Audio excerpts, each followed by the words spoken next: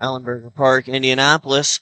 In this first game, we have the Lakeside Storm here in red. They'll be attacking from right to left on your screen, and the Madison Monsters in white. They'll attack from left to right. I'm Brandon Britton. Thank you for joining us here from Ellenberger Park. Our prop bet for this game is going to be prop bet number 5. Which team will have the most penalties? And I'm going to take the Lakeside Storm on that because yesterday they had a player take a penalty for fake slashing someone. More on that in a minute. Puck is dropped. Play is underway. And we'll have possession battled for on the far side, taken by Lakeside Storm. Shot on the goal, and they score. A beautiful centering pass in front, and the Lakeside Storm take an early 1-0 lead 20 seconds into this game. A beautiful goal from number 45, Hunter Roche, and an assist from number 20, Corbin Stevens, and the Lakeside Storm are up and off and running. Yeah, Bert, we always talk about how these early morning games, the first goal is such a big indicator. Both teams here a little bit tired as this is an early morning for them. The legs aren't quite moving. You're just getting out of bed. You're not warmed up. So to be mentally sharp that early in the game is huge. Now we have the Monsters controlling the puck here on the near side. Number 5 with it now. That is Justin Alling. Taken down by Lakeside Storm, number 71, Abe Meyer. Meyer carries it through center, tries to look for Corbin Stevens, intercepted by the Monsters, and here they come. Down the left wing side, a shot on goal, and it goes in! Number 34 for the Mid-Michigan Monsters, that's Granton Sater. And he scores 5-hole, and it is 1-1 with 12.5 remaining here in this first period. This might be an indication of how this game's going to go. 2 early goals. Really, there's been no saves by the goaltenders. 2 for 2 on both teams. Let's see how the rest of this game pans out. Monsters now with it along the far side. Number 18 with it. Alex Moore. He's going to throw across rink. And it's going to be taken. Walking in slowly, having a shot blocked away, is number 17. That's Adam Salvo. And now we have number 45 with it again. That is Hunter Roche. And battled for in the corner here. And possession momentarily established by the Storm before it's intercepted by Mid-Michigan, or by Madison, and here they come. And overskating the puck is number 55, Weston Knudsen. And it'll be carried along by number 22. That's Cole Stevens. And the puck goes on goal, and it is covered by Isaac Clark. Yeah, Brandon, speaking of Isaac Clark, yesterday, as we're setting up the broadcast and getting ready, nothing but admirations for the pillows on that goaltender. Beautiful little mix and matching with the team uniforms. Love it. He's on Joey Dackard level for those who watch the Winter Classic. Now we have the Monsters with it. It'll be poked away in the neutral zone and taken now by Corbin Stevens. He throws it on goal. Good save there from Clark. And a shot on goal blocked away by Clark again. Here comes, or it'll be cleared away momentarily. Now stolen by the Monsters. Here they come. And a shot on goal. Save made. And it'll be covered by Grant Wagner for the Lakeside Storm. Yeah, he has a very high tendency of coming all the way out on top of those crease, challenging those pucks early and often. It works out if you get a clean look at the shot, but those backdoor passes may be a problem in the future for him. Possessed now by the Monsters. Another shot patted away by Wagner, and he will cover.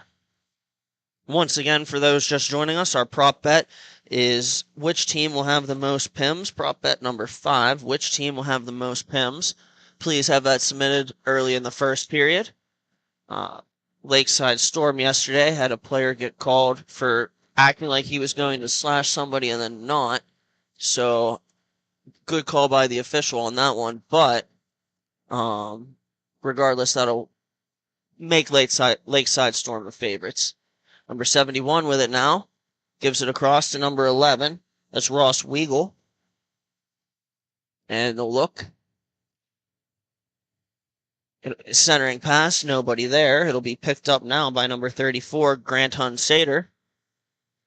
And then it'll be shot on goal, patted away, rebound shot from Christian West, and it is blocked away by Grant Wagner. And now we'll have a shot or pass attempt off a stick, and the puck will go out of play.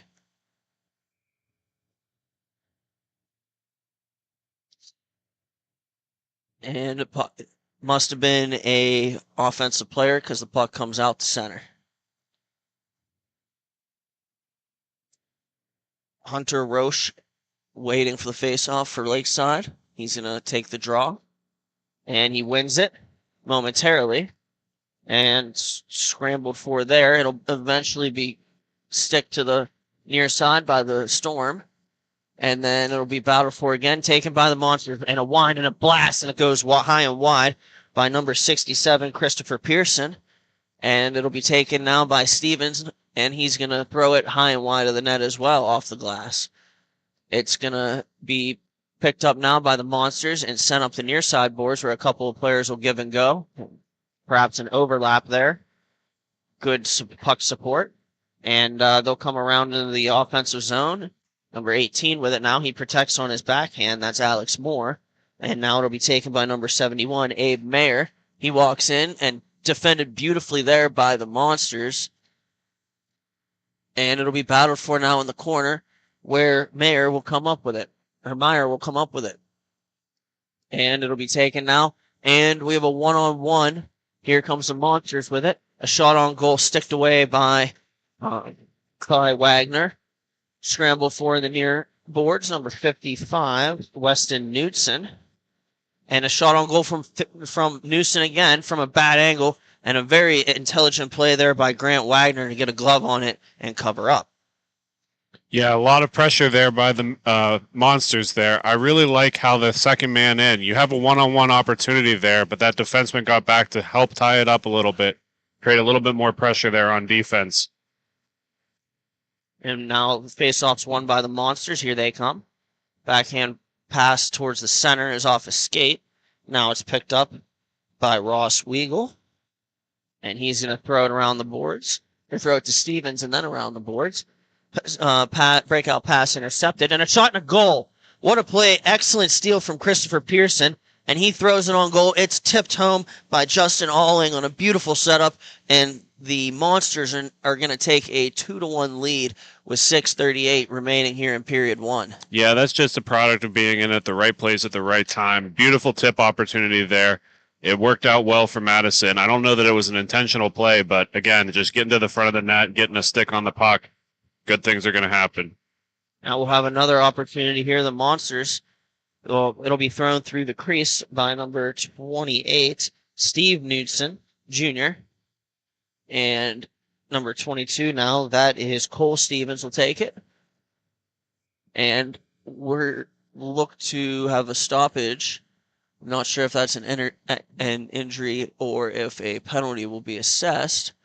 But the player who's down is number 55, Weston Knudsen. And he's now up to his feet. And we'll get started back up in a second here. Good to see that he's okay. Yeah, that was a product of Madison falling down on the ground and the Lakeside Storm falling over top of them.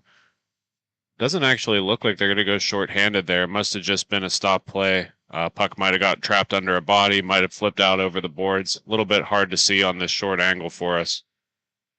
Wabos battle for now, and it'll be taken. And on the backhand, the Lakeside Storm will score, and it'll be tied. A good backhand shot on goal there. And we are knotted at 2. Yeah, a lot of goal scoring early in this game here, Britt. It's only in the first period, 5 minutes left to go. We already got 4 goals on the day. And we'll have another face-off taken there by number 33, Chase Stevens. So we got 3 Stevens on this Lakeside Storm team. And then a shot on goal is saved by Clark, and then scramble for, and the Monsters will come with it, and they'll counterattack. And number 34 with it now, Steve Knudsen Jr. The Monsters carry it up the far side and trying to cut to the outside there. Defended well by Ross Weagle. Weagle with it now. He feeds it D to D behind his own net, and it'll be taken there by number 71, Abe Mayer. Mayer loses the puck momentarily. It'll be stolen away by the Monsters, and a shot on goal is blockered away by Wagner. And now the puck's stolen in the offensive zone for the Monsters by number 5, Justin Alling. Yeah, a little bit of contact right there, Britt. Sorry to cut you off. That's just part of being, going after the puck, being really willing to take a body to get that possession for your team. It's going to pan out on the long run, I believe. And now we'll have a attempt on the far side, sticked away by Wagner. And it's going to be possessed further below the goal line by the Monsters. Out to the point, and a shot on goal, saved by Wagner, and he'll cover. The Monsters are starting to attack from down low here against Lakeside and generate chances from the goal line and sometimes even under. Yeah, a lot of traffic in front of that shot, too, getting the eyes of the goalie distracted. Generally works out, but in this case, just hit right on the side and was able to cover it up. The Lakeside Storm win the face-off, and here comes Stevens. And number 33 with it now. He's going to try to shoot it off the stick of Alex Moore. And then it'll be recovered there by the Madison Monsters in their own zone below their goal line. Carrying it around the net now and then playing it up the boards. Whiffed at there, and the Monsters will regain control in their own zone. And here they come, 3-on-2 if they hurry. And a pass and a tic-tac almost connect, but they couldn't bury it on the backhand. The Monsters, a well-drawn-up 3-on-2 there. And now we'll have the Lakeside Storm trying to counterattack. Defended beautifully by the Monsters, and they'll almost counterattack, but they overskate. Here comes Stevens with it now. He attempts a backhand pass off the leg of Christopher Pearson, and the Monsters are going to come back momentarily before the puck is stolen away and stashed in deep by the Lakeside Storm. Monsters will pick it up, and here they come up the near side. And stopping in the neutral zone is Christopher Pearson. He's going to feed it to his D partner, which is number 18, Alex Moore. Moore feeds it on the backhand up the boards, and it'll go from down low back up and back down low one more time. The Monsters still have it. Number 17 battling for it. That's Adam Salvo. Salvo with the puck. He's at the face-off dot. He turns and throws a centering pass. Picked up there. And a shot on goal from Christopher Pearson is carefully blockered down by Grant Wagner. Good save there. And most importantly, no rebound.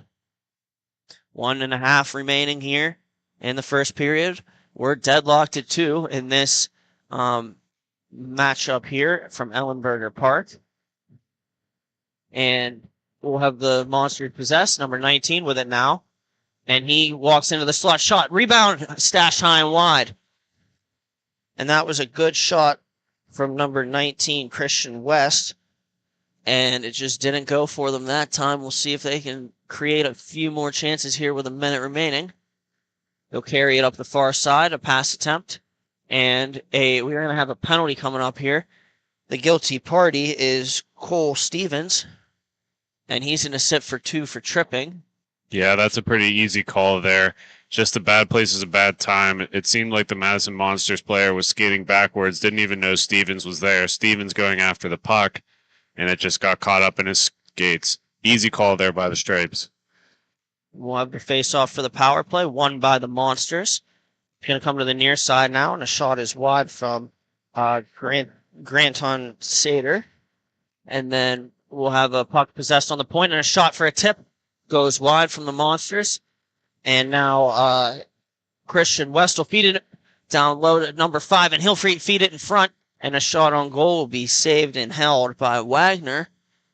Yeah, Lakeside's really thanking the referees there. That was not covered by the time he blew it dead. A couple more whacks at it, who knows, but time's going to expire. Send him home, Britt.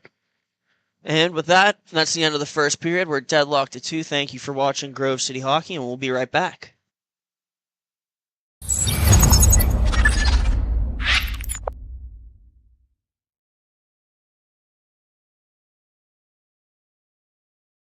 For my opinion. It has a good minimalistic look. I'm a fan of the black with minimal white accents, the white logo at the very bottom. It makes it pop. I gotta say, I love the grip material. I'm not feeling like I need any tape or anything. And then honestly, in terms of weight, it's definitely one of the lightest sticks I've used. It has a good pop to it, so I feel like I'm gonna get a lot of good shots off and hopefully less muffins. This copyrighted telecast is presented by Grove City Hockey. It may not be reproduced, retransmitted in any form without the expressed written consent of Grove City Hockey, LLC. We thank you for your understanding and hope to continue to enjoy this complimentary broadcast. To purchase footage, email grovecityhockeyllc@gmail.com. We are back here for the start of the second period in this matchup between the Lakeside Storm and the Madison Monsters. Thank you for joining us here at Grove City Hockey, live from Ellenberger Park. And we have a power play carrying into this second period here for the Madison Monsters. Still a minute 25 to go there. Puck is dropped. Eventually here, the Monsters control it. That's number 67, Christopher Pearson. He's going to walk into the point and stop up. Look over his options, over to number 34, Grant Hunsader. And then they're going to look for their opportunity, feed it around the boards, and it'll be cleared by the Storm. And then Clark will play it calmly over, and it'll be taken by Grant Hunsader again. And he's going to come through up through his own zone to the neutral zone and to the attacking zone now. I love that forecheck on the shorthanded opportunity for the Lakeside Storm. Corbin Stevens absolutely throwing on the afterburners to try to go after that loose puck. Love it. Good clear from the Lakeside Storm to center, where it'll be taken by Pearson. He'll skate in and throw it on net, and it'll be into the glove of Grant Wagner. Good save there. 20 seconds here remaining on the power play to Lakeside Storm, or to the Madison Monsters, and the penalty from Cole Stevens here at Lakeside Storm. He'll be set free shortly. Possession is won here by the Storm, and here they come. It'll just be dumped deep, and then first to it is going to be number 21, Eric Bennett. Bennett with it now. He's going to skate it up through the neutral zone. Looking.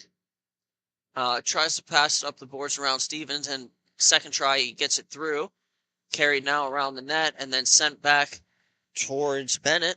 Bennett will control it now along what would be the half wall. He's in a wind and fire, blocked by the Storm.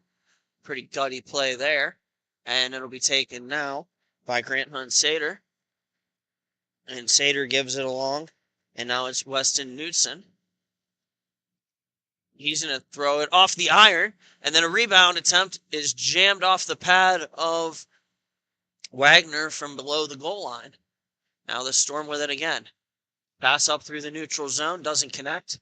It'll be blasted back down deep in a tip try. And a save made by Wagner.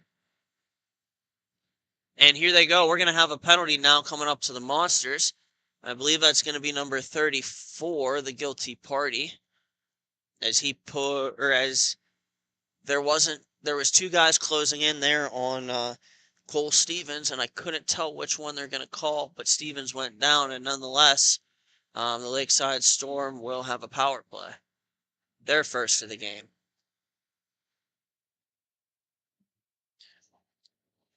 Both teams making changes here. Big momentum shift here. If the Storm can take the lead, then they'll get some momentum. It'll be taken off the faceoff by Cole Stevens. He's in the neutral zone, considering his options. Slowly walking forward. He brings it to the near side. Then they'll feed it back across the box. And a shot on goal, blockered away by Clark. Good save there. And it'll be thrown off a leg. And then another centering pass off a leg. And we might have a shorthanded chance here for the Monsters. And that is Christian West coming in. He's going to shoot it off a leg and wide. And West gets it back. It'll be taken there by Abe Meyer. And he'll throw it up the boards. They'll catch with it. Possessing now is Chase Stevens, number 33. He throws it wide. And now on the far side with it is number 45, Hunter Roche. And then a shot on goal, tip try, and a save made, and it's covered by Clark. Excellent play there. Yeah, Clark is a sticky goalie right now. That was really good opportunity as Lakeside had a man right up in front, but he's able to hold on to the rebound with no problem. Number 33 here now, Chase Stevens will step in for the Storm against number 5, Justin Alling. The faceoff is won by Stevens and thrown wide by the Storm. Stevens will control it again here. He'll pass it to number 22, Cole Stevens. So we have Cole, Chase, and Corbin here for Lakeside. Yeah, we got to talk to Mama Stevens the other day. She's really proud of her boys playing, and it's fun to see them all on the same team. And we have a shot here and a goal. And that's number 45, Hunter Roche, his second of the game. And the Lakeside Storm have taken a 3-2 lead with 9:15 here in period 2. You got to pick up that last man back sitting on the doorstep. You can't leave him unguarded like that, or something's going to happen.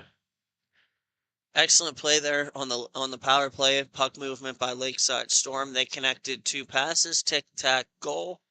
And here we go. Puck is dropped. Trying to go forward with it now is Alling. And he's going to, puck comes back to the monster zone where it'll be played around by number 67, Pearson. And then eventually controlled by the Storm, taken now back by the Monsters. Possession will change hands once again. And battled for in the neutral zone by the center dot. Now Stevens with it. He's going to walk in down low, and he's going to throw it back up to the point. Ross Weigel will be the first to it. And he looks. He feeds it up the boards. That's Meyer now. Meyer tries to make a move, well defended by Alling. And Alling will counterattack. Here he comes, walking across the middle, layoff pass, making a move and shooting. Wide is Weston Knudsen. And now here they go. Lakeside Storm will have it stick to the corner by the Monsters. And then it'll be played up the boards by Roche and then taken by the Monsters. And here they come around the net. Pearson with it. Oh, he gets a push into the boards, and up go the arm of both officials. Yeah, that was a pretty easy call again. Lakeside, they're getting their money's worth at least. If they're penalizing, they're making it count. That did not look great from this angle. It looked like some arm extension and right about 2 feet in front of the board, so we could have boarding on this one. Looks like they're just going to have a roughing call on it. It's one of the strange things, depending on which roller league, is sometimes there's no cross-checking or boarding penalties, and everything just goes as a rough. I've noticed that. I don't know why exactly that is. If any of the viewers may know or have any information, please drop it off in the comments. We're back underway here, and Lakeside Storm have it. Stolen away by the Monsters, and a shot on goal. Good save there by Wagner. And now it's going to be taken by the Monsters. They're coming up through the neutral zone, trying to counterattack. Beautiful backhand pass by Stevens to his brother. And it'll be taken in the corner by Alling. He's going to throw a cross rink, and it's going to be sticked away. Alling will pick it back up, and he skates in. A great shot pass is unable to go, and that eludes the stick of Christian West. And now we'll have Sater with it. Sater looking, skating up the near side boards. He's going to protect the puck momentarily, where it'll be taken and poked up the boards by the Storm. Here they come, trying to counterattack.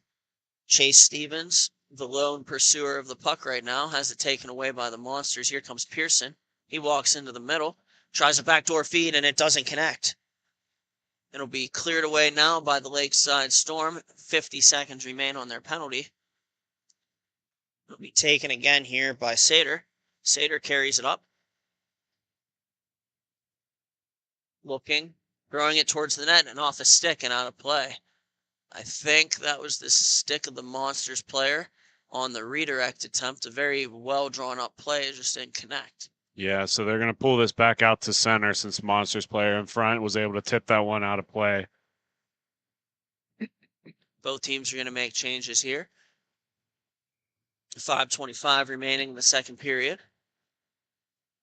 Number 67, that's Christopher Pearson now. Pearson looks and fans on his first pass attempt, picks it right back up, delays, and now makes the second pass attempt. This one connects. And a shot pass towards the back door, well played by Wagner. It'll be taken by one of the defense of the Lakeside Storm. And they'll stop up with it, and they'll throw it on, and it'll be taken away by the Monsters.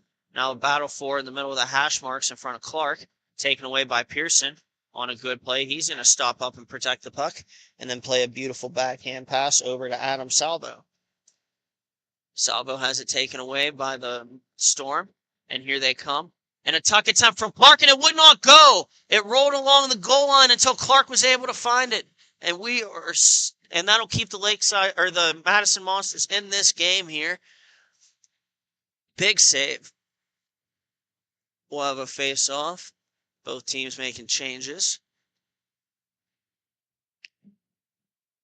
It'll be number 28, Steve Knudsen Jr., and number 20, Corbin Stevens.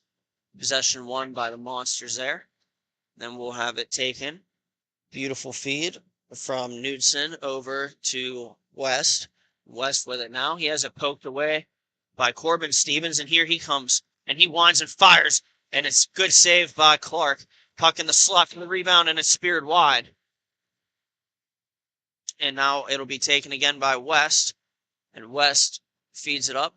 It is now Weston Knudsen with it, and his pass doesn't connect. It'll hit off the far side boards, and taken again by Weston Knudsen.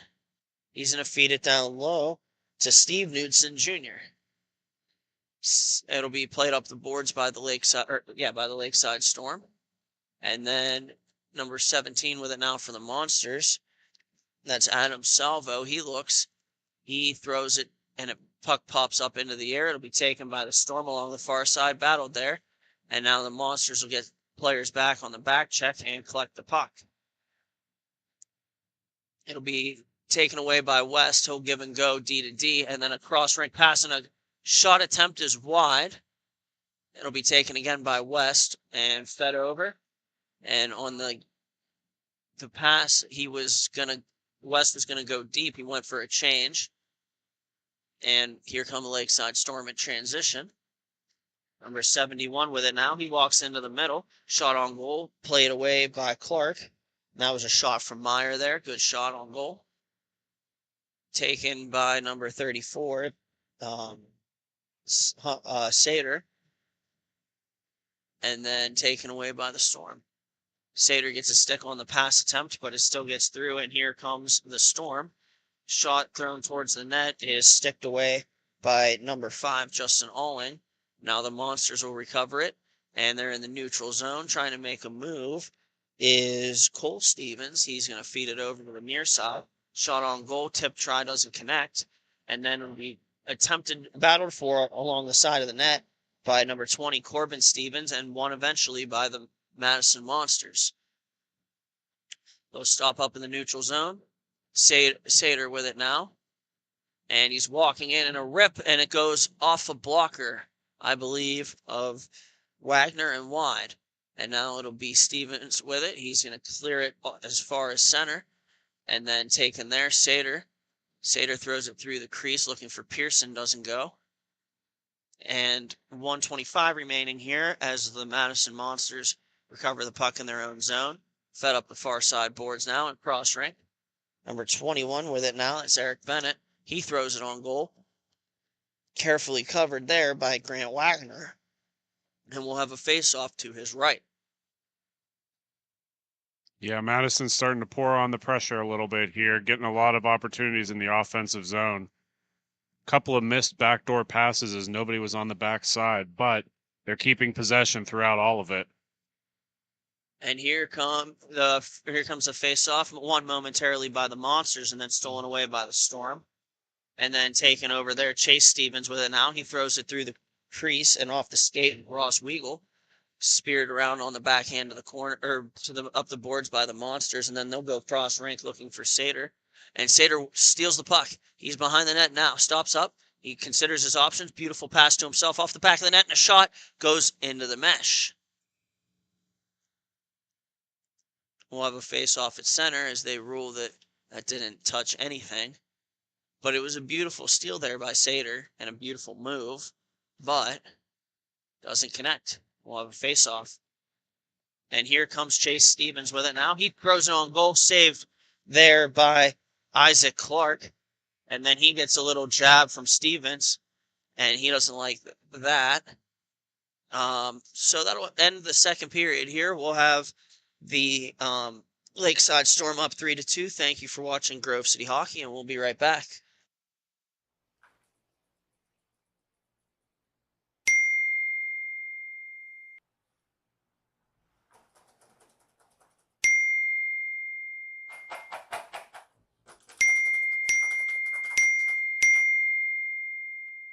Frustrated and wasting time doing your own taxes?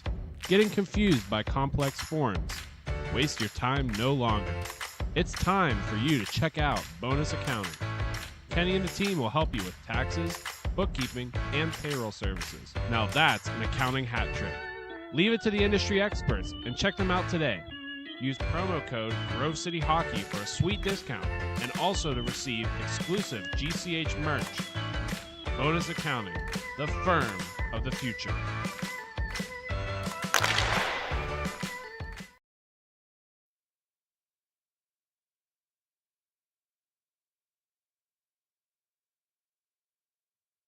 We're back for the start of the third period here in this marquee matchup between the Lakeside Storm and the Madison Monsters.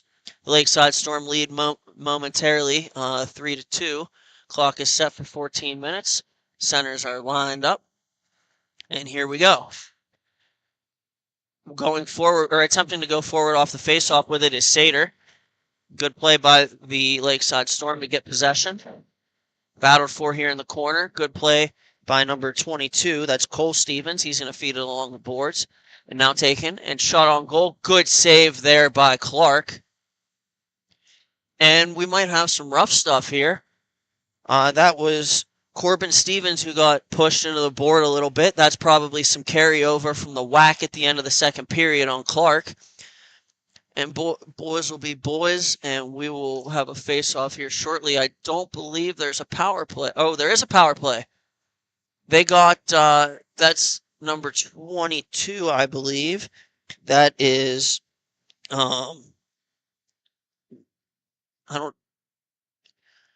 I can't tell who that is, but regardless, we'll have a power play opportunity here for the Lakeside Storm. And puck is dropped. Here we go. Monsters win it. Sater going forward with it. Here he goes. He tries to make a move, and a couple of players cross-body and cancel. Nothing called. And here comes number 71, Meyer, with it. Meyer feeds it over to Chase Stevens. Stevens throws it on goal. It gets partially blocked, and then Meyer picks it back up. He's going to feed it over. That's Cole Stevens with it. He's going to blast it towards the net, pat it off up and into the mesh there by Clark. And joining me now on the broadcast, Sean Takachi. Sean, how are we doing today? Doing good. Thank you for having me on, Britt. Really appreciate it. Early morning matchup here. We got two really good teams here. With the Storm, they're playing some of their best hockey of the season right now at the moment. Madison, they're a little bit on the down tick here, and it's not exactly what they wanted here, especially with that penalty that they took. It was a roughing. It was a retaliation. So, I mean, kind of shooting themselves in the foot, but like you mentioned, build over from the end of that last period. Meyer with it now. He's going to throw across rink, and now the number 45, Hunter Roche. He has 2 goals in this game. He fans on a pass here, however, and it'll be stashed out to the center by the Madison Monsters. And here comes Meyer with it again. Meyer for the Lakeside Storm. He throws it off a leg there. That was number 17, Adam Salvo, on the block. Good play there to sacrifice his body. And taken there by the Storm. Shot on goal, sticked away to the far side boards, where it'll be taken by Pearson. He spins with it. And he's going to look, stops up in his own corner. He's content to just possess the puck, and he's going to walk out to center. What a beautiful job there by Pearson. Excellent skating to get himself free. He's coming up through. Feeds it over to number 17, Adam Salvo. Salvo feeds it back down, and this penalty has expired on the Lakeside Storm. So here we go. Centering pass there as the player was coming out of the box. That was number 28, Steve Knudsen Jr., and then it'll be battled there and eventually won by the Monsters, who walk forward, and a shot is wide from number 17. And then we'll have a battle for in the middle of the slot, taken away by West. And it'll be taken again by Meyer, and he's going to clear it down. It'll be gloved and then played by Clark. And now taken again on the far side by the Monsters, walking to the outside now. He's looking, carries around the net. It's number 17, Adam Salvo. He throws it cross rank, and a shot is off a stick and wide. Monsters with it now below the goal line. And West in pursuit of the puck. He's going to control it in the corner where he feeds up to the point. And then it'll be played across. Monsters with it now. They're starting to generate. And I accidentally jinxed them. Shot blocked there by the leg of Corbin Stevens. And now a counterattack is thrown on goal and covered up carefully by Isaac Clark. Third period of the game, a very big kill there by the Monsters. They generated a lot of momentum here with that last 2-on-1 coming. The next goal is a very critical goal. I know it's a common saying here in hockey, but in a 3-2 game, less than 10 minutes left, very low scoring. Next one's going to be big. And the Storm here now pick up the puck. Ross Weigel with it. He stops up there and he looks, throws it back. Stevens throws it across. It's taken there by Hunter Roche. Thrown on goal, and it'll be covered by Clark. Good save there. That puck was actually deflected off of number 5, Aileen, in front, and it was a little bit of an adjustment period there for Clark for the Monsters as it was kind of trickling, fluttering in the air for him. Clark used his size and his body unit very well on that save, and we'll have the puck dropped and cleared in where it'll be possessed by the Monsters. And a pass attempt. Wow, what a good stretch pass that is now by the Monsters. Here's number 5 with it. He takes it, passes it in front on the backhand by Sater, goes wide. Taken now here by Corbin Stevens. He looks, he skates, walks across the middle, drop pass, taken by Meyer, and he is tripped, and there's going to be a penalty here for the to the Madison Monsters. Lakeside Storm about to get a penalty or a power play. Yeah, that's just unfortunate. I don't want to ever say anything bad about any team here playing in MIHA, but maybe a little bit on the weaker side of that skate. That stick was just shot right off the face. But just a little bit of a softer, I think, tripping call there. We'll have the Lakeside Storm to possess. Stevens now with it. He's going to feed it up to, that was Corbin to Cole. Cole with it. He looks. He tries for a shot pass. It'll be taken away by the Monsters. And Alling now. Alling has it stripped away from him. And a shot on goal. Great save there by Clark. And that's a big save, Sean, to keep them in this game. Oh, yeah, as that puck was just sitting right out in front and almost looked like a little bit of a whack there to get the puck from Aileen. Works out perfectly, but Clark, he's standing on his head right now. We'll see if the Lakeside Storm can hold on. As of yesterday, they lost their first game 5-3 and then lost their second game 6-5 on a 1-6-1 record for the season. But we'll have an opportunity to see if they can get one back here. Another big stop by Clark, a good block by Aileen too, and maybe a little bit of a shorthanded magic here. And Pearson throws it on wide of the blocker side and taken again by the Storm. And here we go. Carried now. Had Stevens with it. More specifically, Cole Stevens. Looking. The power play set up. Good battle in front. Puck fed to the far side. That is overskated by Corbin Stevens. And then eventually thrown across rink where Cole is going to go back and pick it back up. And he walks in through the neutral zone. Looking, fans on his first shot attempt. Shoots it again, and it goes wide. He was looking for a tip there, and then it'll be cleared around by the Monsters and out of play. It'll be even on the drop. Would have liked to see a little bit more passing here from the Storm as they had a bunch of opportunities, men down low, to get the puck down low, especially on that left-handed side of the netminder. Clark wide open. Puck is dropped, and it'll be taken by the Monsters. Here they go. And a pass attempt. And number 18 with it. He's got it below the goal line. A couple of Monsters now go back behind the net to win possession of the puck. Pearson throws it to the point, and a shot on goal, gloved by Wagner, and he'll hold. Yeah, that puck was fluttering a little bit too on that entry.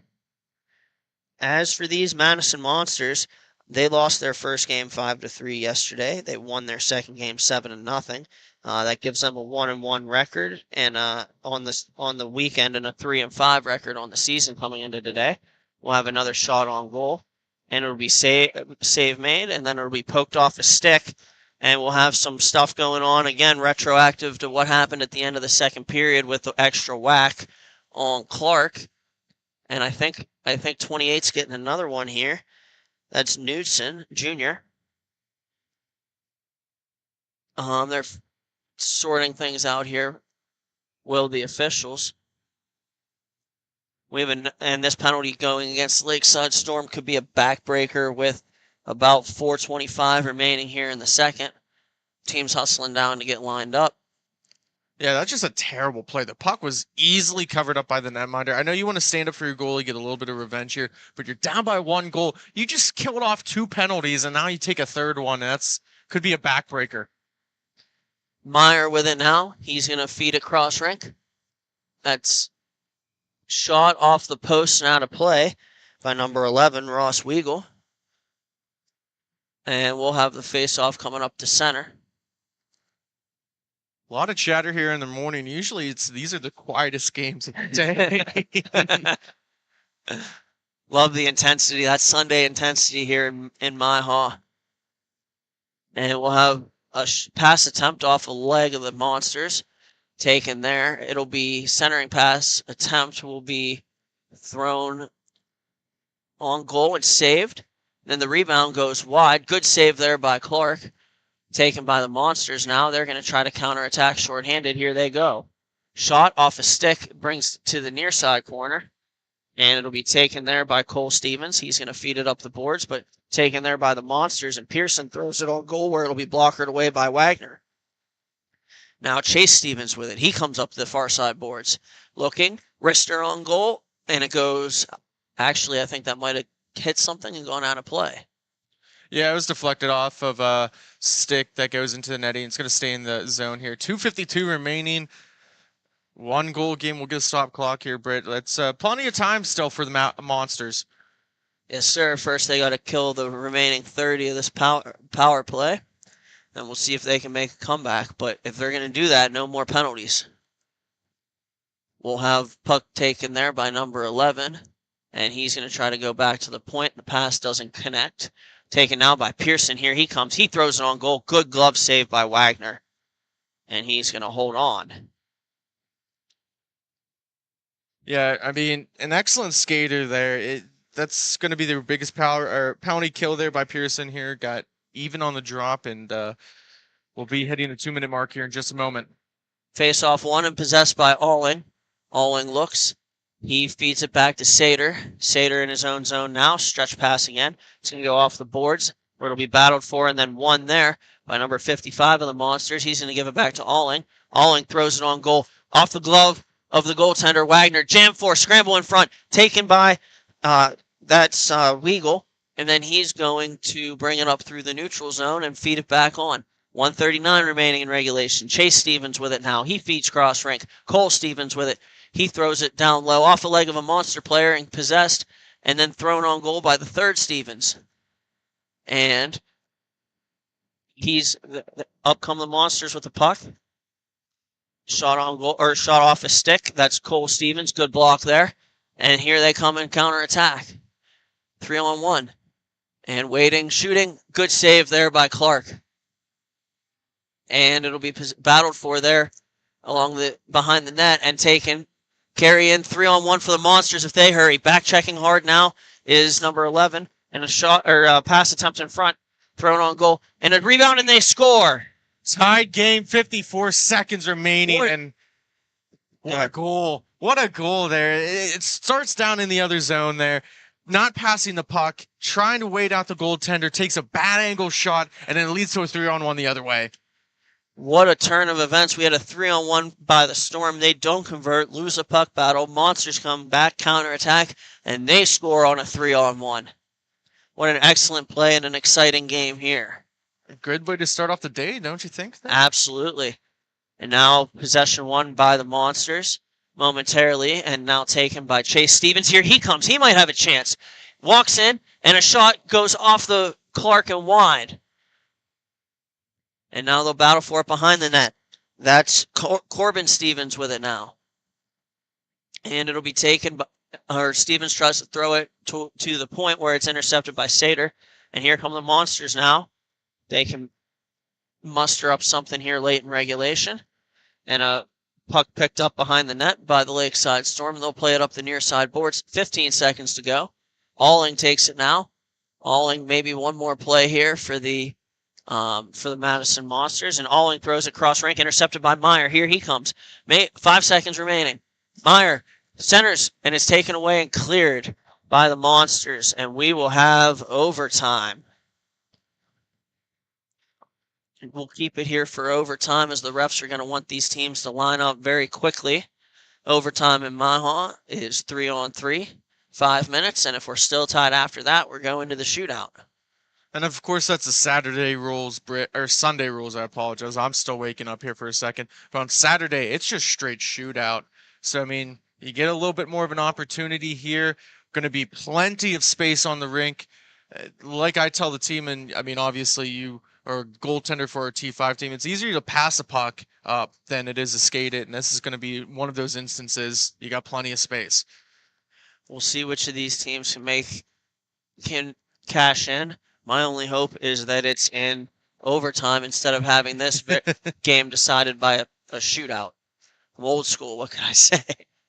Shot on goal off the side of the net and then to the corner, taken there by Cole Stevens. He looks and he throws it down low to Chase Stevens, goes towards the front of the net, and I think we have a hand pass here, and play is halted. Yeah, it's unfortunate. I don't know if I would exactly agree with that, but I see definitely where the referee Bonnie is coming from. And we'll have Corbin Stevens now taking the face-off, won by the Monsters. They'll walk into center, drop pass and a shot on goal. Good save by Wagner as he was alert. Taken from Chase to Cole Stevens. And then Chase again with it. And he walks in, he shoots it, save made. And the rebound, and he's still jamming away at it, but Clark has it. I think it was actually just right behind his right leg underneath, and I don't think he was fully on top of it. There was a little bit of space there to try and poke it in there. Man, that was such a great opportunity if you're the Storm, and man, Clark bailing out to Monsters again. Clark's played excellently today, as has Wagner. And Monsters are coming in 2-on-1 if they hurry. Shot off a stick and then catches the glass. And it'll be taken by Chase Stevens. He walks in 2-on-1 if he hurries. And he shoots it. Good save there. And the rebound spiked wide by the Lakeside Storm. Here come the Monsters one more time. And we're just trading chances here. And a pass over from Sater. And Alling tries to go back to him. Great play there by Stevens. That's Cole Stevens blocking the centering pass. Great alertness. And it'll be cleared into the Monsters zone, where the Monsters will pick it up and feed it cross rink. And here comes Sater with it. 1-on-1. He steps to the outside, shoots it high, and it'll be taken by Ross Weagle. Weagle with it now. He's going to carry up the near side boards. And here he goes. Looking, throwing it off the end boards, and it'll be picked up by the Monsters. Sater again. And he comes in, tries to dangle. Again, good play by Stevens. Cole Stevens really playing some shutdown defense here late in the third and in overtime. And now we'll have one more chance for Sater. He goes, gives it across 2-on-1, and a shot is high. And that's off the stick of Christopher Pearson.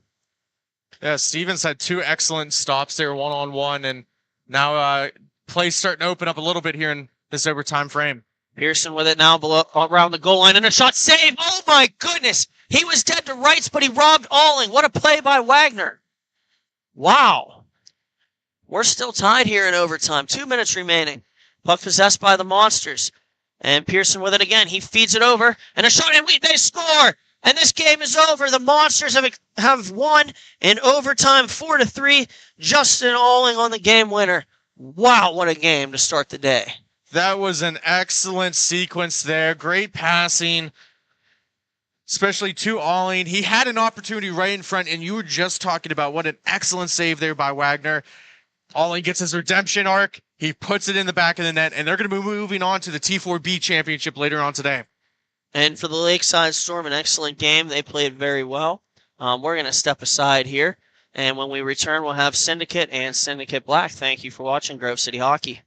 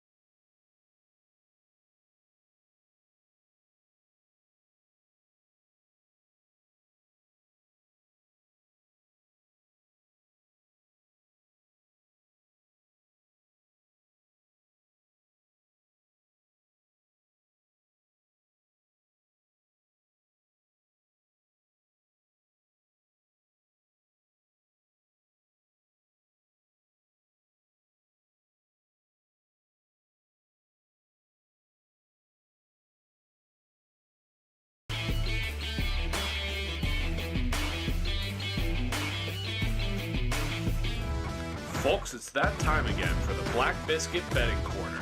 This prop bet of the game is, will the total goals be odd or even? Enter your pick in the comments section for a chance to enter. All rules and regulations can be found in the comments section. Good luck, and thank you to Black Biscuit for sponsoring.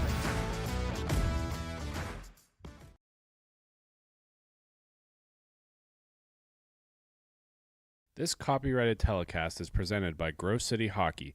It may not be reproduced, retransmitted in any form without the expressed written consent of Grove City Hockey, LLC. We thank you for your understanding and hope to continue to enjoy this complimentary broadcast. To purchase footage, email grovecityhockeyllc@gmail.com.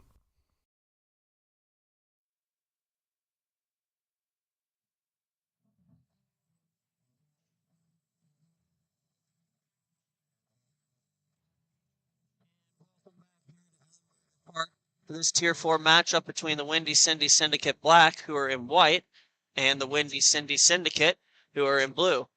The Syndicate Black, who are in white, once again will be attacking or defending on the right side, attacking to the left, and the Syndicate, who are in blue, will be attacking to the left and attacking to the right and defending to the left.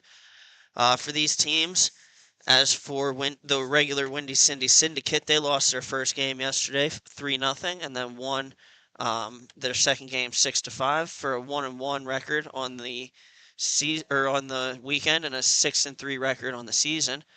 And then for the Windy Cindy Syndicate Black, they are lost their second game 6-5 and then lost their first game 6-5 and lost their second game 7-0.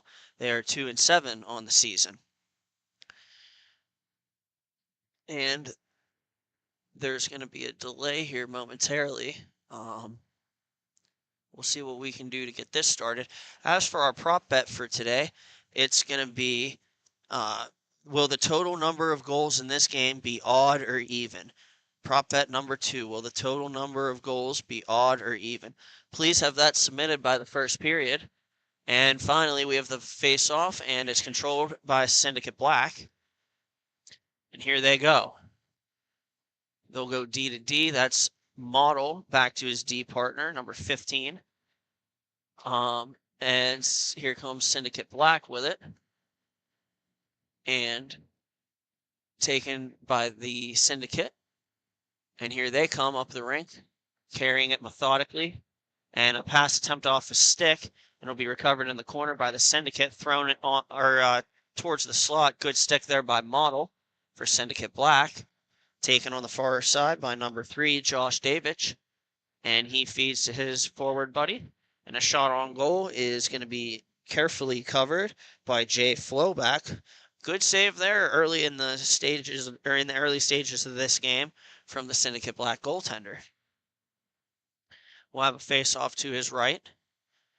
And we'll have teams making changes here. And puck is dropped, play resumes. And then it'll be battled for and then won by the Syndicate. And a drop pass to the point, number 33 going back for it. That's Ryan Davis. He's able to help win a battle, and then it'll be taken by the Syndicate. 2-on-2, walking into the middle and throwing it wide now is the Syndicate. And it'll be recontrolled on the far side. That was Greg Vukich. And it's going to be taken again. That's Davis on the far side. Davis for Vukich. And he's going to try to walk in. Good stick there from Syndicate Black. That was number 27, Tony Gancia. And we'll have Syndicate Black trying to make a counterattack. It'll be battled for there, and then eventually won by Syndicate Black. Their centering pass doesn't connect. It'll be taken by Gutierrez along the near side, and then it'll be played over by number 4, William Roush. Puck controlled by Syndicate, and they're in their own zone. Stretch pass attempt, played away by number 9. That is Matt Gutierrez. And it's going to be taken by number 27. He's going to throw it back and taken by the Syndicate. 2-on-2, here they come. Centering pass doesn't connect. And taken again by Gutierrez. He's going to feed it around the boards. And now Mark Gutierrez will take it. Mark back over and back across. Shot attempt doesn't go. Goes wide, actually, for Syndicate Black. And then it'll be battled for there. And then a shot comes from Syndicate Black, but it's, I believe, saved by the goaltender for the Syndicate, Mark Labs. And it's battled for there. And eventually won by the Syndicate. And they'll look. And coming up through the neutral zone, here they go. And a battle for, eventually won by Syndicate Black. And here comes Mark Gutierrez with it. Gutierrez feeds it over, and a shot on goal is going to be saved. That from Grayson Zott, and an excellent save by Labs. What? And joining me now on the broadcast here, Matthew Flannery. Flan, how we doing? Oh, we're doing great, B. It seems like you're bringing the heat this morning. You got the energy, especially to match that first game going to overtime. It's lively in here, buddy. We'll have Syndicate with it. Thank you, Flan. We'll have Syndicate with it. Puck off the stick of the intended target. It'll be dumped down deep, controlled there by Model. He's going to battle for it, and it'll be eventually won by number 4, William Roush, and here he comes. And over to number 13, that's Evan Gutierrez. For those just joining us, I believe it is Matt, or there are 3 Gutierrez's on the team, Evan, Matt, and Mark. And I believe it's Mark that's the dad, Mark that's the dad, I believe. And then the other 2 are his sons, which is pretty cool. Buddy, you lose me with all these relatives, same names. It's so uncanny with how many times it's happening this weekend. I have no envy of your job being on the play-by-play. It's fun. I like it. And here we go, Syndicate Black. They're going to possess it. And a good regroup here in the neutral zone. Here comes Roush, and a shot blockered away by Labs. Good save there. Syndicate Black pick up the rebound in the near corner. And they'll stop up with it. Continuing to battle is number 54. That's Matthew Rudinsky. And then it'll be taken by Syndicate Black again. Number 8 with it now, Christopher McKinley. And he throws it on goal, and it goes in. What a play there by McKinley. And Syndicate Black are off and running with 8.5 here remaining in the first period. Definitely got to like that here at this point. We're about 5.5 minutes in. Both teams getting their chances, but it's nice to see that that tie go ahead and break there, get it going one way, see if we get a little bit more energy going on here. And face-off speared to the near side boards, picked up by the Syndicate. And looking with it, D to D they go, and up the boards. Pass nobody home except for Gutierrez there. That's Mark for the Syndicate, Black, and he's going to feed it all the way back down where they'll just try again.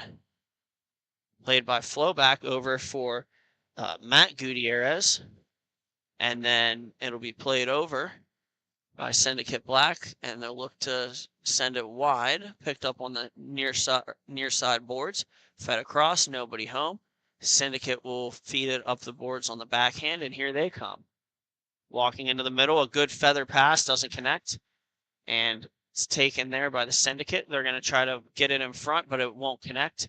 And then the guy on the point takes it. He throws a shot pass that was looking for Davich, and then Davich throws it over to number 14. He's going to shoot it off the stick of the Syndicate Black, well defended by Gutierrez on the shot. And then it'll be taken by Syndicate one more time. And taken there by number 14, Craig Vukic. Vukic with it now. He rekindles into his own zone. And he feeds it D to D, number 24 now for the Syndicate. Or that's actually number 29, Mark Mikulek. And taken now by number 27, Tony Gancia. And thrown towards the goal, scramble, poked by the player for Syndicate Black, and it'll be taken by Syndicate. Here they go, 2-on-2. And walking into the middle, shooting wide is the Syndicate. And then the rebound attempt, well defended there by Matt Gutierrez, as he didn't allow the Syndicate player to get his own rebound. And here comes Alex Giacchetto with it. And Giacchetto tries to feed Gutierrez, where it'll be taken by Syndicate. Here they come. And it'll be thrown cross-rink, taken by Syndicate, maintain it. Thrown cross-rink one more time. And a shot attempt is high and wide. Goes around the boards. And it'll be picked up there by the Syndicate.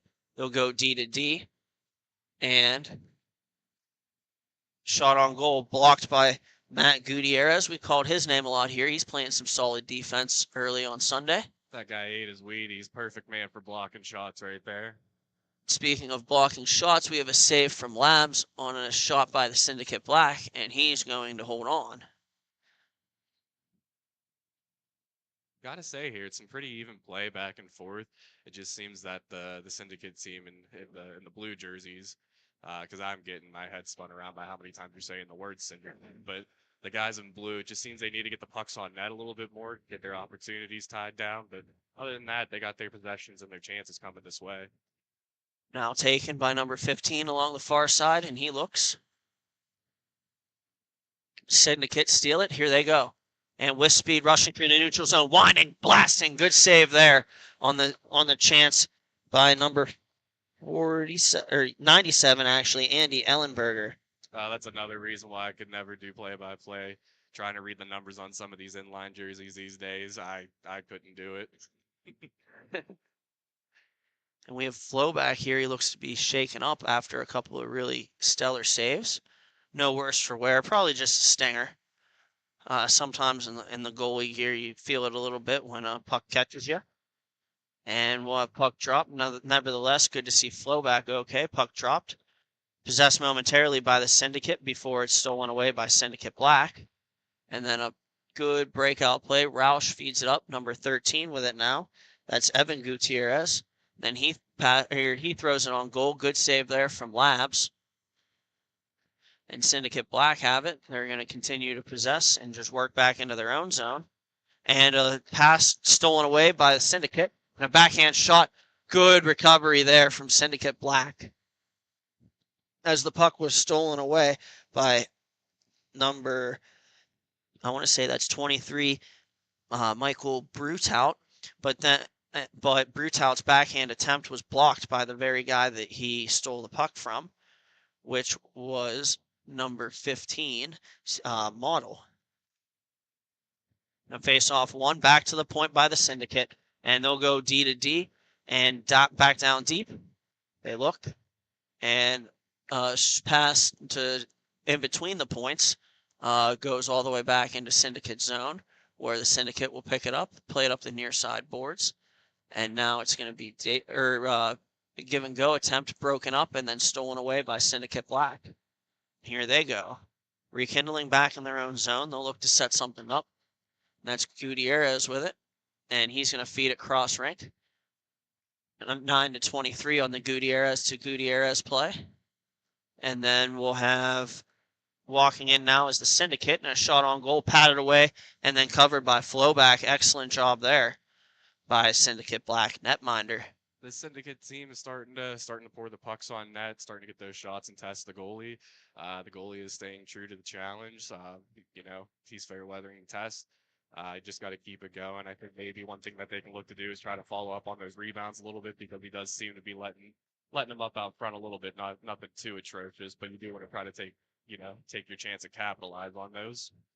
We have a passing attempt. Good stick there from Flowback. It's cleared momentarily by Syndicate Black. It'll be taken there by the Syndicate. That's Vukic with it. Vukic works it over across the point, and it'll be blocked by Syndicate Black, and then it'll come into the Syndicate zone, where the Syndicate will possess and then play it up the far side boards. Here they go, and they're breaking it out. Coming down the far side boards, cutting to the outside now is the Syndicate, and he tries to stuff it in on the on the far side, and he is unable to do so. Good save, Flowback. And taken now, that's Gutierrez, Matt Gutierrez with it. He's going to carry it, and he's walking in, shooting, blockered, and then covered by Labs. An excellent save there from Mark Labs for the Windy City Syndicate. If you were to ask me in all of MIHA, some of your favorite players to watch, I'm going to have to say Labs, just as an all-around player, playing goalie in this division, skating out for, I believe, the T3 Indie Inline team. Buddy's just an athlete, and he excels at every position that he seems to play. Well said, Flan. And we have Syndicate here with it. And then Syndicate Black takes away. Here comes Giacchetto. Giacchetto throws it on net, except blocked by the defender there from the Syndicate. Syndicate possessed the puck off the far side boards, and then here they come. With a guy in front walking into the middle is the Syndicate. A shot on goal, and a good save there from Flowback. And now here we go. Another shot attempt. Stick to the corner by Flowback. Battle for in front. 15 Model and 67 Sandage. We'll have a shot on the near side, and it goes in. I think it hit something in front. I heard it tick, but nonetheless, it's 1-1 here. Late in the first period, an excellent shot, and it beats Flowback, and we're tied. I believe we had a little Oli posting it on that shot, B. That thing, I believe. I heard it correct, bar in. I think they're starting to do the right things. And after the first period here, We're going to step aside. We have the Syndicate Black 1 and the Syndicate 1. Thank you for watching Grove City Hockey.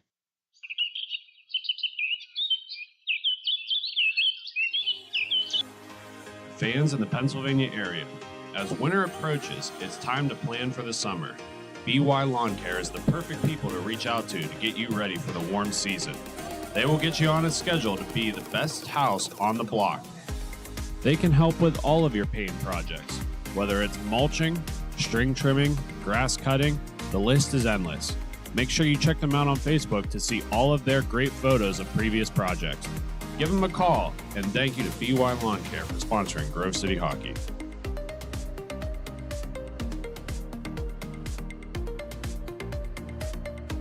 Hi, I'm Tyler Domenico, forward for the Grove City Thunderbirds. You're watching Grove City Hockey. Like and subscribe. Well, we're back in Ellenberger Park here in this matchup between the Windy Cindy Syndicate Black and the Windy Cindy Syndicate. The Syndicate Black, ironically, are in white if you're just joining us. And here we go. Puck off the face-off. Battle for, won by Syndicate Black. A shot well defended there as it gets blocked away by the Syndicate. That's Mark Mikulek. And it's going to be possessed on the far side. There go the Syndicate with it. And the Syndicate are going to feed it back to the point where a shot on goal is covered by Flowback. He's been sharp here in terms of rebound control, as well as the other assets of his game. And score here early in the second is 1-1. So I think that score just speaks volumes to both goalies. Giving credit to both of them. 1-1 game. A couple minutes here or a minute here into the second period. You typically don't see a low-scoring game like this at this point, so definitely shout out to the Pendies there. Shot on goal by number 33. It's blocked away by Gutierrez.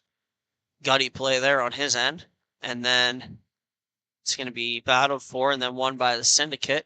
Pass eludes Davidge, and it's going to be taken by number 29, Mikulek. Mikulek feeds it along the boards, taken by number 23. 23 wins his battle and plays it back to Mikulek.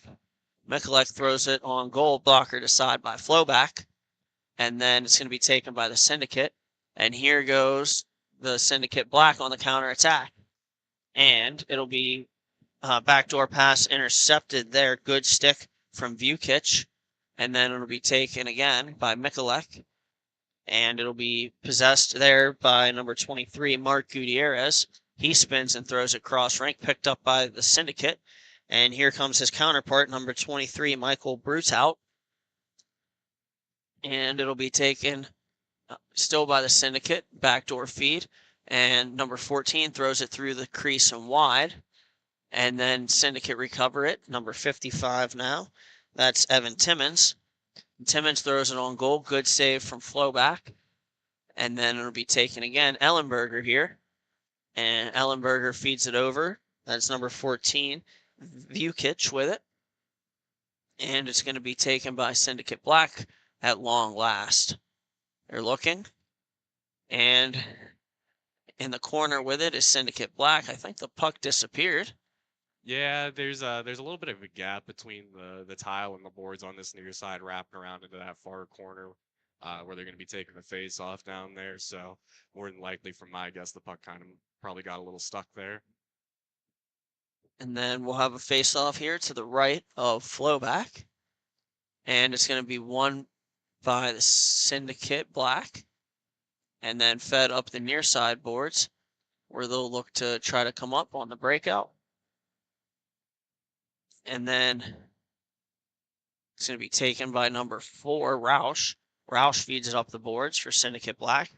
And his pass eludes its intended receiver, taken by Syndicate. And their pass eludes its intended receiver and taken back by Syndicate Black. It's like we're playing a game of Pong here, B. You take it. No, you take it. And here we go. Syndicate with it now, cutting into the middle. And a shot patted away by Flowback. Good save there.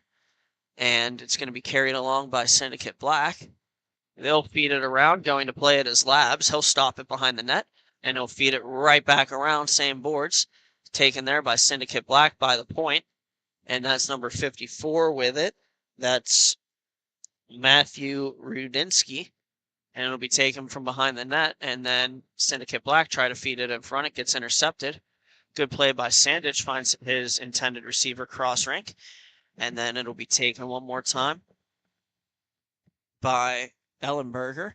He's going to look and feed it up the near side boards, and number 55 with it. He throws it on goal, save flow back the rebound, and it comes out to the slot where it'll be taken by Syndicate Black. Syndicate Black with it now. Here they come, 2-on-1 if they hurry.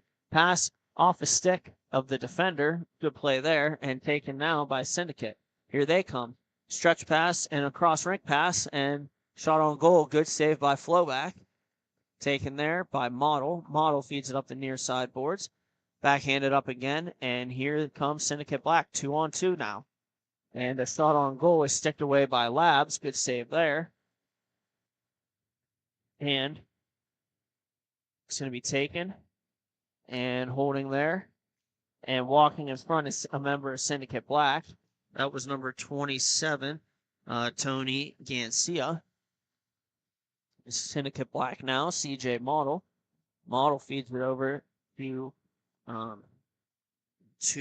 Gancia. And he'll overskate it, taken now by Syndicate. Here comes Timmons. Timmons looks at pass, doesn't get to its intended receiver. It's number 23. He spins and throws a backhand pass, and it's intercepted by Syndicate Black, and here they come. And 3-on-2 if they hurry. Walking in and shooting. Save made by Labs, and he's going to hold on a good save, or a good shot there from Matt Gutierrez. I don't know about you, B, but I'm always about the storyline ending. I feel like here in Ellenberger Park, especially following that first game, I think we're going to need some more bonus hockey. We're going to need to get into OT again. And I think Ellenberger's going to have to call game. I think that's how it's going to have to be played out in my mind. Well said, Flan, and I do think that we're going to have a lot of closely contested matches here. Shot on goal off the face-off is held immediately by Labs, and we'll have it at the same dot. And it'll be taken there. Well defended by Davis, and here comes Brutout with it.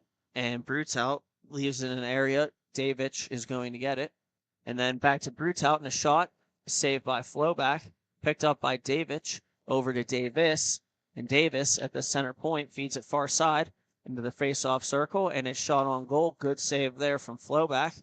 And now the Syndicate have it. Shot goes wide, and then it'll be taken by Davis.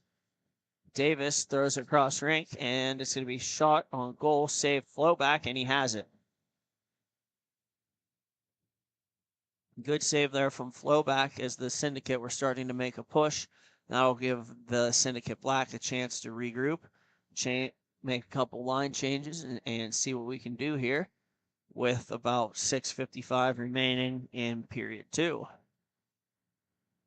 We'll have a face-off, and it's going to be taken by Syndicate Black. They'll spear it forward and stolen away by the Syndicate. And it's going to be carried carefully back. Good move there from number 14 of the Syndicate, and he's coming back. It's going to take a turn. Is Brutout. Brutout tries to walk in front. Good save there. Well defended by Syndicate Black. And then it's going to be taken again and thrown on goal, where it'll be blocked to behind the net and scramble for in front of the net. It'll be taken there by Syndicate Black, and here they come. 2-on-1 if they hurry. And shot, and a great save by Labs. Oh my goodness.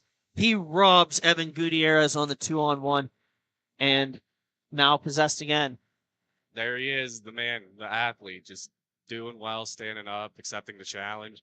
Again, one of my favorite players to watch there. The man, the myth, the legend, and here comes Syndicate Black. And a shot on goal. Good save, Labs again. And the rebound, and he gets that too. And his defenseman will happily push it underneath him, where he'll be able to cover and get the face-off on the far side. I mean, smart play. A little bit of a unconventional way to give it to your goalie, but smart play there. I don't believe he took a look over his shoulder to see if anyone was coming, rather than take that puck and try to play it out, not knowing if someone's coming up from behind you. That was a smart play in the overall aspect of it. Face off one, and then speared immediately down the rink by Syndicate.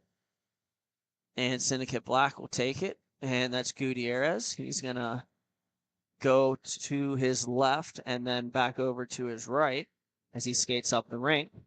And then it'll be defended well on the back check, number 67. Here he comes, and 65 with it. He shoots it. It goes off the leg of the defender for Syndicate Black.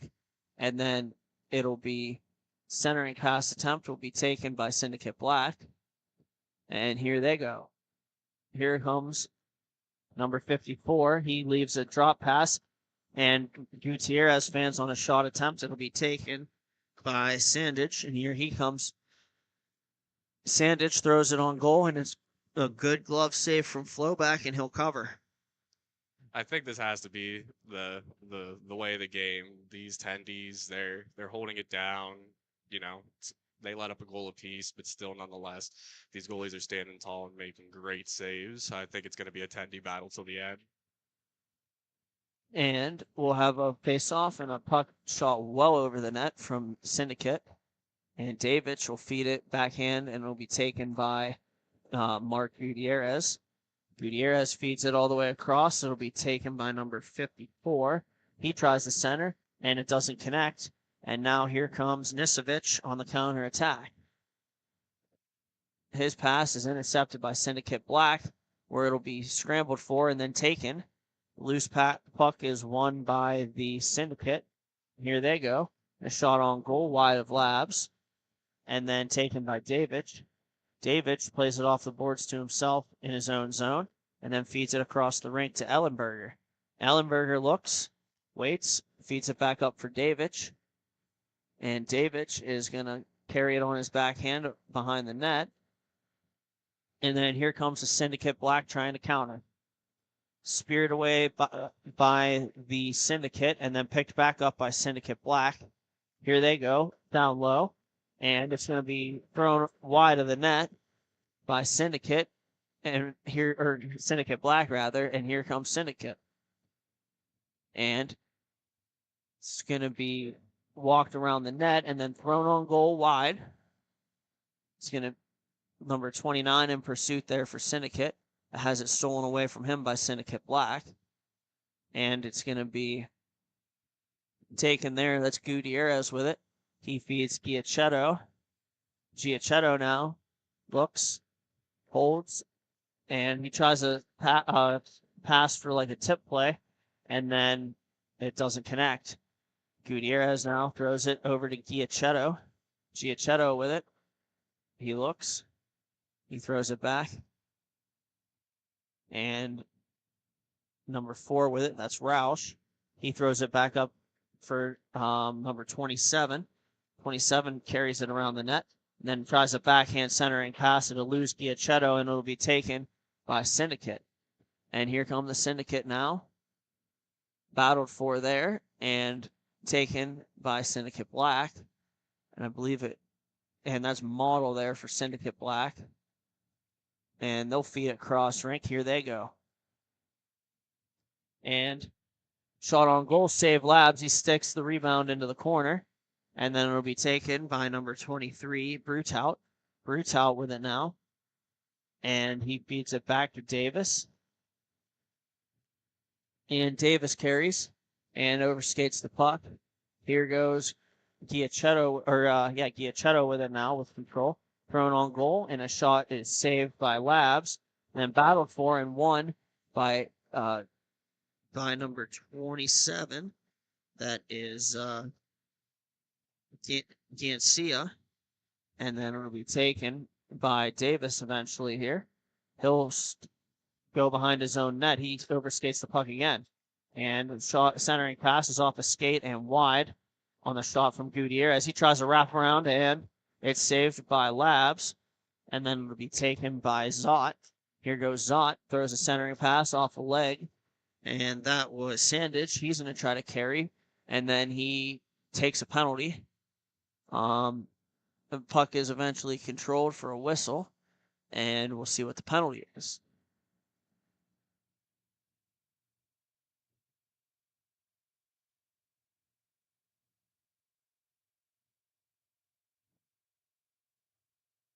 Nevertheless, we have Syndicate Black going to the power play here. Do not know what the penalty. I mean, there was a little push there, but yeah. And we'll have the end of the second period. We're still tied at 1-1 between the Syndicate and Syndicate Black. Thank you for watching Grove City Hockey. Hey fans, it's that time for the GCH Duck Races. Make sure you get your picks. We have Mikey, Duke, Tex, and Ranger. Here we go.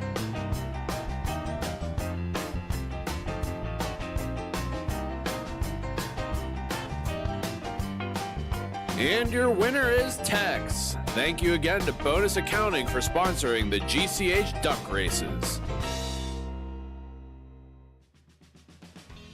Everyone has their own unique pre-game preparation, and most of them are pretty different, but there's one thing in common, and that's Jack's Hockey Wax. Get this locally produced wax that isn't shipped from across seas, but made here right in the US. The best smelling, best feeling, and best performing hockey wax on the market. Oh yeah, and I almost forgot to mention, they sell tape too. Visit them at jackshockeywax.com to get your order today. If it isn't from Jack, put it back. And we're back in Ellenberger Park with this Tier 4 action between Syndicate and Syndicate Black. And it's going to be thrown by Syndicate down the rink, speared down by number 55, Evan Timmons. And on this period, we have a power play to start by Syndicate Black. Here they go. The shot on goal, save Labs, and the rebound, save Labs. Then thrown towards the net, and one more time, and Labs gets a glove on that, and he'll freeze play. Just like the first game, D, we got some epic hockey going on here. And with epic hockey, you know what that means. Hockey is about respect, integrity, and passion. No other company lives up to those core values like Epic Hockey. Epic takes the time to create each new product, making sure that each one is up to the standard that owner Daniel Costa set. Make sure to check them out on Facebook, Instagram, Twitter, or their website for all of their product reveals. And Syndicate Black now with it. Along the far side, they try to go cross rink. It'll be taken there by Gutierrez. He tries to throw it back, and it'll be taken there by Gutierrez. B, if I had $1 for every time you said Syndicate, Gutierrez, Stevens, I would be a millionaire. Taken there by number 9, and that's Matt. Matt looks centering pass intercepted by Syndicate. They'll clear it as far as the neutral zone. And then it'll be taken again by Matt Gutierrez. He looks, he waits, throws it cross rink. And then it's going to be shot high and wide of the net. And then controlled again. This time it's going to be Evan Gutierrez. He tries to throw it on net, blocked by the Syndicate. Here they come and counterattack. Penalty's over, but we got another one coming up. I believe this one is going to go to Zott. The call is probably going to be a trip. And we'll have a power play for the Syndicate. And we're deadlocked here at 1 in this goaltender's duel. Our first game, for those who are just joining us, ended 4-3. And if you thought that was intense and low scoring, how's 1-1? Hey, with these scores comes some bonus hockey. And puck is dropped. Well, play resumes. Ellenberger going all the way back for it. He feeds it D to D and gets his pass back. They look. And Syndicate will get the zone and set up the power play. Here they go. Thrown on goal, saved by Flowback. And taken there by Brutout, and a shot on goal. Good save there by Flowback, and he has it. Again, it's the tale of the tendies. It's which one's going to break first. And we'll have a face-off from Davidge and Giacchetto. Face-off won by Giacchetto. And the puck comes up in the broadcast booth and out of play. Keep you warm and alert there, Flan. I tried to do some damage control. My glove hand wasn't quite working. I didn't catch it, but I think I was able to prevent damage to the equipment here. So all things considered, we'll take that as a W. Absolutely. Timmons with it now. He looks. He's at the dot. He tries to throw it off a stick and out of play. The referee rules that it was off the crossbar and the face-off will stay in. We have Davidge and Giacchetto again. And face-off won by Syndicate. And we'll have it centering pass off a leg. There's Gutierrez with it. And Gutierrez feeds it to the near side off the boards. It'll be stolen away here by Syndicate. And a centering pass is going to be off a stick and a leg, and then comes to Flowback, and he's just going to put a paw on it and just cover up. Good play there by Flowback, short-handed. Got about 10 seconds remaining here on the power play V. Guys gonna be coming out the box, so unless they get a quick opportunity here, I don't see a special teams goal coming on this one. Face-off one, thrown from Timmons to Ellenberger, and then back to Timmons. Timmons with the puck right around the half wall, or the half wall. Thrown a goal off a stick and then blockered aside by Flowback. And here comes Syndicate Black on the counter. Taken there, they'll feed it back as they didn't have any prominent opportunities. It'll be recovered there. Gutierrez with it. He's going to feed Matt Gutierrez. That was Evan. And then it's going to be taken. Number 77 spears it deep into the zone. And Syndicate will pick it up. Spin it all the way up the rink. And then it'll be taken again. Mark Gutierrez, actually. And then we'll have players changing for Syndicate Black as Syndicate takes the puck, stretch pass, and a good support play there, a good overlap, and cutting to the outside now, throwing it on net, and a good save there from Flowback off of the opportunity from Mikulek. And then face off to the right of Flowback. He had a good save on that previous attempt from an angle slightly below the goal line. Nevertheless, Roush is going to pick it up here. He's going to throw it off the glass. It hits something weird and bounces out in the into the middle, and then it'll be taken and thrown on Flowback, and he'll get it knocked down and covered. Syndicate is really pouring on the pressure. This next goal, Sean made the cliche last game. Next goal is going to be pivotal at this point. We're getting towards the halfway point of the third period and tie game. I think once you get one, you're probably going to get a couple, You just got to get the floodgates open. Absolutely. We're going to have the puck possessed down low. That's Nisevich. He feeds it over to Davis, and he scores. What a shot by Davidge, and he gets it past Flowback. 33 beats 33, and the Syndicate are up 2-1. I think it just took them a little bit of time to wake up earlier. They seem to be missing their shots just a little bit high and wide ever since early on in the first period. They've been starting to dial the shots in. They've been getting bodies to the front of the net, going after some of the loose rebounds in front, getting that traffic. They're doing everything right. This Tendy has just been standing on his head, but I think that's been overdue for them with how they've been playing. And Syndicate Black now Model with it. Model has it on the red line. And he drifts back a little and throws it over to number 54. 54 shoots it, save Labs. And taken there by number 14, Brutout. He's going to carry it around the boards, and here he comes for the Syndicate. Up through the neutral zone he goes. Looks, carries to the outside. Protects the puck, throws it off a stick of Flowback, gloved down by Syndicate Black. And here comes number 54, Rudinsky, and it's going to be taken and then thrown across. Shot on goal by Roush goes wide, and it's going to be a couple of players are going to cross body on the boards, and the puck will be poked free and taken by Syndicate. Here they go. Walking around to the outside, shot off the side of the net. Getting it back now is Syndicate. They'll go back up to the point. That's Timmons with it. He throws it off a leg and wide. Comes near the front of the net before Flowback sticks it below the goal line. And then it'll be taken again here. Syndicate making continuing a strong push. And then it'll be taken again. This is Vukic with it, actually. And then it'll be taken away by Syndicate Black. Here they come. And they defended well enough there by Syndicate.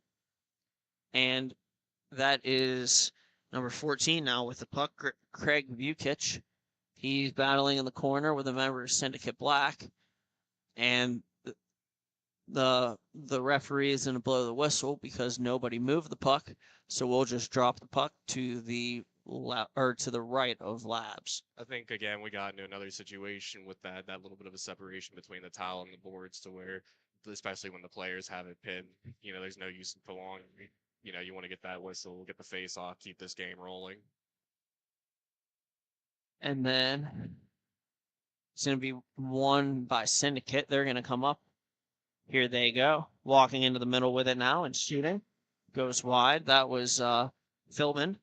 And then it's going to be taken by Gutierrez. And here he goes. He shoots it off a pad of Labs. And then Davidge with it. Davidge pivots. And it's going to be taken there. He's going to feed it up the near side boards. Race for the puck. Won by, that's Mikulek over Gutierrez. And then it's going to be taken away by Gutierrez and cleared. And here comes Giacchetto with it now. He's one-on-one against Davidge. He throws it off the leg of Davidge. Good block there. And then it's going to be loose for a second before Davidge picks it back up. Completing his play. Throws it, and it's off a stick of Syndicate Black. And we got a penalty coming up here. Yeah, I mean, I can't blame him for trying to make that play. Just an unfortunate circumstance, ending up getting the trip. It's a good thing that they're up, but you definitely don't want to give up this lead at this point in the game with about 3.5 remaining. That is Gancia that's going to go to the box. He swatted down the initial clear or stretch pass attempt, and then when it was picked up by a Syndicate player, he reached back to try to get it and accidentally took the player down. We'll have a face-off here. Davidge wins it over. It's taken there by Vukic. And Vukic goes back over to Timmins. Timmins back for Davidge. And Timmins gets it back, and he shoots it off a stick and wide. And then it's going to be cleared around and taken by Davidge. Davidge on the point. He looks, and he feeds it point to point. Timmins with it now. Timmins feeds it back over. And then speared wide. Vukic with it here. He throws it cross rink. It's Davidge now. And Davidge back for Vukic. They're going to play catch. Back to the point. Timmins. Shot hits number 29 in front of the net. Cleared momentarily by Syndicate Black. And then Gutierrez will get it the rest of the way down. And Matt is going to help kill some time. Davidge with it again. He comes in. He's at about the top of the circle. And he shoots it. And it's off a body and out of play.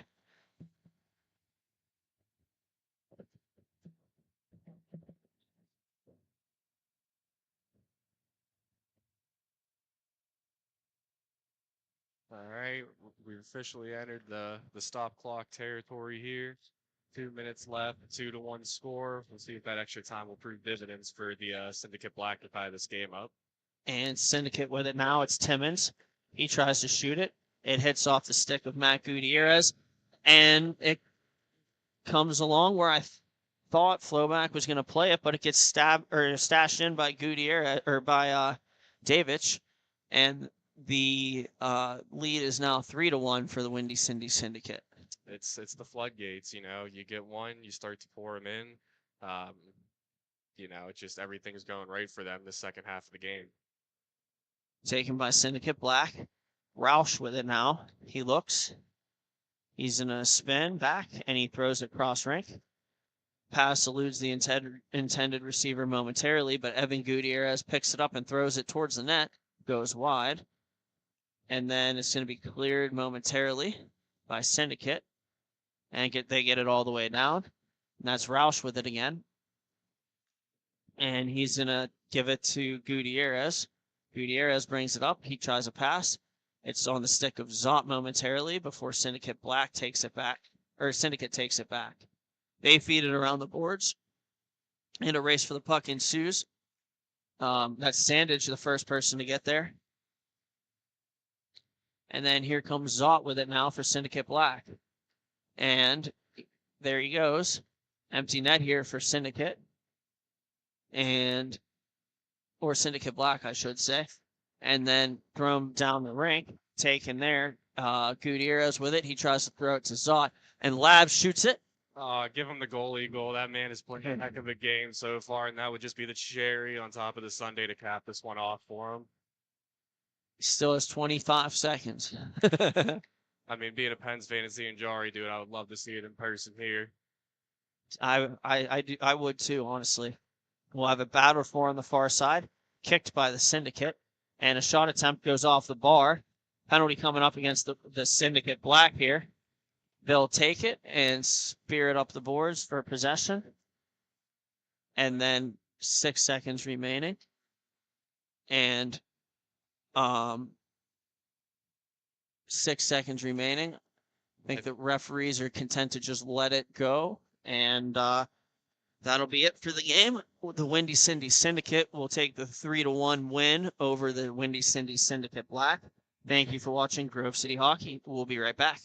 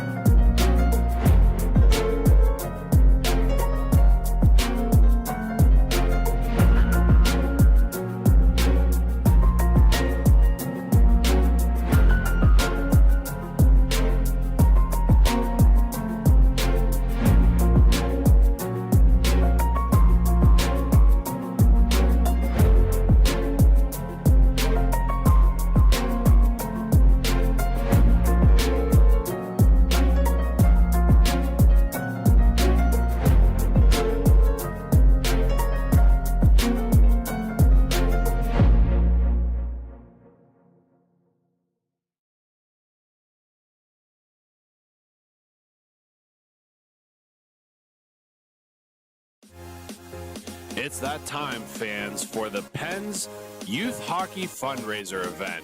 Support the Youth Grove City Thunderbirds February 14th as the Penguins take on the Florida Panthers. Make sure you reserve your tickets at the low price of $55. All proceeds help the Grove City Youth Thunderbirds. Thank you for the Pittsburgh Penguins for helping us grow the game of hockey.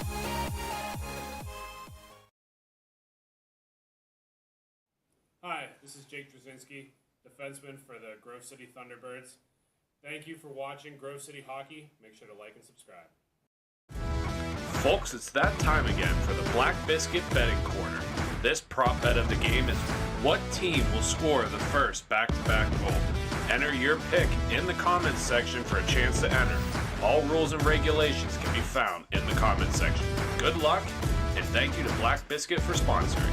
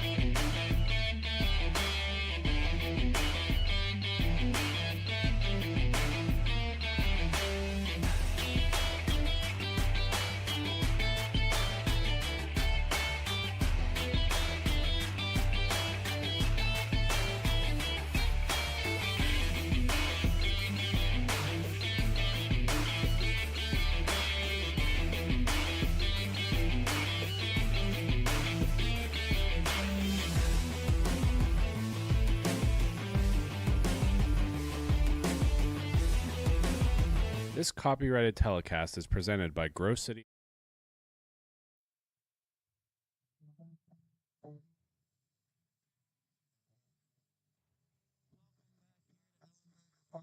I'm Brandon Britton with this Tier 4 game for MIHA Hockey. We have the Detroit Revolution here against the Cincy Roller Dactyls. Detroit Revolution in red, attacking from right to left. Roller Dactyls in white, attacking left to right. Today's prop bet is going to be which team in this game will score back-to-back goals. Prop bet number 12. Again, that is which team will have back-to-back goals. With me on this one is Jake Jasinski. Good to see you, Jake. How are you?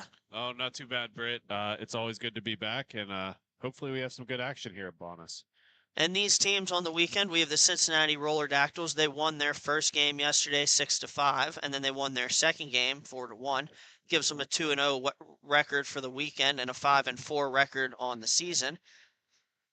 As for the Detroit Revolution, they won their first game yesterday, 3-0, and then they lost their second game, 7-5. That gives them a 1-1 record on the weekend and a season record of 3-1-2.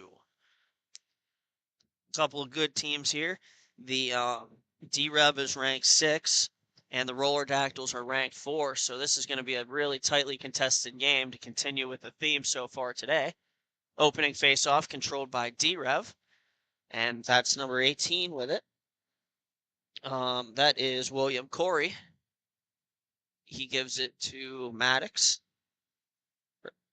and Maddox has it taken away by the Roller Dactyls. And here comes Walter with it, I believe. Christian Walter. He feeds it D to D. It'll be taken by the Roller Dactyls. That's Morton on the far side. He turns, carries it up, and then feeds it cross rink. And a give and go. And a shot is high and wide from Walter. Taken by Nicole Maddox for D-Rev. She feeds it back into her own zone. Kyle Seamack. And then back up to Nicole Maddox. Back one more time. Number 18, William Corey. And he's going to throw it back over.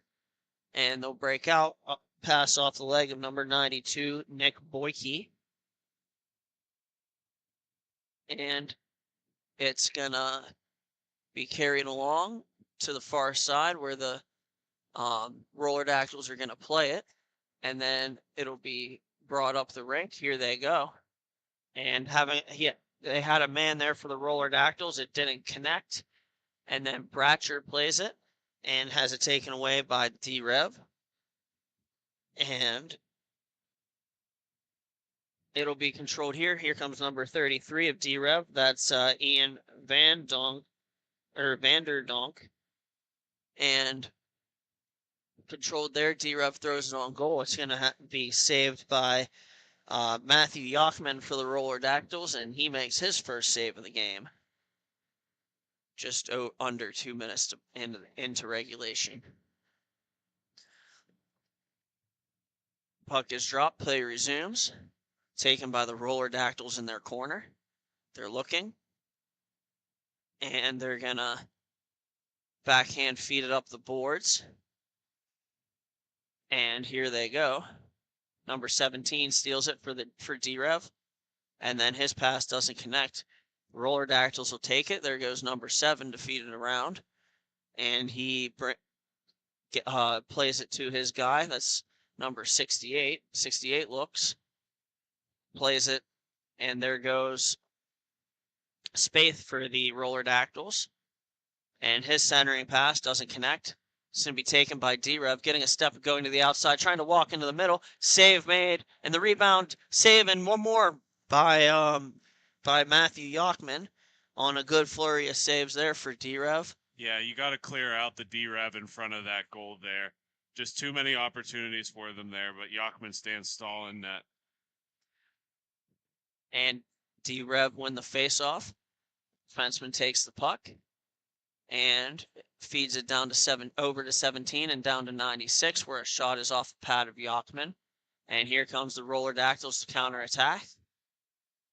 And cutting to the outside, trying to make a power move, and then backhanding one through the crease is 68. And he takes it, continues, throws it on goal, blocked down by number 22, where it comes on goal, and it'll be taken by, and covered by Joe Alesso. Alesso losing his stick in the process there, but he's able to retain the puck. I guess you don't need a stick if you got a glove, right, Britt? You could say that. We'll have both teams making changes here. Puck is dropped, and here we go. Pass off a stick. It'll come down low, where it'll be taken by number 10. That's Morton, his backhand pass. and it'll come on goal on a shot from the point, and it'll be knocked down and covered by Alesso. Teams will get lined back up. Face-off is going to be to the goaltender's right for Alesso. And that's Walter with it for the Roller Dactyls. He looks. He throws it on goal, knocked down again by Alesso. And then it'll be taken behind the net. That's number 18, William Corey. And it'll be stolen away by the Roller Dactyls. There they go. And number 18 with it. He carries. His stretch pass is intercepted by Spaeth, and here comes Spaeth. He looks, throws it on goal, blockered away by Alesso. Morton with it now. He looks, and he throws it on goal where it'll be patted again away by Alesso. Both goaltenders sharp here early in this game. And we'll have Spaeth with it now, I believe. He plays it back. Morton going to be the closest to it. Morton looks, and he just plays a stretch pass right back up the middle, and it works. Spaeth with it now. Spaeth plays it over, and a shot wide of the net by the Roller Dactyls. Taken there. Number 91 with it. And he gets cross-bodied into the boards, and then it'll be taken by number 59, a D-Rev. He tries to cut to the middle, couldn't do so. And then it'll be on the far side where, again, D-Rev will pick it back up. They look, and they throw it on goal. It's knocked down by the stick of Yachman, and he's going to glove it.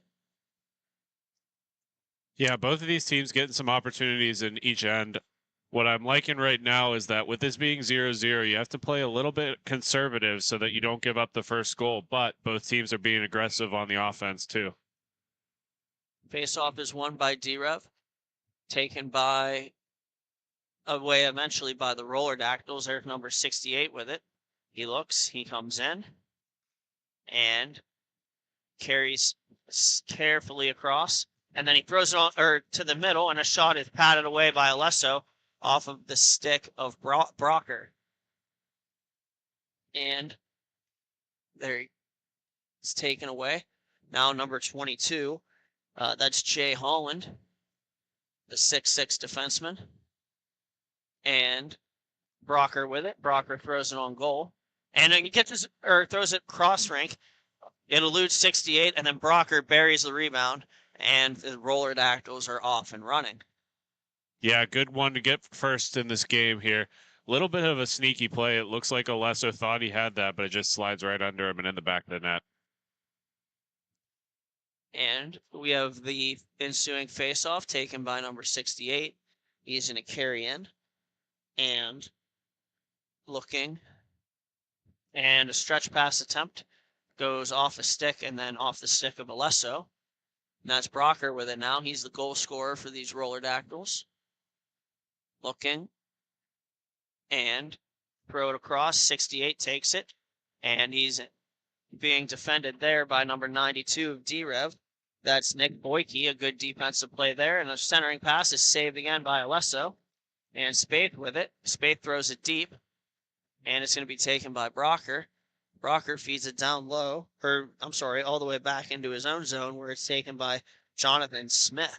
Yeah, you just want to keep that possession there. If you've got nothing in the offensive zone, send it back to that D-man. Let you regroup, collect yourself. Unfortunately, a turnover there, but it's the right idea. And the turnover gets a shot on goal and a save by Yachman.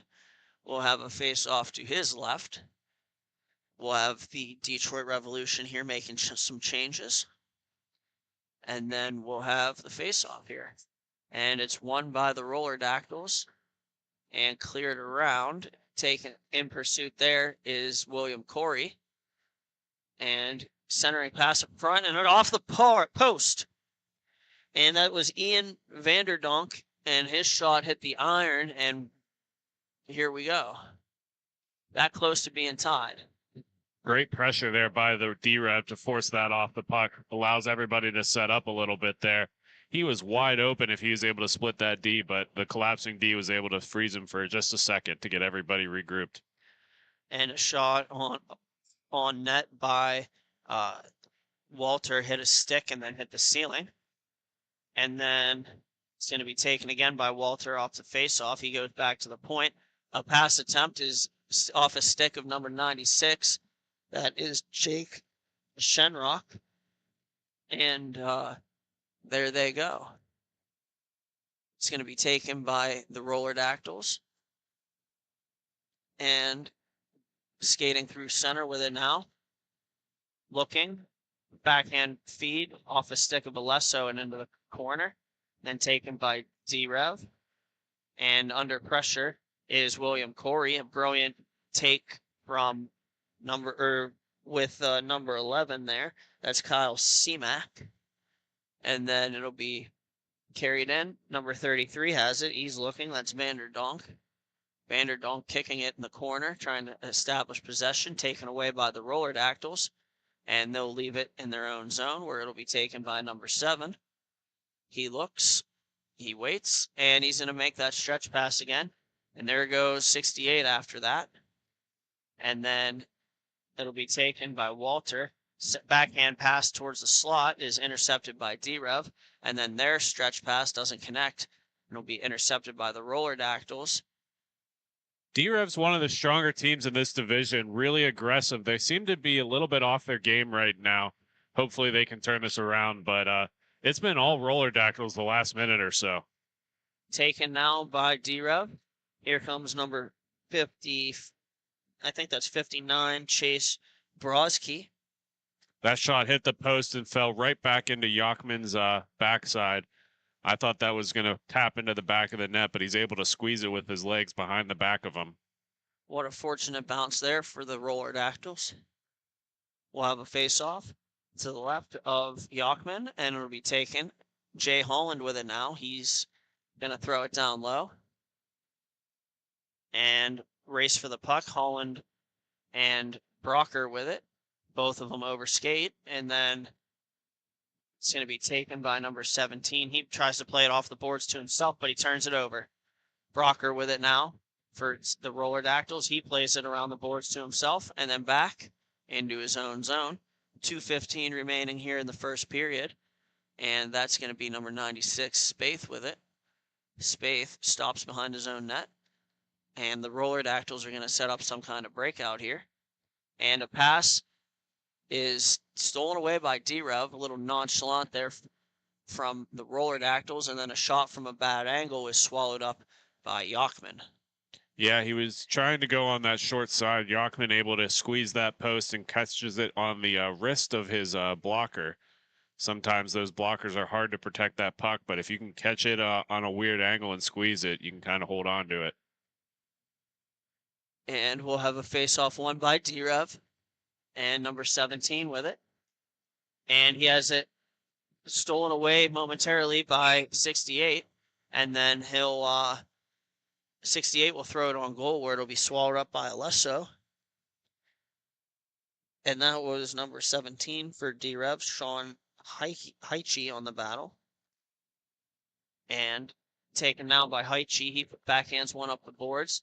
Number 92 can't get around the Roller Dactyl defender. And then 68 has it, throws it on goal, chopped, and it goes over the net from Brocker. And then taken again there by Heiche. Heiche with it now. He throws it over to number 92, Nick Boyke. Boyke has a pass attempt go awry and is taken by the Roller Dactyls. And pass off a stick battled for there. And in pursuit, or here the Roller Dactyls are with the puck. Shot is high and wide. Nicole Maddox with it now. She turns, she looks, and she throws it cross rink.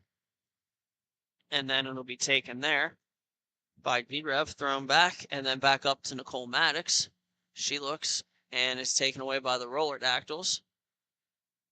And here goes Brocker. Brocker overskates. Nicole Maddox gets it back. Her pass goes off a leg. And then she gets it back one more time. And that'll just about do it as the horn sounds on this first period. 1-0 here. Roller Dactyls over D-Rev. Thank you for watching Grove City Hockey. We'll be right back. fans, it's that time for the GCH Puck Shuffle. Just like in the arena, we bring the fun to you at home. Follow the puck.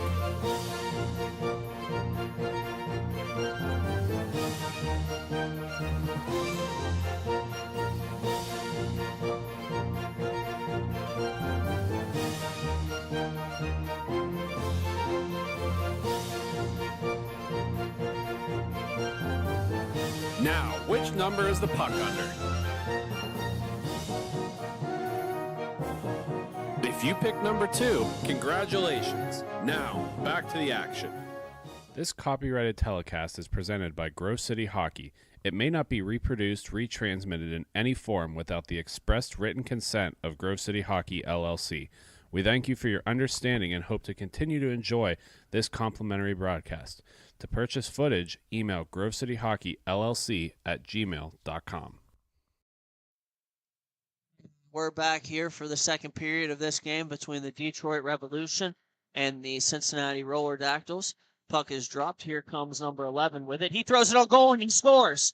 An excellent shot there by number 11, Kyle Seamack, and this game is tied at 1.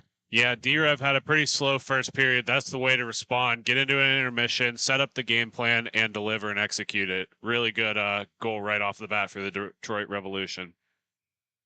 And just like that, not even 20 seconds in. And here we go. Puck is dropped and possession won by the Roller Dactyls. They're going to feed it over. Spaeth with it. Spaeth walks in and rips it, saved Alesso.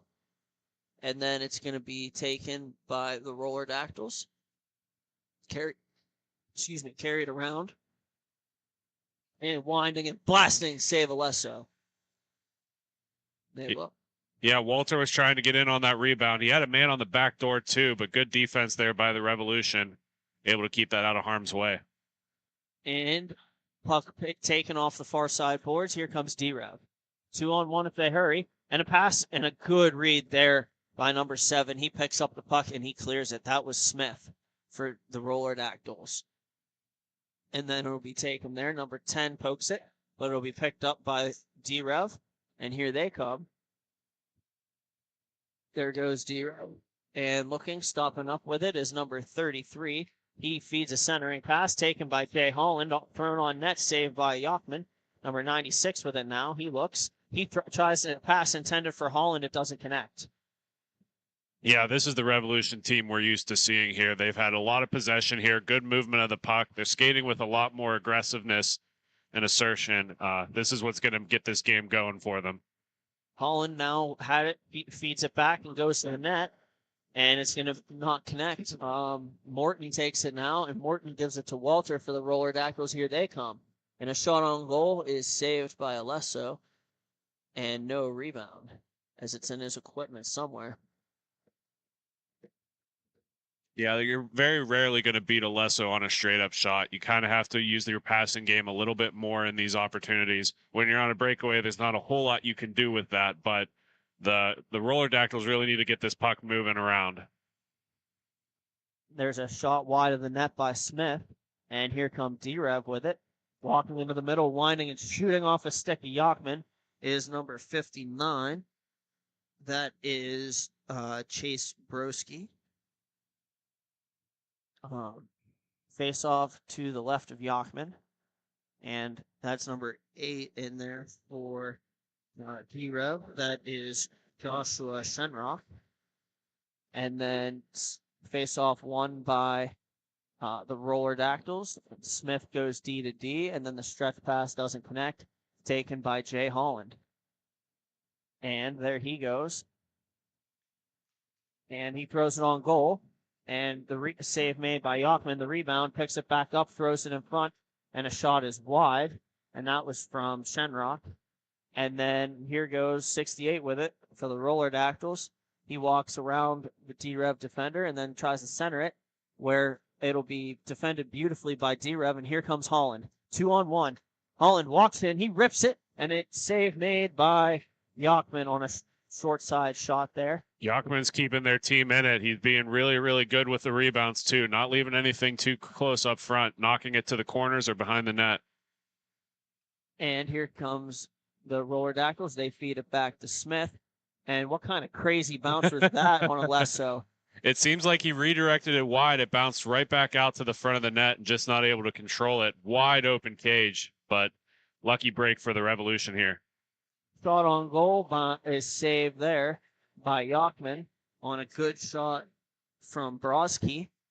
And D-Rev will continue to push here. And Holland has it. He looks. He comes back over for Broski. Broski shoots it off a stick, and it's going to go out of play. Here's the push we were talking about from D-Rev, is they probably have like a 7-2 shot advantage here in this second period. The face-off is going to be at center. And it's going to be Smith in there. Or actually, that's Brett Morton in there for the Roller Dactyls. And there they go. And it's going to be skated with carefully by William Corey. Stops behind his own net. He'll give his teammates a chance to break out. And there they go.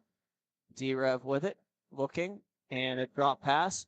A beautiful support play from Nicole Maddox. She has the puck, and she gives it down low, goes to the net, and it's taken by the Roller Dactyls, and they'll come back on the counterattack. The shot is wide, and then it'll come all the way back down into the zone for the Roller Dactyls, where Morton takes the puck. Morton turns with it carefully, and it's going to be given to Spaeth. Or that's Walter, actually. And his shot pass attempt doesn't connect, and it'll be picked up by D-Rev. Yeah, Lesso being quick on that stick could have froze that puck easily, but saw the possession opportunity and played it out. Number 18 with it now. That's William Corey. And then he throws it towards the net. It goes to the far side boards, and then it gets dumped back down into the Detroit Revolution zone so that they can continue their possession. And it's taken there by D-Rev. Yeah, some incidental contact off screen in front of the goal crease there. Yeah. Maddox seemed to be tripped up, but nothing will be called. And there goes number 92 with it now. He looks, he throws it nowhere close to the net. And Walter picks it up now for the Roller Dactyls. And there he goes with it. Walter around one guy for D-Rev. Walks into the middle. Throws it on goal. Save Alesso. Rebound speared wide. And then it's going to be taken there by the Roller Dactyls. And it's stolen away by Jay Holland. And Holland walks in, and his pass attempt goes off the stick and off the end boards. And it's going to be taken now by the Roller Dactyls. And taken back by D-Rev as the Roller Dactyls overskate. And a shot on goal, they score. That's Jake Shenrock with it, and he buries it on Yachman, and it is 2-1 Detroit Revolution with 6:40 remaining here in period 2. Yeah, I think he caught Yachman off guard because that was pretty uncontested. It went right into the back of the net. A little bit of a higher shot, so I think Yachman was reading the pass the whole time and just caught him cheating. We'll have a face-off here, and it's tie up for it. Won eventually by D-Rev. Good play there from number 33, Vanderdonk. And taken here by 68 of the Roller Dactyls. He's going to try to center it. It's going to hit a body from D-Rev. D-Rev's going to take the puck and carry it up through center, and there they go. Here comes Vanderdonk, and he has it in the far side boards. He feeds it over, and number 96 with it. He shoots it. Good save there by Yachman. And that was Jake Schoenrock, who recently scored for D-Rev here. And then it's going to be thrown up the rink and taken by Brocker. Brocker throws it on goal off a stick of Alesso, and then taken by the Roller Dactyls after a battle in the face-off circle. And then it's taken now by D-Rev, and spinning away with it is number 17, Sean Heiche. And Heiche feeds it up. That's too far for the intended receiver, and then taken by Brocker. And then number 17 with it now. That is Sean Heike. Heike battling, skating away with the puck, and then feeding a pass to number 59. Number 59, Chase Broski with it. He walks in. Broski, a shot and a good save by Yachman, and he'll cover. Yachman's led into this game, but that does not really indicate the game that he's been playing. He's been really strong. He's been really tracking the puck well. Good rebound control. He's definitely the best player right now for the Cincy Roller Dactyls. Puck is dropped. Won by 68 of the Roller Dactyls, who gives it back to Smith. Smith feeds it around for number 91, who takes it and carries it up the boards. There they go. And over to 68. And a shot goes high of the net. And then it's going to be taken by D-Rev, and there they go. Stretch pass attempt to number 8 with it. That is Joshua Shenrock. And he loses it. Then comes number 91 with it. His shot is wide of the goal. And then the rebound shot from behind the net goes off of the pad of Alesso, and it'll be carried back up by D-Rev, and there they go. Centering pass attempt eludes Schoenrock there. And then Schoenrock feeds it around Brocker into the corner. He's battling, and he walks away with it. A good play there by Schoenrock to protect the puck. He continues to battle for it in the corner. And then it's going to be taken by the Roller Dactyls momentarily, where it'll be then controlled by D-Rev. There's number 18 with it. That's William Corey. And then it's going to be taken and thrown back and elude everybody before it's played by Broski. And Smith is going to have it for the Roller Dactyls now. And he feeds a backhand pass over to number 68. 68 picks it up now. And then he's going to bring it to his backhand and walk into the middle a little. Shot for a redirect, save Alesso. And then it'll be taken by Schoenrock, or taken and passed up to Schoenrock by D-Rev. And then it'll be battled for and played into the zone for the Roller Dactyls, where it'll be taken by Smith. And then thrown all the way down, where it'll be knocked down by the stick of Alesso, and he'll cover. 2:30 remaining here in period 2. The score is the Detroit Revolution 2 and the Cincinnati Roller Dactyls 1. And this is MIHA Tier 4 matchup. We've seen these close games ending in the second that are going into overtime, so it's going to be interesting to see here if the Revolution can create a little bit more space in their lead, or if Cincy's going to come back. Both teams have been playing relatively well this second period. And D-Rev have it now. They feed it around to Jay Holland. And then Holland goes cross rink to Nicole Maddox. Maddox is going to just rekindle back into her own zone for a second and feed it back over to Holland. And Holland with it now. He looks and he feeds it back far side to Nicole Maddox. Maddox waits with it and then feeds it up the near side back for Holland. Holland with it now. He tries to center it, and then it's off the side of the net, and then it'll be left behind the net for number 92, Nick Boyke. Boyke with it. He's going to protect in the corner, and then give it all the way back down, or all the way back to center to number 17, Sean Heike. Heike feeds Holland. Holland shoots it. That's blocked by Spaeth, and that looks like it stung. Nicole Maddox with it now, top of the circle. She shoots wide, and then it'll be taken by Jay Holland again. Holland throws it off the stick of Spaeth. It'll be controlled there by number 91 of the Roller Dactyls. And then his pass looking for Spaeth will be taken by Holland instead. And Holland with it now. He spins in his own zone. And they'll come forward with it. Will D-Rev 2-on-1. A shot on goal. Patted aside by Yachman. Taken by 91 in white. And then they'll battle for it there in the far side corner. And 91 will feed it down, taken by Holland. And Holland will spin it back for spin it up for Nicole Maddox. And then it'll be taken by number 91 for the Roller Dactyls. He throws it on net, knocked down by Alesso. And the rebound goes to the far side boards where a couple of players will battle for it there. And then it'll be won eventually by Nicole Maddox. She plays it up the boards. And then here comes number 96 with it. He walks into the middle. and holds and then shoots it off the side of the net. Centering pass attempt goes high in the net, and then it'll be taken by number 91. He picks in the corner, and then that's going to sound the horn and be it for the second period. So after 2 periods, we have the Detroit Revolution 2 and the Roller Dactyls 1. Thank you for watching Grove City Hockey.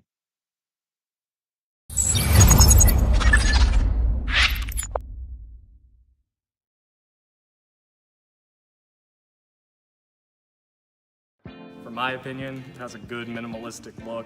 I'm a fan of the black with minimal white accents, the white logo at the very bottom, it makes it pop. I gotta say I love the grip material. I'm not feeling like I need any tape or anything. And then honestly, in terms of weight, it's definitely one of the lightest sticks I've used. It has a good pop to it, so I feel like I'm gonna get a lot of good shots off and hopefully less muffins. This copyrighted telecast is presented by Grove City Hockey. It may not be reproduced, retransmitted in any form without the expressed written consent of Grove City Hockey, LLC. We thank you for your understanding and hope to continue to enjoy this complimentary broadcast. To purchase footage, email grovecityhockeyllc@gmail.com.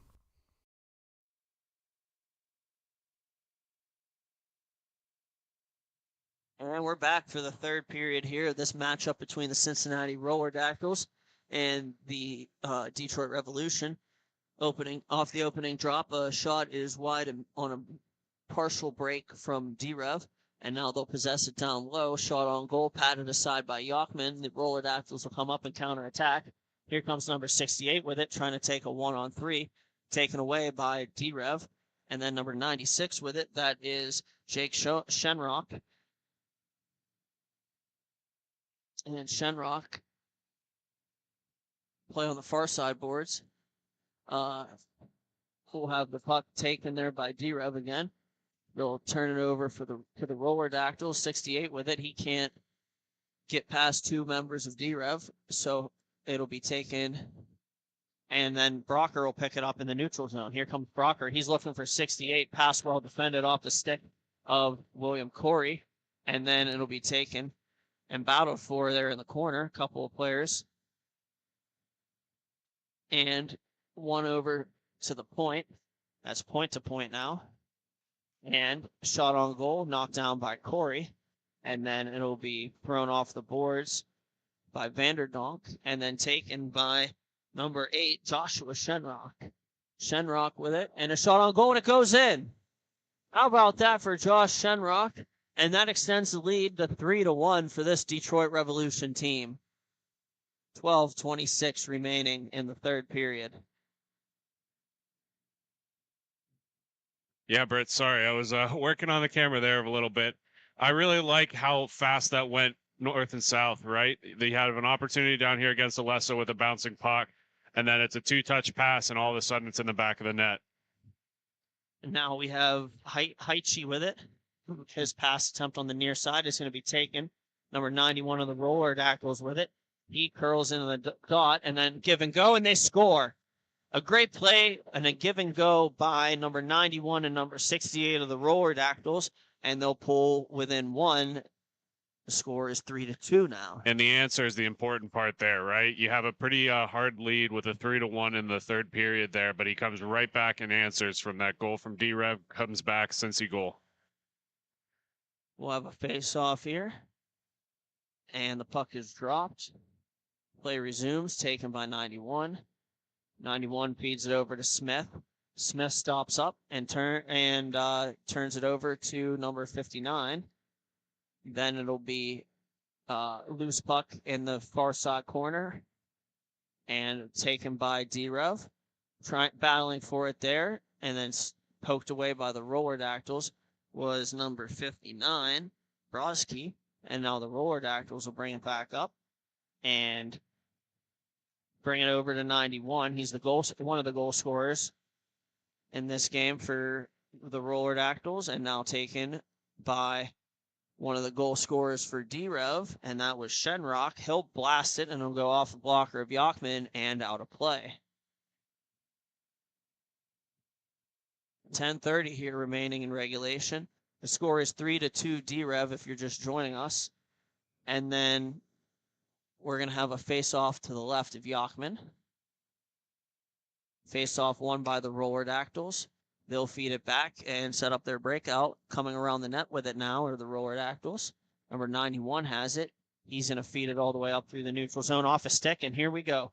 And a chance on goal, and a shot is wide from Walter. What a play that was for the Roller Dactyls. And this is anyone's game, Britt. I mean, there's opportunities on both sides of the rink. That was a really good one there for the Roller Dactyls, just not able to converge on it. It was a brilliant two-touch breakout, and here's another breakout. Here we go. Shot from Walter is wide. Taken now on the far side by Nicole Maddox. There she goes. And she feeds it down low. A shot on goal turned aside by Yachman. Maddox picks it back up. And Maddox turns in the corner with it beautifully. And then she feeds it around. It'll be taken and battled for there by the Roller Dactyls, who will eventually come away with it. That's Spieth. Spieth feeds it over to Walter. Walter comes in 2-on-1 with Morton. Wind and a fake shot and a goal. A great play there on a 2-on-1, and we're tied here in Ellenberger Park. And that's what we were talking about earlier in this game. You got to beat Alesso by making passes and tricking him. He's not going to give it up easily there, and that's a beautiful execution there by the Roller Dactyls to achieve this tie. And a trend I've noticed here on the third period, we've had a lot of quick up breakouts, like a lot of pass, and then the plays in the slot. And hopefully that'll continue because it's been fun to watch. And another play. Here's another 2-on-1. How about that? And a shot on goal. Save Alesso. Taken 68, tries to feed it in front. It's taken away by D-Rev. And 68 takes it right back. And he's going to feed it over. Oh, he should have shot that. He had the wide open net. He was being unselfish, trying to find his man on the back end, but just not able to make that pass. Taken there by Spieth for the Roller Dactyls. He backhands a pass. Going to be elude both players.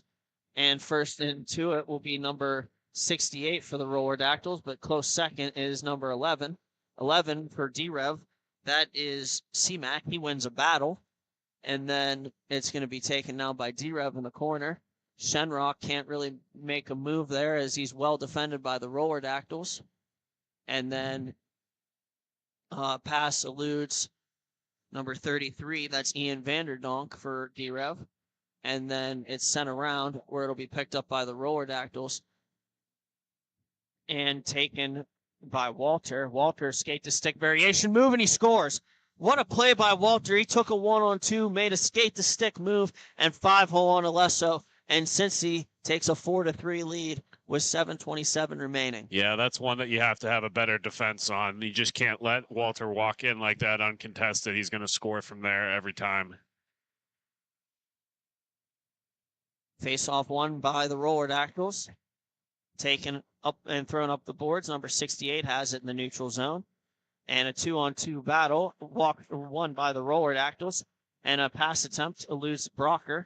And Brocker picks it back up. His pass back to the point hits off of Chapman, the referee. And then it'll be taken on the counter attack by D-Rev. And a centering pass goes off somebody's stick and out of play. I couldn't tell if that was Morton or Yachman, or Smith or Yachman rather.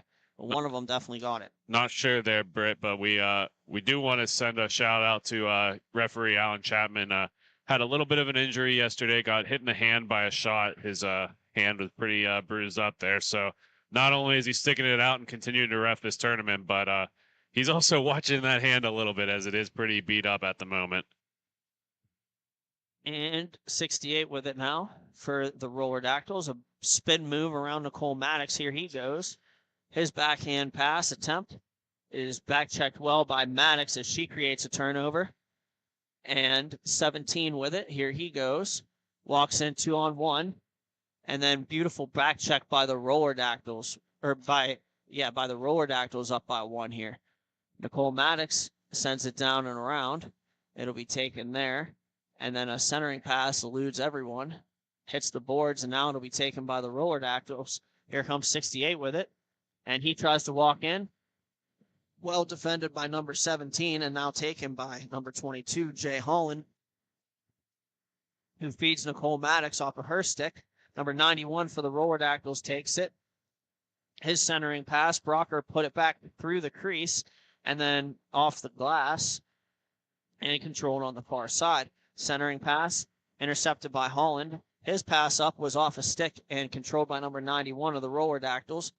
They'll feed it back and around and across. And a beautiful spin move there and a pivot from number 91. He can really skate for the Roller Dactyls. Brocker's been finding a nice home on that back door. Hasn't been able to convert on it yet. He's had 2 really good opportunities on back end looks. Just fans on the first one and sends it all the way through the crease on the second. And another pass attempt is going to be taken by the Roller Dactyls and a feed 68 over to 17. That's Brocker, and they score, and that's 5-3. We're going to take a quick break here, Britt, but I just do want to point out there again, that backdoor look for Brocker is really converting for him well. He's going to keep it up, and he's going to get some looks. But go ahead and send us a break there, Britt. All right, thank you for watching Grove City Hockey. Have you let office hygiene get away from you? Place of work starting to stink? It's time to call MagiClean. Windows? Check. Washing? Check. General cleanup? Check. Now that's a Magi Hattie. Reach out for your free consultation today. MagiClean. Keep the cleaning to MagiClean. This copyrighted telecast is presented by Grove City Hockey. It may not be reproduced, retransmitted in any form without the expressed written consent of Grove City Hockey, LLC. We thank you for your understanding and hope to continue to enjoy this complimentary broadcast. To purchase footage, email grovecityhockeyllc@gmail.com. And we're back here in Ellenberger Park with this game between the Detroit Revolution and the Cincinnati Roller Dactyls. The Roller Dactyls have a 5-3 lead in this third period of this back and forth game. 4:39 remains in regulation. And let's remember here, Britt, that's 3 uncontested goals for Cincinnati. They were losing this game at the beginning of the second period, 3-2, and now they've come back 5-3. So good tenacity by them, continuing to put on the effort. And it's going to be taken along the far side. Number 92 works it back for D-Rev. William Corey with it. He blasts it and scores. An excellent quick goal here by D-Rev, and it's 5-4 with 4 minutes and 20 seconds remaining. Let's take a step into the time machine for a second here, Britt. Beginning of the second period, they go into intermission, take a break, talk it over, score a quick one. Take a timeout here, talk it over, score a quick one. I see a trend coming, and I love what I'm seeing out of D-Rev. That speaks to the coaching. That's a huge credit there for D-Rev, getting them focused with a set play. And here's another one. And a shot on goal, and they score. Goals on back-to-back shots. D-Rev is tied at 3:50 remaining in regulation. Yeah, and you got to kind of shake your head and shrug that one off if you're Cincinnati. You can't just let this continue to bury you down. You got to wake up and keep playing strong the rest of this game. They've had some excellent looks. They got to pick it up and get back into this one. And we'll have another face-off at center.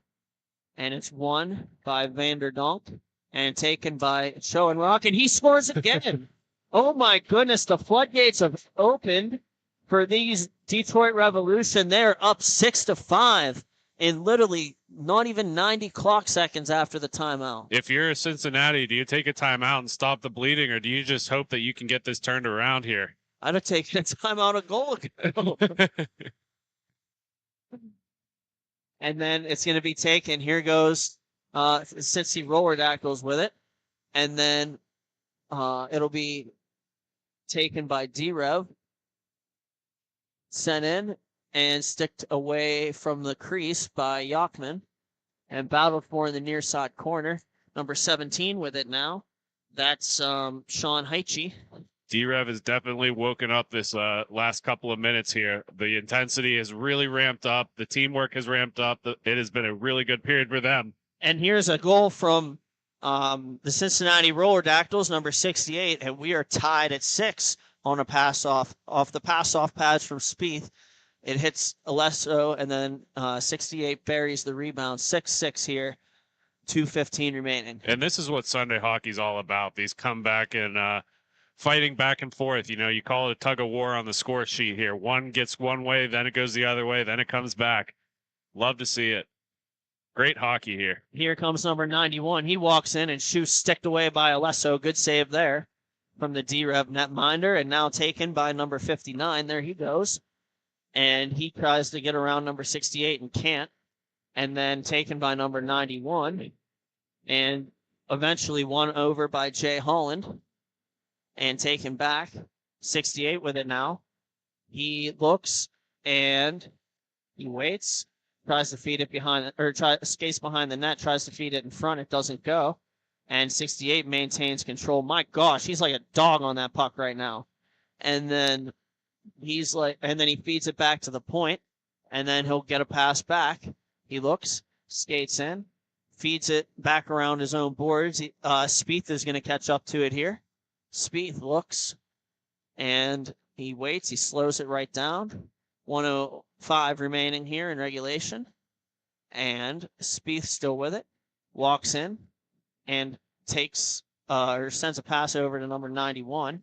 91 sends it up to 68.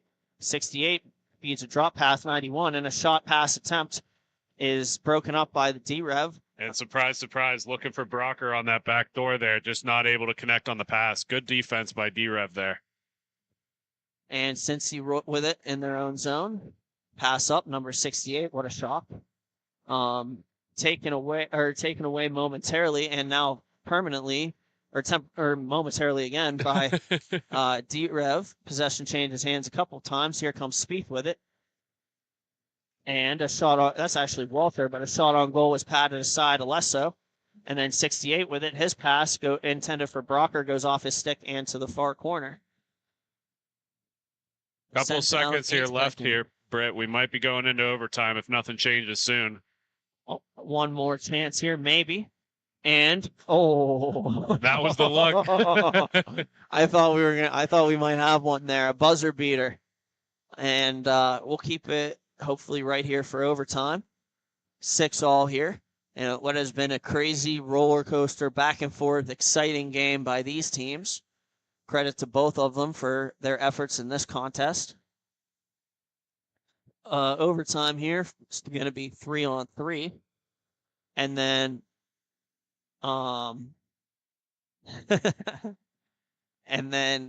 obviously next goal wins. If we're still tied after 5 minutes remaining, then we're going to go to a shootout. Again, hopefully it ends in 5 minutes or less. And D-Rev has had a lot of shootouts this season so far, so they're certainly practiced at it.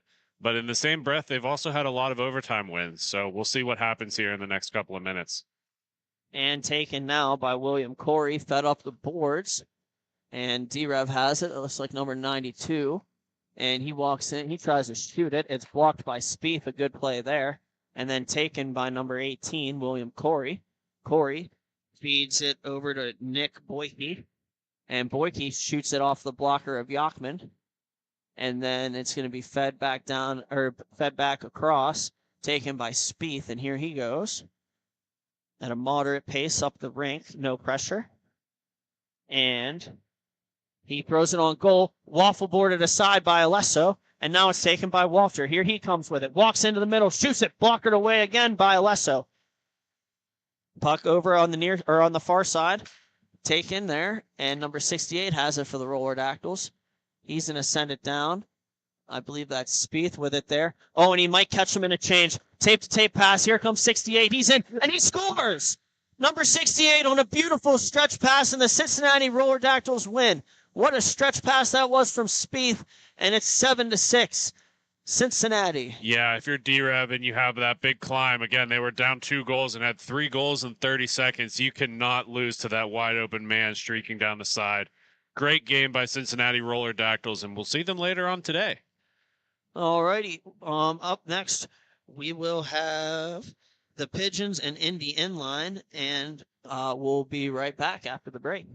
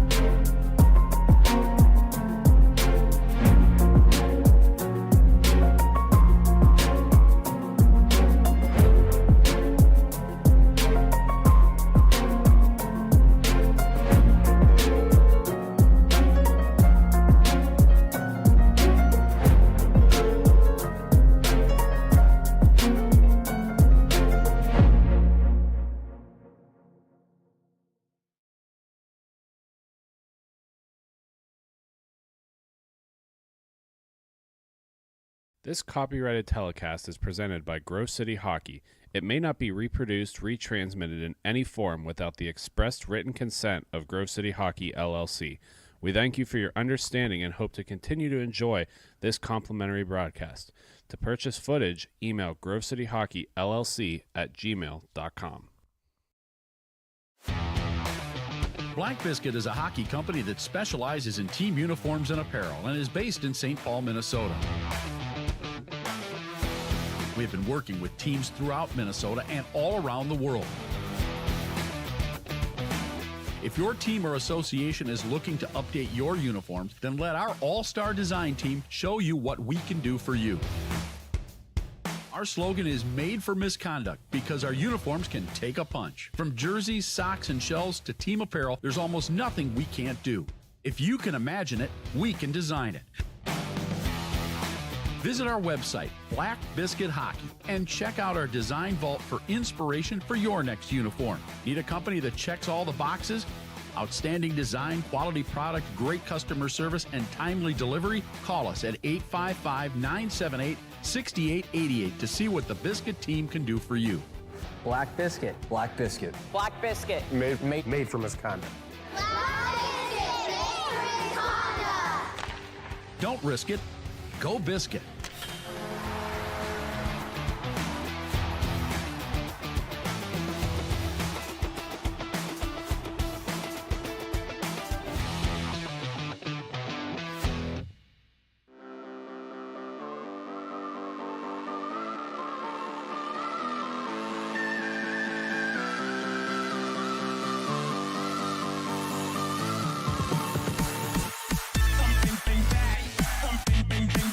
Fans, you already know this, but I'm here to tell you that GCH has more than just the broadcast. Make sure you check in throughout the week for the Grove City Hockey Podcast, presented by Ben W. Stock. See live interviews from all over the country with different hockey personnel. Make sure you give them a like and subscribe. And as always, thank you to Ben and Grove City Podcast for helping to grow the game. This copyrighted telecast is presented by Grove City Hockey. It may not be reproduced, retransmitted in any form without the expressed written consent of Grove City Hockey, LLC. We thank you for your understanding and hope to continue to enjoy this complimentary broadcast. To purchase footage, email grovecityhockeyllc@gmail.com.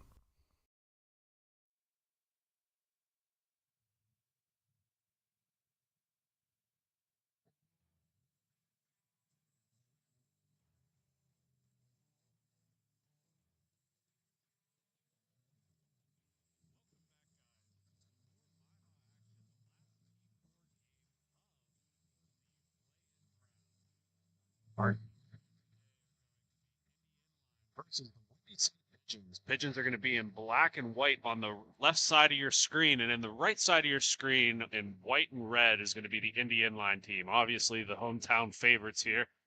As we love coming to Indy, the rinks have been improving every year we've come, and these two teams having a long history of playing and likely playing together. Joined in studio with me is Flannery. Flan, you've seen Indy play a lot of times together, and actually your home rink, Andrew Whelan, knowing a lot of these guys. What are some of the stories you've heard from him about these guys and what it's like playing with this team? It's really hard to find any stories in particular. I just think pretty much the moral of any story is just, they're all a bunch of, thrown into the cozyisms. They're just all a bunch of handsome home dudes. They're all about the positivity, the morale, the good vibes around the ring. So they're a small group of fellows, salt of the earth, and it's hard to beat. In net for the Windy City Pigeons is Josh Schuch, who's making the first save of the game there. Faceoff will be down in the Windy City zone. In net for Indie Inline is Sam Kleber. Kleber having a really strong season so far this year. Having some success last weekend we were here, and we'll see him again today. Puck's going to be moved in towards center. That'll be picked up by MIHA. MIHA's going to create some space for himself and play it up along the far wall. Cruzman picking that puck up for Indie Inline. Cruzman making a nice move. He's going to work it in center. That's going to go all the way through the crease into the far near corner, Pigeons are going to collapse hard in on that puck, and that's going to be moved over where Schmidt's going to take it. Schmidt works it up to Bilecki. Bilecki's going to try to make a move in tight, but that's broken up by MIHA and is going to go back the other way. Rich MIHA with the puck. He's going to leave it along the near side for Kruzman. Kruzman looking for a stretch pass. That's fought off by Shoot and goes to the far corner. Puck battle still will take place as Indy's going to come away with it.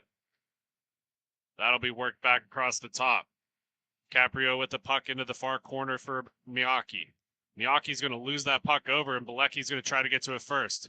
Overskates it slightly to slow down the rush, but keeps possession as the Pigeons are going to wind up for a shot. Nice save by Kleber, and Caprio is going to go the other way. Little collision in front accidentally by both players, but Caprio has the puck through the middle.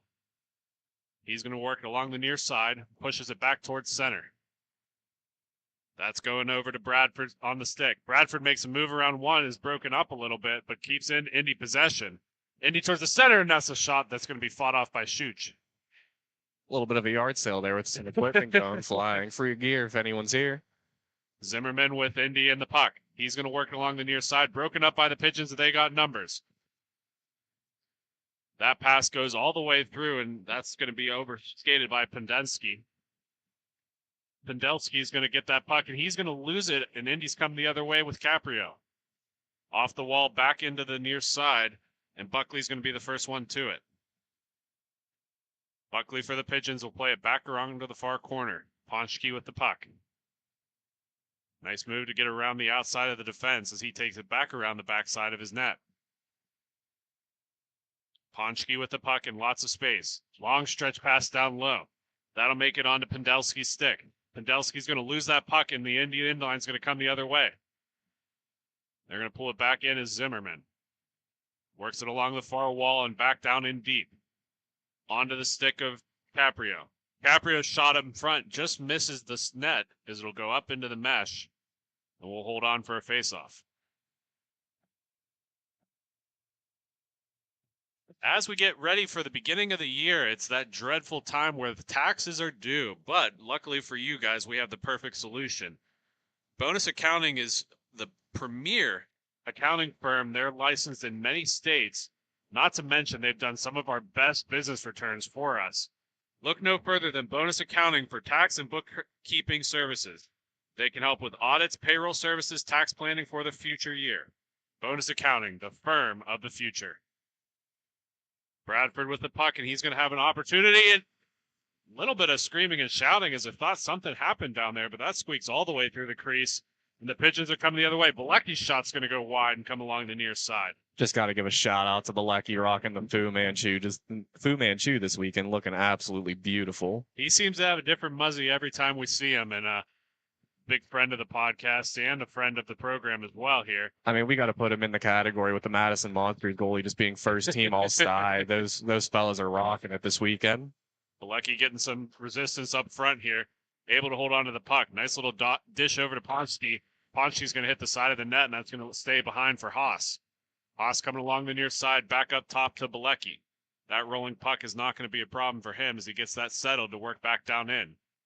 He's going to play that over to Pendelski. Continuing to work this down. Buckley with the puck's going to overskate it, and Indy's going to come the other way. Indy works that across. That'll be taken back over by Bilecki here as he takes the zone. That shot's going to go into the knees of Bradford, where it'll pop back out the center. Buckley's going to race Miyake for it. That's going to be overskated a little bit, picked up by Indy. Indy's shot is fought off by Schuch. And that's going to spring the Pigeons coming back the other way. Haas with the puck. Haas stuffs up quick. That shot's fought off by Kleber. Both goalies perfect so far in this game as Kruzman's going to pick that up for Indy. I mean, it's been the theme of the day so far. I feel we've had a lot of low-scoring games thus far today, and even on the weekend. Attendees came to prove it. Indy on the far side of the wall. They've got space and a man back deep. They'll use Bradford back. That'll be worked back down in the corner. Good defensive effort there by Schmidt from Windy City as they're going to pick that up and work it to the far corner. Schmidt will play it off the glass up top.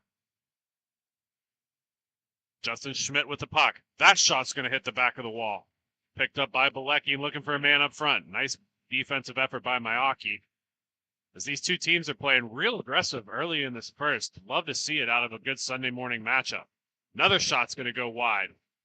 That's going to sit here in front of us, and that's going to be picked up by Indy. Indy with a 2-on-2 opportunity coming in tight. 7:25 left to go in the first period. Nice little move to get around one, and a beautiful defensive effort there by Dion. Pigeons are going to get that puck back as they work it up top. Another shot, and that's going to find the back of the net. Beautiful goal by Schmidt, number 77, and he'll get the first one of this contest.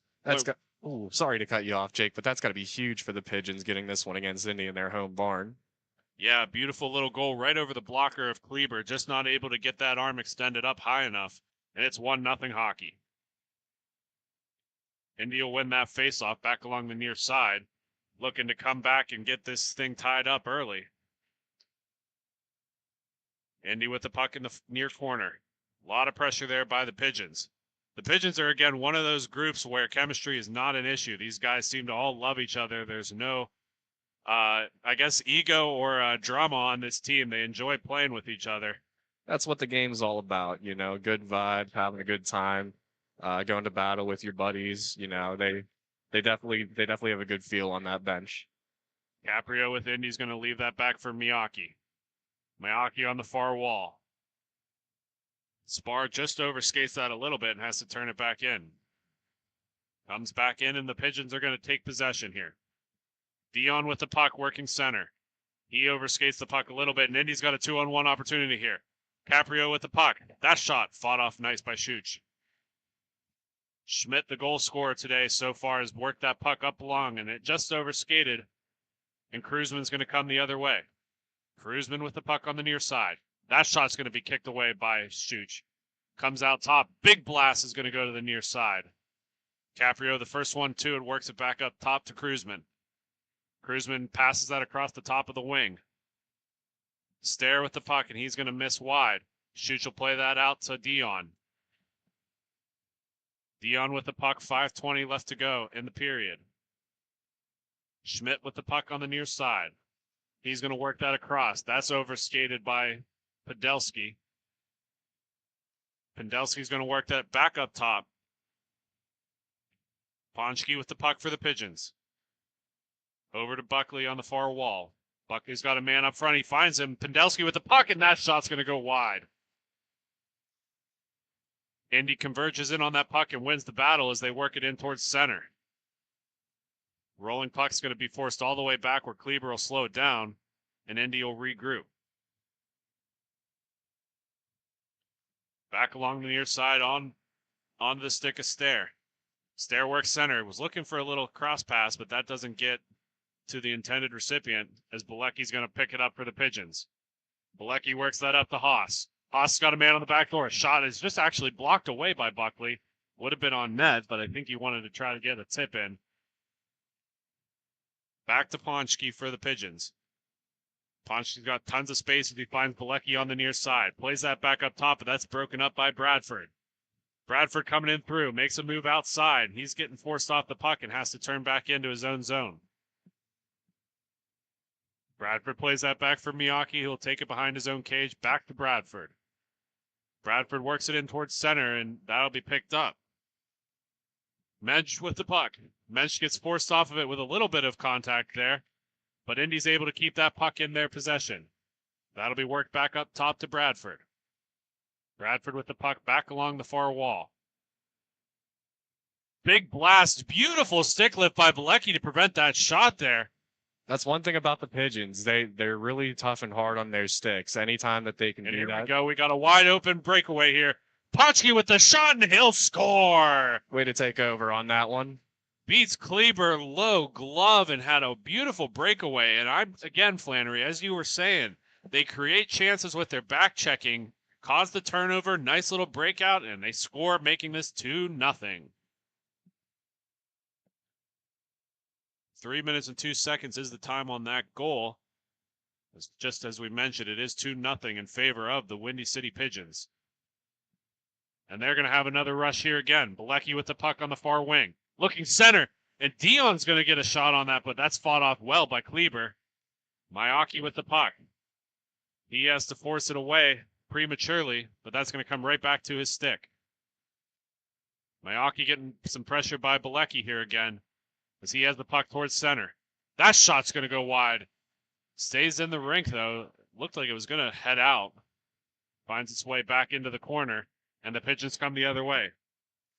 Schmidt with the puck, and he's going to score! Nathan Schmidt makes this a 3-0 hockey game with 2 minutes left to go in the first period. If Indy's going to get back in this, they got to close the floodgates that the Pigeons have started to open here. And they have the tools to do it. They do play well as a team. They just got to find the way to get back to their game, protecting the house, doing all the small things right. I don't think they're out of it, but the Pigeons are definitely doing everything right at this point. Puck comes back in, and MIHA will pick it up for Indy.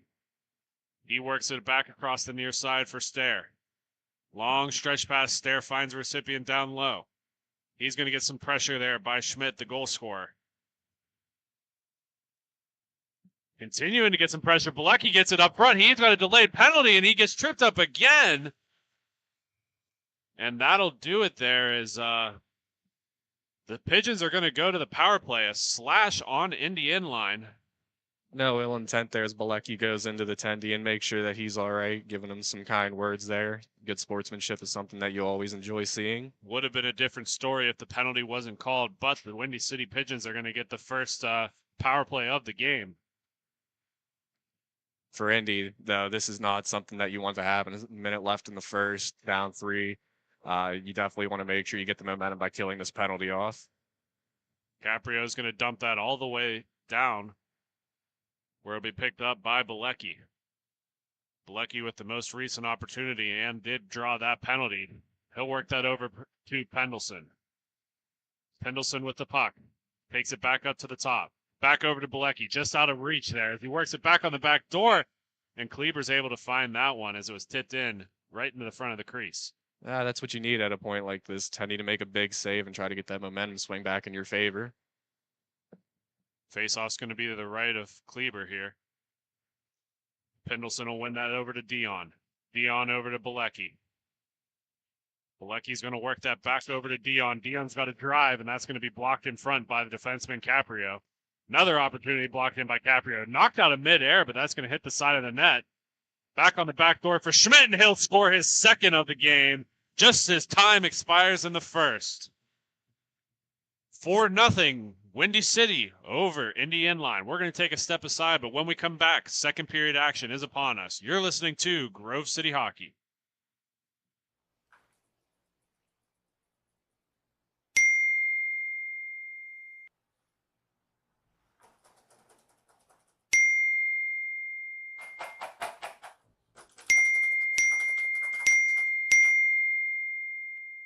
Frustrated and wasting time doing your own taxes? Getting confused by complex forms? Waste your time no longer. It's time for you to check out Bonus Accounting. Kenny and the team will help you with taxes, bookkeeping, and payroll services. Now that's an accounting hat trick. Leave it to the industry experts and check them out today. Use promo code Grove City Hockey for a sweet discount and also to receive exclusive GCH merch. Bonus Accounting, the firm of the future. This copyrighted telecast is presented by Grove City Hockey. It may not be reproduced, retransmitted in any form without the expressed written consent of Grove City Hockey, LLC. We thank you for your understanding and hope to continue to enjoy this complimentary broadcast. To purchase footage, email grovecityhockeyllc@gmail.com.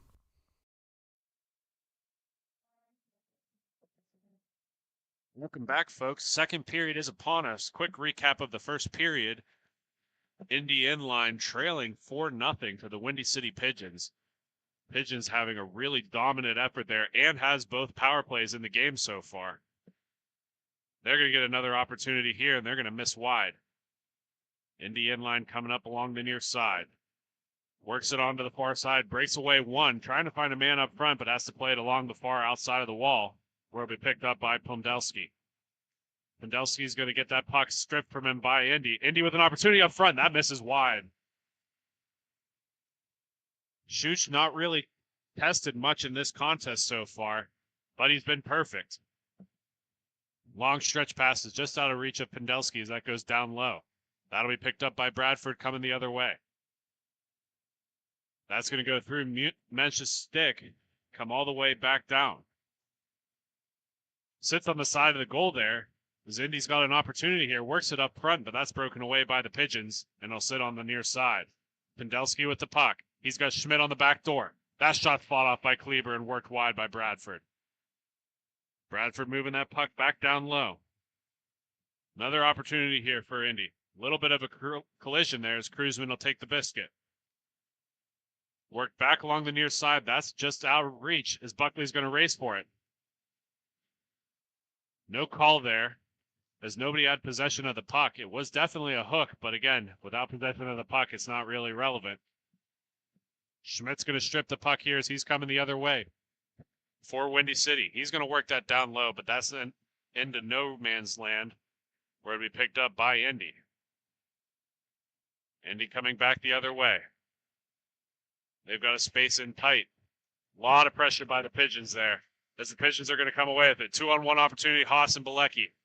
Mayaki back on defense for Indy as that's going to go off of the stick of Bilecki and into the far corner and worked all the way back for defenseman Buckley. Buckley getting a little bit of pressure by Indy as he works it along the near side.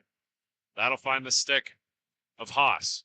Haas over to Ponchke, but Ponchke's going to work that down to Bilecki. Back up along the near side to Buckley. Buckley down to Haas, but it's going to get out of his reach as Miyake's going to pick it up for Indy. Indy with possession right now. 11:40 left to go in the second period. 4-0 the score in favor of the Pigeons. Puck's worked along the far side. Opportunity up front. Back up top, down to Miyake. Miyake works it in tight, but just out of reach there. Another shot's going to be broken up by Schuch, and the Pigeons are going to come the other way. Overskating it a little bit. Caprio will pick that up for Indy and works it along the far side. Indy with the puck. That shot's going to find the front of the net, and Schuch will hold on to it. Again, it appears to be the same song and dance. Whenever it seems like Indy's about to get something going, the Pigeons are coming in and playing a hard stick game, making sure, they're not going to get any easy attempts on it, just making life easy for the goalie, which is something, every tendy can dream for. Shot by Miyake. Rebound attempt will be fought off. Zimmerman not able to control that one. He's going to find a man in front, but that's overskated, and that'll be picked up by Haas. Haas works that back down low to Schmidt. Schmidt will have to come back to pick it up. Plays it up along the near side. Weird bounce off the boards. But Dion will get to it anyhow. Stripped of the puck as Miyake will take it for Indy. He'll work it into the far corner. Getting some forechecking pressure by the Pigeons. He'll spin back and work it across to Caprio. Caprio with the puck forces it towards center. Plays it along the near side. Stair with the puck. Works it back to Caprio. In Caprio's sticks. He's just not able to control it. But Zimmerman will get to it. Zimmerman back for Miyake. Back down to Zimmerman. Hill overskated, and here comes the other opportunity for Haas. Haas with the puck. Hits the near side. That'll work down low and comes up along the near boards. Up to Schmidt. Schmidt with a nice little move, but he's going to be taken away eventually as Caprio worked that back down into his defensive end. Schmidt not giving up on the puck, but not able to get the possession either, as that goes on to Miyake's stick. Miyake works that across. Opportunity here as he cuts center. Zimmerman with the puck. Zimmerman gets forced off of the biscuit, and that'll come all the way back out to center, where Indy will keep possession. Bilecki stripping the puck. A 2-on-1 opportunity here. Shot is going to be fought off by Kleber and go to the far corner. Puck comes back out towards center. Stair gets stripped of the puck. Opportunity here for Dion. Dion's forced behind the net. Eventually overskate it, and that'll be Miyake with the puck. Pinned up against the boards as Dion's trying to force a turnover here. Pendelski coming to assist, but Miyake's going to squirt away with it, coming through center. Miyake looking back for reinforcements. He's going to be forced off of the puck, and that's going to stay up for Schmidt. Schmidt trying to work it towards center. Nobody there but Indy. Stare with the puck. That redirect is going to be fought off by Schuch. Beautiful opportunity as Pendelski's coming the other way. 3-on-2 opportunity for the Pigeons. Pendelski works it over to Schmidt. Schmidt's shot's going to go high off the glass and come on to the near side. 8:15 left to go in the second period. 4-0 the score of the Pigeons leading Indy. Indy leaves it on the back side. That's broken up by the Pigeons. Over on the near end and worked back to Pendelski. Ponchke with the puck. Ponchke back up to Schmidt. Schmidt's got a man up front if he can find him. Big blast is going to be fought off by Kleber and goes behind the net. Puck along the near side. Zimmerman up with the puck.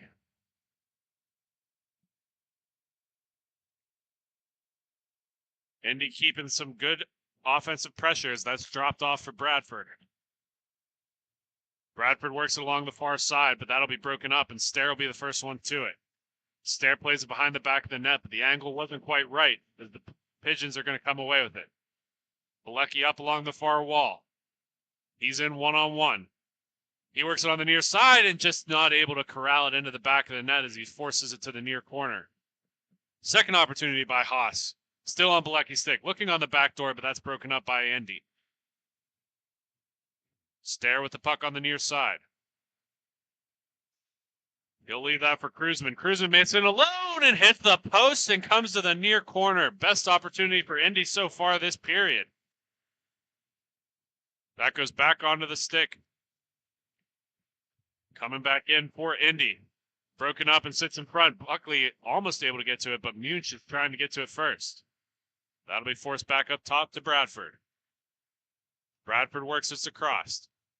Overskating it a little bit, but Caprio will get to it for Indy. Caprio with the puck on the far side. It's got a man on the near end. Another opportunity here, and that shot hits the post again. 2 posts for Indy. No goals. Got to commend them. They're coming out a lot stronger this period, starting to get some more opportunities. It's just unfortunate some of the bounces that aren't going their way. Haas with the puck on the near side, looking on the back door, but that's going to be fought off by Kleber, and he'll cover it. That's one of those situations, Flynn, where I'd play that out if I was Kleber. No real pressure from the Pigeons. You get your possession. Yeah, but to look at the point of the goalie laying down on his back, maybe not necessarily being aware of his surroundings. I think that's kind of the smart play, just to make sure nothing goes into harm's way at that point. 5:45 left to go in the second period. Face off to the right of Kleber. Gotta say though, this game is not following the script that we've had for the majority of the weekend, having all these close games, overtimes, the 2-and-2 stop clock at the end of the third. A little bit of a different feel, so we'll see if Indy can get back on track with it. Kleber's going to eat up Dion's shot and hold on for the draw. This will be on the right of Kleber once again. Bilecki's going to tie that puck up at the face-off circle, but the Indy's going to get to it first. Indy with a 2-on-1 opportunity, hopefully. That shot's going to go through the crease and come around the near side. Worked up top to Haas, but Caprio gets to it first. Haas able to strip the puck of him, and he's got a 2-on-1 opportunity with Bilecki. That shot's going to go on the near side and miss wide. Bilecki with the puck on the far wall. He's able to kick it up to himself, and he's got help. Bilecki fires one through the crease. First one to it'll be Zimmerman. Zimmerman with Indy works it around the far side over to MIHA. MIHA with the puck. Nice little move to get away from Bilecki. He's getting a lot of pressure here. Able to evade 2 defenders as he's got some opportunity here with a 3-on-2. MIHA with the puck works on the back door, and what a save by Schuch as he's able to get across with that blocker and rob Zimmerman. He doesn't seem to be too cold. Hasn't faced the most shots this game, but he's making the saves when they matter. Caprio with the puck along the near wall. Works that down low to Zimmerman. Zimmerman looking for a man up front, but he gets stripped of the puck by Ponchke. Ponchke with the puck through center. Able to have a 3-on-1 opportunity here. Shot, gonna find the front where Kleber's able to battle it away. Trip, and that looks like that's gonna be a little bit of a scary hit as it hit the head of, it looked like Kruzman. We got a delayed call as Kleber vacates the net for the extra attacker. MIHA with the puck for Indy. They'll work that across to Zimmerman. Zimmerman on the far wall. He fans on that pass, and that'll blow the whistle dead as Indy's going to go on the power play. Just over 3 minutes left here in the second period, about 17 minutes left in total gameplay, being down by 4. Nothing's outlandish, but they do need to take control of this power play and capitalize. I think getting this next goal, a special goal at this point, that's going to get them back in this game, if anything. Justin Schmidt heading to the box, 2 minutes for tripping. Indy's going to get ready for the draw here. Little miscommunication on who's lining up for the power play, but they're going to get the puck anyways. Zimmerman up front. That hits another post. Indy, the team of posts so far this period. If we were playing 3-bar, I think they might have won at this point, but unfortunately that's not the case. We'll resume at faceoff here. Indy working that along the far wall. A lot of space along the top. That's over to MIHA. MIHA with the puck. Back across to the far side. That goes off of the skates of Zimmerman, but Indy's not going to be able to collect it as Bilecki comes away. Bilecki on a 1-on-4. He'll hit the side of the wall and comes away with the other side for Indy. Indy back to MIHA. MIHA with tons of space as we have 1:14 left to go in the power play. Back up top to Zimmerman. Zimmerman's shot's going to hit the side wall. Another opportunity that sits on the doorstep, but that's forced on the near side.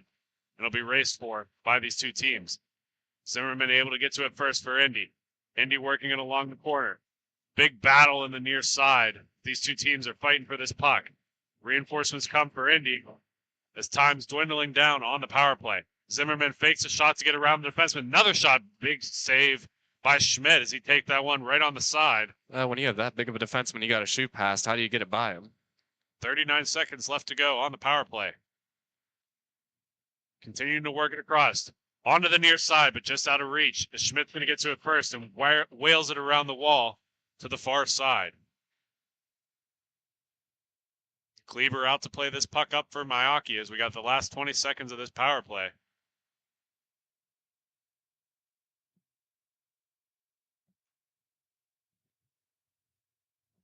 Indy in the near corner. Big battle here as Schmidt's able to force him off the puck. But it finds a man up front. Nice save by Schuch. His stare was not able to get him. Full strength resumes here as that puck's played along the far wall. Another blast by Indy is knocked out of midair by Schmidt, and that's going to be worked around top. Beautiful keep in by Caprio there as he's able to knock that out of midair and play it down. Cross crease to Caprio. That's going to find its way to the front of the net. Another opportunity spot off by Schuch.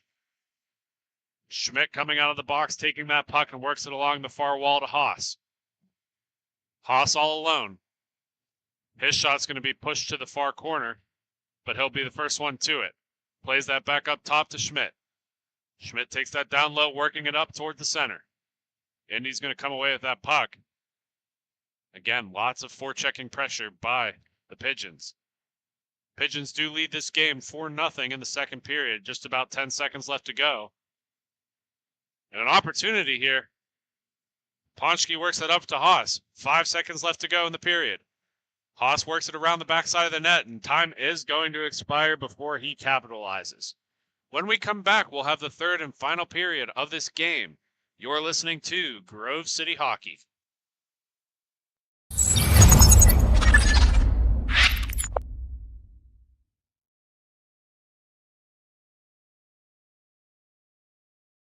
For my opinion, it has a good minimalistic look. I'm a fan of the black with minimal white accents, the white logo at the very bottom, it makes it pop. I gotta say I love the grip material. I'm not feeling like I need any tape or anything. And then honestly, in terms of weight, it's definitely one of the lightest sticks I've used. It has a good pop to it, so I feel like I'm gonna get a lot of good shots off and hopefully less muffins. This copyrighted telecast is presented by Grove City Hockey. It may not be reproduced, retransmitted in any form without the expressed written consent of Grove City Hockey, LLC. We thank you for your understanding and hope to continue to enjoy this complimentary broadcast. To purchase footage, email grovecityhockeyllc@gmail.com. Third period action here, folks. As both teams leave the bench to get ready to take the face-off at center. Score is 4-0. All 4 goals have happened in the first period. Scoreless in the second. As we get ready for the third, Indy's got quite a hill to climb, but there's plenty of time to come back in this hockey game. Yeah, but in inline hockey, a 4-goal hill is not the hardest to conquer. So definitely possibility, but just the way things have been playing out so far, it's hard to imagine the Pigeons aren't going to walk away with this pretty decisively. Those of you who watched the last game just before this one, Detroit Revolution scored 3 goals in 90 seconds. So think about it. They've got 14 minutes to get 4. It's the nature of the game. Cruzman's going to send that over to Caprio. Caprio on the near side. He's going to be forced down below the goal. Good effort there by Dion. Dion plays it along the near side. First one to that is going to be Cruzman. Stripped of the puck is Pendelski. Pendelski's shot is fought off by Kleber and sits behind the net. Pendelski with the puck and Zimmerman battling down low.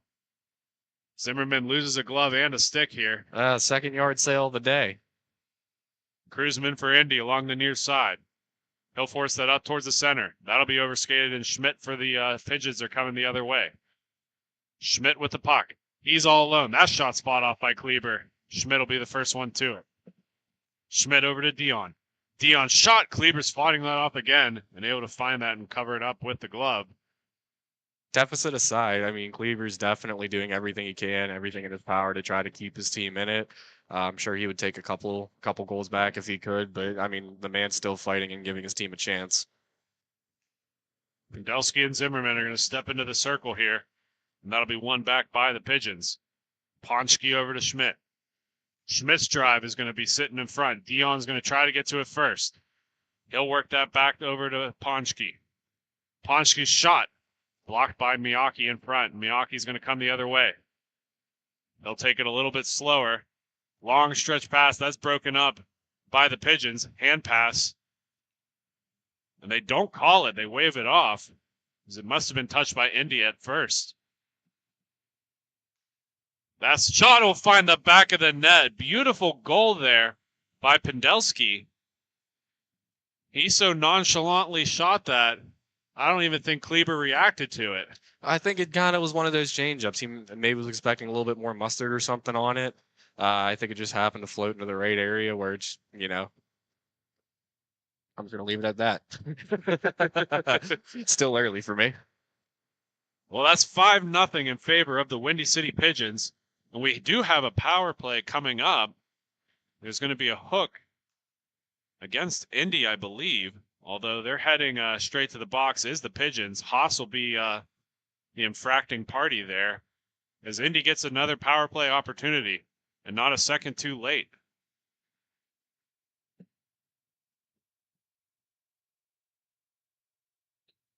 Face off down in the Windy City Pigeon zone. Be won by the Pigeons. And they have no interest in trying to do anything crazy, as they just put that right on net. Kleber has to make a save from over 150 feet away. Indy with the puck up top. That shot's going to be blocked away by Schuch.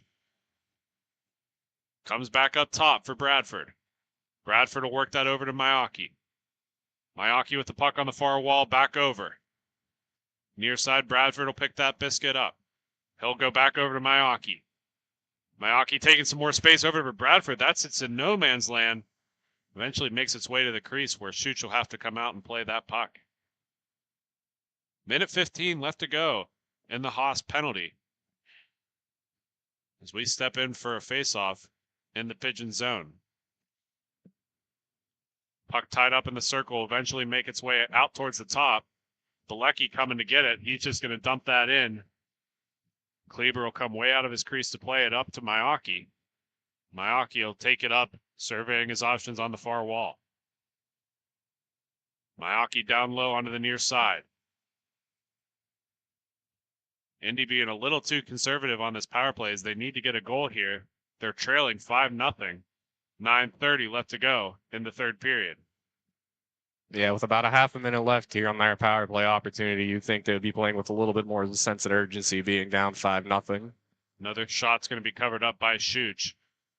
And Indy's going to have about 20 seconds left to go after the faceoff.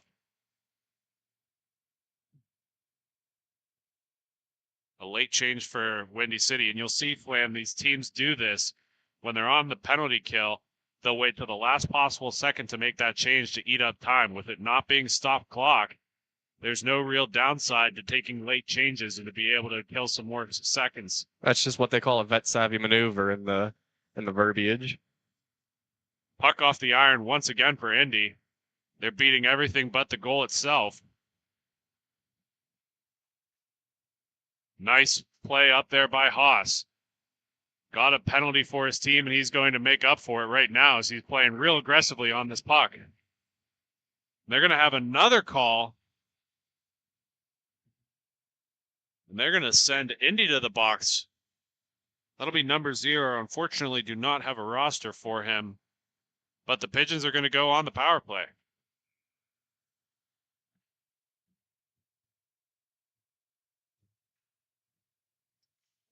Faceoff's going to be won back by Indy. Cruzman's going to play that off the glass and goes all the way down where Schuch will stop it up for Ponchke.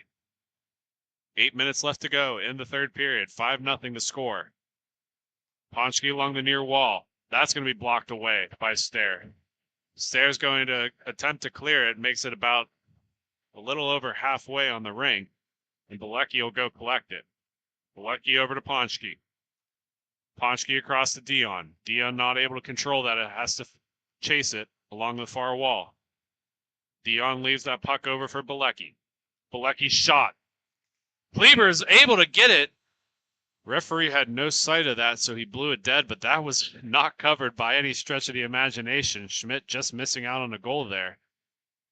I mean, that's just a little bit of a sigh of relief at this point. You know, you're down 5-0, about 7 minutes left to go. You know, get closer to that mercy if that goes in. See if we can have a comeback and make this one a little bit of an entertaining game again. Caprio please that. Schuch struggling to hold it a little bit, but he plays it up to Ponchke. Let's see if we get a goalie assist here. And won't get it there, but a nice opportunity there by Ponchke, as that's fought off by Kleber. Dion on the near side. He'll play that back to Bilecki. Bilecki walks into the zone. Another shot's going to be blocked away by Indy. Back on the stick of Dion. Dion worked that down low. Another opportunity. Good defensive effort there by Stair. Over to Schmidt. Schmidt back to Bilecki. Bilecki through center. Plays that across to Dion. Dion working it in on the far wall. Back up to Bilecki. Little bit of a knuckle puck, as that's going to be a little hard for him to control. Eventually he settles it down. He'll work it over to Schmidt. Big draw. That finds the back of the net. Justin Schmidt with his second of the contest. And it's 6-0 Pigeons. When you have a big body and Ponchke standing in front of the net like that as a screen, it's hard to see anything coming at you. 6:05 is the time on that goal.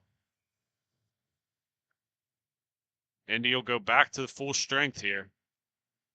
And that'll be played up ahead. Ponchke directing and going to get that puck as he works it around the far side. That'll go over to Pendelski's stick. He'll play that through center. Quick race for it as Haas will get to it first. Haas is getting a lot of pressure here by Caprio and leaves it over for Pendelski. Pendelski up top to Ponchke. Ponchke back to Pendelski. On the far wall. Coming through center. Ponchke has the puck and he's got a man on the back door. He plays it across and that's going to go wide. Delayed call against Indy again, as this is going to go back onto the power play for the Windy City Pigeons. We're going to have a slash as the call. See who they send to the box. I believe they're going to send number 69.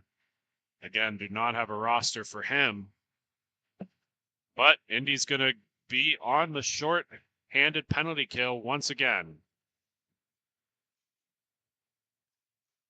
Puck one up top to Haas. Haas over to Schmidt. Big blast by Schmidt. Fought off by Kleber. Rebound goes wide. Puck coming along the near side, off the wall, back up to Schmidt. Another big shot, and that's going to be fought off by Kleber once again. Bradford will elect to just dump it the length of the ice, and Schmidt will have to go back to collect it. Schmidt on the far wall, takes the zone. He's got a man up on the near side in Pendelski. Pendelski's shot's blocked away by Mayaki. Back on Pendelski's stick as he works it over, up to Haas and over to Schmidt. Schmidt in the neutral zone there. Leaves that back for Haas. Haas kicks it up to himself, but a rolling puck evades where he wanted it to go. Back over to Schmidt.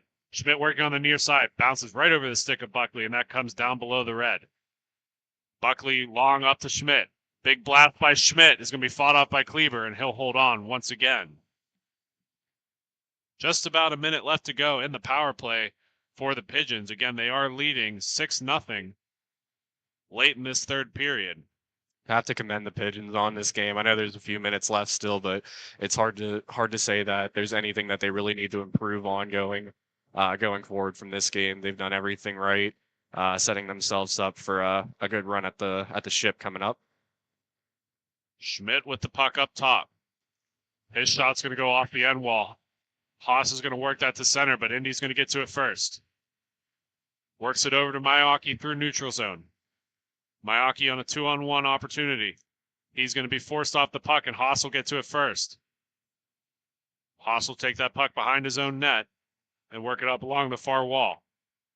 3 minutes left to go in the third period. Haas with the puck down low. Works it toward the center, and that'll be forced to the far corner by Indy, but Pendelski's going to be the first one to it. Schmidt going back to pick up the puck. He'll take it all the way behind his own net. Again, that's Nathan Schmidt. Pressure by Bradford springs Schmidt free on the far wall, and that comes up. Puck race, and Schmidt's going to come away with it. He comes on the near side. That shot's going to go high and wide and go all the way out to Pendelski. Pendelski plays that back to Buckley. Buckley back over to Schmidt, but overskates it, and Bradford's got the puck. Bradford's got a man on the backside, and Zimmerman's shot hits wide, and he's going to get to it first again. He plays that back up top to Bradford. Bradford's shot's going to go wide on the stick of MIHA, off the stick of MIHA, and back to Bradford. Bradford's shot is going to hit off of the collarbone of Schooch and go up into the netting. As we wind down, we want to remind everybody that pictures will be on sale at the conclusion of this tournament. Watermarked proofs will be available to view on the Grove City Hockey Facebook page. If you're interested in picture purchases, make sure you email us at grovecityhockeyllc@gmail.com. Caprio's shot's going to be blocked by a defenseman up front, and he'll leave it for Zimmerman. Minute 30 left to go in the game. That makes it all the way across to the far wall. Back up top to Kruzman. Kruzman back down on the near side. Man cutting in through center. Works it on to his forehand, but he gets stripped of the puck by Bilecki, and that brings Schmidt free on the far wall. Rolling puck, hard to control for Schmidt. He gets forced off the puck, and that goes to the corner for Kruzman. Kruzman's going to be taken away by Dion. Dion's got a man in front if he can pay attention. Bilecki's stick, and he's going to go wide. Back down to Dion. Dion's going to work that back up top. Schmidt with the puck. Schmidt plays that back deep. Bonschke with it. 58 seconds left to go in the third period. Back along the near side to Bilecki. Bilecki just overskates it a little bit, and a miscommunication gets Indy the puck. Indy with the puck on the far side, works it over to Zimmerman. Zimmerman cuts through center. That shot is going to find the back of the net. Zimmerman at least gets one for Indy, as it makes it 6-1. Yeah, I mean, they haven't given up this whole game. The score's been a little lopsided, but, you know, you play for pride, you play for heart. Just, you know, showing that not giving up mentality. That's something that you got to commend on a team. Running clock in the last 30 seconds of this game. Score is 6-1 in favor of the Pigeons. And not that it's impossible, but it seems like the Pigeons are going to walk away with this one. And we'll see them later on this afternoon as they play in the championship for another T4 tournament in Indianapolis, Indiana. Ponchi's going to just lightly throw this on net as time expires, and that will do it, folks. The Windy City Pigeons lead 6-1 over Indie Inline. We'll start the T3 division when we come back, but until then, you're listening to Grove City Hockey.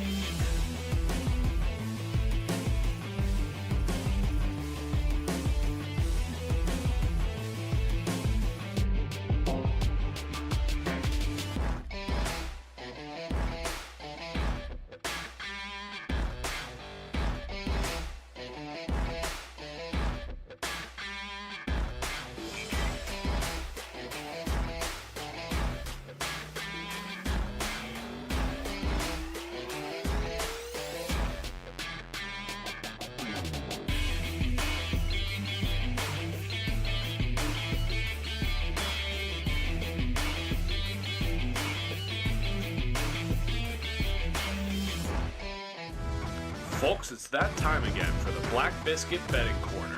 This prop bet of the game is, will there be a shutout this game by either goalie?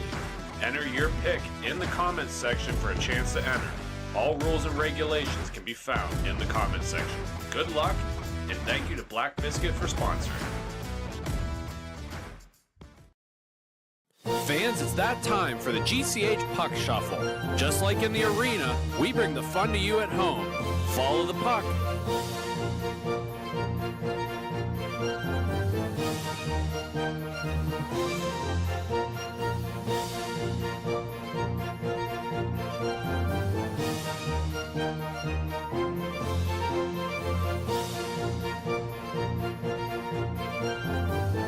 Now, which number is the puck under?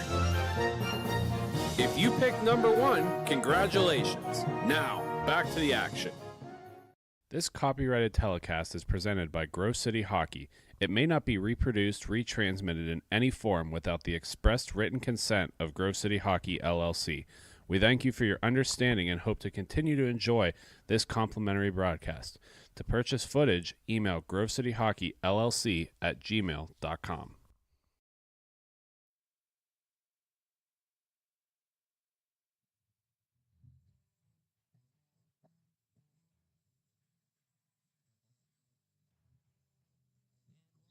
To Ellenberger Park here for this T3B matchup between the Kill Squad and the Windy Cindy Syndicate. And for this Kill Squad team, they're from Wisconsin. They lost their first game yesterday 6-3, but they recovered to win their second game 5-4 in a shootout, which brings them to 1-1 on the weekend and 2-2-1 on the season. As for these Windy Cindy Syndicate, they lost yesterday in their first game 6-3, and then again in their second game 5-0, and they're 0-4-1, so a rough start for the Syndicate on the season, but this should be a good matchup here in Ellenberger Park. With me on the broadcast is Jake Jasinski. Jake, any predictions for this game? Well, we have a little bit of an interesting thing where we've seen the Syndicate last year, and Kill Squad is one of the newer teams in this league. Obviously, there's some returning players, but it's interesting to see how these new teams kind of mesh into a league that maybe not everybody on the team is familiar with. There's certainly a learning curve playing a more physical league like this rather than like a beer league. So I'm interested to see how the Kill Squad does, but Syndicate has always been a favorite of the program, so I'm going Syndicate here. And our prop bet is going to be which team will record a shutout in this game. Please have that submitted ASAP. And we have the puck drop, the play underway. The Syndicate here in white with the puck attacking. Number 18 with it now. That is Zach Bakotic. And it'll be taken there.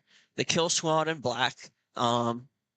And here they come. They're attacking left or right to left, left to right on your screen versus the Syndicate attacking left, right to left. Battled for there. And the puck is eventually possessed by number 18 again. That's Zach Bakotic. And then Bakotic will play it up the boards, taken by number 25, Tyler Diaz. And Diaz gives it over to the point where a play to the front of the net will be intercepted by the Kill Squad. And they have it now. Here come the Kill Squad on the far side. Walking up. And dropping a pass off so they can go to the bench. Make a few changes. And a shot on goal off the post and the rebound. They score. What a play by the Kill Squad. Number 13, Peter Leap Rich on the board. And 1-0 Kill Squad. On that play, we had the initial shot hit the post, and then it hit the back of the leg of the goaltender, Brian Model. And nonetheless, the Wisconsin Kill Squad are up 1-0. You almost get the sense that when Model heard that ring, that he thought it scored initially, and he kind of gave up on the rebound. Didn't know that it actually stayed out, but rebound was right there, and nice and juicy for the Kill Squad. We'll get the play resumed here, and off the face-off, we'll have a possession from the Kill Squad, leaving a drop pass as number 88, AJ Mackler. And Kill squad look to set up. They're carrying around to the outside, and here goes. And a good play there. Doesn't connect from the kill squad. That was looking for Michael. And a shot on goal turned aside by Model, and then Michael tries to get his own rebound, but it's picked up by the Syndicate, and here they come. Walking into the middle, and with it now is number 69. That is Brendan Uher. And it's going to be possessed again by the kill squad. They're going to come up through the neutral zone and making a move, trying to walk in, and stood up by 3 guys was Michael on that play. That's actually Derek Sykes. I don't know. And then the Syndicate will possess the puck. Here's number 77, Cody Hess with it. Hess feeds it over. Taken now by number 18, Zach Bakotic. Bakotic plays it back along, and a shot on goal is off of Matthew Zapp, the goaltender for the kill squad. What we always notice about the Syndicate is the Syndicate normally takes the first period to kind of feel their opponent out, figure out what their strategy is. They normally have some really good late game surges. So this is not out of characteristic for the Syndicate here to be down early in this game. And a shot on goal is turned aside by Model and taken now by number 33. That's Grant Johns. He fires one high and wide. And it's going to be taken now by number 22. That is Joseph Allen. And now taken away by number 20, Alex Keppel. Keppel with it now through the middle. He feeds along to number 21, Russ Christopher. And it'll be played and possessed now by the kill squad. And they'll rekindle into their own zone, stop behind the net, and start the breakout. Yeah, a lot of north and south skating by these two teams. Again, this is the first T3 game we've experienced today. But at the end of the day, speed wins these kind of games, and both of these teams possess it. So it'll be interesting to see who comes out. And number 69 with it now, that's Brendan Uher. Uher with it now. He goes around a couple guys from the kill squad and tries to make a move before it's spiked to the corner. Number 55 for the kill squad picks it up. That's Darren Oler. Taken now by the kill squad. Here they come. 3v2 if they hurry. 4v2 now. And a pass doesn't connect. It's taken by number 18. That's Bakotic. And Bakotic with it now. He looks and he skates it down behind his own net. Member of the kill squad in pursuit and just runs right into him, and they both go down. They're behind the play, and 18 takes a penalty. Wow, that's Zach Bakotic. He was upset that he got hit or bumped into from behind by Peter Leaprich. And I think definitely one, if not both, are going to go. Yeah, you can't have an offensive penalty like that when you have possession. Normally, you got to save your penalties for when you're on defense and you're actually trying to prevent a scoring opportunity. But when you have your own scoring opportunity and then to just end it with a penalty, that's mental strength there that you got to have. And number 13, Leaprich with it now. They feed it back on the kill squad on the far side boards for the power play, a tip try. And that's going to go behind the net. Now picked up by number 15, Derek Sykes. Sykes looks. He turns with it, and he tries to feed it back to the point where it's defended well by Alex Keppel. And Keppel with it. He tries a pass back, pass forward, rather, to Cody Hess, and it doesn't connect. And now the kill squad have it. They're looking. A shot goes wide of both the deflector and the goaltender. And then it'll be rekindled up and taken at the point. A wind and a blast and a save by Model, and he'll cover. Good penalty kill style save there, giving up no rebound. Yeah, the old adage that your best penalty killer is your goalie. It's said too much often, but in most cases it is true. And puck's battled for in the corner and taken by the kill squad. There's Leap Rich with it. He feeds to Derek Sykes, and then they'll walk it in, and a ripper goes wide. And it's going to be taken there by number 77, Cody Hess. Hess in the corner with it. He starts to bring it forward, and he's got all kinds of space. Now he takes the puck literally through all 4 guys on goal, and he scores! A beautiful shorthanded goal by Cody Hess. And this game is tied. 2 words, individual effort. Took that all the way from the defensive end, went through all 4 of the kill squad members, and was able to do some beautiful stick handling maneuvers, not to mention also able to use his full wingspan to get around the goaltender, and able to tie this thing up on the shorthanded nonetheless. It was like he looked up and the seas parted, and he just went right through the middle. We have another penalty coming up here. This one's going to be to the kill squad. And it is looking for the jersey number. I can't tell who it is at the moment, but it is taking them a second to get them to the box. I believe that is number 24, Matthew Miyuin. Face off. It'll be spiked to the near side corner and then taken by the Syndicate. They'll look to set up. That's number 18 with it now. That's Zach Bukotic. And he'll give and go with the guy on the point, throw it through down low. And a centering pass is intercepted and read well by the kill squad. Now it's number 77, Cody Hess with it. Hess to Bukotic to Hess to the near side. And a blast from Brendan Ewer is saved by Matthew Zapp. Good save there. And now played by the kill squad goaltender, Brian Model. Model leaves it there for Cody Hess. Hess brings it up out of his own zone. He looks, he delays, and he leaves it there.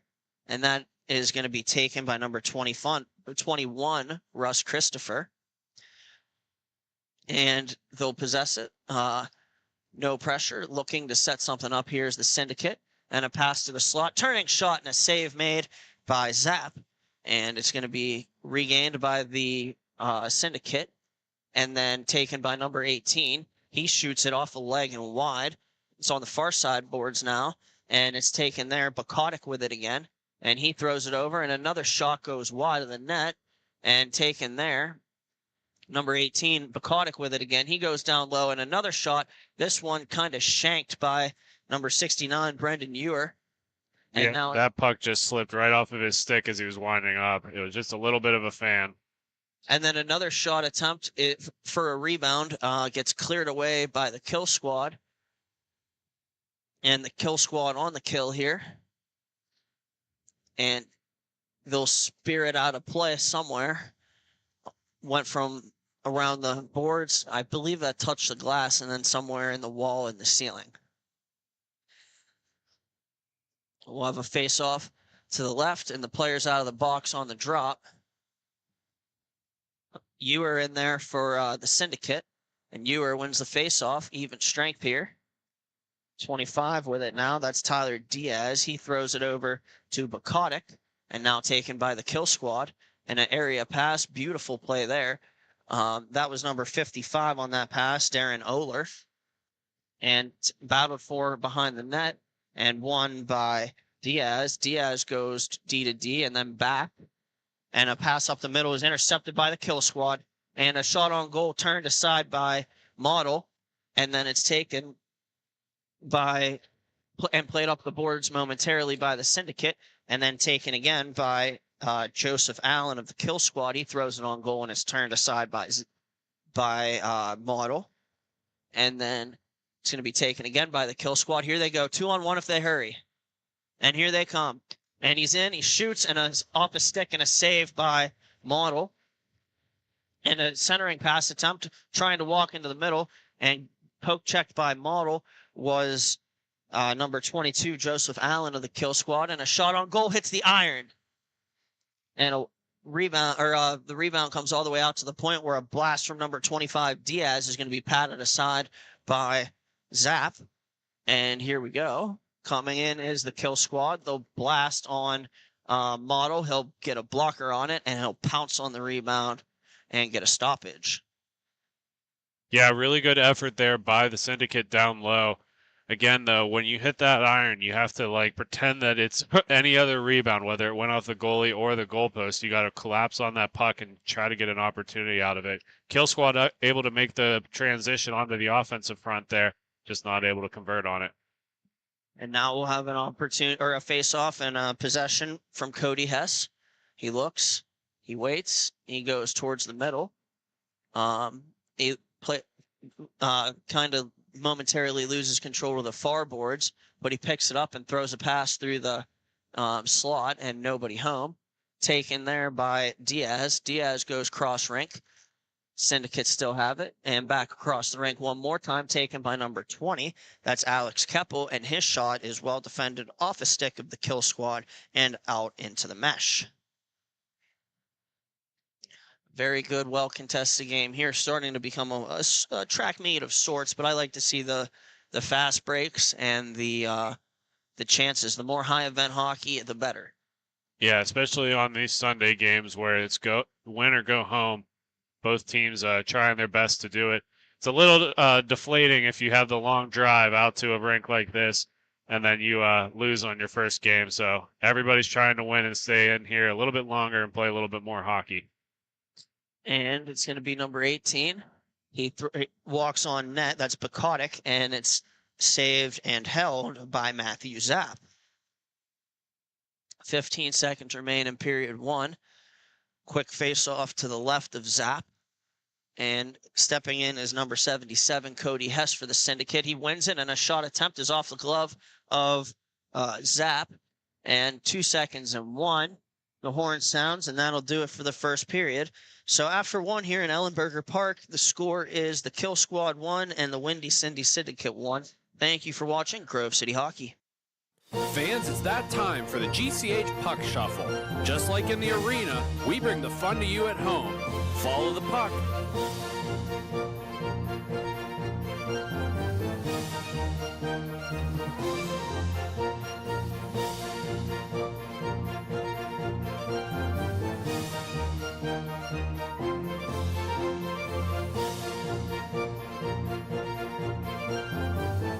Now, which number is the puck under? If you pick number 2, congratulations. Now, back to the action.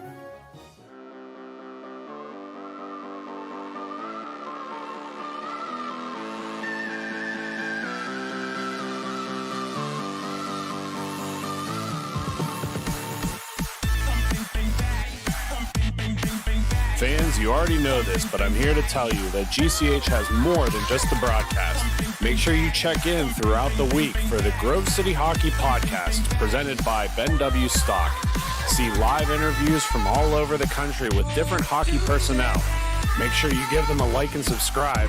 And as always, thank you to Ben and Grove City Podcast for helping to grow the game. Hi, this is Jake Drzezinski, defenseman for the Grove City Thunderbirds. Thank you for watching Grove City Hockey. Make sure to like and subscribe.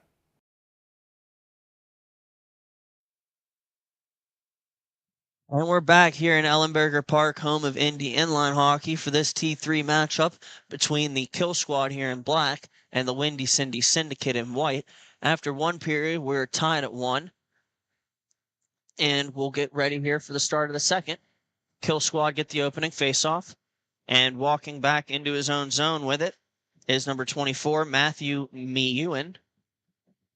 He has it. He waits. He looks. And he feeds over to number 88, A.J. Mackler. Mackler with it now. He's going to try to feed it back through. And the puck eludes the point, and it'll be taken again by Miyuen.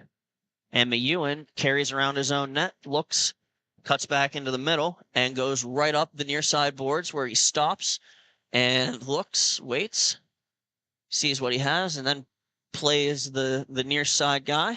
And a shot attempt towards the front of the net never gets through. Well defended there by the Syndicate. And then it'll be taken again. And it'll be dropped where the Kill Squad will maintain some control. Number 13 here, Leap Rich. He's the captain of the Kill Squad. He'll play it and give and go. And then his shot goes off the leg of number 77, Cody Hess, who has the goal here for the Syndicate. The kill squad plays it all the way back to MIHA. MIHA with it. He's in his own face-off circle, going behind his own net. He stops up there. He waits. He delays. He looks, surveys the situation, and he's going to skate up until pressure. One of the things about MIHA's last rush there is his speed, and we know that he possesses it. Really slow and methodical on this first take-in here, so interesting to see how he has multiple facets of his game. He's able to be cautious, and he's also able to be aggressive. He has kind of a speed it up, slow it down, rope-a-dope style to his game, doesn't he, Jake? Absolutely, Britt. Puck's taken here by the Syndicate. That's Cody Hess. Hess plays it up, and a pass attempt in front goes off the leg of MIHA, and then MIHA plays it off the back of his own net and around the boards. Taken there by number 25 in a battle. He beats 2 kill squad members. Plays it over to 69 in the corner. 69 turns with it. Tries to throw it in front for his teammate Bukotic, and it doesn't connect. Kill squad with it now. Cody Hess again. And his stretch pass attempt. And they got a chance here. A shot. And it goes out of play off of the stick of Ewer. And my goodness, he wants that one back. Yeah, he's beating himself up. I almost thought he was going to snap his stick on that one. He was so frustrated to miss that open net. And it's one thing to miss a net. It's the other thing to miss the rink. He sends it right up into the netting. It comes out the center. He had so much time there that he didn't know what to do with it. And we'll have the possession off the face-off by the Syndicate. And here they go. Number 25 looks back for Ewer. And nothing. And then it'll be battled for there. And a centering pass doesn't connect. Race for the puck. And first to it is the Syndicate. And they play it down for Ewer down low. Ewer tries to center. Cody Hess overskates it. And he feeds it in front. Brilliant pass there. And unable to be controlled. And I believe now we got a penalty coming up. Yeah, it's going to be against the Syndicate here. Wow. Another example of an offensive penalty. Not great for them. You hate to see it if you're the Syndicate. We'll get the kill squad to the power play with 10:20 here remaining in the second period of this 1-1 hockey game. And face-off is won by the Syndicate, and number 20 has it. Alex Keppel. I thought he might try to rush up the rink after he beat one guy, but instead he reverses and goes back down.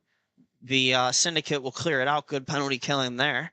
And then it'll be stopped by Matthew Zapp, the goaltender for the kill squad behind his own net. And then it'll be taken by the kill squad. They'll bring it up. And they'll play catch with it as they come through the neutral zone. And a shot attempt scramble in front of the net. And we have a whistle, a stoppage of play. And it's washed out, so it definitely didn't go in. And everybody will take a minute to get back to their feet. We'll have a face-off. That's going to be to the left of the goaltender, Brian Model. And we'll have the face-off won by the kill squad, picked up by number 55, Darren Oler. Oler plays it across point and gets it back from his teammate. Tries to walk into the middle, and it's going to be a race for the puck there, won by number 61, Andrew Johnson. A good job by him to win that race, or the Syndicate are in. And Johnson with it again, a shot wide of the net, bounces over to Darren Oler, and his shot goes wide. Back to the point now. It is Andrew Johnson one more time. He goes over to Oler, and a shot on goal with the guy in front. Save made. The rebound unable to be stashed home by the kill squad, and another shot, and it's going to be turned aside. That one coming from Johnson, saved by Model. And then the Syndicate will clear it. And then 10 seconds remaining on the penalty. And it's a couple of players creating. That's Johnson. We've called his name a lot this shift. Backdoor feed doesn't connect for the kill squad after they played it down low. but nonetheless, it'll be controlled here by MIHA. He's going to bring it back into his own zone and delay, methodically. Waiting, stopping up right beside his own netminder, looking, and he's going to start it up. Fans on the pass, gets it back, and he's just going to calmly go back behind his own net again. And it's going to go over to his captain, number 13, Leaprich, and then Leaprich goes across to number 15, and that is Derek Sykes. Sykes for Leaprich doesn't go. It's off his stick and wide, and then they'll play it all the way back down to MIHA. And MIHA has it, waits, brings it up, and he's actually going to feed it down low. Leaprich throws it back across, intended for MIHA, and it doesn't connect. Now it's going to be taken by number 88, AJ Mackler. Mackler with it now. Back for MIHA. MIHA surveys the scene, and he's going to throw it for a tip try, but it never makes it to the front of the net. It'll be intercepted by the Syndicate, and here they come. Shot on goal, gloved by Matthew Zapp. He says, "I'll take that," and he snatches it right out of the air. Yeah, super aggressive. You could tell by the way after he made that save, he is feeling the confidence right now. Number 13 now, Leaprich. He's going to step in for the draw against number 25. That's Tyler Diaz. Won by Leaprich, turned around or spun around the boards by Oler. Oler plays it. That's Andrew Johnson now.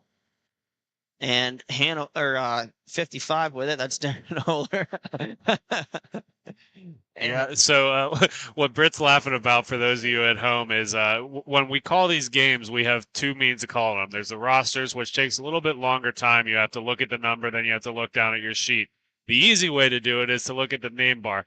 Unfortunately for the kill squad, they put a bunch of serial killers and villains from movies on their back names, so the names don't exactly translate to the score sheet. And now we have number 22 with it now. That's Joseph Allen. He walks in, and he feeds it back to Darren Oler. Oler back down low, and looking, and gets it back up top. Oler looking, plays it back to Johnson. Johnson for Oler. And Oler delaying and feeding it cross rink. And it'll get played there. Oler with it, down low now, and he tries a backhander, but it gets knocked off his stick by a Syndicate. And then it will be played further by the Syndicate. Stretch pass eludes the intended receiver, and it's taken by the kill squad. They're going to blast it all the way down and try to set up from down low. Well defended there by number 18, Zach Bukotic. And then he clears it. It's going to be taken now by Andrew Johnson. Johnson looking. He stops up behind his own net. Light pressure from number 69, Brendan Ewer. And it's going to be taken again by number 15, Sykes, and he shoots. It's off a stick and out of play with 4.5 remaining in the second period. Yeah, this game's a lot closer than we realize here. 1-1 is certainly one way to look at it, but both of these teams having multiple chances there, lots of shots on net, both goaltenders playing very well this game. This game is really, really close. And for this kill squad, what they're doing very well is they're controlling pace. When they have the puck, they have complete control of how quickly or slowly they move up the rink. And we'll see if they can use that to their advantage. And a blast from MIHA patted aside by Model, and then the kill squad will get the rebound on the far side boards. They'll throw it around the boards to nobody in particular, and it'll be taken by the Syndicate. And we're going to have a penalty coming up, and it's going to go against number 88, AJ Mackler. He's not happy with it.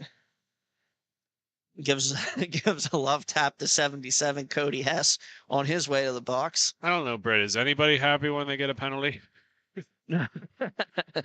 Absolutely not.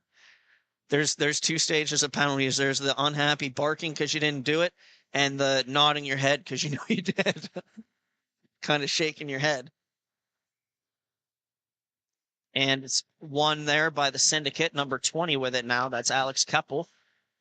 And he gives it to the far side boards to number 18, Zach Bukotic. Bukotic for Keppel. Back to Bukotic.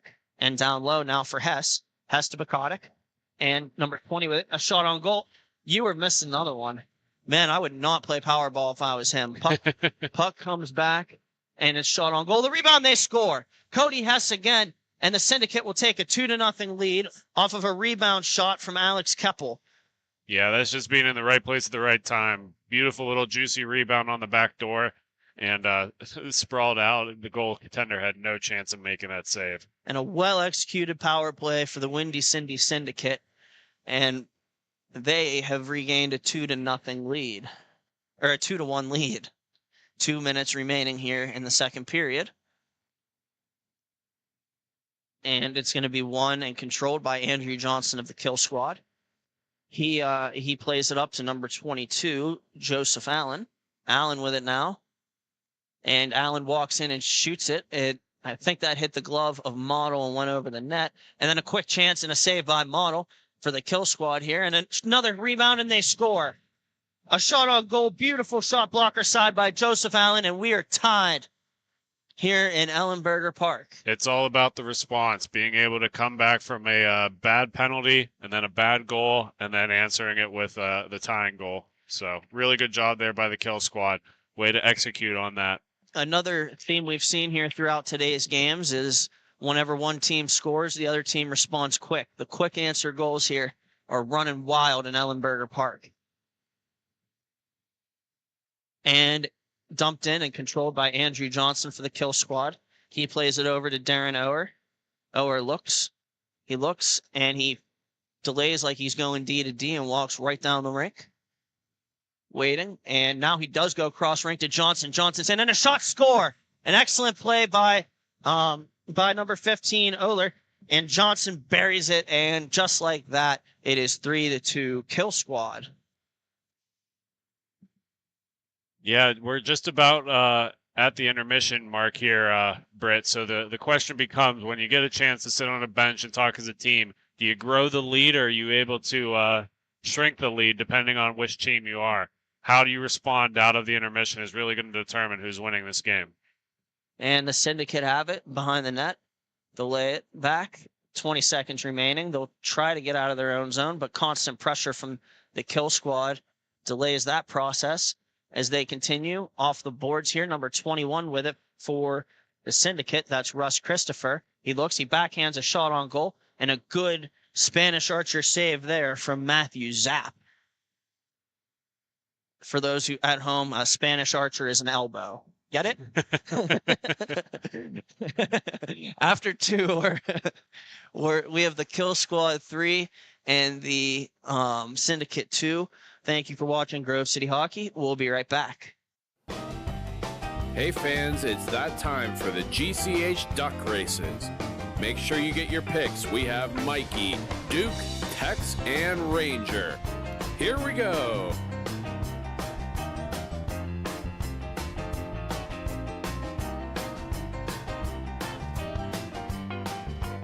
And your winner is Duke. Thank you again to Bonus Accounting for sponsoring the GCH Duck Races. It's that time, fans, for the Pens Youth Hockey Fundraiser event. Support the Youth Grove City Thunderbirds February 14th as the Penguins take on the Florida Panthers. Make sure you reserve your tickets at the low price of $55. All proceeds help the Grove City Youth Thunderbirds. Thank you for the Pittsburgh Penguins for helping us grow the game of hockey. This copyrighted telecast is presented by Grove City Hockey. It may not be reproduced, retransmitted in any form without the expressed written consent of Grove City Hockey, LLC. We thank you for your understanding and hope to continue to enjoy this complimentary broadcast. To purchase footage, email grovecityhockeyllc@gmail.com. And we're back here for the start of the third period of this matchup between the Wisconsin Kill Squad and the Windy Cindy Syndicate. Face-off possession is regained by the Windy Cindy Syndicate. Quick chance, and it's turned aside by Matthew Zapp. Good save there. And now it's taken by the kill squad in transition. Here they come. Here's McEwen. He shoots it, and it goes off the end boards. And then a rebound try to the net is defended well there by number 18, Zach Picotta. He's had a strong game here. And the kill squad regained control of the puck. McEwen with it. He's towards the neutral zone. He's reversing back towards his own zone, and he's going to hold the puck. And as he does so well, he's going to dictate the pace. Now he's going to speed it up. Here he goes. McEwen looks, throws it back into his own zone, and a weird bounce and an alert play there by the goaltender, Matthew Zapp, and he's going to hang on to it. What a weird bounce that was. It hit like by where the Zamboni door is, and it just came, instead of going around, it just bounced right out to the front. And a very alert play for Matthew Zapp. Yeah, there's about an inch to an inch and a half gap between the boards and where the rink ends. And so you have sometimes these awkward bounces of where the nubs of the puck will slide down into that gap, and then the bounce just gets changed on a dime. A little bit awkward, but that's part of playing at all these different rinks, is they all have their own little quirks and different feels to them, and you got to get used to it.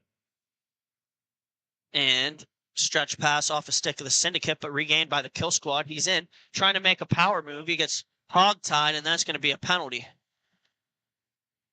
I believe Zach Bukotyk's going to go for hooking on that play, as trying to make a power move was number 15, Derek Sykes.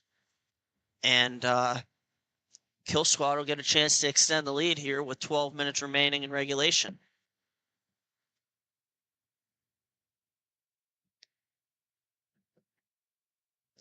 While we're waiting for this to get figured out, Brett, I want you to watch number 13 on this play. On the power play, he's been like hiding behind the goaltender in the net, trying to look for backdoor looks. Almost being a little sneaky back there. So let's see if he's successful on it. I've been noticing it on the first one. Not so much on the second, but we'll see if he does it again on this one. And jam up here as they tie up along the boards. Battled for there, 3 aside. And it's one back to Andrew Johnson. He looks, he delays, stops up, and he's going to give them a chance to set up here as they look. And 13 standing in front of the net, can't deflect the shot pass home. It's going to be taken by Cody Hess. Hess brings it up through center. He already has one shorty in this game. And he's going to get the puck back. And now they'll attack. Save made and a rebound here. Good save by the kill squad goaltender, Matthew Zapp. And now the Syndicate will have it, and they'll shoot or try to clear it into their own zone, but it's going to hit the ceiling and play is stopped.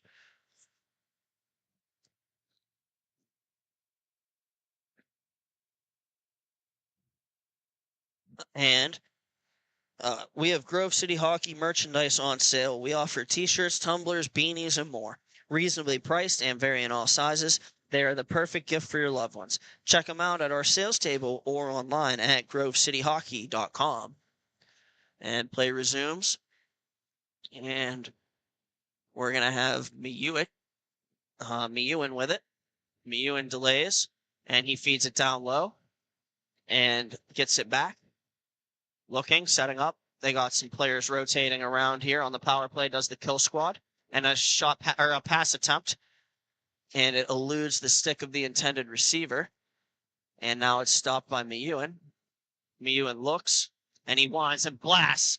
And it's going to be gloved calmly by Model. We got we'll probably be close to even off the drop here. And a well-played kill by the Windy Cindy Syndicate.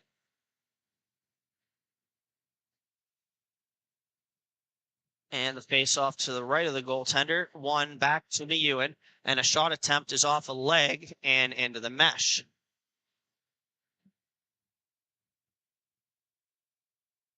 And we'll have another face-off to the right of Brian Model. It's jammed to the far side corner and then back to McEwen. Shot pass for a redirect. Nobody able to play it. And it's going to be battled therefore by the kill squad. And one back to McEwen, a shot off the side of the cage. and they're still in pursuit of it, and it, I guess, is literally on the back of the back side of the net, and it's going to be play is going to be stopped, and the face-off could be inside, but they're gonna. Yeah, when you have discuss it. an unplayable puck like that, they'll pull it out the center. There's no fault of the defense that it got there, and there's no fault of the offense that it got there, so it's the fairest place to put the puck. And the kill squad win the face-off, and they'll drop it on back. It's going to be taken by Oler. Oler with it now. He's going to stop up and wait. The lead here is 3-2 for the kill squad, and they're going to try to extend it here, but not. Bakotic wins a battle against the kill squad member who lost a stick and a glove, and that might have been, that's actually Bakotic's glove, and it's battled for the near side boards, and the puck is in that spot, I believe, where it's like dead on the far side, and we'll get a face off here to the right of the goaltender, Matthew Zapp. 7:35 remaining in regulation. And we're gonna have a face off here as the kill squad is going to change their line. Number 22, that's Joseph Allen stepping in for the kill squad. And the kill squad win it forward. Here they go. They might have an opportunity here. And it's Derek Sykes using his speed and then stopping up along the far side to work it back.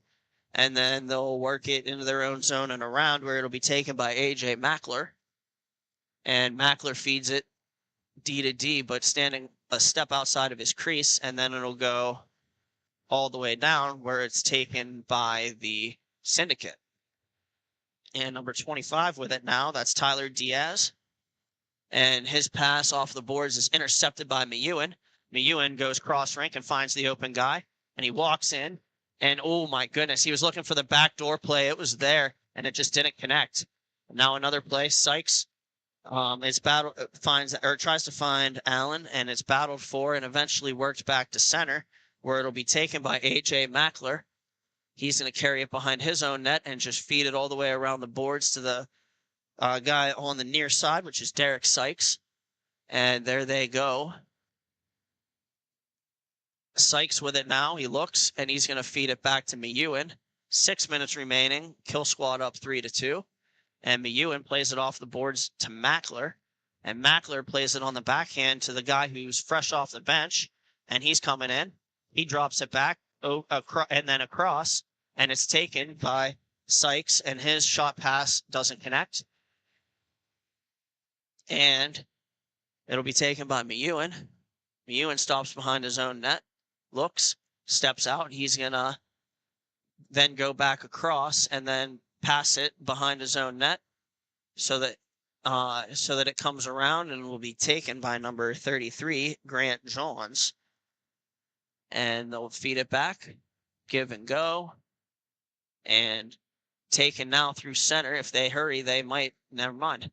I was going to say if they hurry, they might have had a 2-on-1, but the puck eludes the stick of the intended receiver, and then will be taken now by the kill squad. A 3-on-1, and a shot attempt is off of the defender and then off of the goaltender, and the kill squad will just send it all the way back.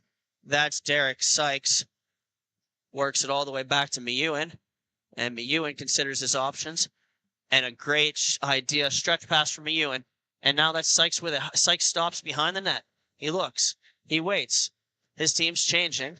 So he's going to just feed it literally all the way back down to MIHA. And MIHA's going to just carry it behind his own net. Yeah, you've mentioned his ability to keep possession there. He just got a stick in the face. Yeah, that looks like it hurts. And the Syndicate appear to take a timeout. So we'll step aside. 3-2 kill squad right now, 4:11 left in regulation. We'll be right back. Thank you for watching Grove City Hockey. Hey fans, We all know there's nothing quite like watching live sports here at Grove City Hockey. However, even we know it's not the best way to make a memory. We've got you covered in that department too. Make sure you check us out on our Facebook page for photos of all of the games. Make sure you look into team packages. It can be as low as $10 per person on the team. Now, back to the action.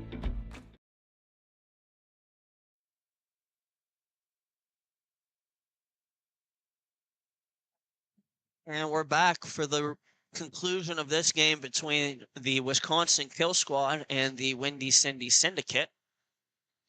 We're going to have a face-off to the right of the goaltender for the Syndicate. That is Brian Model, and it'll be dropped here. And we'll have a power play for the Kill Squad off of the high stick. So, number 69 with it now, or 61 with it now, Andrew Johnson. He gives it over, and that's going to be taken by Oler. Oler for Johnson, and a shot goes off a stick and wide. Taken by Oler. Oler feeds it down, and it's in the circle. Taken there and worked back by Joseph Allen, and they'll give and go. And it'll be attempted to be cleared by the Syndicate, but it was blocked down by Andrew Johnson. The Syndicate will get it back, and now here they go. And number 18, Bakotic, tries to go through and taken away by the Kill Squad. They're going to counterattack and try to set up.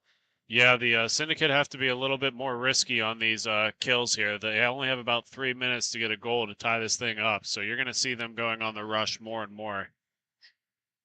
And it's going to be taken again by the Kill Squad. About halfway through this penalty kill, up the rink they come. And a shot on goal. Off the crossbar, and then it's taken by Sykes, the shooter, or by Allen, who initially shot the puck, and then it's going to be shot on goal, patted aside by Model, and then worked back to Mackler, and then back down deep. That's going to be taken by Joseph Allen. Allen feeds it over, top of the circle now, down low, and one more time, and a shot is wide of the net. A good look there by the Kill Squad. And it's going to be taken by Mackler. Mackler plays it over to Allen. Allen delays and feeds it back over to number 24, Matthew McEwen. McEwen back from Mackler, over to Sykes and back to McEwen. Or over to Allen, and back to McEwen. And McEwen takes it behind his own net. We're even strength here. And he's looking, and he's going to go D to D. And now they're going to try to set something up. They play it across the rink, but it's stolen by Bakotic momentarily. McEwen gets it back, and he's going to skate it up a little bit, try a backhand pass, and then it's going to be intercepted by Ewer. And a play by Ewer, and they score. Tie game. Great play by Ewer. He threw a shot pass through the seam, and they bury it, and it is deadlocked at 3 with 1:48 to go. Yeah, the Syndicate, like I mentioned in the first period, they have a tendency of coming back late in games, and there's the testament to it. Minute 48 left to go. Tied up. And that was a great play by Ewer, who's had a little bit of rough luck on some shot attempts today. And good to see him get it back and bounce back there. Well, he'll stand in for the faceoff and he'll win it. It'll be taken by Bakotic and then worked over to number 21, Russ Christopher, before it's played back in an area for Bakotic. And then now it's a loose puck. It's raced for by the Kill Squad. They're going to be the first team to it. And it's going to be the captain. That is number 13, Peter Leaprich.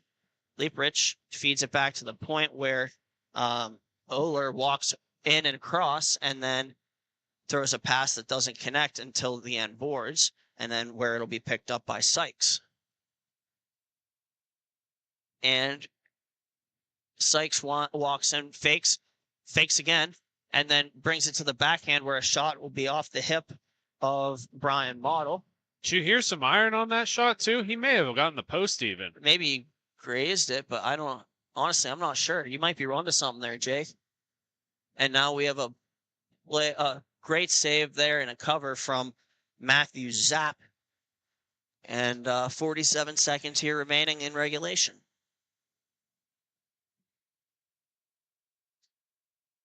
And face off to the right of Zap. And it's going to be taken there, where it's going to be battled on the near side boards and taken by the kill squad. They're going to work it across the rink, and trying to go to the hoop for an alley-oop play is number 33, Grant Johns, but it doesn't connect. And looking now, I think that's Johns with it. Johns tries a similar play, and a shot is turned aside by Model, and that was shot from Joseph Allen. And now it's Cody Hess with it. He has 2 goals for the Syndicate here today. And he's going to feed it back across. Hess one more time, 6 seconds. And he tries to throw it towards the net. It's off his skate. And just like that, we will have another overtime game. We'll keep it right here and with some bonus hockey. And speaking of bonus hockey, look no further than Bonus Accounting for all of your tax and bookkeeping needs. They can help with audits, payroll services, and tax planning for the upcoming year. Bonus Accounting, the firm for the future. The officials will get the teams lined up quickly here for this 3-on-3 overtime. We'll get situated as one of the players for the Syndicate has to step off and go to the bench. Now it's going to be taken by Zach Bukotic. He looks, he carries it below his goal line, stops behind his net, considers his options, and it's going to be taken by Cody Hess now. Hess places that back to Bukotic. Bukotic protects the puck on the end boards and then uses the net as his friend to get around number 22, Joseph Allen. Bukotic with it again. His backhand pass attempt deflects away from the net. Work back across now, and it's going to be taken again by Bukotic. And he makes a power move to the middle where Ewer is going to take it. Ewer delays, waits, and a shot or a pass attempt across, and it. I don't believe he got a lot on that for Bukotic, but nonetheless a great save from Matthew Zapp, and he's going to freeze it. 4:04 remaining here in overtime. The score 3-3. And we're going to have another face-off here, and it's going to get cleared around by Cody Hess for Zach Bukotic. Bukotic will take it and feed it all the way back around for Cody Hess. And he tries a Michigan, but it goes to his teammate where it's gloved down by Ewer. And now we have perhaps an odd man rush. And here come the kill squad walking in, a centering feed. And now in transition, we have Ewer, and he's in on a breakaway with a game on his stick. He scores!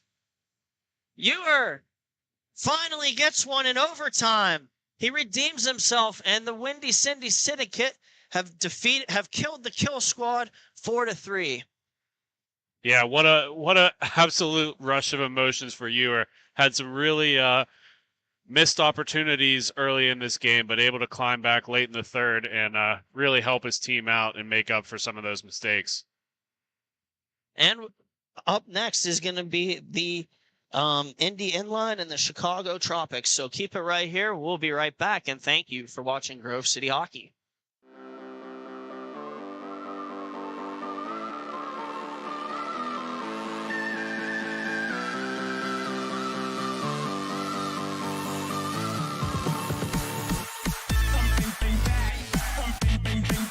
Fans, you already know this, but I'm here to tell you that GCH has more than just the broadcast. Make sure you check in throughout the week for the Grove City Hockey Podcast, presented by Ben W. Stock.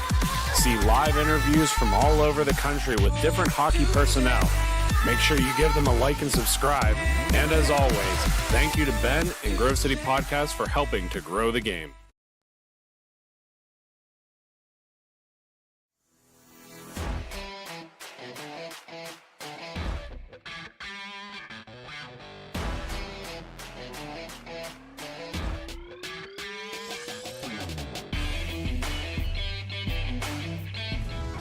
Folks, it's that time again for the Black Biscuit betting corner. This prop bet of the game is what team will have the most third period goals. Enter your pick in the comments section for a chance to enter. All rules and regulations can be found in the comment section. Good luck, and thank you to Black Biscuit for sponsoring.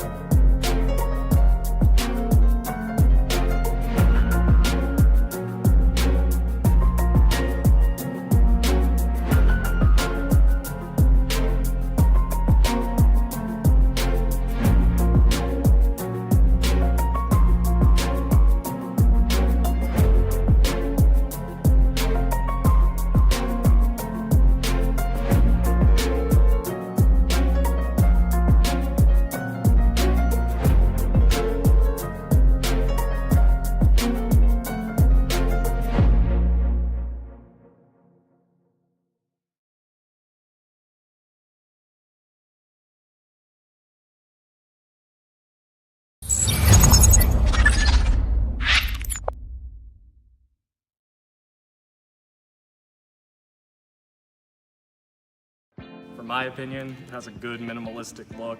I'm a fan of the black with minimal white accents, the white logo at the very bottom, it makes it pop. I gotta say I love the grip material. I'm not feeling like I need any tape or anything. And then honestly, in terms of weight, it's definitely one of the lightest sticks I've used. It has a good pop to it, so I feel like I'm gonna get a lot of good shots off and hopefully less muffins. This copyrighted telecast is presented by Grove City Hockey. It may not be reproduced, retransmitted in any form without the expressed written consent of Grove City Hockey, LLC.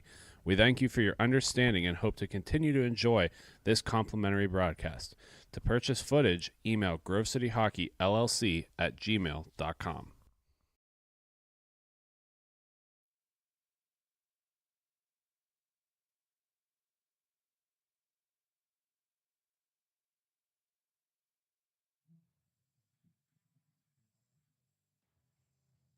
We're back here in Ellenberger Park, Indianapolis, where the Chicago Tropics will take on the Indy Inline hockey in this T3 matchup. As for the weekend, we have Indy Inline. They won their first game 6-3, and then lost their second game 6-2 for a 1-1 or 1-1 record, and that brings them to 3-3 on the season. As for the Chicago Tropics, they lost their first game 4-3 in a shootout yesterday, and then lost their second one 5-4 in a shootout yesterday, for a 3-1-2 record on the season. And as for the prop bet for this game, it's going to be which team will have more third period goals. And I'm going to take the Tropics just because they had 2 games go to a shootout, so they probably had to score in the third. Puck is dropped, puck is dropped and play is started. We're 20 seconds in, and it's going to be Indy Inline and black attacking from left to right, and the Chicago Tropics in white attacking from right to left. It's taken by McCaddy there. He's going to feed it up, and then worked over. It's going to be taken by number 24, Trevor Hansen, and it's going to go around the boards, where it'll be maintained by Hansen. He feeds it back to number 5. That's Mark Nicholas. And now taken by number 61 for Indy Inline, Alex Music, and he shoots it, and it's turned aside by number 10. That is Ryan Kwasinski. And Kwasinski again makes a save, and he's going to put a blocker down and cover it up. And then we'll have a face-off to his right. And it's going to be dropped here in a second. Teams will make changes. Face-off is won by the Tropics. They feed it around. Taken there by number 91. That is Robert Kokoska. And it's going to be taken by number 8, and that's Jack Fanning. Now going back for a puck in his own zone is number 91. That's Kokoska. And now shot on goal was turned aside by Indy Inline goaltender Devin Goodman, his first of the game in the early stages. Worked back by the Tropics and taken now by number 8, Jack Fanning. Fanning looks for Kokoska, and Fanning gets it back. He's in a backhand one reverse, and that's going to be taken by Hughes. That's Sean Hughes. And Hughes is going to play it over where number 23 will take it, Nathan McCaddy. And then it's going to be held here by Devin Goodman. And we'll have a face-off to the left of Goodman. Teams are making changes. 11 minutes here to play. And glove down by the Tropics. They'll go D to D. And that's number 5, Mark McNicholas with it. McNicholas looks, finds number 2, David Crystal. Crystal tries a shot blocked by a defender from Indie Inline. And then a couple of players cancel, and it'll be taken by McCaddy. And then McCaddy turns it over. It's going to be shot on goal by number 63, Nick Burton, and gloved aside by Ryan Kwasinski.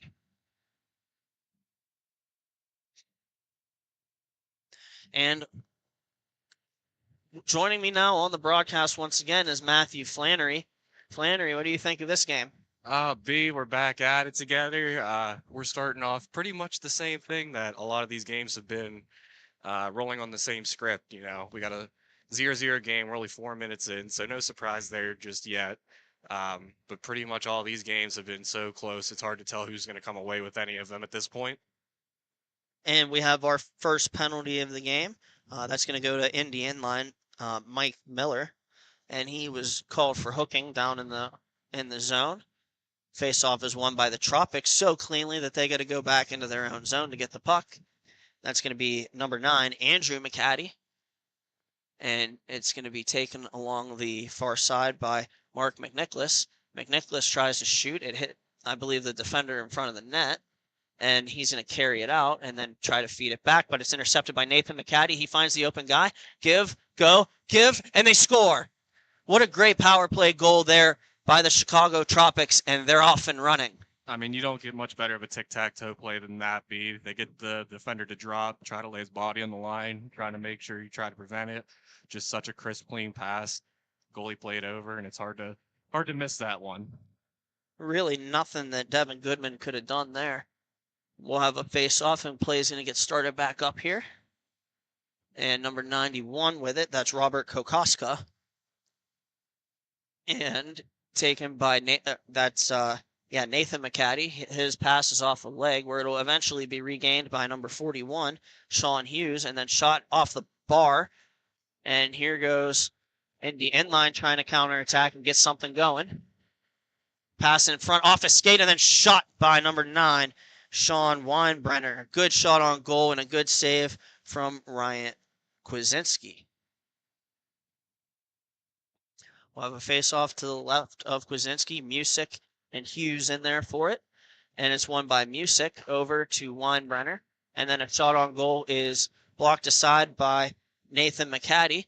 And then it's going to come back and be played by Goodman. He's going to leave it for the defense. And then they're going to start their breakout.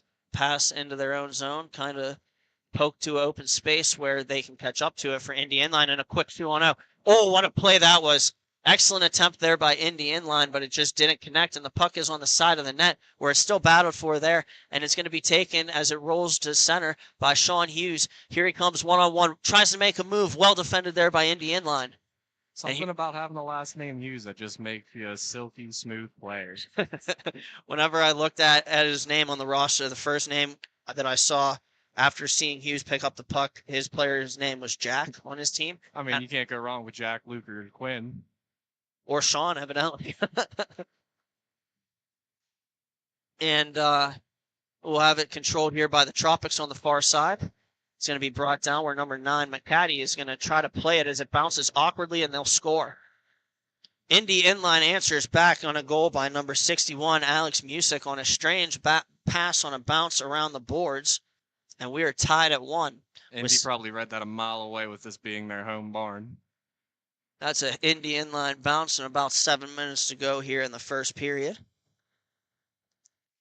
And we'll have the face-off controlled by the Tropics, backhanded off the boards by Mark McNicholas, where it'll be taken by Trevor Hansen, and then it'll be taken below the goal line by David Crystal, and it's going to be spun around behind their own net by Indie Inline. They're going to look to break something out, and a pass attempt is off a stick and then hits the ceiling. And hockey is a passion, and you wear that passion on your sleeve. Black Biscuit are the guys that you need to go to look your best. Located out of St. Paul, Minnesota, they have been a staple in inline hockey. From jerseys to team fundraising and apparel, check out Black Biscuit for all of your team needs. And face-off 1, McCaddy goes back for it, feeds over to McNicholas. McNicholas goes behind his own net, and then backhands it where it's going to be eventually played by David Crystal. Crystal goes over D to D and gets the puck back as they're going to start a breakout. Feeds it over to Trevor Hansen, and then Hansen goes back to McNicholas. McNicholas with it. He holds, he protects the puck well, and he goes around the net. And then centering pass attempt is off a leg of Indie Inline, and here they come in transition. They might have a 2-on-1. And there they go. Backhand pass attempt and a shot, and he kind of fans on it, is number 32, Mark Labs. What a play that was. Just unlucky for Labs on that one. We've seen him in net earlier today. But he just shows up no matter what. Whether he's skating out, playing goalie, he brings it. He quite the athlete to be able to do both in leagues like this. And we'll have it controlled by the Tropics. That's number 8, Jack Fanning. And it's going to be carried around. And eventually Indy Inline will win the puck. And a great pass reception here on the quick up to number 22 with it. He shoots it, and he's off the pad of Ryan Kwasinski, and he'll hold on. And that was an excellent take by Nate Flannery on the touch. He touched it beautifully around the defender, and then he was in all by himself. Putting respect on that last name, Flannery, that we share. And we'll have a battle won by Indy. They'll try to feed a centering pass. Nobody in particular. The Tropics might have a 2-on-1 if they hurry. Here comes Nathan McCaddy. McCaddy with Hughes. Hughes with a one-handed tuck attempt and a save by Goodman. That was kind of cheeky. Here comes Indy Inline. And a shot on goal over the net where it'll be bounce out in front and be taken by the Chicago Tropics. Good play there by Kokoska. And it's taken by Indy Inline. Trying to go around is number 9, Sean Weinbrenner. And the play doesn't connect. Here comes Sean Hughes with it for the Tropics. Hughes walks into the middle and tries a shot. It's blocked aside by Goodman. And now it's taken by Indy Inline. And they'll feed it around. And here they go. Taken away by the Tropics. And they're looking, and a cross-rink pass that's going to be taken there and rekindled by number 8, Jack Fanning. He looks. Fanning plays it up the middle. Taken there by Trevor Hansen. Hansen looks, delays, shoots it off of Goodman and to his left, where the Tropics will pick up the rebound. There go the Tropics. Number 9 with it. He plays Hansen up the rink. And then Hansen tries a shot pass for a redirect. However, Mark McNicholas will pick it up in the corner. And it'll give it back to Andrew McCaddy. McCaddy waits. He throws it towards the net off a leg of Indy Inline. And now here comes the counterattack. And a shot attempt off a leg and wide. And then it's going to be chopped back to the slot where the Chicago Tropics will pick it up. And Mark McNicholas will feed it up the boards to Trevor Hansen. And there, a centering pass attempt from Hansen eludes the receiver, and then it's off the boards and played off the ceiling with 2:28 remaining in the first period. Got to give a shout out to Fanning. Right before he hopped on the rink, he just put in a custom T-shirt order. So for those of you that are around the rink both this weekend and any tournaments that we'll be at in the future, make sure you stop by and get your custom merchandise. If you give it to us, we'll be able to put it on a shirt, so let us know. And taken now. Worked in deep. It's going to be played by number 22. He feeds over. A shot is turned aside by Kwasinski on the shot from Flannery. And it's going to be taken by the Tropics. That's McNicholas. He lives dangerously, but feeds it on smoothly to McCaddy. And McCaddy plays it to Hansen. Hansen tries a center, and it goes off an Indy Inline stick. And here comes the Indy Inline counterattack. Here's Music with it. Tries a backhander off the stick of number 91, Kokoska. And it's going to be taken there by Hansen in the corner. They're going to battle for it, and Hansen eventually walks away with it. Here he goes. He looks. He finds a pass, 2-on-2 here, and walking into the middle and shooting it wide as a member of the Tropics, where it'll eventually be regained by Kokoska in the neutral zone. Kokoska goes over to Mark McNicholas, and a shot attempt is knocked down in front of the net and taken by Indy Inline. They'll clear it around the boards, and it'll be picked up, and here they go. Maybe a quick transition, and a backhand attempt is off the side of the cage, and here goes Sean Hughes with it. Hughes picks up speed, and he goes 3-on-2 if he hurries. And he goes to the outside, tries to walk it, throws it through the crease, and then it'll be taken by number 5, Mark McNicholas. McNicholas looks. He tries to center it. It's off a stick of Indy Inline to the corner. And they're going to battle for it there with a member of Indy Inline. I believe that's 3, Corey Burton, down low. And eventually the Tropics will poke it to Indy Inline, who has it right in front of their own net. And then they'll try to work it up, but the pass eludes its intended receiver and will come behind the Tropics goal line, where the Tropics will pick it up and McNicholas will carry. McNicholas walks into the middle, tries a feed. It's off a skate of Indy Inline, and here goes Indy Inline counterattacking. They have a 4-on-1 if they hurry, and a shot attempt goes off the defender, and Burton with it. He works it back, and the horn sounds, and that'll do it for the first period. So after one, we have a 1-1 tie between the Tropics and Indy Inline. Thank you for watching Grove City Hockey. Everyone has their own unique pre-game preparation, and most of them are pretty different, but there's one thing in common, and that's Jack's Hockey Wax. Get this locally produced wax that isn't shipped from across seas, but made here right in the U.S. The best smelling, best feeling, and best performing hockey wax on the market. Oh yeah, and I almost forgot to mention, they sell tape too. Visit them at jackshockeywax.com to get your order today. If it isn't from Jack, put it back. This copyrighted telecast is presented by Grove City Hockey. It may not be reproduced, retransmitted in any form without the expressed written consent of Grove City Hockey, LLC. We thank you for your understanding and hope to continue to enjoy this complimentary broadcast. To purchase footage, email grovecityhockeyllc@gmail.com. And we're back for the start of this second period here in Ellenberger Park, where the home team, Indy Inline, takes on the Chicago Tropics.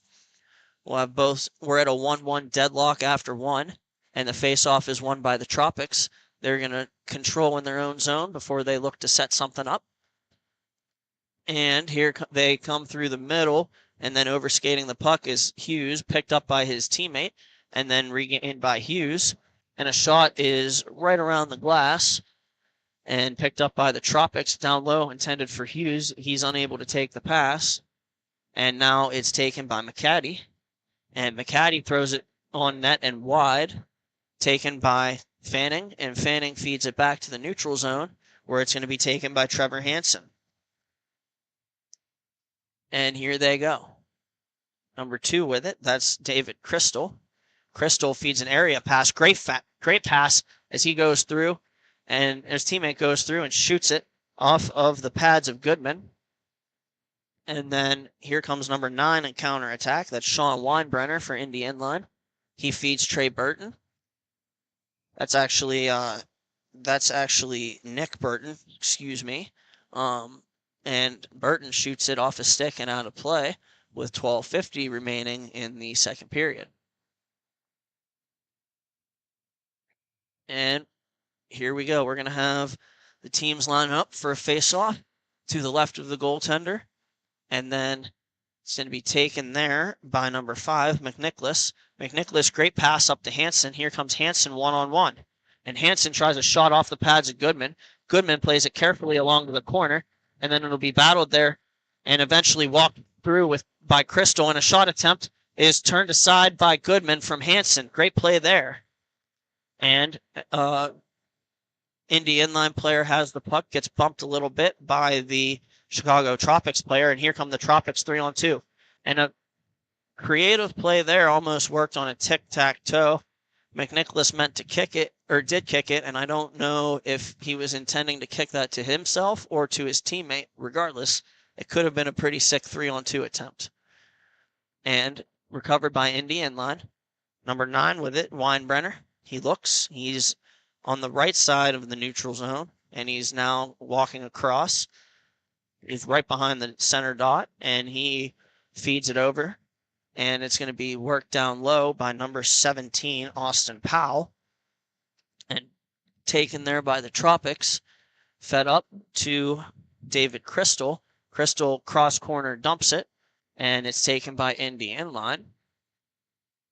And here goes Weinbrenner up through the neutral zone. And he's going to look, and what a take that was momentarily, and then it'll be skated out of trouble by another Indy Inline player. And it'll be taken now by the Tropics. Here they come. And a centering pass over, and a shot attempt is blocked by the defender. Good block there. That's number 17, Austin Powell. And Powell plays it up to Weinbrenner. And Weinbrenner plays it across. That's number 22, Nate Flannery. And a backhand pass attempt goes through the slot. And now it'll be picked up by number 12, Ryan Spar. And there goes, the Chicago Tropics work it around under their own net. And then here they come. They'll bring it forward. And a shot attempt is off the shoulder of Goodman. Good save there. And we'll have the Tropics bring it forward. And here they go. Looking, and trying a shot from a bad angle is the Tropics. However, it'll be off a player of Indy Inline and to the corner. Mark Labs will play it around, and it'll be taken by number 12, Ryan Spar. And a loose puck. Labs is the first to it. He plays it up the near side boards where it'll eventually be taken by Nick Burton, 2-on-1. Back to Burton, and one more time. And Music couldn't get it back and stash it home. And then he'll feed it around, and Burton will shoot it. It'll be saved by Kwasinski, and he'll hold. 9:30 remaining here, second period. It's another one of them games, Bede. Battle of the Tendies. Dude, it's miraculous. And then the one game we had that was like 7-6 ended up like it all erupted. It was low scoring for 2 periods, and then it erupted all of a sudden. Anything's possible. That's the beauty of the game. We'll have the Tropics trying to move it up here and taken away by Indy Inline. They're in the neutral zone. Burton trying to make a move, but stripped of the puck beautifully by Hansen. And Hansen plays it back to Fanning. Fanning brings it up, and he looks, and he goes cross-rink. His pass misses its intended receiver, but they get it down low, and they'll try to start something on the attack. But Indy Inline will take it. That's Nick Burton. He throws a pass intended for Mike Miller, but it's wide of the mark. And here come the Tropics. There they go. 2-on-1 with a back checker, and a shot on goal by Crystal is denied easily by Goodman. A face-off to the left of Goodman. We're going to have Dave Crystal in there for the Tropics against Mike Miller for the Indy Inline. And puck is won by Crystal.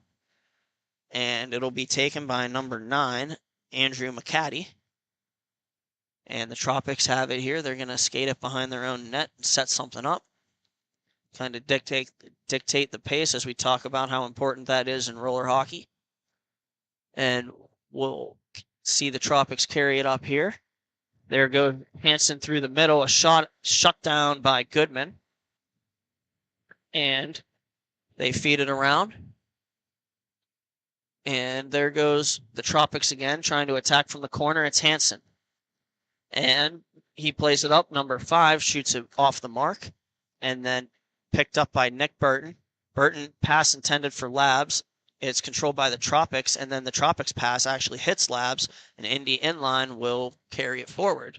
They work it across, and they try to go back through the middle intended for Labs, but he couldn't take the pass. Tropics will bring it up now. Here comes Crystal with it. Crystal cross rink to Hansen.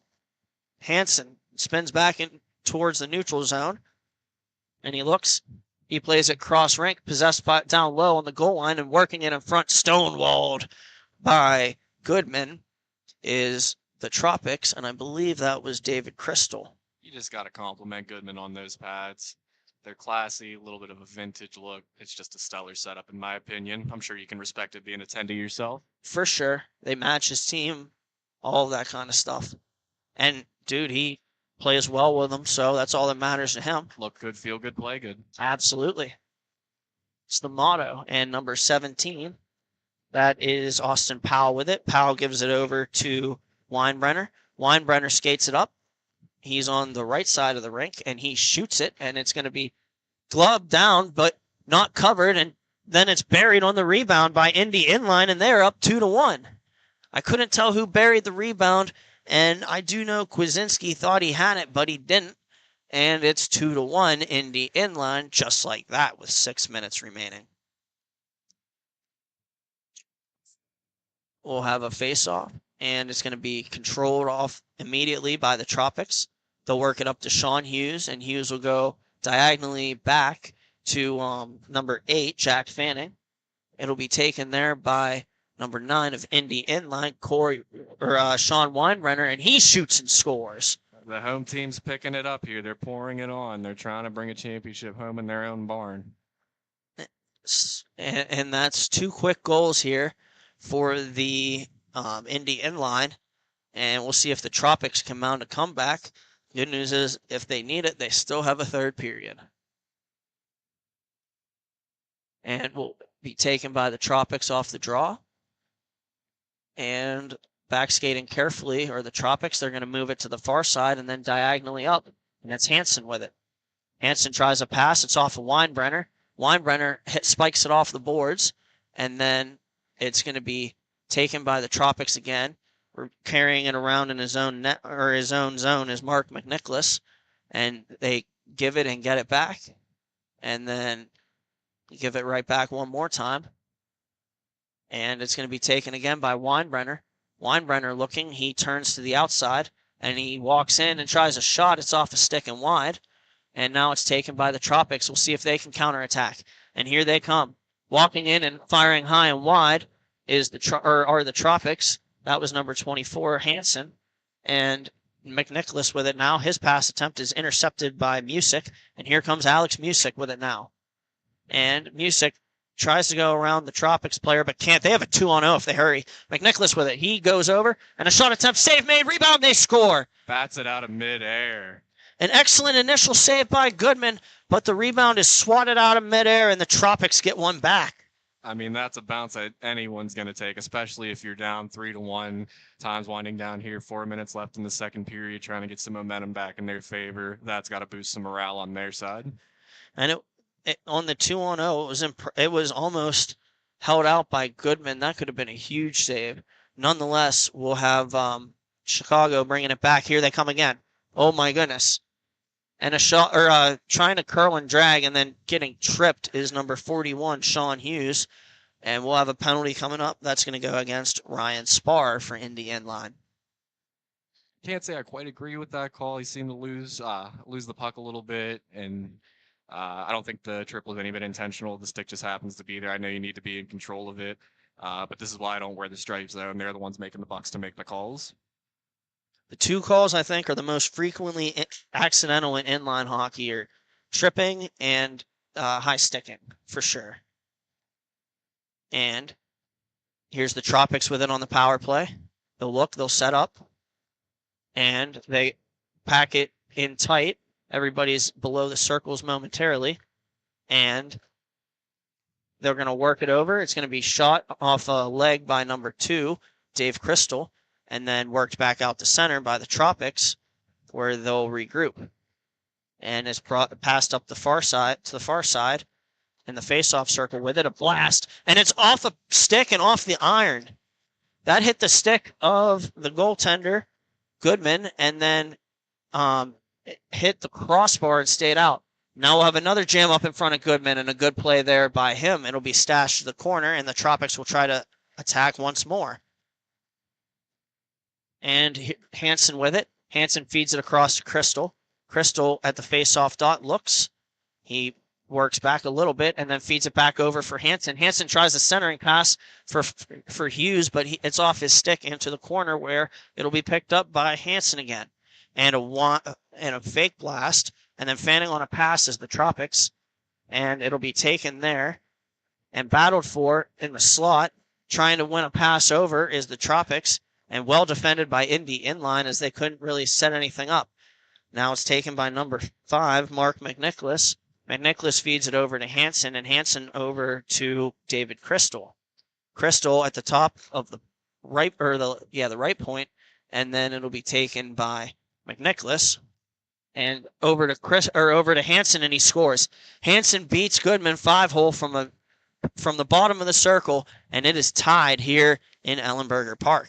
I think they have the code cracked a little bit on Goodman, keeping those shots low, either trying to get someone in front or trying to go after that rebound. That seems to be the repetitive nature of their few goals they have here at this point.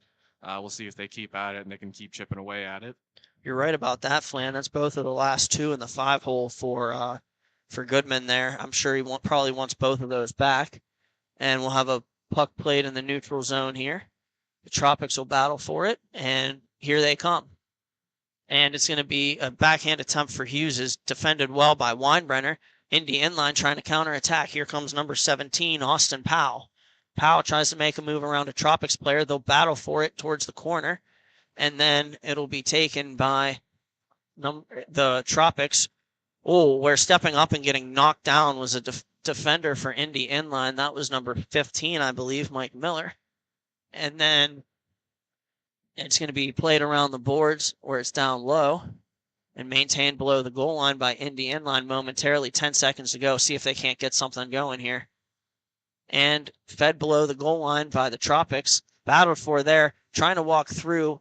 And both players kind of cancel. And then it's controlled into the corner by number 8, Jack Fanning. And the horn sounds, and that'll do it for the second period. So after 2 periods of play, we have the Chicago Tropics 3 and Indy Inline 3. Thank you for watching Grove City Hockey. Hey fans, we all know there's nothing quite like watching live sports here at Grove City Hockey. However, even we know it's not the best way to make a memory. We've got you covered in that department too. Make sure you check us out on our Facebook page for photos of all of the games. Make sure you look into team packages. It could be as low as $10 per person on the team. Now, back to the action. It's that time, fans, for the Pens Youth Hockey Fundraiser event. Support the Youth Grove City Thunderbirds February 14th as the Penguins take on the Florida Panthers. Make sure you reserve your tickets at the low price of $55. All proceeds help the Grove City Youth Thunderbirds. Thank you for the Pittsburgh Penguins for helping us grow the game of hockey.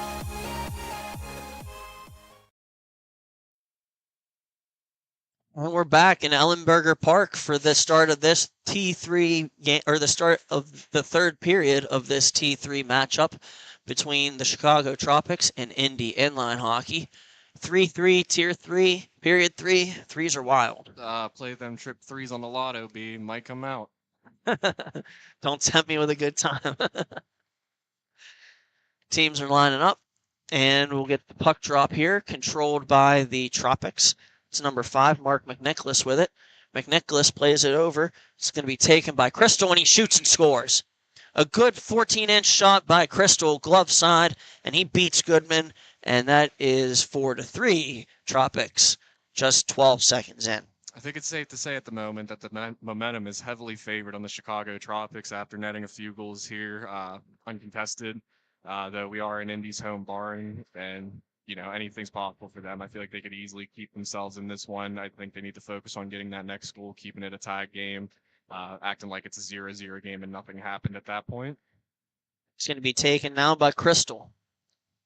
Crystal cuts to the outside, tries a shot. It pops up in the air, and it'll be taken by Indie Inline. They'll swat it out to center, and then it's going to be taken by Hansen. Hansen working around the boards, protecting the puck well, and he's going to carry it around and then send it over to number 9, Andrew McCaddy. McCaddy works it back down deep, and they'll kind of trade places there, and then it's going to be fed across where it'll be taken by Mark McNicholas, and he's going to shoot it. It's going to hit something in front of the net. The rebound, they did score. Yep, a little rebound out in front. Chicago Tropics player was left alone. He was able to pick it up and put it in on the backhand. A great goal there by the Tropics. There was a penalty coming up, and it will be washed out now. And here come the new players for the face-off, and we'll see if the line change can't spark something up here. It's taken by Mark McNicholas. McNicholas with it. He feeds an area pass where it's taken by Hughes, and a good play by him to kind of walk through 2 guys, and then it's passed to the far side boards by Goodman, and battled for there, where eventually it'll be taken by the Indy Inline, and they give it away. Here comes Hughes again. He shoots, and it's blocked. And then taken by Indy Inline. Indy Inline with it. Or the Tropics with it, rather. It'll battle for it with Indy Inline in the corner. It'll be spirited over to, or in around the boards where Indy Inline will take it. They're going to feed it over. They have a 3-on-2 if they hurry. And they're looking. Crossing into the middle is Weinbrenner, and Weinbrenner shot misses the net. Weinbrenner takes it. He's coming back up 2-on-1 if he hurries, and he shoots this one, and it goes around the boards where it'll be taken in transition. Here they go. And 2-on-1, well defended there by Austin Powell. He pointed out to the back checker to take the back door guy. He stepped and he blocked the pass, and here comes Indy Inline and counterattack. And a shot on goal was turned aside and then speared through the crease by the Indy Inline. That's unfortunate. And then here comes the battle for it center, where nobody wants the puck for a minute until now, where Indy Inline takes it. Burton tries a pass, picks it back up behind the net, and then he throws it out in front, and a shot is off a stick and wide, and then taken by Trevor Hansen. And it'll be worked to the far side corner, taken there by number 2, David Crystal. Crystal tries to go cross rink, and the puck hits something and goes out of play, and we'll have a stoppage. Seems like Indy's starting to play with a little bit more of a sense of urgency. You like to see that. We still got about 10 minutes left here in the third period. 2-goal lead. That's nothing to necessarily, look down on. But it's better to get that urgency up sooner than later, so that way you're not clawing and scratching in the last dying minutes of the period. That's a good point, Flan. And we'll see if they can't mount a comeback, if they can't get a quick one here. Shot off the stick of Goodman, and it's going to be taken by Hansen. He carries around the boards, and then eventually he'll work it back to his own zone, where it's going to be raced for by McCaddy. McCaddy cross bodies with a member of Indy Inline, who tries to get the puck, and then eventually it'll be taken by Trevor Hansen. He comes in and shoots it over the net. Rebound spiked through over the crease, and then it's going to be taken. Trying to find a pass. Here comes Indy Inline with it, and a shot is off the stick of the defender from Music. Music tries a bad angle shot. It hits off the side of the net, and an Indy Inline will possess it. And feeding it back down the boards is number 12, Ryan Spar, but it's picked up by the Tropics, and they'll work it cross rink. And then number 5 with it, and it's going to be taken, spiked out to center. Here comes Indy Inline. And trying to work through is number 22, Nate Flannery, and leaves it for Music. And a shot attempt, and what a save! Oh my goodness! Music tried a stuff play. The rebound popped out to the slot. Labs took a shot, and my goodness, what a save from Ryan Kwasinski. I mean, Kwasinski, he may have let a few goals in early on, but he has been solid since then. Real solid. What a save. We'll have a face-off to his right. and it'll be taken by the Tropics. They'll send it around, and it'll be Weinbrenner the first to it for Indie Inline. They'll work it back and then up the other side boards, kind of like reverse in fields. Reverse fields one more time through the center, and then it'll be taken by Weinbrenner on the goal line. He's looking to set something up, and as the Indie Inline start to try to attack from down low. Then they'll backhand a pass up the same boards. It's going to be taken by Powell. He shoots it, and if that's actually Burton, he'll get it back, and he'll feed it into the neutral zone where they regroup. Weinbrenner with it. Weinbrenner stops up, looks, and walks into the middle with it. He protects the puck well, and then he looks for a pass for number 17, Austin Powell, and it's taken in the neutral zone. Trying to shake by is Powell, but he'll just feed it over to his D partner, Weinbrenner, and then they'll work it down low. Tropics will take it, and Hughes might have a step. Here he goes. He walks in, and he shoots, and he scores. Protects the puck well on his backhand, brings it to the forehand, and buries it on Goodman, and it is now 6-3. Glad to see him back because earlier he did skate off a little bit gingerly, favoring one of his hands. So you're glad to see that's not impacting him too much. Doesn't seem to be too bad of an issue. Just like any hockey player, though, he's battling through it. And we'll have a play for the Tropics. Here's McCaddy with it. He looks. That's Andrew McCaddy. He's pressured by Burton, and they'll battle for it in the corner where Burton comes away with it. Here he goes, a backhand shot, and it's steered away by Kwasinski. And it's going to be worked down where Indy Inline will pick the puck back up. 6-3 here. The Chicago Tropic lead with about 6.5 to go. And then it's going to be taken by Indy Inline.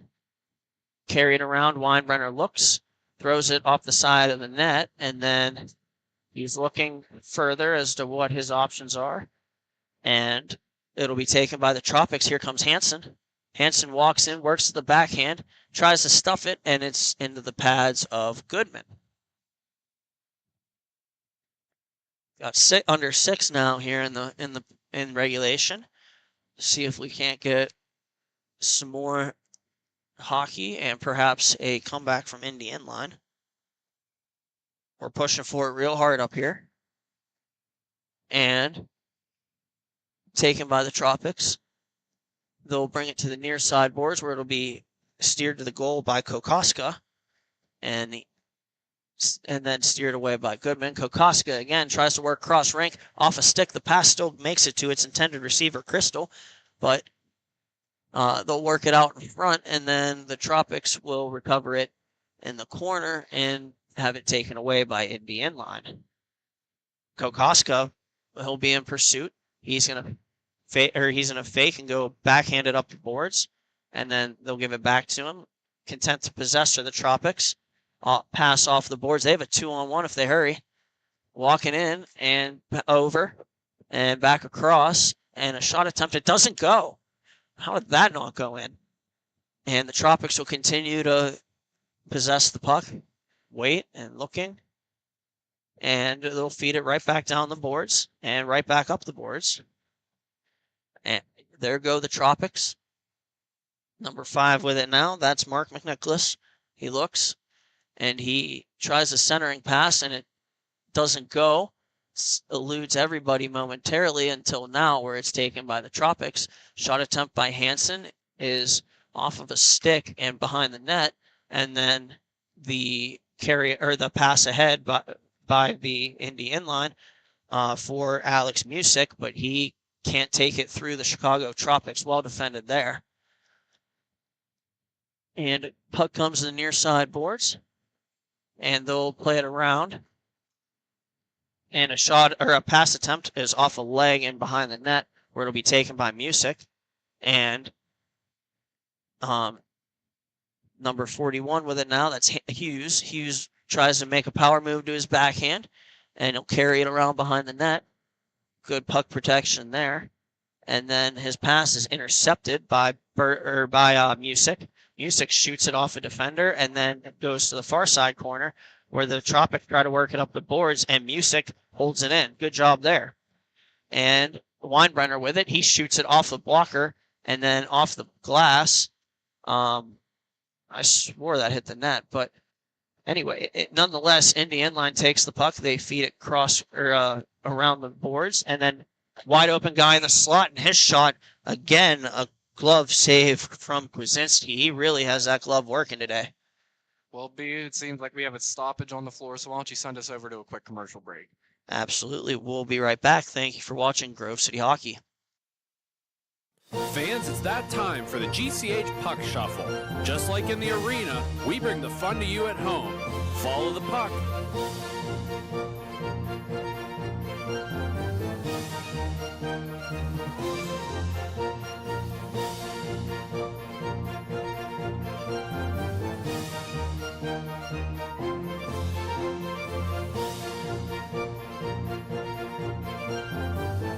Now, which number is the puck under? If you pick number 2, congratulations. Now, back to the action. This copyrighted telecast is presented by Grove City Hockey. It may not be reproduced, retransmitted in any form without the expressed written consent of Grove City Hockey, LLC. We thank you for your understanding and hope to continue to enjoy this complimentary broadcast. To purchase footage, email grovecityhockeyllc@gmail.com. Well, we're back for the conclusion of this game between Indy Inline Hockey and the Chicago Tropics. The Tropics currently lead 6-3 here in the third period, 3:06 remaining in regulation. And it's going to be won by the Tropics, sent around the boards. It'll make it as far as the neutral zone before it's picked up by Indy Inline. They'll work it across the rink. And one more time. And carrying it down the boards now is Powell. Powell tries a pass. It's intercepted by McCaddy. That big Nathan McCaddy that time. Now taken by Sean Hughes. Hughes sends it stonewalled by Goodman there. And then it's going to be taken loose, and puck's going to roll over to where Nathan McCaddy can pick it up. He's going to shoot it off the outside of the cage, and then it's going to go across the rink. And skating with it is Powell. Powell tries a pass attempt, and it's off of Hughes, and then a stretch pass intended for Hansen doesn't connect and will be played further by Goodman, who's able to win it back to the neutral zone, where Indy Inline can try to counterattack, and a shot is patted away by Kwasinski, and it's going to be taken there by Indy Inline. A shot attempt gets blocked and now taken by Hansen. And Trevor Hansen with it. He tries a move to the outside and then shoots it nowhere close to the net. And then taken by Indy Inline. And a shot attempt. And one more time, Kwasinski. My goodness, he's got that glove working. I think the folklore is that he is the quickest glove hand east of the Mississippi, and I think that's pretty accurate from what we've seen on display here today. My goodness, that's 3 now, and that's just in the third period alone. And puck is lifted out the center. Hansen trying to skate under it, and he does. He walks on goal, and his shot attempt is off a stick of Goodman, and then it goes wide. Here, Hansen with it again, turned aside by Goodman, and Hansen picks it up in the corner one more time. Hansen feeds it back, and now unable to take the pass is Kokoska. And then it's fed over by Kwasinski to number 5, Mark McNicholas, and McNicholas is down to get it out as far as center. And then a shot pass attempt is off the stick of Weinbrenner and turned aside by Kwasinski, and taken there again by 91. That's Kokoska, and he'll feed Hansen. Here they go, 2-on-1, and looking, and now shooting is Hansen, and steered aside by Goodman. Hansen picks it back up, and he's going to find number 2 with it. That's David Crystal, and the Tropics will work it all the way into their own zone. And they're just going to play keep away with it at this point until now, and they'll turn it over. Here's Indy Inline, and a shot attempt goes off the leg, and now a shot is scored, and that is number 22, Nate Flannery on that one.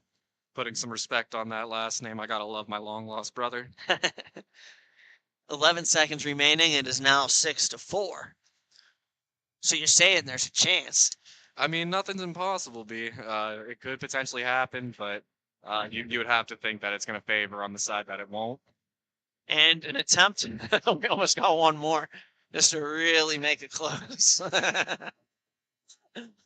And the horn sounds. That's the end of the third period. The Chicago Tropics move on by a score of 6-3. Thank you for watching Grove City Hockey. We'll be right back.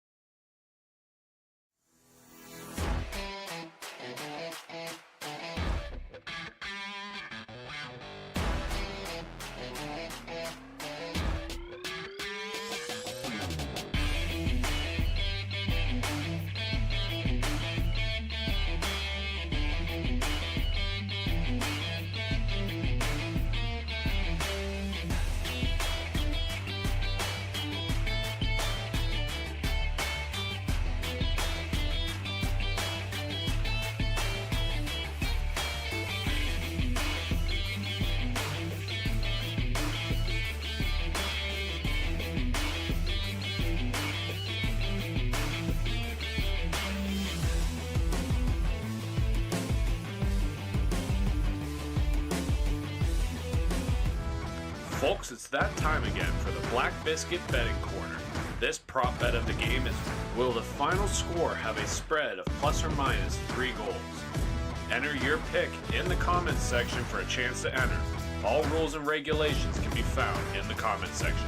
Good luck, and thank you to Black Biscuit for sponsoring. This copyrighted telecast is presented by Grove City Hockey. It may not be reproduced, retransmitted in any form without the expressed written consent of Grove City Hockey, LLC. We thank you for your understanding and hope to continue to enjoy this complimentary broadcast. To purchase footage, email grovecityhockeyllc@gmail.com.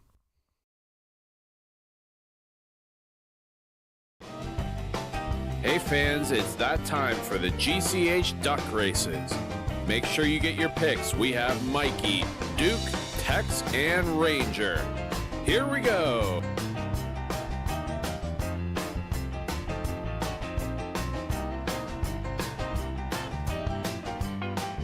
And your winner is Tex. Thank you again to Bonus Accounting for sponsoring the GCH Duck Races.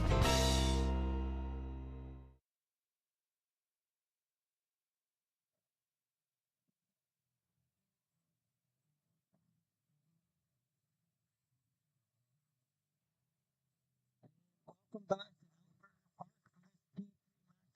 between the Buffalo Sour Monkeys and the Chicago PPP.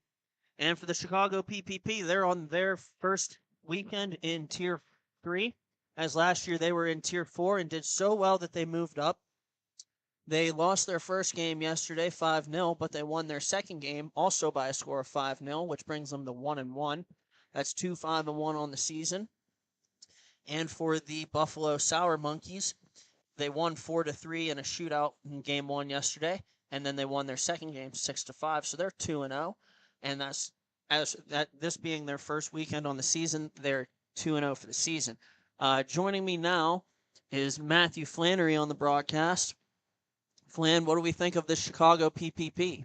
I think they're an exciting team to watch. I mean, like you said last year, first year in the league, coming in, playing so well. You know, they're stepping up to test the waters in some more competitive natures. But you love to see that they're competing right off the bat. You know, for this weekend, it's unfortunate. You know, you take a 5-0 loss, but then bouncing back with a 5-goal win in your second game. I think that proves dividends that I think they'll be just fine competing in this division. And an early shot attempt from the PPP is off a stick and out of play. And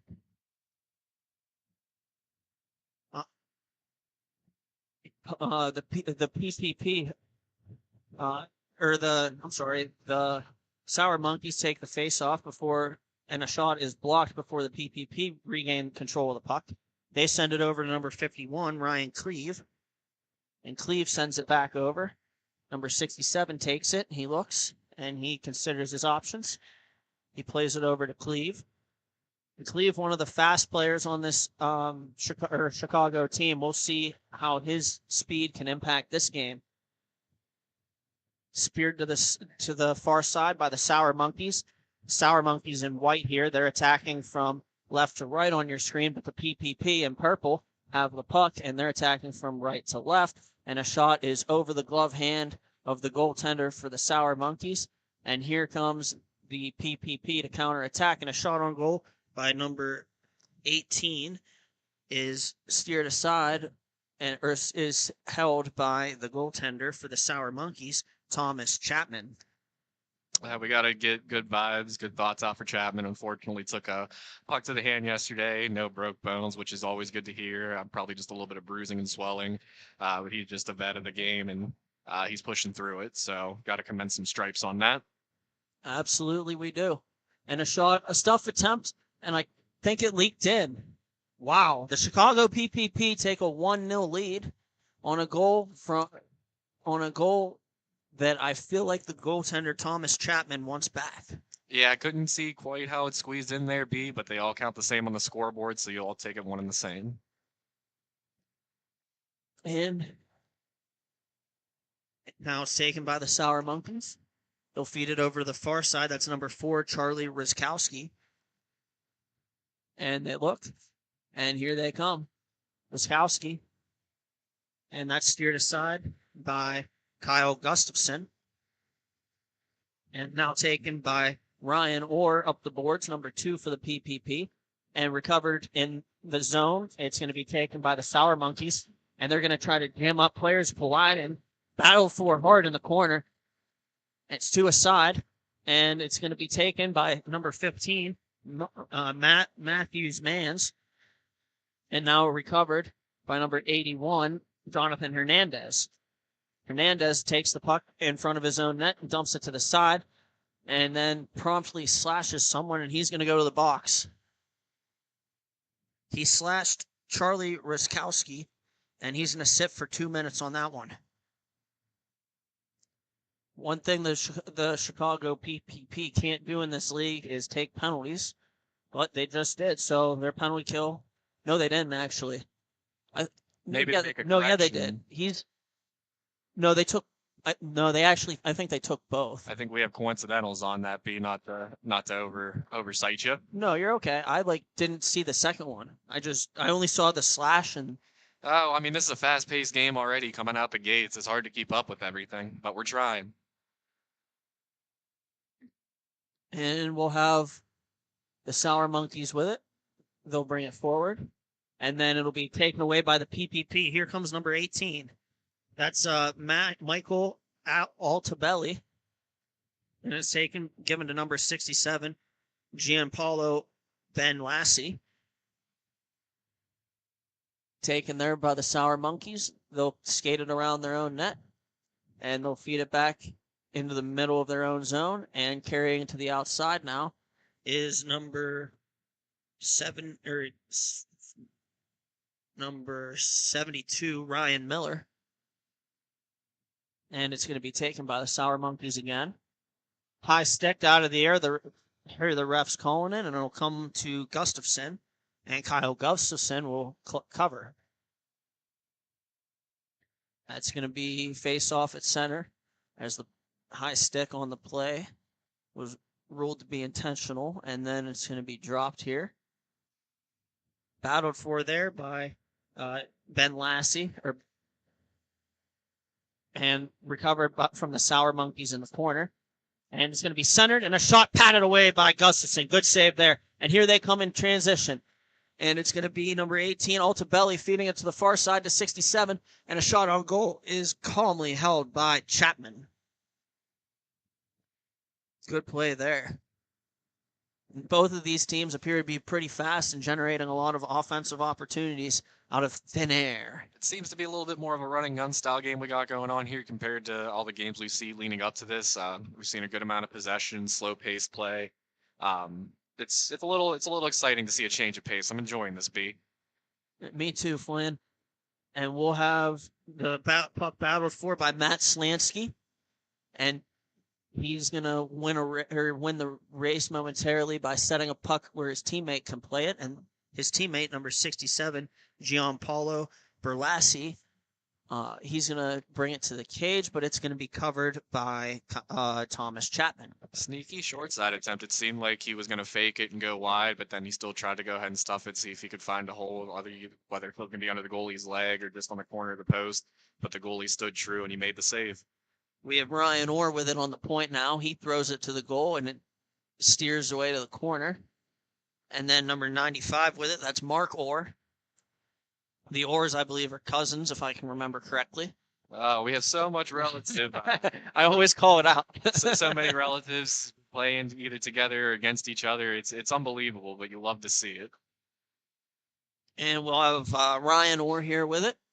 He walks through the neutral zone, and then he's going to bring it over the middle and down the offensive zone. He's going to try to center. It's going to hit a stick and bounce where the Sour Monkeys can play it.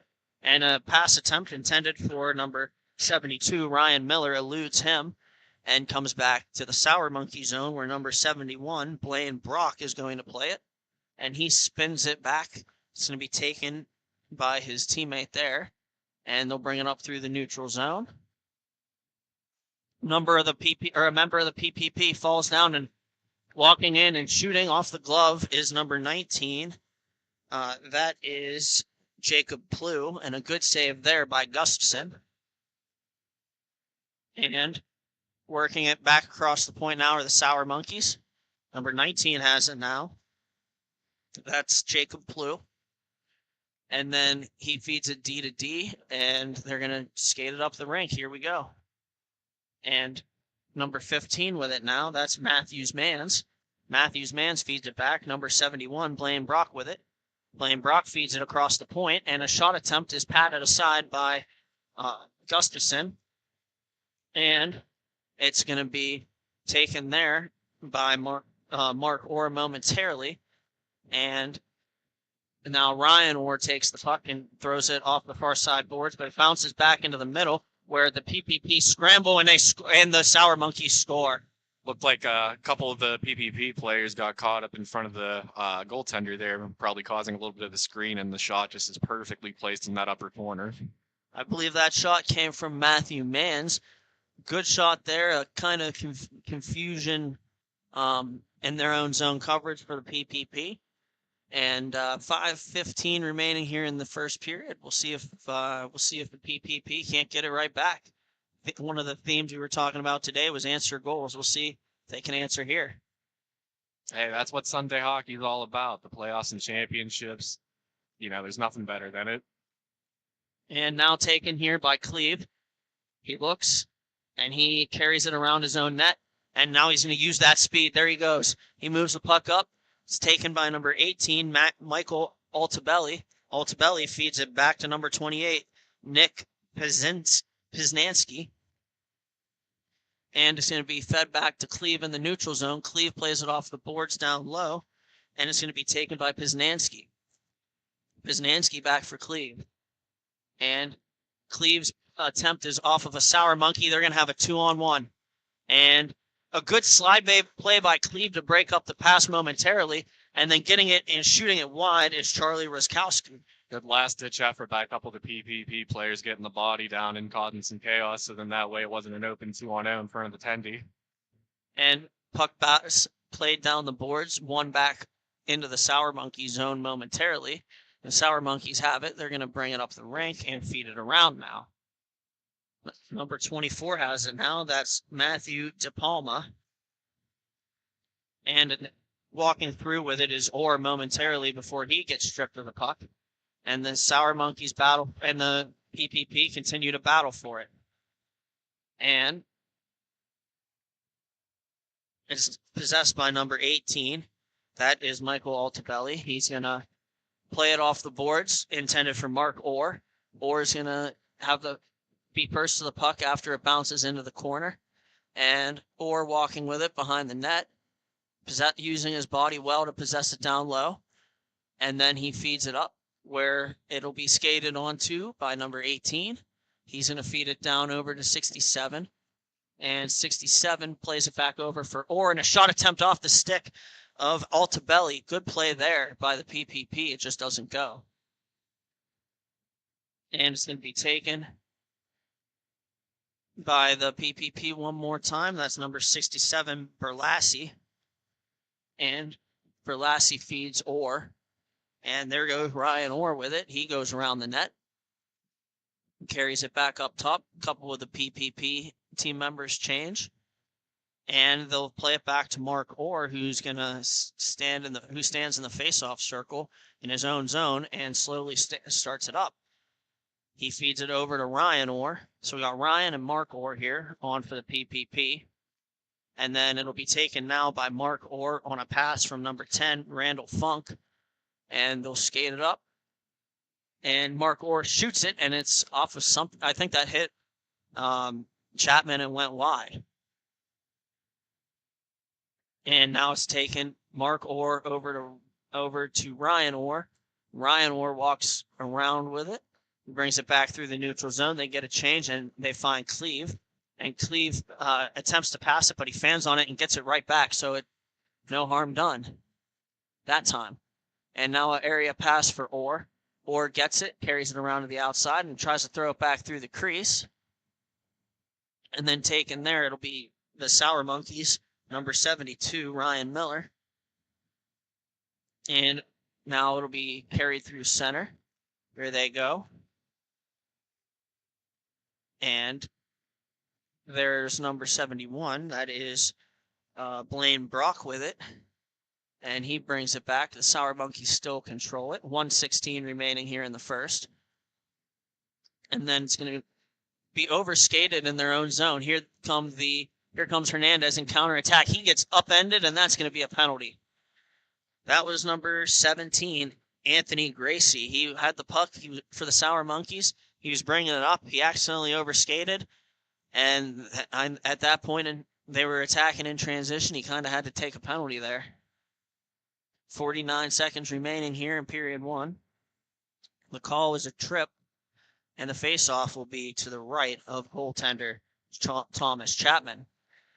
And it'll be played underneath the net of the Sour Monkeys and then cleared all the way down and off of Gustafson. And I heard somebody on the bench go, "Oh my goodness." That's just one of those ones where you don't know where it's bouncing, and there's always that potential it goes in.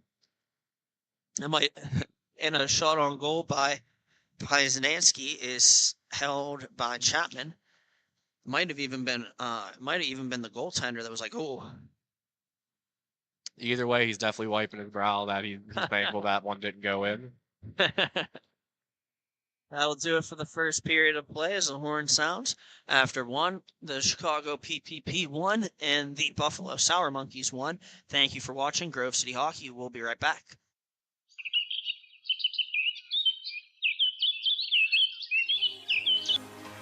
Fans in the Pennsylvania area, as winter approaches, it's time to plan for the summer. BY Lawn Care is the perfect people to reach out to get you ready for the warm season. They will get you on a schedule to be the best house on the block. They can help with all of your paint projects, whether it's mulching, string trimming, grass cutting, the list is endless. Make sure you check them out on Facebook to see all of their great photos of previous projects. Give them a call, and thank you to BY Lawn Care for sponsoring Grove City Hockey. Hey fans, it's that time for the GCH duck races.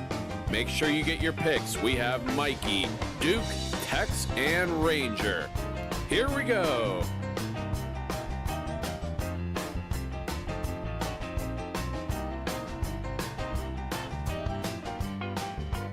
And your winner is Duke.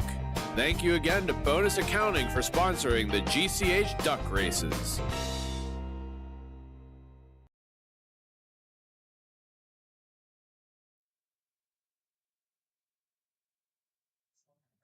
And we're back here in Ellenberger Park for the second period of this game between the Buffalo Sour Monkeys and the Chicago PPP.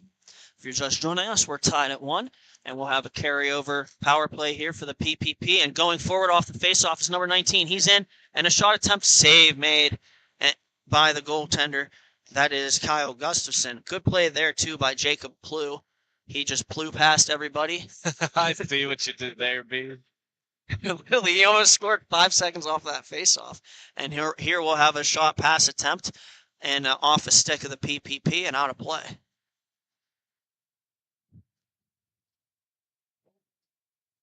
We'll have the faceoff at center. And Plew steps in again for the Sour Monkeys. Now the PPP trying to go for it, and they do. And a shot attempt, and they score. The sweet sound of iron, the sound that any player loves to hear. What a shot that was from Berlassi for the PPP, and they'll regain the lead 2-1. Put it up on the power play. That's just one of those perfectly placed shots where it's hard to really, think anyone kind of lost their guy, lost their positioning. It's just a beautiful shot, in my opinion. We'll have puck dropped here again. That's going to be number 10, Randall Funk, with it for the PPP. He plays Mark Orr, and Orr is behind his own net with it. And over, I think that's number 2, Ryan Orr. And stretch pass attempt off of the stick of number 17 of the Sour Monkeys. That's Anthony Gracie. Gracie's carrying it up through the neutral zone. Tries to cut inside, and a good stick by number 10, Randall Funk, for the PPP. But Buffalo will pick it right back up. And looking around with it is number 4. That's Charlie Ruskowski. He feeds it down low. And a shot on goal, turned aside by Gustafson. The rebound, they score. Back and forth hockey, B. We got some great action going on. Yet another answer goal, and a great play there. A shot from a bad angle. That is number 15, Matthews Mans, that picks it up. He walks across the crease and buries it on the backhand, and we're tied. We got both teams making changes.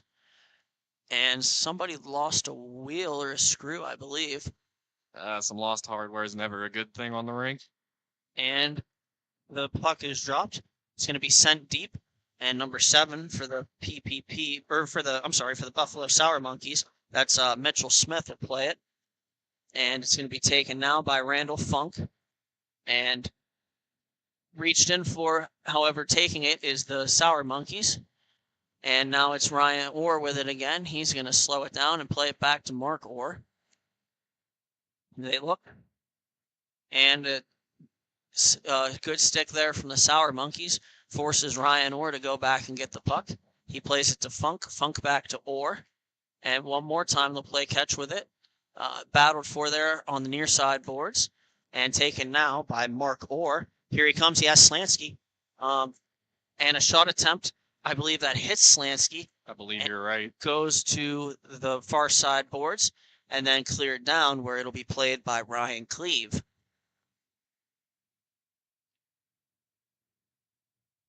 And they're looking. Starting to set up. They want to make somebody go to them and flush them out from behind the net. And now Mark Orr with it again. An attempt with Cleve going through. Shot on goal. Saved by Chapman. And then another attempt is also saved by Chapman. He's had a strong game in this one. And the side of the net scramble. And it's going to be lifted out right next to us here. And one lucky fan from Saskatchewan is going home with a souvenir. We'll have a face-off that's going to be to the left of the goaltender, Thomas Chapman. And it's gonna be 67, it looks like, for the PPP in the face-off against 72. And both officials have their arms up. There's a penalty. I'm not sure what got called there. It didn't really seem like anything happened to me, but we'll wait to see what the call is. Yeah, what? I don't know either. Guess the ref must have saw something against the PPP. Oh my goodness. That is most unfortunate for Berlassi, who just overskated a puck with a delayed penalty situation. And then a shot attempt is off a stick and that hits the glass. And finally, Cleve will touch it for the PPP, and they'll be shorthanded. Looks like we have the far ref signaling for a hook, so I believe that's going to be the call there. Corey Dare making that one. Veteran official. Yeah. Good call there. We're going to have, let's see the number of the guy for the Sour Monkeys. And it's going to be played and controlled off the faceoff. And that momentarily before Mark Orr sends it back down. And a member from the PPP pressures, and he wins the puck. That's number 67. That's Berlassi. And he shoots it, and it goes off of Chapman and behind the net where the Sour Monkeys will pick it up. And number 71 with it now, that's Blaine Brock. He feeds it over, and they'll set it up. And a centering pass goes off a stick of the PPP, recovered by Plew. Plew goes back to Brock. And then that's over to number 15, Matthews Mans, as they work the puck up top on the power play. It's Brock again. Brock over to Mans. And a centering pass is off a leg of the PPP, goes over to Brock. Brock tries to feed it back down low, and then a cross-rank pass is raced for there, and eventually the Sour Monkeys will regain control. And then it's going to be battled for to a side, and walking out with it is the PPP. They're going to bring it down the rink, and that is number 67. He goes and gets stripped with the puck by number 19, Jake Plew. Plew with it now. He looks. He delays as he skates over across the rink and kind of gives them a chance to set up. And he shoots it, and it's going to be swallowed up by Gustafson, and he'll hold. We're going to be in the dying seconds here of the power play opportunity. 25 seconds left currently, so we're going to be under 20, probably about 18 seconds once this puck gets dropped. And we'll have the face-off here as the centers get lined up. It's sent up the boards by Ryan Orr. Over to Randall Funk, and Funk is going to get it down, where it'll be played by Chapman off the end wall. He'll just leave it for his teammate to come pick it up. And then that teammate is number 71, Blaine Brock. And they go across to 19 and to the back door, and it almost worked. good idea there from the Sour Monkeys. And it's going to be taken now, or again, by number 19, Plu. And Plu with it. He'll lose control of it, and it'll be taken by Ryan Orr. And then spun back on, where it'll be taken by Brock, and a shot on goal into the glove of Gustafson, and he pins it against his chest. He did his best shortstop impression, glove down, body in front of it, and getting it tucked in there. Whatever works, as long as you get something there. Big save. And number 4 is going to step in for, that's Charlie Rizkowski for the Buffalo Sour Monkeys. And he wins it on back, and a shot hits something and goes wide. And then it'll be taken by the Sour Monkeys. They're going to try to work it down low. And pressure, eventually the puck is going to be won on the far side boards by the PPP. They'll come ahead 3-on-2 if they hurry.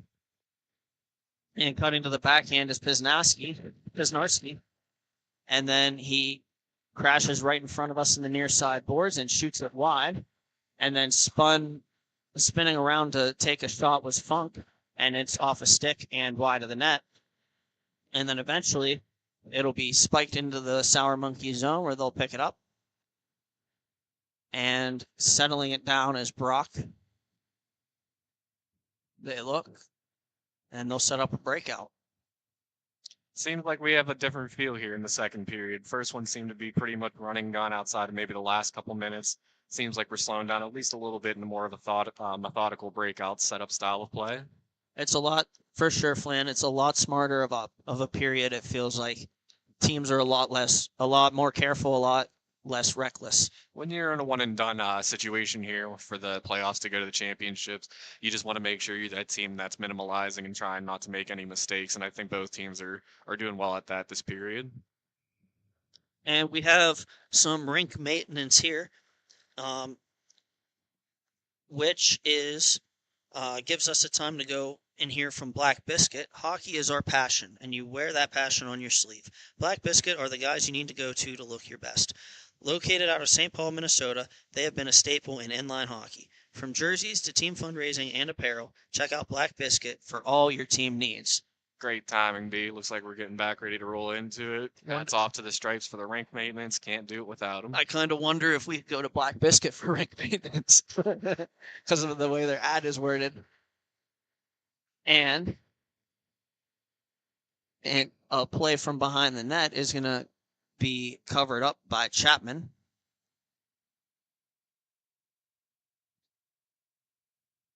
And we'll have a face-off to the right of Chapman, and it's going to be won back by the PPP, or backhands a pass to the slot, taken by number 18. He throws it across, and they score! The PPP breakthrough as number 67, Berlassi, buries a pass from Altabelli, and the PPP get a 3-2 lead here in the second period. Seems like Altabelli was able to kind of stun the goalie with a couple quick touches there in the middle of the slot. He was able to get the pass over, and it was just a little too quick too soon.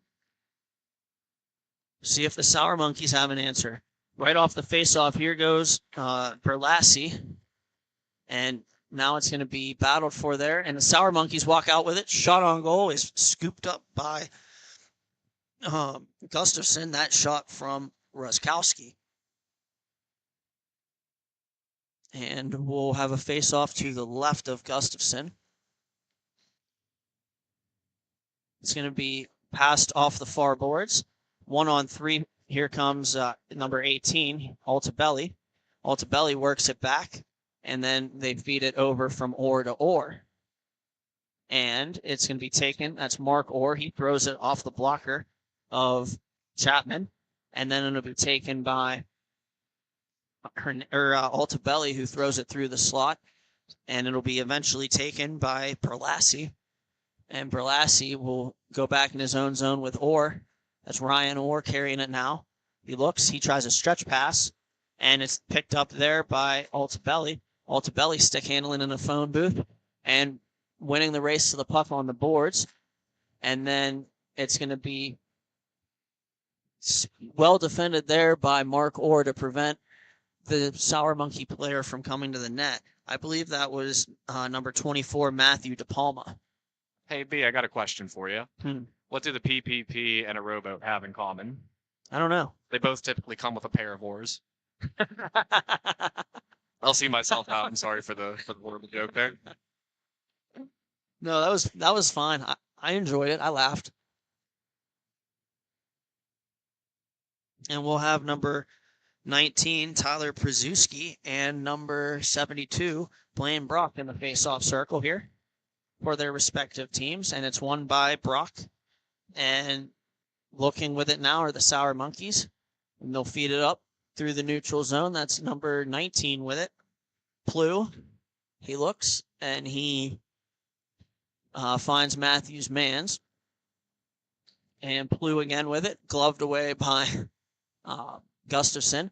And then it goes past Plu, so it'll go into the Sour Monkey zone.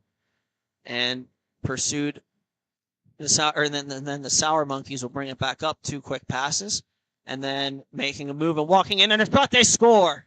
What a shot by the Sour Monkeys, and this game is tied at 3. That was number 15, Matthews Mans. Too much mans on that shot, if you ask me, B. I agree with it. Wow, what a game we have here. We're under a minute here in the second period, and the faceoff gets spiked to the far side boards, where Cleve plays it into the Buffalo zone, and then it'll be controlled by the Sour Monkeys and Ryan Miller, and he'll play it back. It'll be taken there, and then passing it down is number 17, Anthony Gracie, and now it's going to be battled for momentarily, 2 seconds and 1, and that'll do it for the second period. So after 2 periods of play, we have a 3-3 tie between the Chicago PPP and the Buffalo Sour Monkeys. Thank you for watching Grove City Hockey. We'll be right back.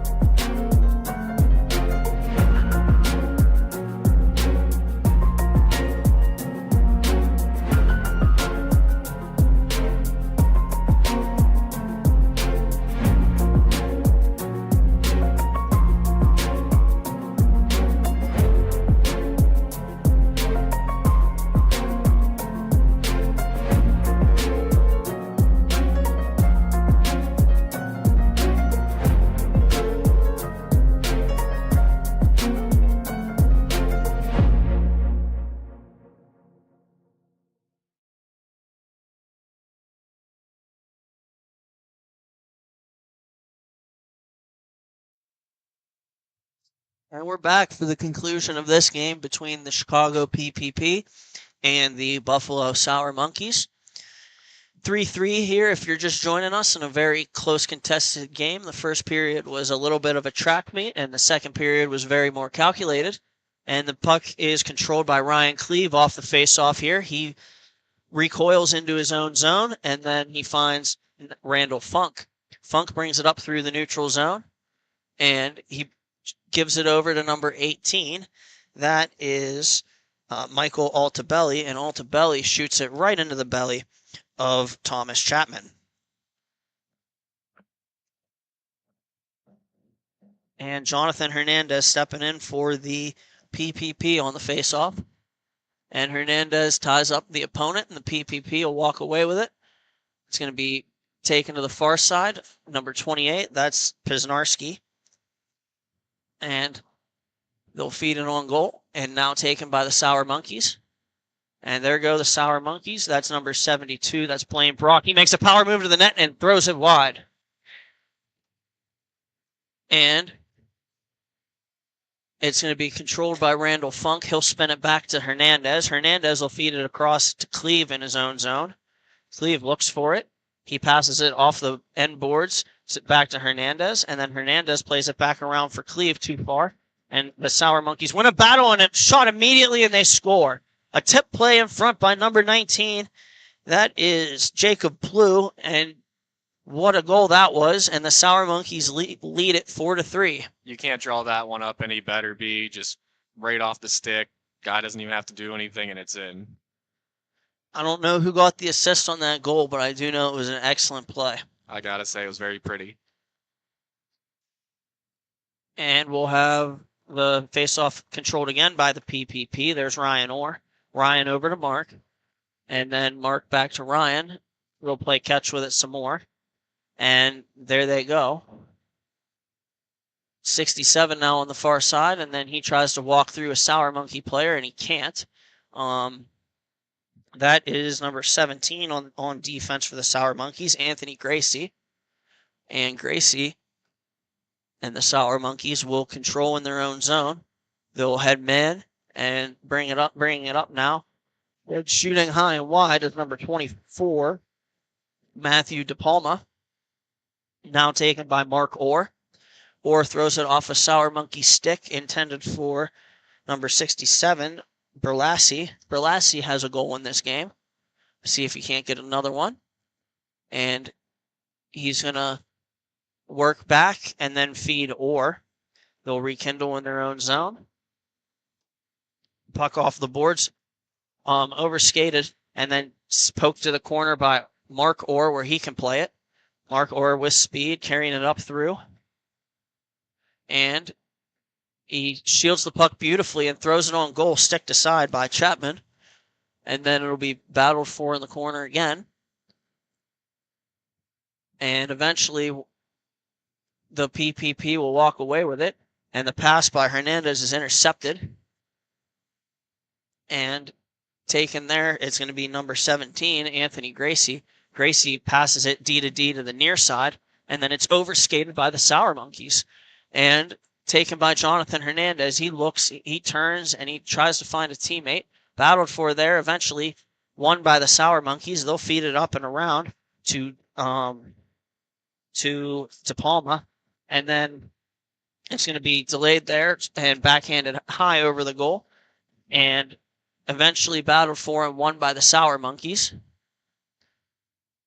And that's one thing I'll say about the Sour Monkeys is their puck support has been excellent in the remaining 2 periods of this game. Yeah, I mean, they're definitely causing a lot of havoc with their forecheck and backcheck. I think the same could be said for both teams. You are seeing them try to set up that breakout, but it seems to have been pretty difficult for the majority of the time that there's someone always stepping up, getting a stick on it, and, making it a hard effort for them. And we'll have a glove save here from Kyle Gustafson. And they'll have a face-off to his right. And stepping in now for the Buffalo Sour Monkeys is Mitchell Smith. And the face-off is won by the PPP, taken by Randall Funk. And he's going to walk across the middle and then backhand one. And a rebound save by Chapman and again. And then it'll be taken by Piznarski.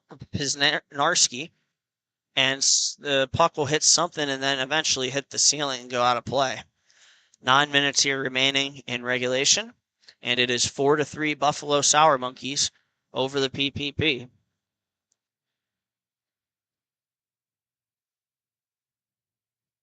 And then it's going to get taken and played around by the Sour Monkeys. Cleveland after it. And he gets high sticked or slashed, and that's going to be a penalty. And the PPP are going to go to the power play. Cleve still hasn't gotten up. I'm assuming that was a high stick that hit him in the face. Hopefully it'll be not the worst case scenario on this. Hopefully he's just maybe a little shaken up and, not too much injury, if any to him. And he's holding his face. I think he got that one right in the mouth.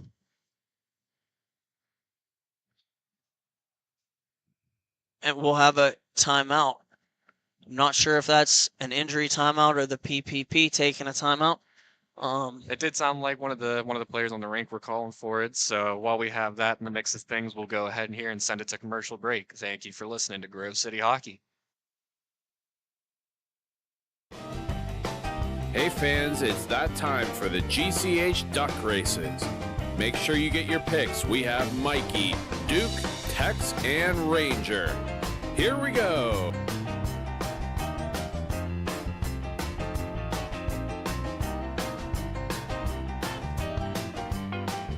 And your winner is Tex. Thank you again to Bonus Accounting for sponsoring the GCH Duck Races.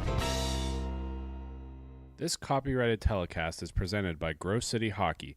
It may not be reproduced, retransmitted in any form without the expressed written consent of Grove City Hockey, LLC. We thank you for your understanding and hope to continue to enjoy this complimentary broadcast. To purchase footage, email. Fans, it's that time for the GCH Puck Shuffle. Just like in the arena, we bring the fun to you at home. Follow the puck.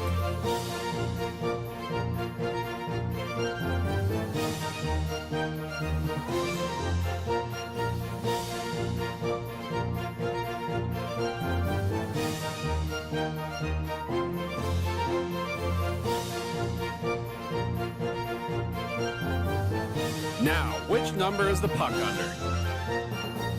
If you pick number 1, congratulations. Now, back. And we're back for this game between the Chicago PPP and the Buffalo Sour Monkeys. That penalty that we saw prior to break is actually a 5-minute major. So here go the PPP with a golden opportunity to win it on the PP. And it's Hernandez with it. He goes back over. That's going to be taken by Berlassi. And then you might have one coming back here against the PPP. We got a little bit of drama here unfolding, B. Wouldn't have it any other way on a Sunday. Or a Saturday, for that matter. But it's better for the viewership, so it's better that it's on a Sunday.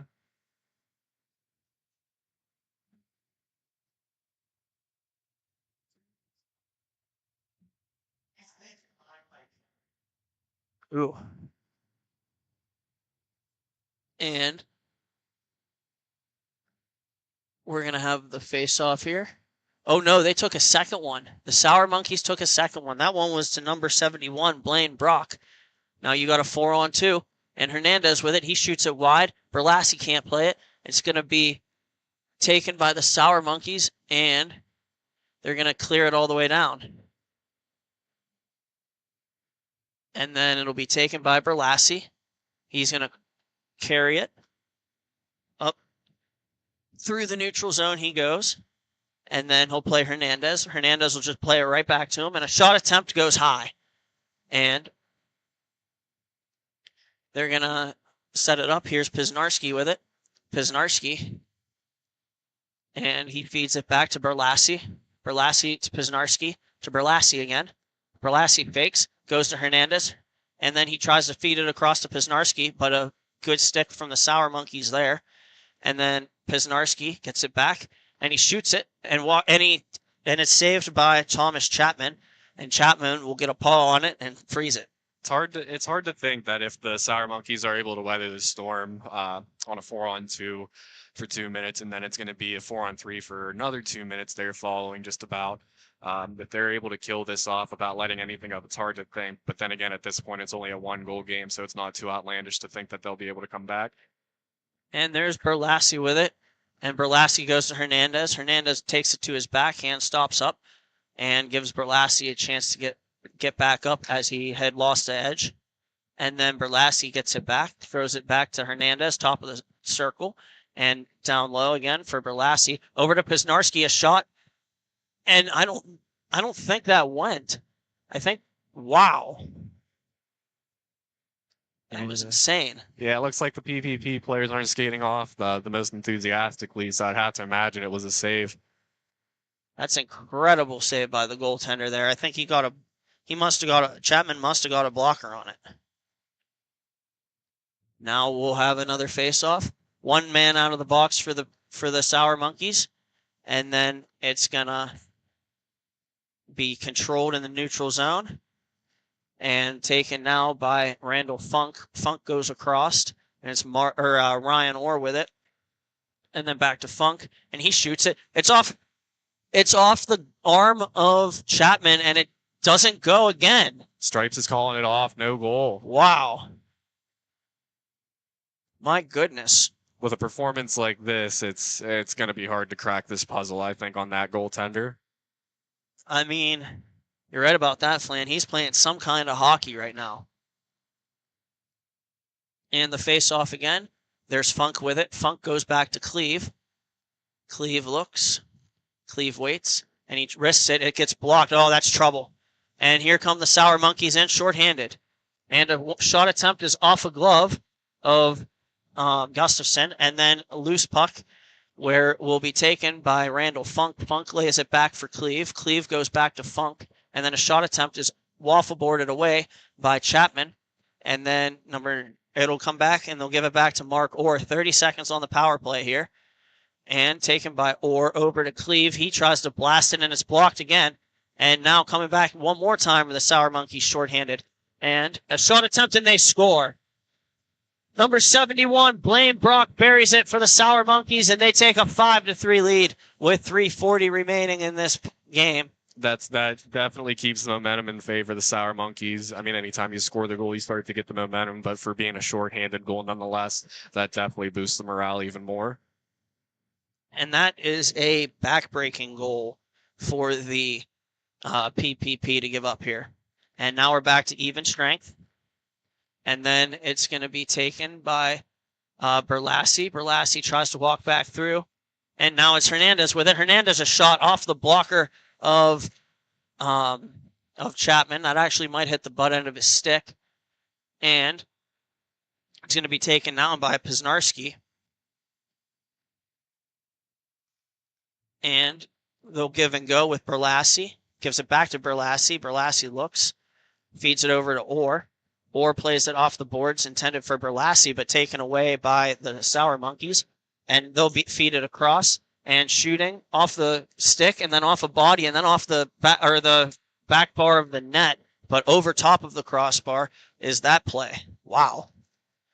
And then taken by the Sour Monkeys. The pass eludes everyone and will be played by Ryan Orr, who's going to play it around. And it's going to be taken there by Jonathan, or by Altabelli. And now here comes Gustafson to the bench for the extra skater. And it's going to be taken by the Sour Monkeys. I thought the Sour Monkeys throw it high and wide. And it's going to be taken again. Battled for there. And off the outside of the cage with the goalie pulled is the attempt from the PPP. And battling for it, the PPP, Ryan Orr will walk away with it. 150 to go in regulation. And here they go. And it's going to be couple players tied up, no call. Interesting. I was going to say, Funk won the race to that puck, but then, yeah, nothing called. A couple players, I guess, just cross-bodied there. Minute and a half to go in regulation. Slansky has it. Slansky goes over to Berlassi. Berlassi winds and blasts, and it hits something. Scramble for it there, and it's still loose. It's loose. And the refs are screaming, move it, but no, now they blow it. 1:19 remaining. I think that puck might have been on the side of the net, or on the back side of the net, rather. And nonetheless, we'll have a stoppage with 1:19 remaining in regulation time. Yeah, with how these nets have that little side skirt kind of going around, it maybe got tucked in there a little bit to where you couldn't play it out. And we'll have the face-off controlled by the PPP. Hernandez will shoot it, and it'll hit off the outside of the cage. And it'll be attempted to clear by the Sour Monkeys, glove down, and now we'll have yet another penalty coming up. It's going to be a cross-check, and I think that one as well is going to the Sour Monkeys. It's not what the doctor ordered for the Sour Monkeys, even though they're up to with just about a minute left. This power play could change this game, the outcome of what's to happen. We got 66 seconds remaining here, and another two-man advantage here, considering the goalie's pulled here for the PPP. We'll see if they can't get one. And, honestly, if they get one, especially if it's quick, they're not dead yet. And it'll be taken. Berlassi battling for it on the near side boards. It's going to get cleared and go all the way back down where it'll sit in the right circle of the PPP zone. They'll set up. They're going to feed it over to Pisnarski. Pisnarski across, and it's going to bounce and be picked up by Berlassi. And then Pisnarski again. Or that's actually Hernandez. And then Mark Orr shoots it, and it gets tipped out of play. I don't know if that... And it's going to be at center. I guess that I'm not sure who that was for the PPP. Nevertheless, they tipped it out of play here. 39 seconds remaining. The draw is going to be at center.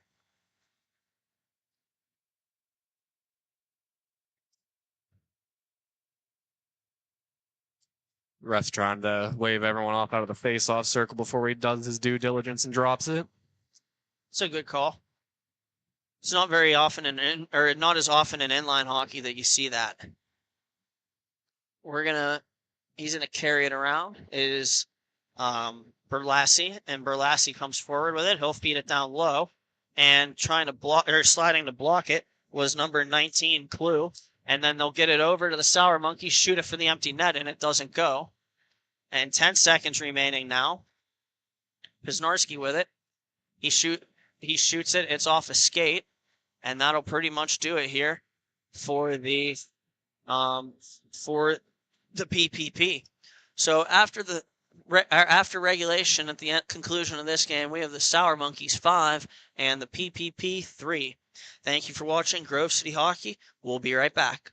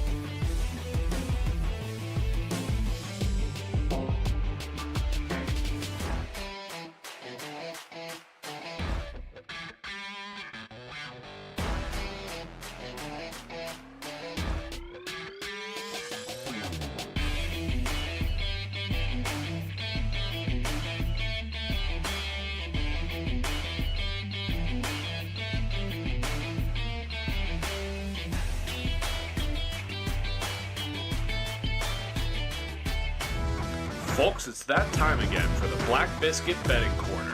This prop bet of the game is which player will score a goal this game. Enter your pick in the comments section for a chance to enter. All rules and regulations can be found in the comments section. Good luck, and thank you to Black Biscuit for sponsoring.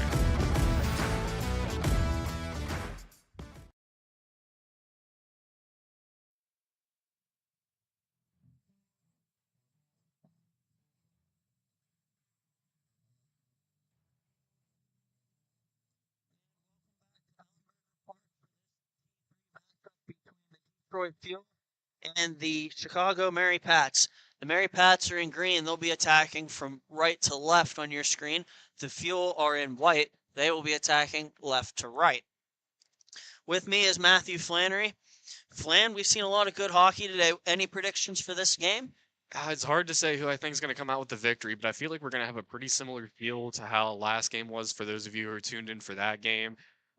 Seemed to be a little bit of a different story compared to a lot of the earlier games where it was pretty slow paced early on. Last game, we got a decent amount of some faster pace play, a little bit more run and gun. And with how quick these two teams can be, I can see this being a little bit of the same story. I like it. As far as the results of the games prior, we have the Chicago Mary Pats, who won their first game 6-3 and lost their second game 6-5 for a 1-1 record, bringing them to 2-3 on the season. And then the Detroit Fuel won their first game 5-0 and then their second game 6-2. So they are 2-0, and this being their first weekend of the season, both on the season and on the weekend. Although if I am to give a true prediction, just because I'm predominantly Irish, I think I got to go with the same Pats, rocking those crisp Celtic style jerseys. Those jerseys are very, very nice. I remember as well this goaltender Borda. He's a pretty big game player. We'll see if he can't steal one for these Mary Pats, or if the Mary Pats just flat out defeat the Fuel. Who knows? And it'll be taken there that momentarily the Fuel win the puck, and they're going to come up 2-on-2, and cutting into the middle and shooting it off a stick and into the mesh was a member of the Fuel. I believe that was 77. 77, Jonathan Schnauden.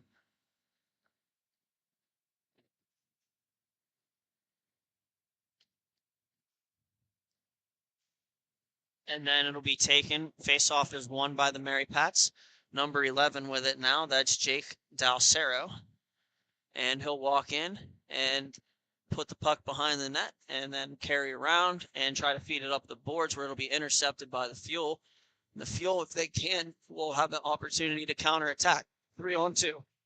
Shot attempt is high off the stick of number 62, Caden Tinley.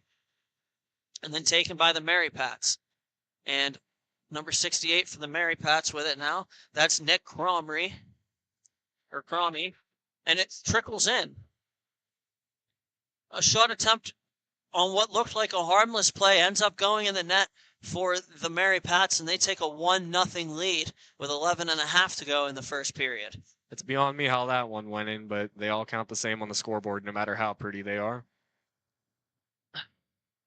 And we'll see if the Detroit Fuel can counterattack. They win the face-off here. And then with it now, number 59 feeds it across, and they score. That was a feed across from Joey Abraham, number 59, and number 77, Jonathan Schnauder, buries it, and we're tied at 1. That has been the script for most of the day, B. These answering goals one after another pretty quickly. This is literally like, yeah, to your point, Flan, this is literally probably like the 6th game that we've seen that.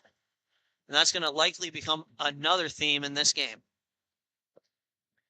And we'll have the puck control by the Fuel. The Fuel are going to come through with it. And the backhand attempt goes below the goal line where it'll be taken by the Fuel. Out in front, and they score again.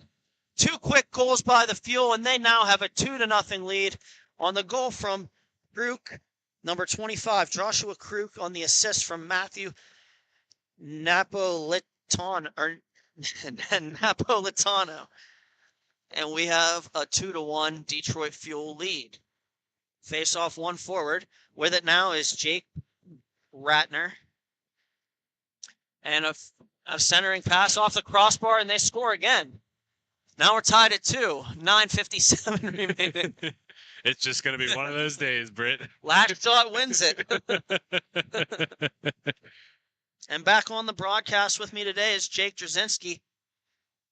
Jake, how we doing? Oh, not too bad, Britt. Stepped in the middle of this period a little bit. Got caught up with some of our custom merch orders. As we get, you would think that people would be ordering before Christmas, but we're getting just as many afterwards. So I apologize for being a little late here, but I always love watching the Mary Pats play, so it's going to be fun.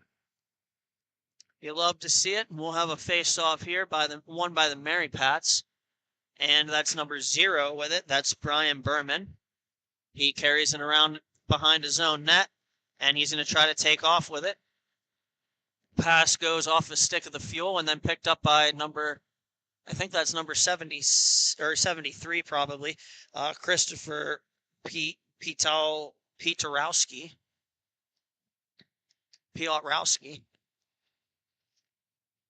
And we'll have a face-off to the left of the Detroit Fuel netminder. We got a message from Mike Farinelli. Mike, I know you're listening. Kyle Nedball, what is the intent with that comment? Did we screw up a pronunciation? Just give us a little bit of clarification there, Mike. Appreciate you. And we'll have a battle for it. It'll be cleared by the Fuel and then taken. That is number 66, Joe Woolfield. And then backhand pass coming from Piotrowski. And then taken by number 2, Jake Ratner, and he fires it high and wide. Puck controlled again by the Mary Pats. They're starting to try to control pace here. And then it'll be taken again, or carried by Jake Ratner. Ratner with it. He holds. He stops on the backhand.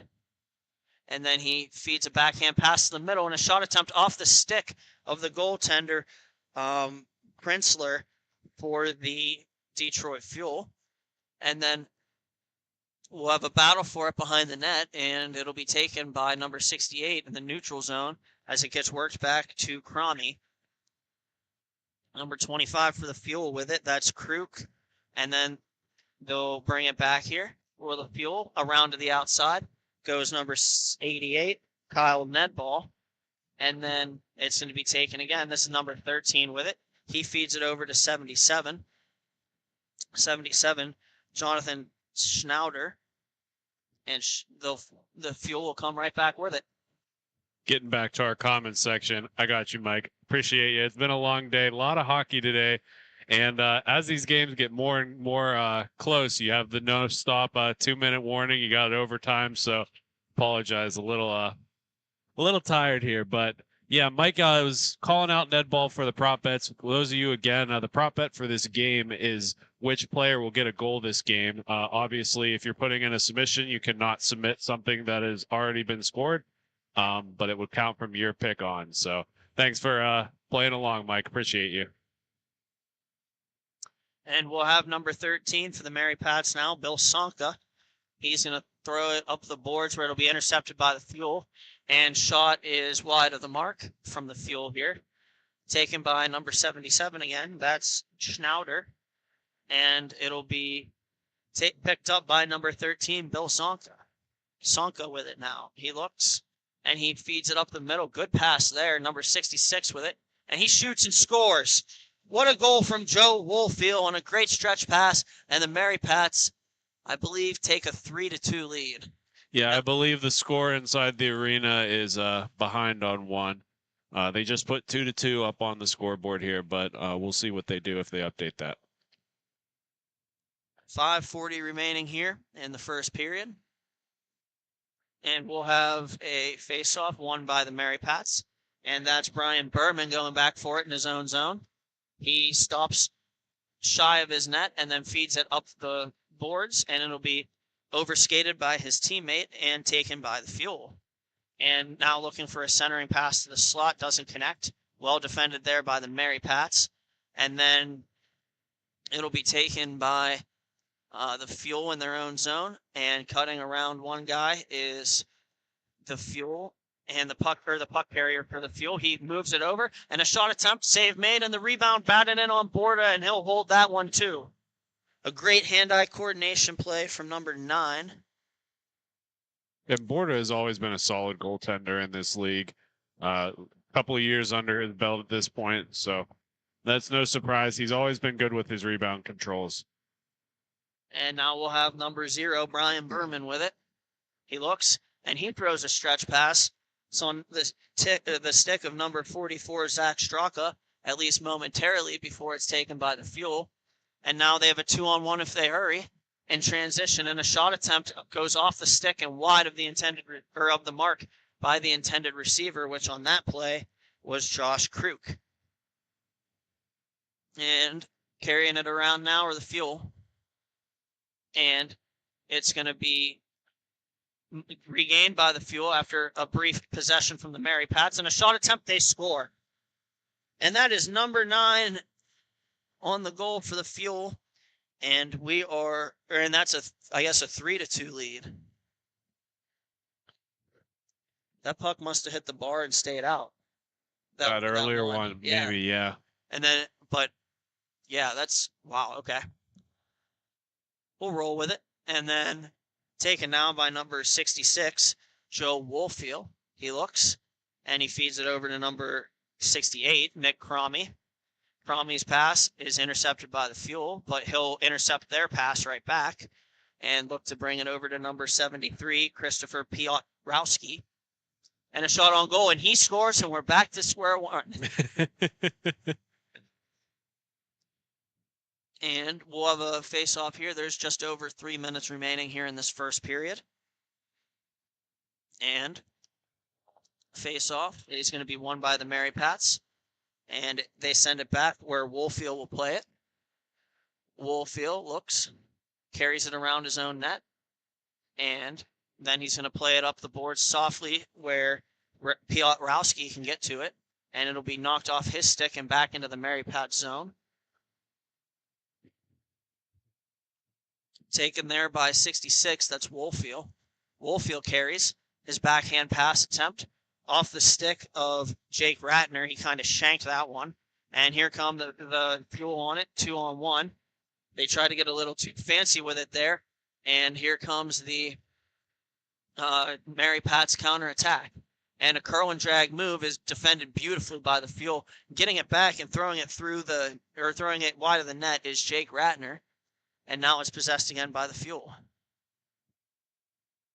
Fuel wait. They're going to delay. Use their net for some protection. And bring it right back up through the neutral zone.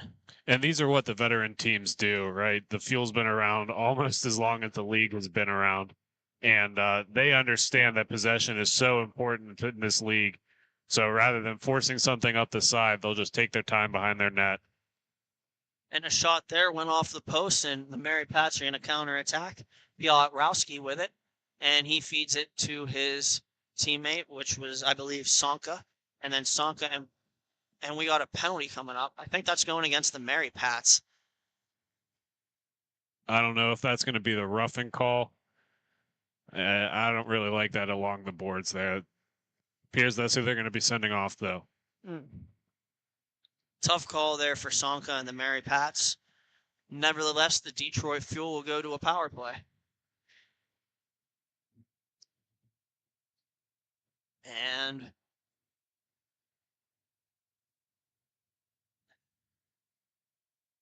And we'll have a face-off here to the right of Borda. And face-off is won by the Fuel. They work it back to the point. Number 88 with it. That's Nedball.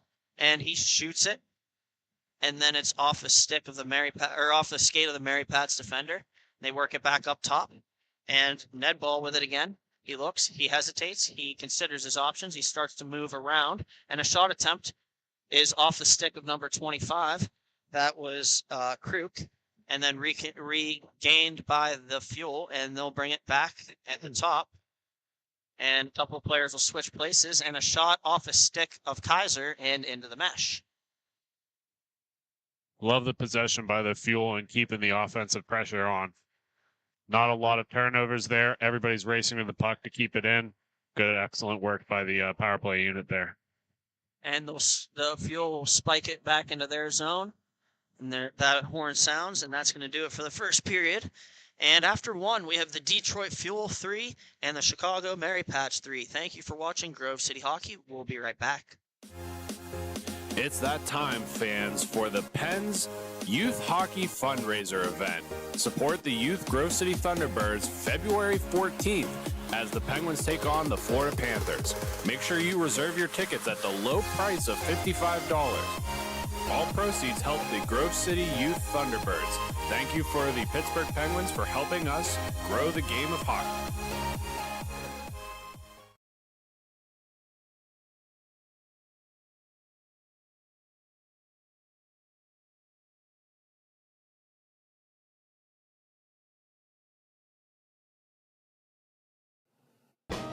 Hey fans, it's that time for the GCH Duck Races. Make sure you get your picks. We have Mikey, Duke, Tex, and Ranger. Here we go.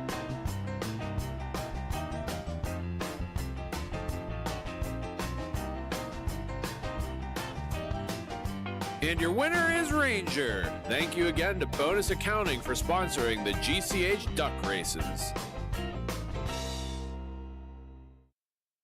And we're back for the start of this second period between the Chicago Mary Pats and the Detroit Fuel. Deadlocked at 3 after 1. However, the Fuel are going to have a power play for 67 seconds into this second period.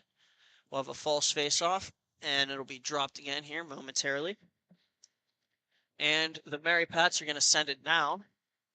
And it'll go over to it'll be off the stick of David Printzler, and then the power play will pick it up for the Fuel. That's Kyle Nedball with it.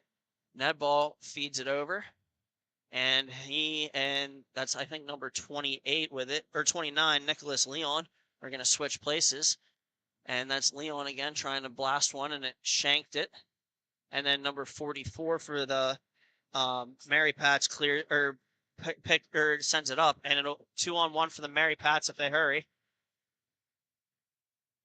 And it's going to be carried up by the Mary Pats, or by the Fuel rather. And now it's going to be held by Nicholas Leon.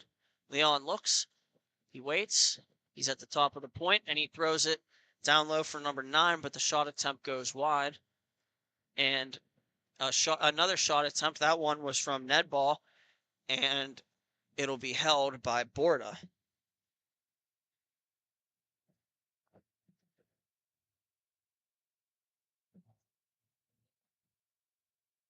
We'll have a face-off to the left of Borda, and we'll be even off the draw. And then it's going to get cleared down and effectively cleared back up by the Fuel. They'll go cross rink with it. That's number 6. I think that's 68. No, that's probably 88. Nedball. And now it's going to be taken by the Mary Pats, and here they go. This is number 2, Jake Ratner. Ratner tries to shoot it, tied up there by the Fuel. And then it's picked up by Jake Dalcero, and he'll send it back, and then they'll reverse fields. And it's going to be taken again by Ratner. He walks across the middle. He tries a backhand pass, jammed for there, and it would not go. And then here comes the Fuel with it again. And skating it through the neutral zone is number 62, Caden Tinley. Tinley shoots it. It's off a stick and out of play. With 11.5 remaining here in this second period.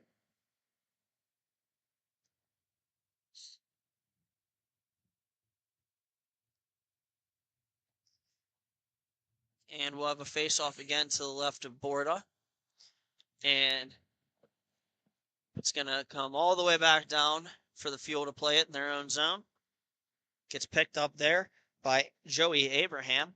Abraham turns away and then loses the puck to number 2, Jake Ratner. And the pass from the Mary Pats is intercepted by Schnauder, number 77 for the Fuel, who throws a pass that gets intercepted by Ratner, who throws a backhander on net, and it's going to be swallowed up by David Printzler, and play is halted.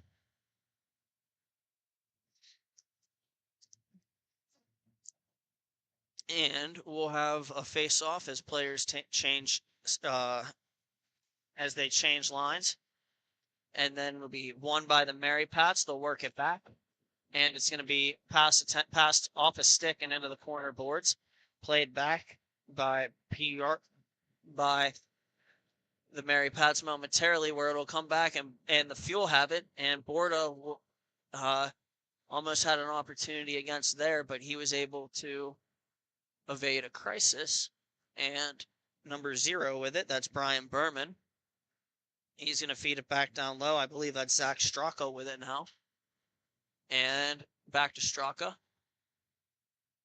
Here he goes. And his pass on the backhand is intercepted by number 9, who feeds Kyle Nedball. Nedball comes in and rips it wide.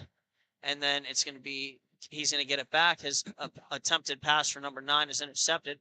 Now Brian Berman has a step, but they give and go. He had it momentarily, but he lost it. Couple of shot attempts there on David Printzler are shut down, and then a penalty coming up here, I believe, and that's going to go against the Detroit Fuel. Yeah, that's a really bad penalty. Your goaltender bails you out twice, and then you take a penalty to be put onto the penalty kill. Just not a really good time management awareness, right? Once you have your goalie making those 2 huge saves, you got to build momentum off that, not give it all away right as soon as you get it. Face-off won by the Mary Pats. That's Brian Berman going back for it. He looks, he's in the neutral zone, and he feeds it to the top of the circle where Piotrowski will play it. And then Piotrowski plays it down low, number 44 with it, back to Piotrowski, over to Berman, and back to Piotrowski. Piotrowski with it, over to Berman. Berman looks, and he's going to go down low to Jake Ratner. Ratner back for Piotrowski, a shot, and it goes through the crease wide. That's Ratner with it now, and Berman, and now Ratner. Ratner looks, he waits, he delays, and he tries to go to the middle, and falls down, gets the puck back. Did he step on the Fuel stick there? I'm not sure how he fell. Quite possibly. And then it'll be regained by Ratner again. And he shoots it and he scores. He was unhappy there for a second about that he tried to embellish one call and then they gave him one. Gave him a little whack. He was mad about that, and he turns around and buries it top shelf on the goaltender. And now the Mary Pats take a 4-3 lead.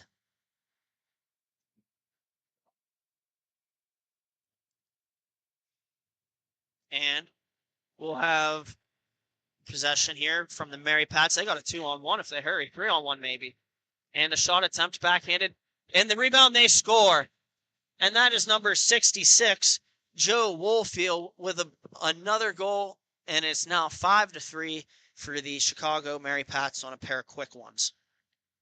Yeah, you just have to have some defensive pressure up front. That's too many rebound opportunities there. Printzler shaking his head because he knows that was an easy one. And we'll have the ensuing face-off, won again by the Mary Pats. They're making a push here. And it's going to be controlled there. That's Piotrowski.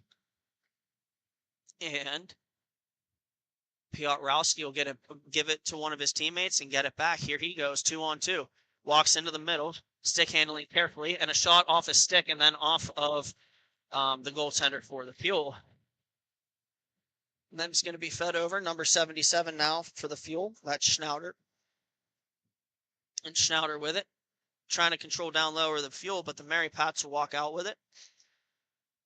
And then they'll bring it over. That's, I believe that's Woolfield again. And they go D to D and then up to center. And that's Piotrowski again.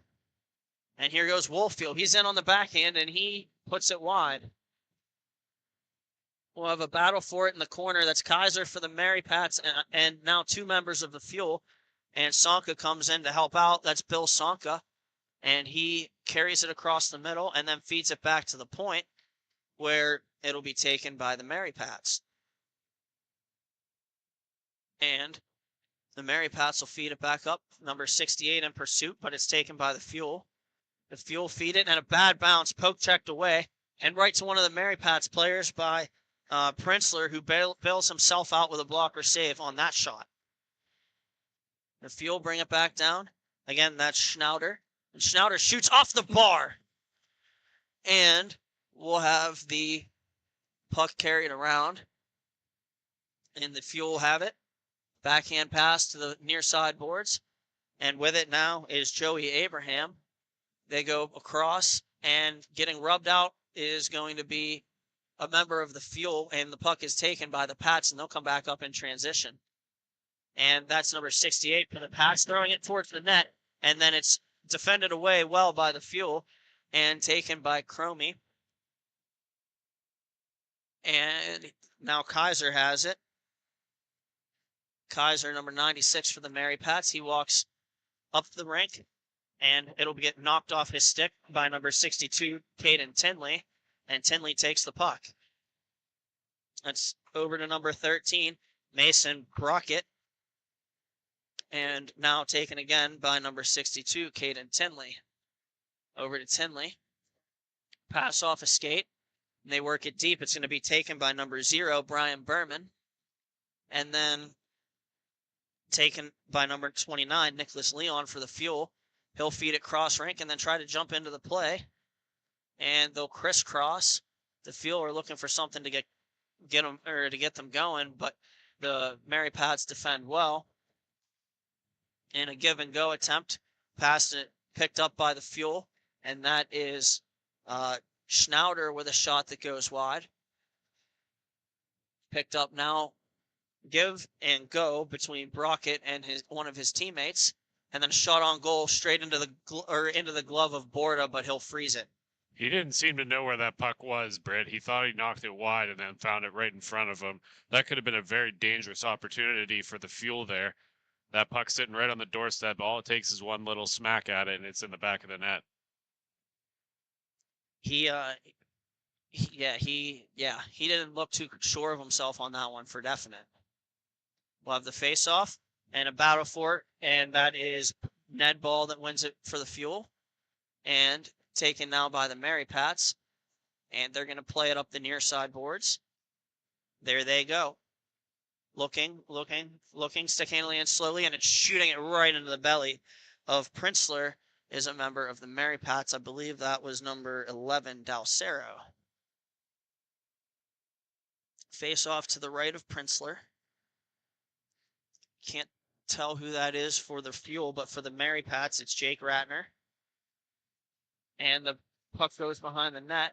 Battled for there, trying to walk in front, is number 2 for the Mary Pats. And they bring it up. Now it's going to be taken by number 9 for the Fuel. He makes a power move, carries it around the net.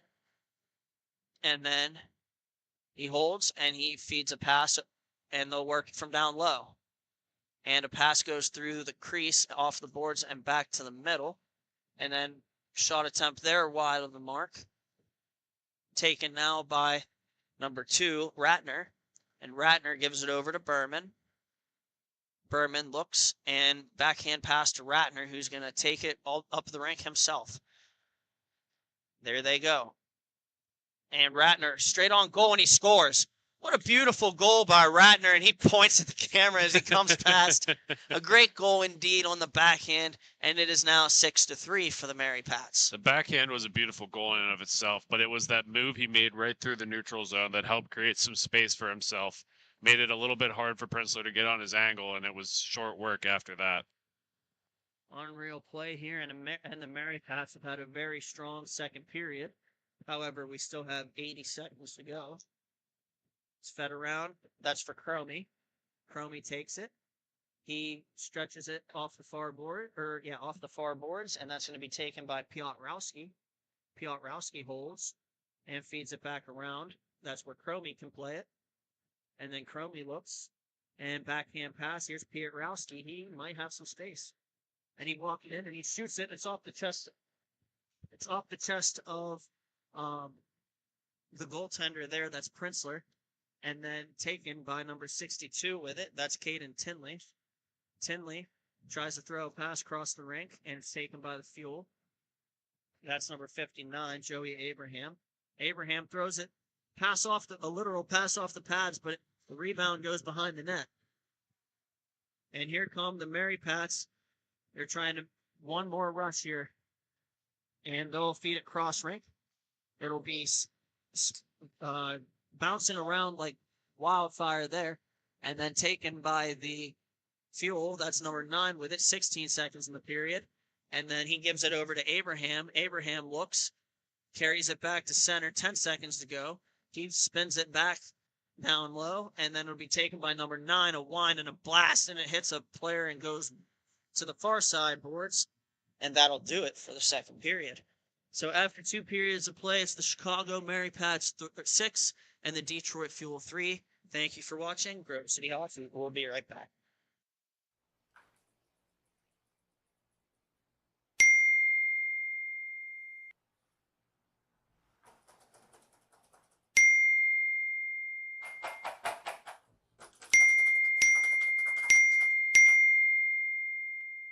Frustrated and wasting time doing your own taxes? Getting confused by complex forms? Waste your time no longer. It's time for you to check out Bonus Accounting. Kenny and the team will help you with taxes, bookkeeping, and payroll services. Now that's an accounting hat trick. Leave it to the industry experts and check them out today. Use promo code Grove City Hockey for a sweet discount and also to receive exclusive GCH merch. Bonus Accounting, the firm of the future. Fans, it's that time for the GCH Puck Shuffle. Just like in the arena, we bring the fun to you at home. Follow the puck.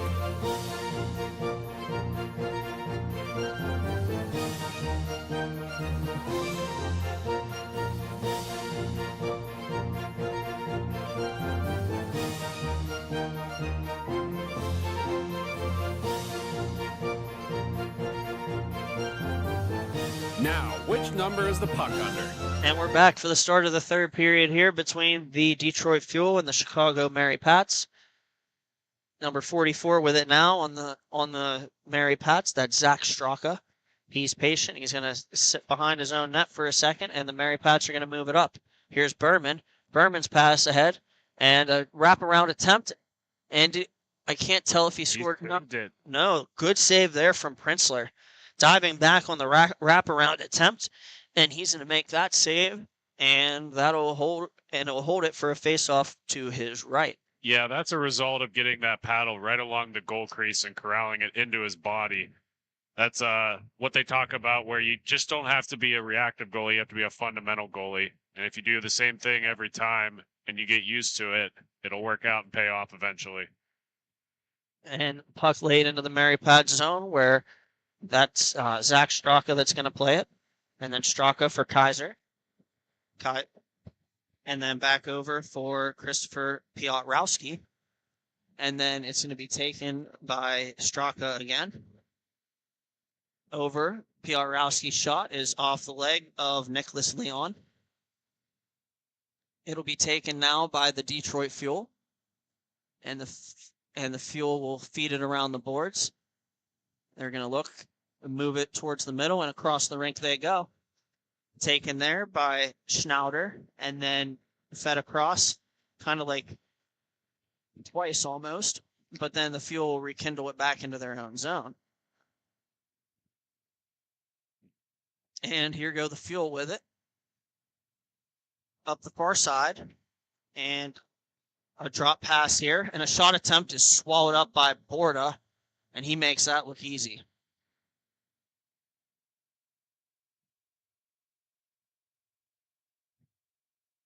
We'll have a face-off to the right of the goaltender, Borda.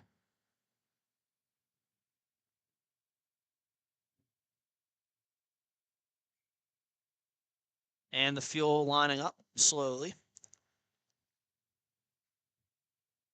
And the Fuel aren't out of this game by any stretch of the imagination. They're very very quick and very technical team. I think they just need to get this first one here within the first 8 or so minutes, and then it'll become a lot easier to climb that 2-goal lead rather than that 3-goal lead. That's well said, Jake. They just need a quick one, and 3 goals is still a close game for roller hockey. And here come the Fuel with it, trying to walk in and backhand a pass, and it's going to be spun back into the neutral zone. The Fuel are going to pick it back up, and then it's going to be carried up, and that is Joey Abraham with it now. And he's taken down by a member of the Mary Pats. That's going to draw the arm from the official, and it's going to be shot wide, and then the Fuel recover it, try to feed it in front, touched by the Mary Pats, and that will draw a whistle. Call is going to go against number 11. That is Jake Dalcero. The call is going to be a hook. Good call from Chapman, the official. And the Detroit Fuel are now going to go on a power play. Here's their chance to get back in this one. And number 9 in there for the Fuel. And that he wins the faceoff from Bill Sonka. And then it'll be stolen away by Woolfield and cleared. And a weird bounce there. That's become a theme today here in Ellenberger Park, too. Yeah, it's always down by that Zamboni door. They just have weird bounces. We mentioned earlier there's a little bit of a gap in between the floor and the walls, and sometimes it causes it to bounce a little funny. Battled for there, and Sonka's coming with it. Here comes Bill Sonka. He walks across the middle with it, still has the puck, backhands a pass to his teammate, and that's going to be number 68. He throws it down the rink, or tries to throw it down the rink, but it's played by the high stick of number 9 for the Fuel, and the face-off will go all the way back down. Yeah, I get the idea trying to keep it in your zone, but, sometimes when you're waving at it, you have to wonder, missing it would be an advantage, but if you hit it now, you're even at a bigger disadvantage. And We have a different number, too. the face-off here is taken by the Fuel. They're going to skate it up, and here they go. They're on the power play. They leave it, Okay. and they set up. They had a cross-rank pass if they wanted it, but they throw it on goal, and Borda stands tall on his post, and he's going to get a stoppage. I don't care if I spell it right. Right, you want the. And then what's How the do you answer? say it? Kubi. Oh, K-U-B-I-A-K. It's like spell it. Yeah, Kubi. Yeah. It's going to be taken by the Mary Pats, and then the say mid-Michigan monster. and then the Detroit Fuel will carry it. That's number 29. That's Nicholas Leon, and it's going to be taken there. Penalty expires. It's cleared by the Mary Pats. 8 minutes remaining here in regulation, and we'll have a play from the and the play will break out from the Fuel zone. A stretch pass is intercepted by Kaiser, and then Kaiser plays it off the boards to himself. He's battling with a member of the Fuel there, tries to throw a centering pass that's intercepted by the Fuel. Here they go. And Berman, the Fuel overskate, and Berman's going to take it. There goes Brian Berman for the Mary Pats. He feeds it over to Jake Ratner.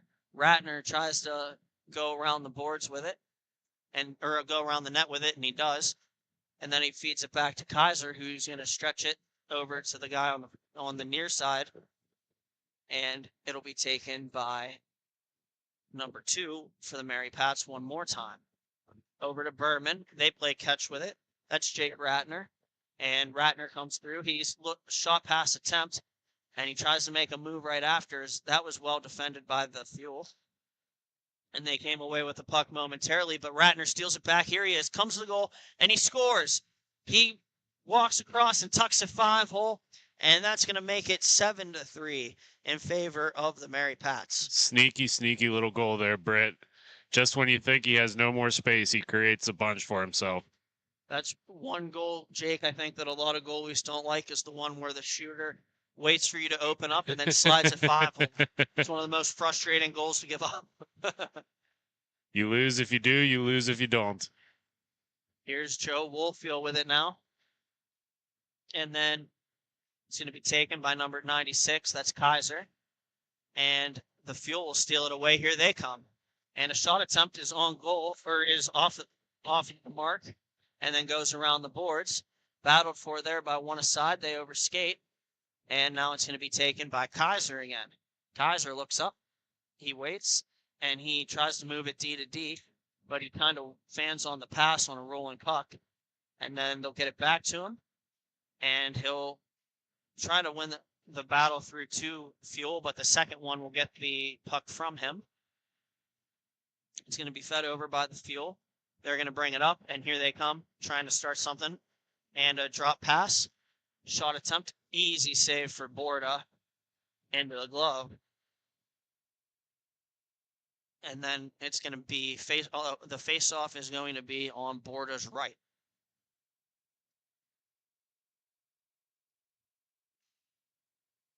And won by the Detroit Fuel, taken by number 13, Mason Brockett. He'll feed it back to the point. And Brockett with it now, I believe. He's going to turn around and try to center it. And then it's worked down low where number 29, Nicholas Leon, will play it up high. And then a shot from number 77, Jonathan Schnauder, is held by Borda. And this time the faceoff will come to Borda's left. 4:57 remaining. And here they go. Number 73 with it now. He holds. That's Piotr Rowski. And then it's going to be fed by Piotr Rowski, stolen away by 13. He feeds it over. A shot saved. Borda rebound. They score. And that was number 13, Mason Brockett. He stole the puck, fed it across, and then buried the rebound on the shot attempt that came from Schnauder, and it is 7-4. Yeah, beautiful tenacity goal there. 4 minutes is still plenty of time to get 3 more, but you're at least starting to close the gap there. They just got to build on it, continue the momentum, continue to pressure, take a little bit of a more risky approach. It's do or die right now. And the pass eludes Piotr Rowski. And it'll be battled for there by Piotr Rowski and a member of the Fuel. And still battled for. And then eventually it'll be won momentarily by the Fuel before they turn it back over. And then it's sitting along the end boards and taken by the Fuel on the near side. They wait. They look. Feed across. And then it's going to be taken by the Fuel. They'll go cross one more time. And looking for the puck is, battling for the puck right in front of us is one of the member of each team. That's Sonka for the Mary Pats and number 25, Kruk for the Fuel. And then they bank it off the near window and it goes all the way back down where it'll be played quickly up by the Detroit Fuel and then taken by Bill Sonka for the Mary Pats. Sonka plays it across to Jake Ratner. Ratner with it now, and he feeds it over to number 44, Zach Straka. And they're going to come through, looking for the Fuel on a shot attempt like a redirect, and it doesn't connect. And now Brian Berman and Joshua Kruk will go in for it. And Straka will feed it up. That's Sonka with it now. And then it'll be taken there by the Fuel where they'll pass it down and to the face-off circle in the offensive zone, and then it'll get worked right back in.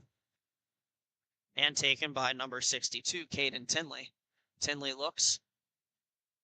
He tries a stretch pass that eludes the stick of number 9. And then it's Berman with it now. Berman comes in and through the neutral zone, walks to the offensive zone. Skates around, looks, and then feeds it back to Cromie, so Cromie can play it. And his stretch pass goes off the stick of number 11, Jake Dalcero, and then taken by the Fuel with 1:48 remaining. Pass up to Jonathan Snouter, over to Caden Tinley. And Tinley shoots it. I don't think Borda ever saw it, but it goes wide. Yeah, that's the advantage of having all that traffic in front. And Detroit's doing this the right way. Get a man in front, especially that big, tall number 9, and then you'll have lots of opportunities to either screen the goalie or get a rebound. It's the right thing to do here, and they're executing it well. If they hurry, they have a 3-2, but good back check there, and that was by Woolfield, and he negates the 3-2, makes it a 3-on-3, and dumps it down with 1:13 remaining in regulation. Here come the Fuel. They're going to get a power play. Tripped up by Jake Dalcero, and that's going to be a penalty. And I believe we have a timeout taken here by the Fuel.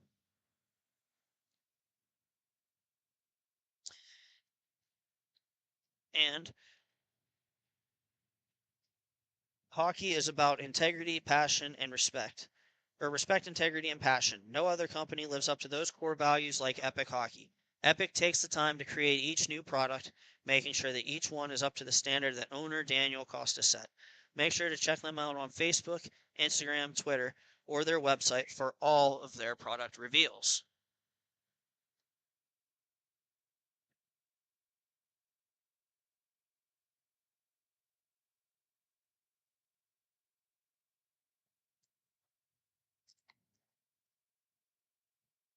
And we'll have the face-off to the left of Borda. And it's won by the Fuel. Number 29 with it now. That's Leon. And now the Mary Pats will clear it around the boards where it'll be stopped by Joey Abraham. Abraham for the Fuel feeds it back down. And then it's over to number 29, Leon. And taken there. And cleared by number 68. For the Mary Pats, that's Nick Cromie. And then it'll be sent back down and controlled there by number 9 of the Fuel. Sent towards the empty net and recovered short of the crease by the Fuel. And a stretch pass is going to be controlled by the number 29. And the Fuel will throw it on goal, tipped by number 9, saved by Borda. And now it's coming back up. And shot again off the outside of the cage from the Fuel. Number 9 with it one more time. And it's going to be his centering pass goes off the stick of Borda. And 1 second left. And the horn sounds. That'll do it for the end of this game. The Chicago Mary Pats will move on with a 7-4 win over the Detroit Fuel. Thank you for watching Grove City Hockey. We'll be right back. You know you've always thought about playing travel hockey. Have you ever heard of MIHA? Well, here's the time for you. We're taking registrations right now. So if you're interested, make sure you get your guys together, get a good team, and sign up today. It's never been easier. All you have to do is go online, go to MIHAHockey.com, and look at all of the incredible options that are on this new intuitive website. Visit standings, schedules, registration details, league information, history, and so much more. And if you ever have a question, it's so easy. Just go to the contact page and reach out to Carl, and he'll help you right along. Sign up quick because spots are running out. Visit us at MIHAHockey.com.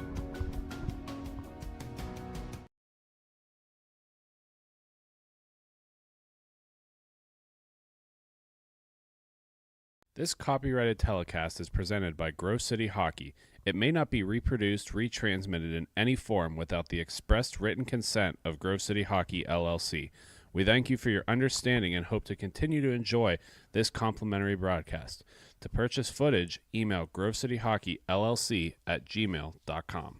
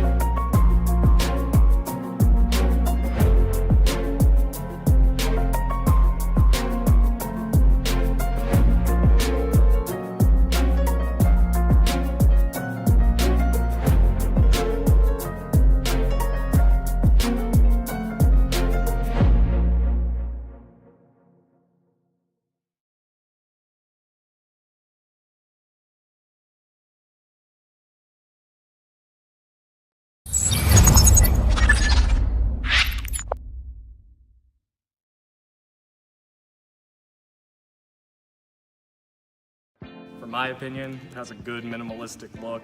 I'm a fan of the black with minimal white accents, the white logo at the very bottom, it makes it pop. I gotta say I love the grip material. I'm not feeling like I need any tape or anything. And then honestly, in terms of weight, it's definitely one of the lightest sticks I've used. It has a good pop to it, so I feel like I'm gonna get a lot of good shots off and hopefully less muffins.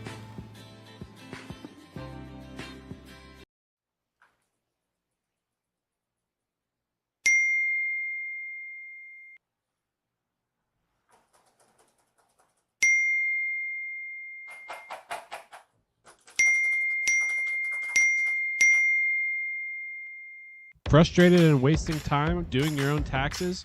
Getting confused by complex forms? Waste your time no longer. It's time for you to check out Bonus Accounting. Kenny and the team will help you with taxes, bookkeeping, and payroll services. Now that's an accounting hat trick. Leave it to the industry experts and check them out today. Use promo code Grove City Hockey for a sweet discount and also to receive exclusive GCH merch. Bonus Accounting, the firm of the future. This copyrighted telecast is presented by Grove City Hockey. It may not be reproduced, retransmitted in any form without the expressed written consent of Grove City Hockey, LLC. We thank you for your understanding and hope to continue to enjoy this complimentary broadcast. To purchase footage, email grovecityhockeyllc@gmail.com.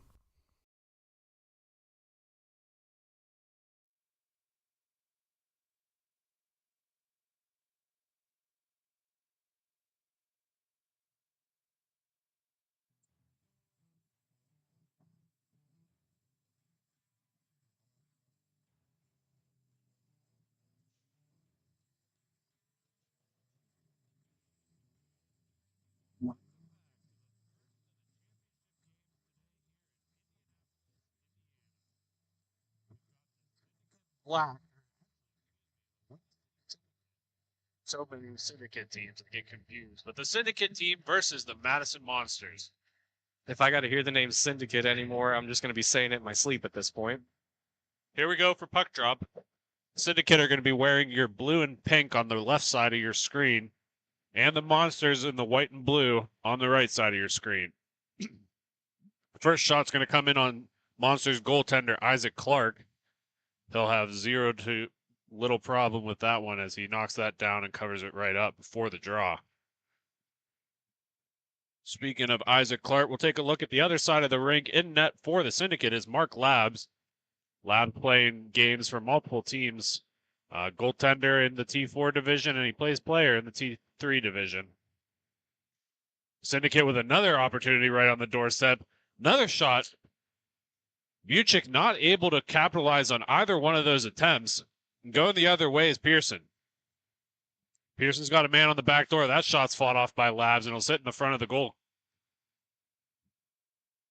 Davidge with the puck for the Syndicate. He's going to play it along the far wall. That's going to be tied up by Davis, who will push it behind his own net. Nice little stick handling maneuver by Davis to get around one. Plays it off the boards over to Davidge, and he's coming the other way. Monster's able to take that away. That shot's going to get fought off by the blocker of Labs. Kubiak not able to convert on that one, and he'll push it all the way up the wall where the Syndicate's the first one to it. Shot by the Syndicate goes to the corner where it'll be picked up by Buchik. Heavy collision there as Brutout's going to be taken down on that play. He'll lose the puck in the process, and going the other way is Ailing. Ailing across crease.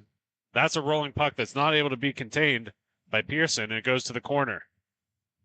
Back up top, Kubiak with the puck on his backhand. He's going to draw a call on that as well, and that'll do it there. The Syndicate are heading to the box. We'll wait to see what the official call is on the play.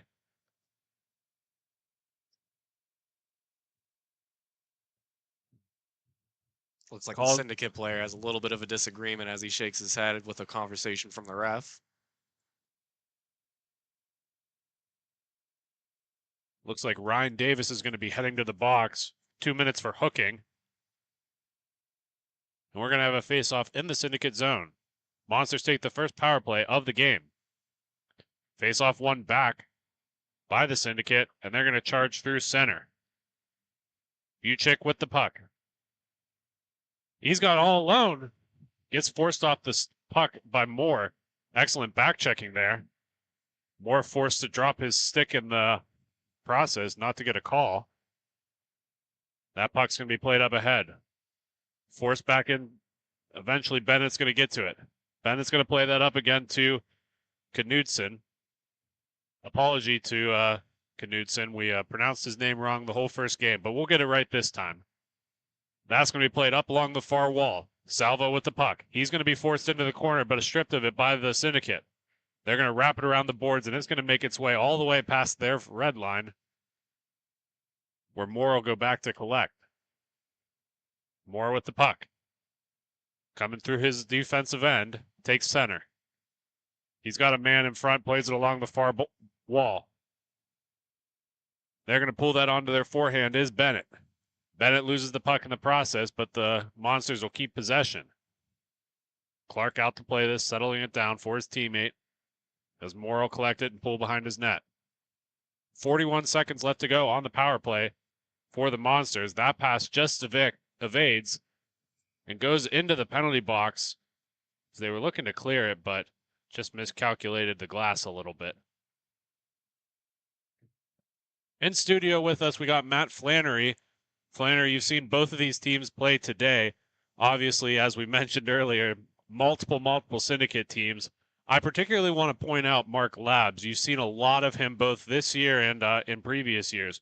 What are some of the things about his game that's going to make him such a dominant force today? Just that he's an athlete, regardless of what position he's playing, whether if he's skating out or in net. But in this case, to talk about his tending capabilities, he's always going to be a competent goaltender, and he's always going to give you that chance to win.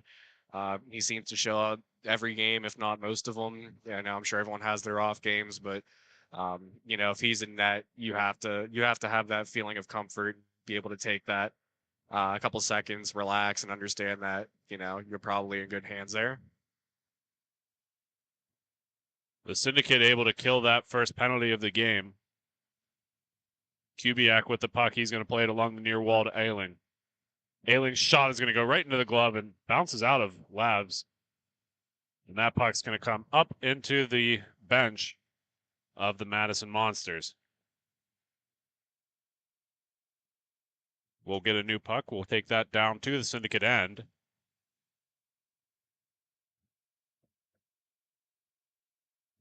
Kubiak's going to face off against Brutout down here. That puck's going to be 1-2 Madison up top. Blast by Pearson's kicked away by Labs is going to go to the far wall. Syndicate's going to be the first ones to it. Little skate to stick touch there as the Syndicate try to push it on center, but Clark's going to handle that one handily.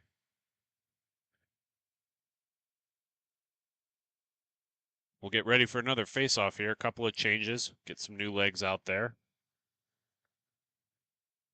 Kubiak to take the draw. Syndicate are going to win that back. Ellenberger with it along the far wall. Plays it off the wall to the near side. First one to it is the Monsters. Monsters leave it in the corner. Great forechecking pressure there by Brutout. The Monsters have to get away with some speed. Turning back in is Pearson. He's going to go in front of his own net. Try to push it forward. Kicked away. Isaac out to play it, but he's not quite able to clear it. Gets out far enough to be out of harm's way, but a dangerous opportunity there. Puck comes onto the near side. That'll be picked up by Kubiak, who will lose it to the Syndicate. Out to Pearson. Pearson's got some space here. Love those little 10 and 2s with the skate to create some space away from the defense as it goes back onto Pearson's stick. Nice little toe drag move, and he's got a lot of space for himself on the far wall. Winds up for a draw. That's going to be blasted away by Labs. Second opportunity is going to go wide into the far corner. Both of these teams playing very conservatively so far. Another opportunity. That's fought off by Labs. You can't blame Pearson for shooting. He's had multiple attempts so far. All of them fought off valiantly by Mark Labs. I mean, you keep getting those opportunities. Something's got to give way at some point, so you're better off to take them. Puck goes to the far wall and comes onto the near side for the Syndicate. Onto the stick of Brutout. Brutout's got some space. His shot's going to go high and around. Comes all the way out to center where we picked up by Knutson. Knutson's going to have that puck. He's going to drop it off to Pearson. Pearson's going to be fought off again by Labs. Those two are going to seem to get to know each other very well this game. Davidge with the puck. He's going to play it up along the near side. Vucic with it. Back to Davidge. Davidge is just going to get stripped of the puck. Coming down on the near side for Pearson again. He's going to work it onto his backhand. Labs fights that one off again as Davidge comes the other way for the Syndicate. That shot's going to be fought off by Clark. Another opportunity is going to go wide. These teams exchanging blows. Nobody's yet to beat the goaltenders. As Bennett's coming down. He falls down in the process, but keeps possession as he works it to the far wall.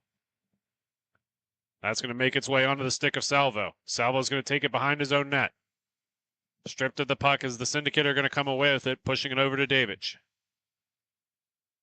Davidge spins back tight, getting a lot of pressure from the Monsters, and it works its way onto the far wall. Vucic with the puck. Vucic on the near side. He's going to spin back, looking for a man up front. Davidge with it. Davidge on his backhand hit gets turned around. Works it across the slot. Coming in on Timmins. Timmins shot. Clark doesn't know where it is.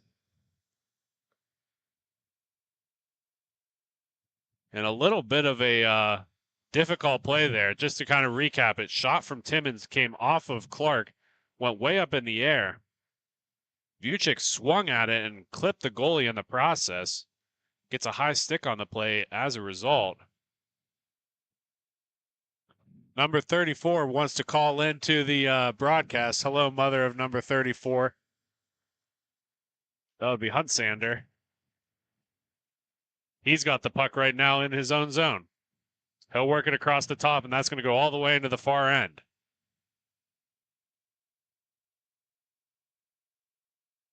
Puck's going to come back into the Monsters' end. Again, they're on the power play. Minute 45 left to go. That'll be collected by Moore coming the other way. Moore with the puck takes the neutral zone. He works it up top. That's going to come to the near side. Bennett's going to leave that back. Bennett drops. Moore's going to work that across the slot. Oh, and a nice opportunity in front as that goes to the near corner and gets worked all the way back around. Clark leaves that puck there for the defender as the Monsters are going to come back with a minute 15 to go. That's going to be worked across to Huntsader. Huntsader's going to come along the near side. Bouncing puck's a little bit out of reach for them, but they're able to work that back. Huntsader up at the top. A lot of pressure from the Syndicate as that works along the near side. Bennett with the puck on the near side. 55 seconds left to go in the power play. That shot low is going to be fought off by Labs. Second opportunity Labs has got under control.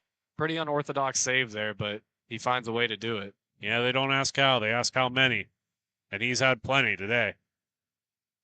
Another opportunity is going to go behind the net. They're going to send that all the way out and around, but it's kept in at center by Huntsader. Huntsader with the puck. The Monsters have got to get something going offensively here. Another shot by Labs. That opportunity is not there. Puck comes to the near end. Syndicate are coming the other way. Timmins with the puck. Timmins makes a nice move around one. Getting squeezed by two. Another shot. Clark fights that one off. Moore's going to go the other way for the Monsters. Moore on the far wings. Find a man up front. Does he have enough space? And Labs is able to read that one perfectly as he fights that off to the near corner. They call him Mr. Calm, Cool, and Collected. Knutson with the puck is going to work it up on the far side. Timmins for the Syndicate is going to get that puck. That shot's going to be fought off by Clark. Long shot past center, but he reads it the whole way in.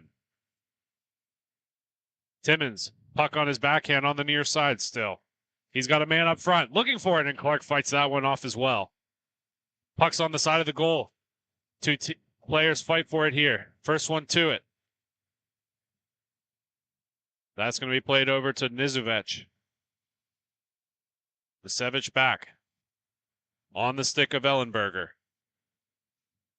That puck's going to get deflected and go up into the netting, or lack thereof in this case, as we get a new puck and make our way to center. Both teams are going to get some changes here. Minute 22 left to go in the first period. Score is tied at 0. Syndicate are going to work this up along the near wall, but the Madison Monsters are going to get to it first. They're going to get another call. Just as the Syndicate vacates the box, they're headed right back into it. That's just, two players fighting hard for the puck, an unfortunate outcome. They were able to kill the first one. It's hard to imagine that they can't kill the second one and try to get the momentum to build off it towards the start of the second period. I believe it's going to be Michael Brutout for the Syndicate heading in for 2 minutes for tripping. And the Monsters are once again on the power play.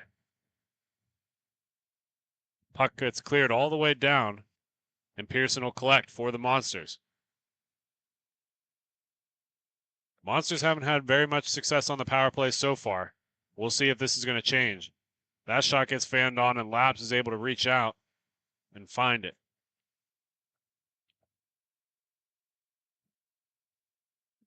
As we got 15 seconds left in the period, score is 0-0 still. The Syndicate have it on their stick, and they're just going to clear it. That's kept in by Pearson. 6 seconds left to go in the period. Another shot opportunity. Kicked away by Labs, and a beautiful stick by the defenseman of the Syndicate. McCulloch with an awesome little play there to keep that out of harm's way. And that'll send us into intermission. When we come back, we'll have second period action. But until then, you're listening to Grove City Hockey.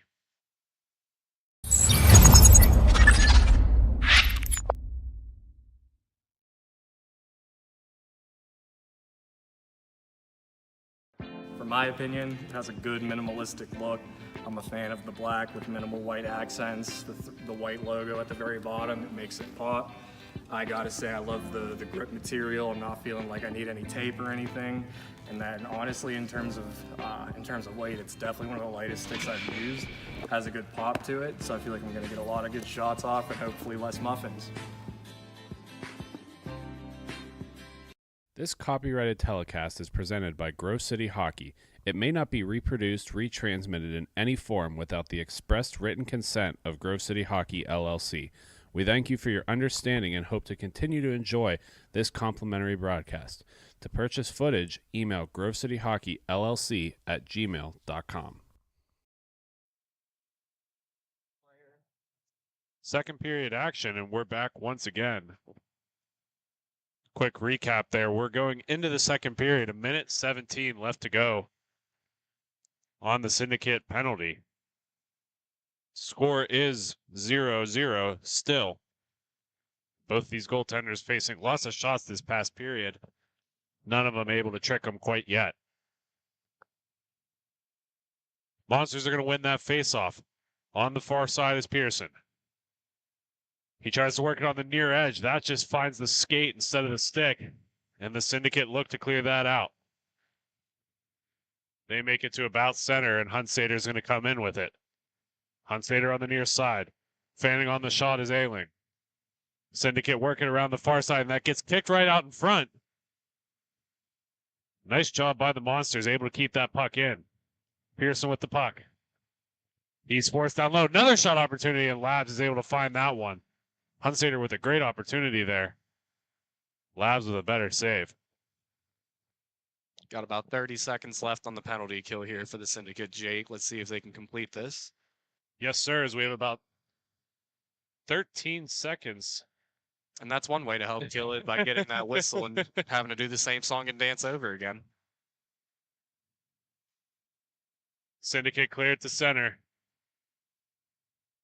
Big blast here by the Monsters, but Labs is able to read that one. Hunsader on the near side. He's got a man down low in Ailing.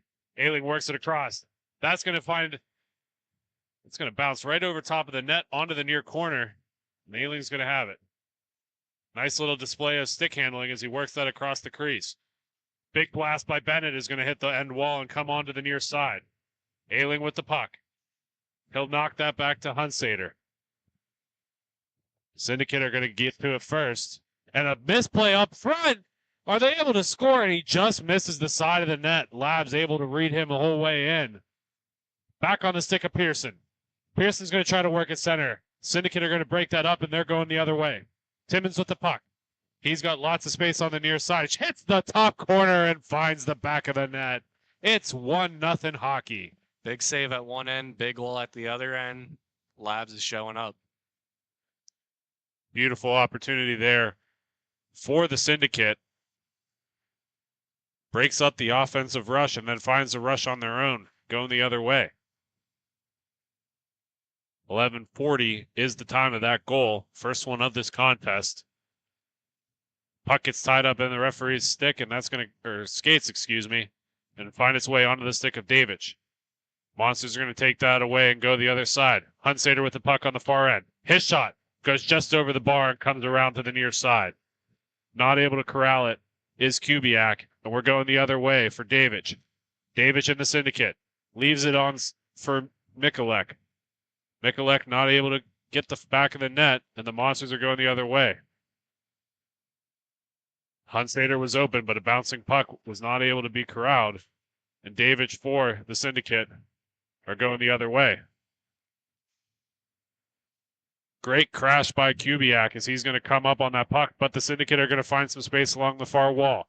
Big blast. That's going to go around the near side and come out where Hunsader's going to push it. Hunsader's pass gets broken up, but the Monster's able to get possession back. Back on the stick of Mikulek. And he's going to spin out to the far side. Monsters breaking that up as it comes through neutral zone. 3-on-3 opportunity erupts. Monsters looking in front, and Labs is able to get that, not have the rebound. That's going to be kicked back out to center, and Moore will pick it up. Moore along the near side. Another opportunity in front, and Labs is able to find that one. Both teams making some changes here, getting some fresh legs out there. Labs has been perfect this game and has no sign of slowing up.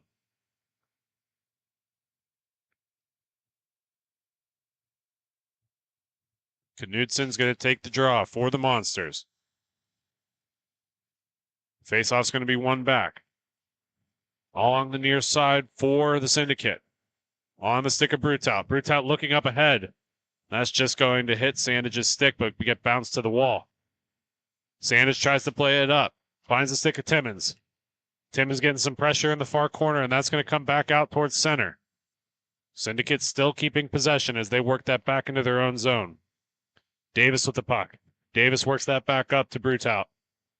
Brutout along the near side. Sandage. He's going to try to push center. He's going to race for it, but Clark's able to knock that aside. Puck continue to play it up along the near wall for the Syndicate. Brutout's going to work that onto the far end. Opportunity here for Davis. Davis pushes that down low, but it goes behind the net. Syndicate continuing to pressure here. Puck bouncing in the crease. Nobody able to get possession on it. Eventually Bennett will for the Monsters. Bennett with the puck on the far wall. Works it along to the near side. Pearson with the puck. Pearson works it back over to Bennett. Rolling puck's hard to corral. Labs with the first one. Labs gets the second one, and he's able to hold on. Mark Labs with a beautiful display of goaltending and keeps this at 0. I mean, Labs all week, and going back even from yesterday, from the start of the tournament for him, he's just been a solid foundation for this Syndicate team, and definitely a big part of the reason why they're in the position that they're in. That was probably the Monsters' best chance of the game so far, and not able to convert a goal. Kubiak with this puck. That gets knocked out to center. Syndicate are going to work that up top. Vucic with the puck. Vucic is going to stop up, but Hunsader is going to get the puck for the Monsters. Hunsader along the far side. Just out of reach, and that's going to sit behind the net. First one to it is Davis. Davis is going to lose that as Kubiak picks it up. They're going to give it right back to the Syndicate as it comes along the near side. Hunsader is going to get to it first. Hunsader tries to pull it in front, and Labs is able to find that at the last second. Hunsader almost found a gap right between the skate and the post, But Lab says no. Again, another one of those unorthodox saves, but they all count one and the same. Keeps the Madison Monsters off the scoreboard. Both teams lining up for a face-off to the left of Labs. That's going to be one to the wall. Coming back along the near side. Ellenberger pushes that up. Mukalek is going to have it on the near side. He's going to leave that back. Monsters are going to come away with it as that gets pushed up to Pearson. Pearson in tight. He's going to be forced down below his own net. Another opportunity fought off by Labs. Back to Pearson. Pearson's going to push out in front, but that's going to get on the stick of the Syndicate.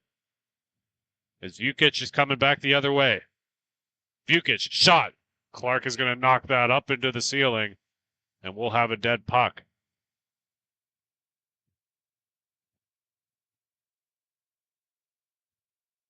This action is brought to you by the Midwestern Inline Hockey Association. Established in 2010, MIHA has been a growing travel league for the top competition in inline hockey. Ranging from Michigan, Indiana, Ohio, Pennsylvania, Illinois, Wisconsin, New York, MIHA brings action to you from all different walks of life. MIHA is a proud sponsor of Grove City Hockey. Syndicate on the far side. Brutout with the puck. He's going to shoot. That's going to get deflected by a defenseman up front, but finds its way to the stick of Davidge. Davidge tries to stop up, but that's going to be stripped of the puck. Eric Bennett tries to push that down low. Syndicate working it through the center.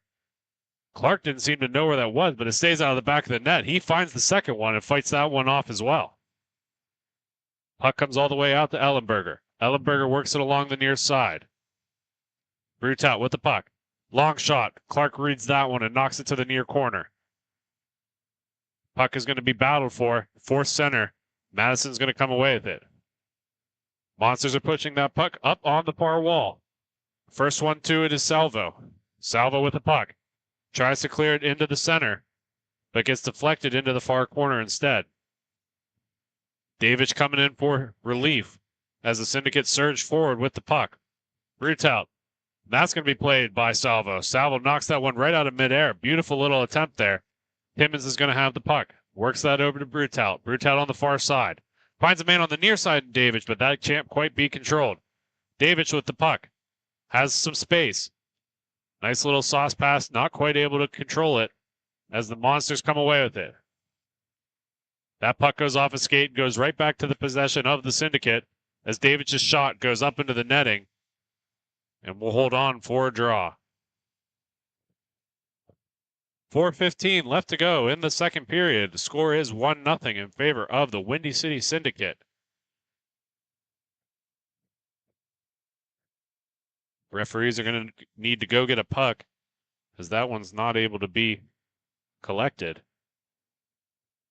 Pearson for the Madison Monsters. He's going to work it up along the far side, and he's got some space. Nice burst of speed.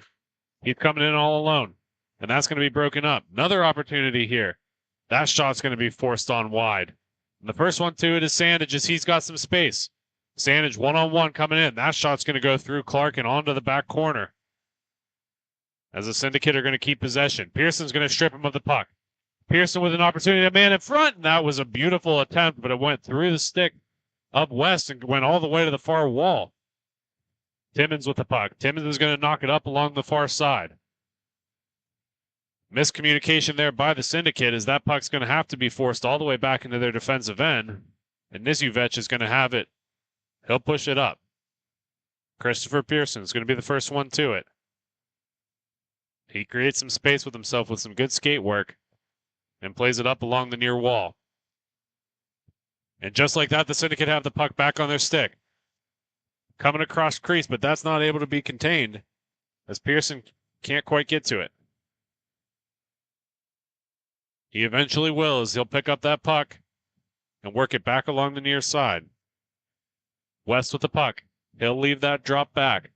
Madison with another opportunity. That shot's going to be fought off by Labs and go to the far corner. Kubiak's the first one to it. Kubiak gets away from one. Got a man on the back door, but the Syndicate converge on him and take that puck all the way back up top. Back on the stick of Kubiak as he pushes it center. Syndicate's the first one there. They're going to play that all the way off and down low, and Clark's going to come out to help. Pearson along the far wall, getting some resistance here. Syndicate almost able to take that puck away, but Pearson is strong on his skates. Pearson's got space. Shot, and he finds the back of the net as he puts it right over the glove of Labs and buries that one home. It's 1-1 hockey. If the Madison Monsters are going to contest for this championship, he's got to be a catalyst for this he's got to be a catalyst for them. Pearson in all places at once somehow. And he ties this thing up 1-1 with 1:45 left to go in the first period. Puck won by Alling. Is he going to push it to the near side? Salvo's going to have to force that back to Alling as he gets some resistance from the Syndicate. In the far corner. Alling with the puck, and he turns it over. Opportunity here for the Syndicate, and they return the favor and take the lead once again. Beautiful goal by Vucic as he's able to tuck that one right over the blocker of Clark and makes this game 2-1. We've seen it time and time again this weekend, Jake, where you get one goal at one end, we get the face off at center, and then you're seeing a quick goal the other way. So these teams definitely know how to answer. Syndicate are going to have the puck back in their own zone. Sends it up the near wall. Vucic with the puck. He pushes it off to Davic. Davic pushes it over to Vucic, and he's not able to control that as he cuts across the crease. Forces it to the far corner. Puck battle will ensue as these two teams are going to battle for it, and possession eventually going to the Monsters. Hunsader not able to control that as the Syndicate are going to go the other way. Vucic, he's got the puck and space. Long shot, but Clark's able to see that one all the way into his glove, and he'll hang on as time is just about to expire. That's definitely one you don't want to let up with about 15 seconds left in the period. You got to make sure you make that save, and he surely does. 5 seconds left to go at faceoff. Force the center. Syndicate have an opportunity here, but time's going to run out before they accomplish their goal. When we come back, third period action for the T4 championship game. And before we go away, we might have some extracurriculars on the far end. We just want to kind of see what's going on down there. Helmet was ripped off a Syndicate player. It doesn't appear like there's any bad blood. So we are going to take a break here. When we come back, third period action. It's 2-1 Syndicate over the Madison Monsters. You're listening to Grove City Hockey. Hey fans, we all know there's nothing quite like watching live sports here at Grove City Hockey. However, even we know it's not the best way to make a memory. We've got you covered in that department too. Make sure you check us out on our Facebook page for photos of all of the games. Make sure you look into team packages. It can be as low as $10 per person on the team. Now, back to the action.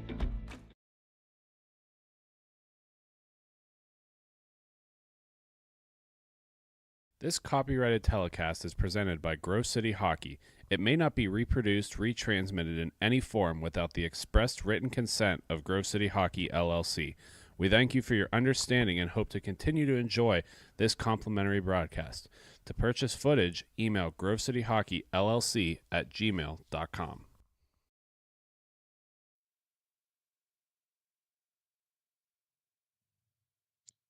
Welcome back. Third period action. And we talked about a little bit of a scrum down in the corner, and it didn't look like anything was too egregious, but they did assess a penalty during that. Appears that the Syndicate are going to be in the box. Josh Davic is headed to the box. I don't think the Syndicate realized that he got assessed a penalty as they had 4 people lined up initially. Eventually they figure it out, and the Monsters are going to head to the power play. Trailing a goal, they can certainly need one here.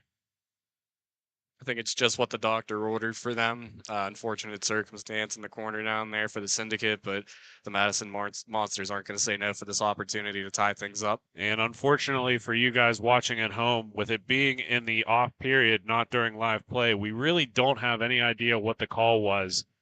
Again, if you are interested in stats and calls and goals and all that fun stuff, make sure you go to the MIHA website.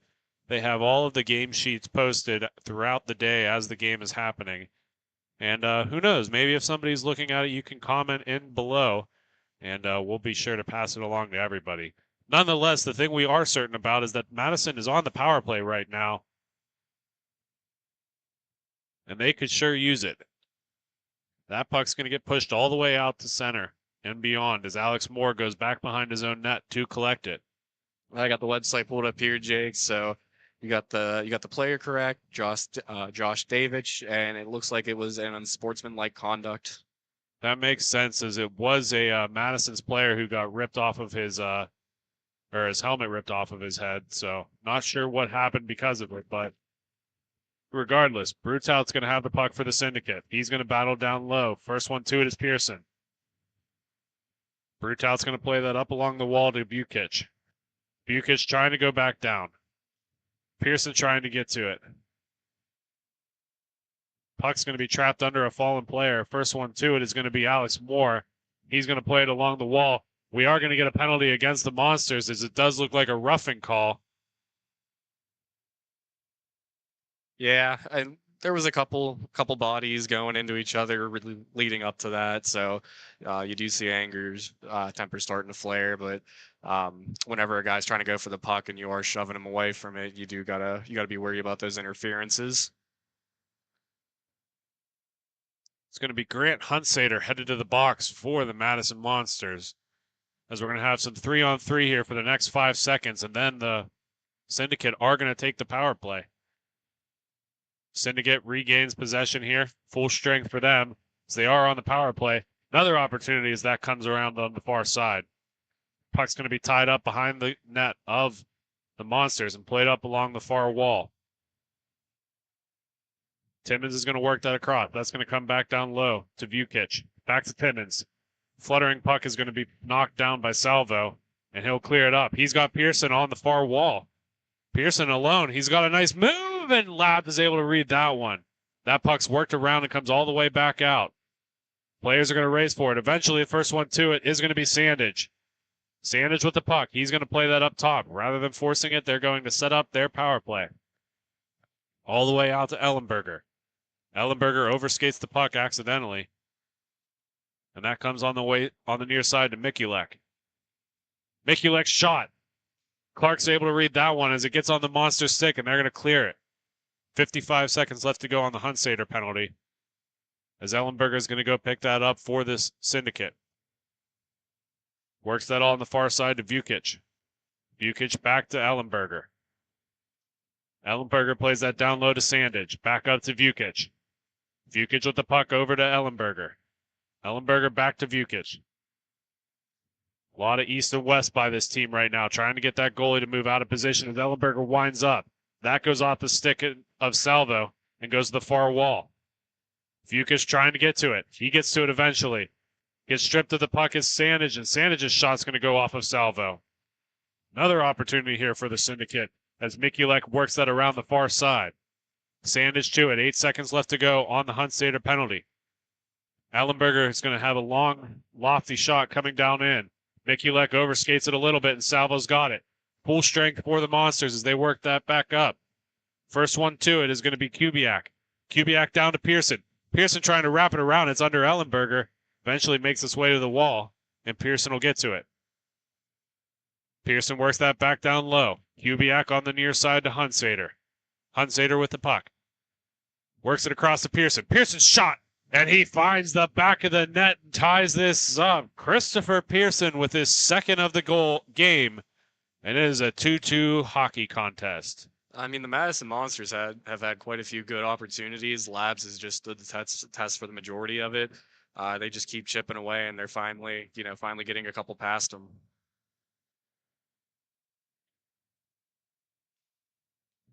Face off at center is going to be won back by the Monsters. Hunsader with the puck. He's going to hold up behind his own net. Waiting to set up the breakout is the Monsters. Long stretch pass by Hunsader. Makes his way through the defense, but not before it can make it to the far corner. And Ailing's going to pick it up. Ailing over to Hunsader.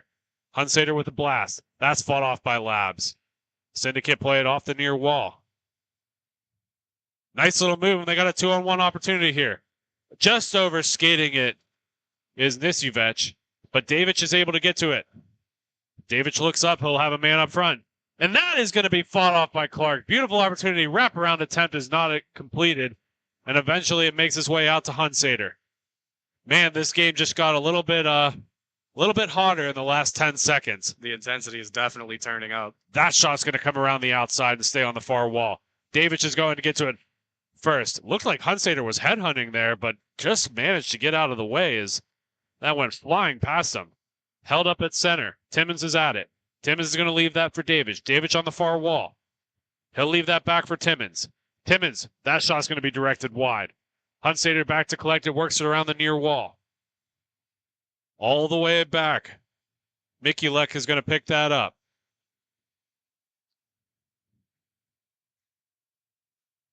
That's going to come all the way to the far corner where Davic will get to it first. Davic is going to be tied up behind his net. Salvo eventually comes to relieve, and it comes back to Hunsader's stick. Hunsader with the puck.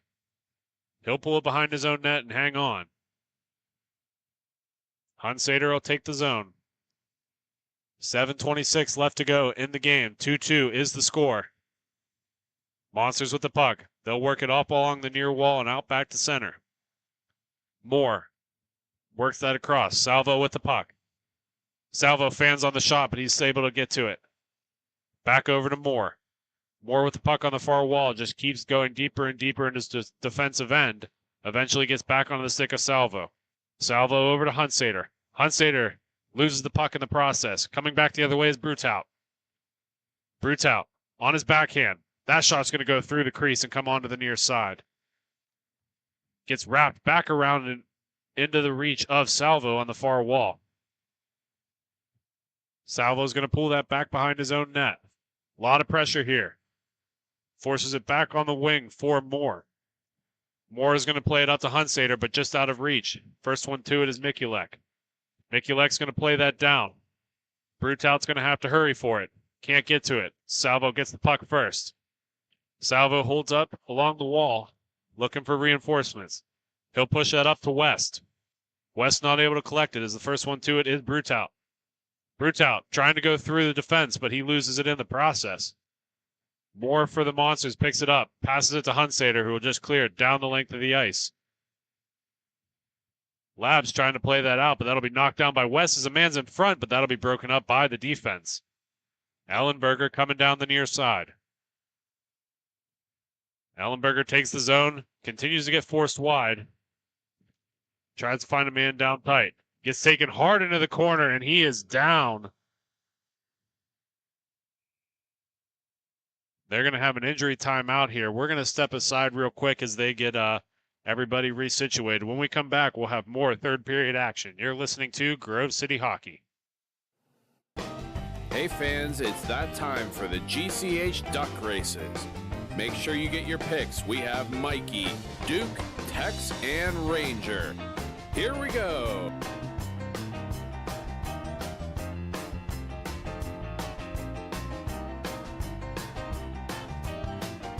And your winner is Ranger. Thank you again to Bonus Accounting for sponsoring the GCH Duck Races.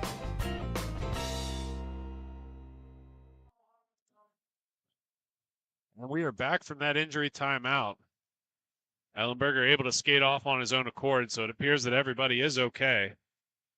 We'll continue where we left off with this high action as it gets onto the stick of Pearson.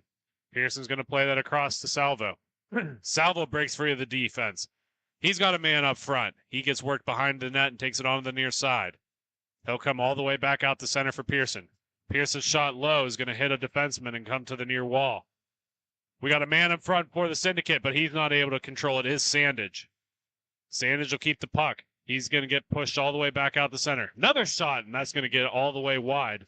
Sandage, the first one to it. Sandage tries to work it across, but a little miscommunication as Justin Alling is going to pick it up. Alling's going to get stripped of the puck as that's going to stay along the far wall. Comes back up towards the top. First one to it is Nisivec. Nisivec is going to shoot. That's going to be broken up by the Monsters defense in front. Puck's going to continue to hang out along the far wall. 4:30 left to go in the game. Ailing with the puck. He breaks free from the defense.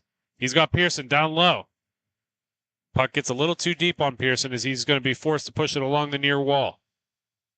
Kubiak with the puck. Over to Pearson. Pearson fans on the shot, and the Syndicate are going to go the other way.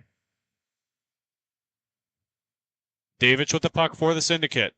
2-on-2 opportunity here. Davidge is going to be fought off by Clark, and that's going to sit down low. He's going to be pushed hard into the boards. No call will come. Another opportunity along the far wall. Davidge with the puck. Davidge's shot is going to go high and around onto the near side. Comes all the way back out towards center. Bukic with the puck. He's going to push that down with his own hand. Pearson, good forechecking pressure by the Monsters as he'll strip that puck and push it in front. On Salvo's stick, but he's going to be forced to the far corner. Puck's going to come all the way back out to Ailing. Ailing's pass is going to go in front. Oh, a beautiful opportunity as Pearson thought that Salvo was going to cut, and he just cut the wrong way. Puck gets worked back into the near corner. Pearson, that puck's going to be turned over into the Syndicate zone. Coming through Syndicate, worked that across to Davidge. Davidge trying to clear that back towards center. Forced off of the puck as that goes onto the far wall. Pearson with the puck on his stick. Eventually takes center. Long blast. Labs is able to read that one and push it to the corner. Hunsader works that across. Taken over by Davidge. Davidge with the puck as he tries to go center. Finds the stick of Brutal, but Brutal's not able to control it. Back over to Hunsader. Hunsader on the near side. Works that down low to Pearson. Little give and go plays. Hunsader shot, and Labs fights that one off. Works its way back down to the corner. Syndicate are the ones with it. Syndicate has a man up front in Davidge. Finds a man, one-on-one, coming in. Davidge pulls it to his backhand. Cuts to the near side. Fans on the shot as that comes to the near corner. Works it back in tight. Another opportunity, and Brutal's not able to deliver. Puck going back out top. Syndicate are going to be the first ones too with Ellenberger. Ellenberger works it down low. Davidge has got to hurry if he's going to get to it first. Hunsader with a great back check. Able to steal that puck. He works that up top. West with the puck. West to Hunsader. Hunsader shot, and that's going to hit the wall and come out to the near side. Hunsader will be the first one to it again. That comes back across the top. 2 minutes left to go. 2-2 is the score. Puck gets forced all the way back down to Ailing. Ailing with the puck, takes it around his own net and creates some space for himself. Ailing cuts through center, evades the defense to this point, puts it on the stick of West, but beautiful little defensive effort by Ellenberger as that goes the other way. Opportunity here. That shot's going to go wide from the Syndicate, and Ailing's going to have it out front. He'll overskate it a little bit, and the Syndicate are going to get to it first. They push it along the near side. Ellenberger's shot's going to go to the far corner. Nisevich is going to get to it and push it up top to Brutal.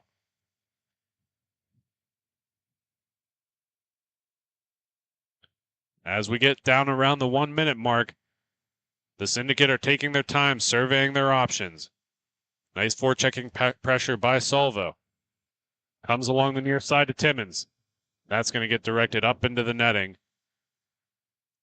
And we will hold on for a face-off. Well, Jake, while we're in the dying seconds of this game, it looks like bonus hockey is probably going to happen. What better time to talk about bonus accounting? Yeah, well, look no further than Bonus Accounting, Flan, for all of your tax and bookkeeping needs. They can help with audits, payroll services, tax planning for the upcoming year. Bonus Accounting is the firm of the future. Puck coming in.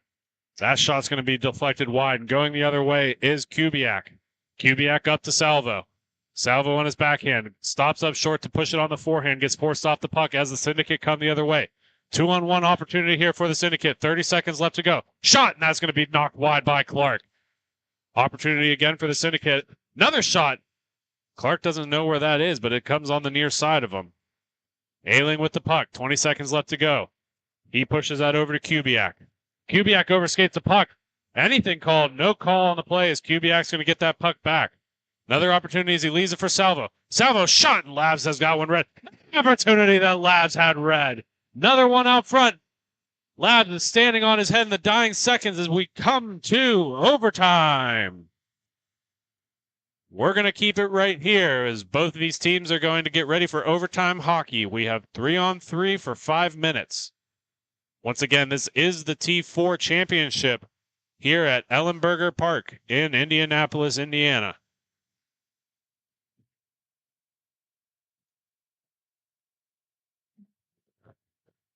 As we get ready at center, it appeared that Clark skated the whole way down the rink to congratulate Labs on that last couple of second effort.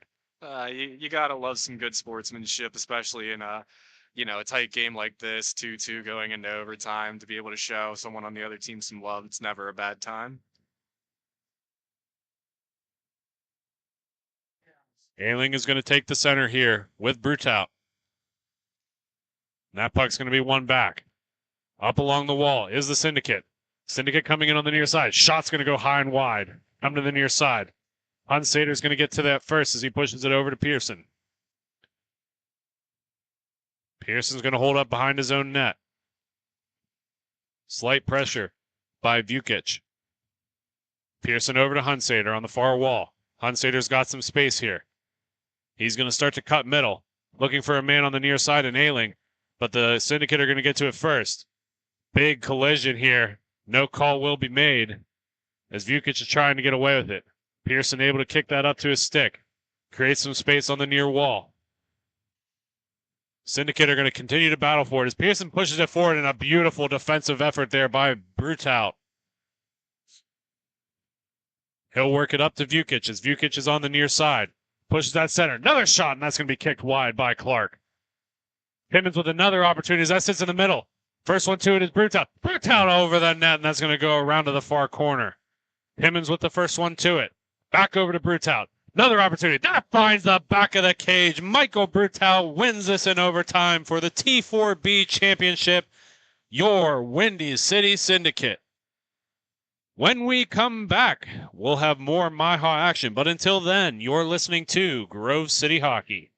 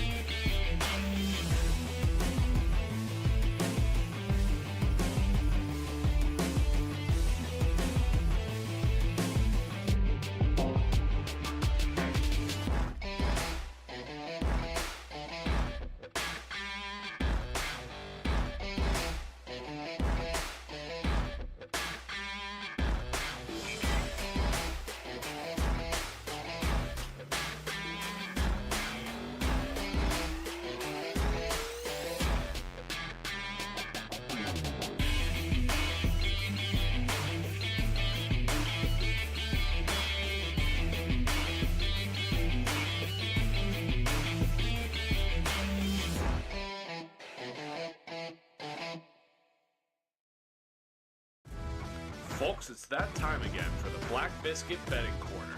This prop bet of the game is, will the winning team come back from a goal deficit at some point in this game? Enter your pick in the comments section for a chance to enter. All rules and regulations can be found in the comments section. Good luck, and thank you to Black Biscuit for sponsoring.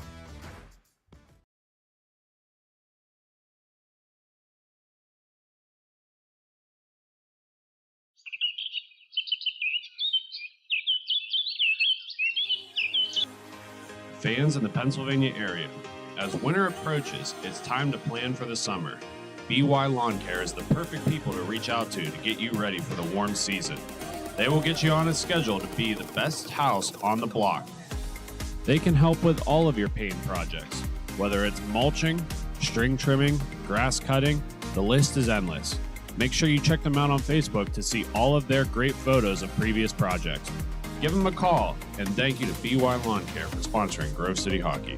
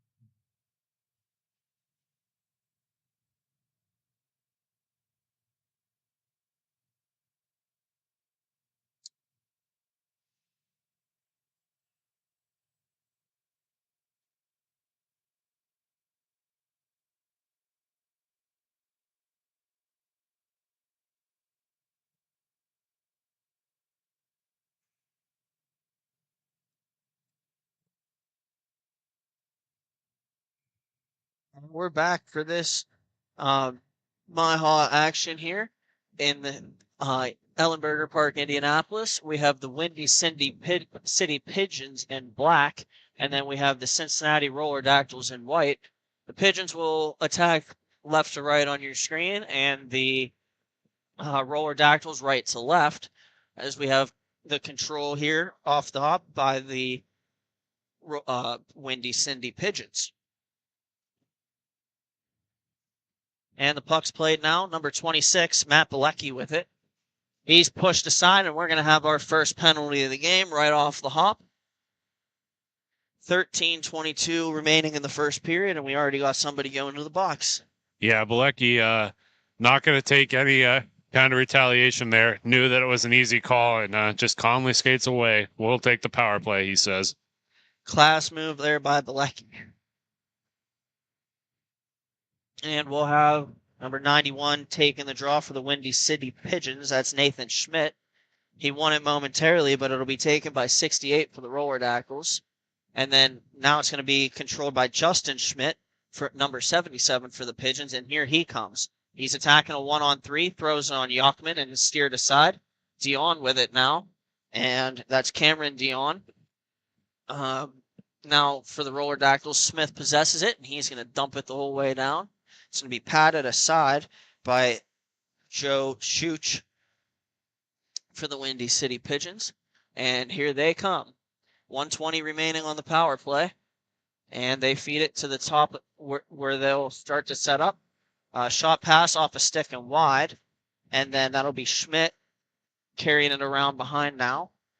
Nathan Schmidt with it. He looks. He continues to. He feeds it cross ice. Shot on goal, save Yachman. And now taken by 68 of the Roller Dactyls. And there he goes. He's going to try to get the corner, and he throws it through the crease. And here come the Windy City Pigeons, 3-on-2 if they hurry. And a shot or a pass across doesn't connect. It's going to be taken there by Nathan Schmidt again. He's looking, attacking from down low. He goes up high, sends it over to 92, Matthew Ponchke. And Ponchke, a shot off the bar. Ponchke gets it back. He backtracks a little bit, throws a pass off a stick and down low for Schmidt to play it. Schmidt goes back over to Ponchke, and Ponchke shoots it. Save made by Yachman, And now the Roller Dactyls have it. They'll backhand it up the far side boards where number 68 will take it. Almost called him Yager. Well, in fairness, Britt, he's wearing a Yager jersey. Every 68 without a name is just Yager to me.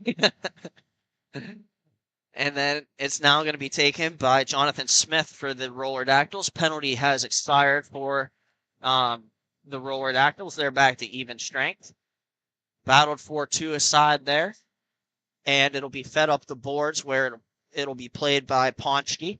Ponchki tries to feed it cross rink over to Drew Pendelski. And it's won there by Spieth. And he gets bodied by Pendelski. And he's going to go for that one. Good consistent call there by the officials. 10:20 remaining, and the Roller Dactyls are about to have their first power play. As for our prop bet today, we're going to do which team will have a comeback win in this game from the Roller Dactyls and the Pigeons. Please have that submitted ASAP, Rocky, and hopefully, and best of luck to the participants. Puck is dropped. And it'll be carried around by the Pigeons.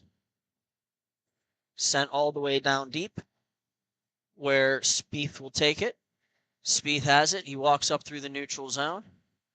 And he waits. He stick handles, goes past his far side.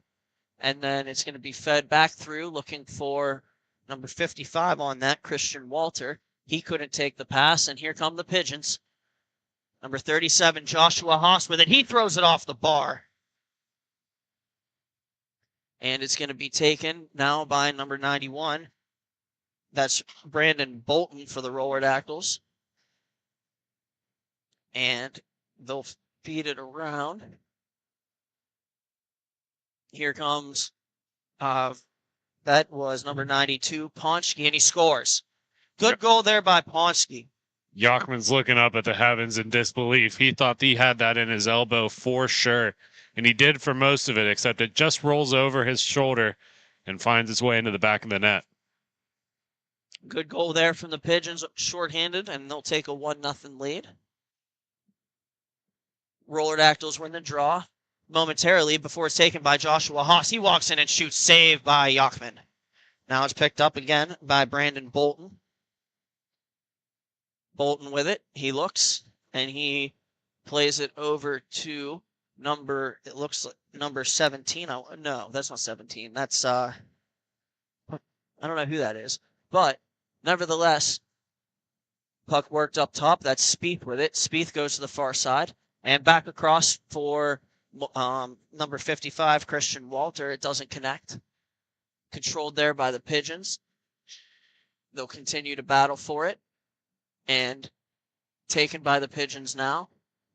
And stolen away by the Roller Dactyls. We're back to even strength. And pursuing the puck is the player fresh out of the box. We got another penalty and maybe more. There's going to be at least one coming here from Corey Dare, one of the officials. And he's going to try to resemble something of peace in the middle of that mass of humanity. And I think he's going to get a second one here. There's going to be some unsportsmanlike conduct. I believe Morton's headed to the box as well. Did he make contact with the rep? No, he just pushing and shoving after the fact. I was going to say, I wasn't sure. The ref was standing right in between them. Thankfully, he didn't he didn't touch the ref. That's probably an automatic ejection if he did.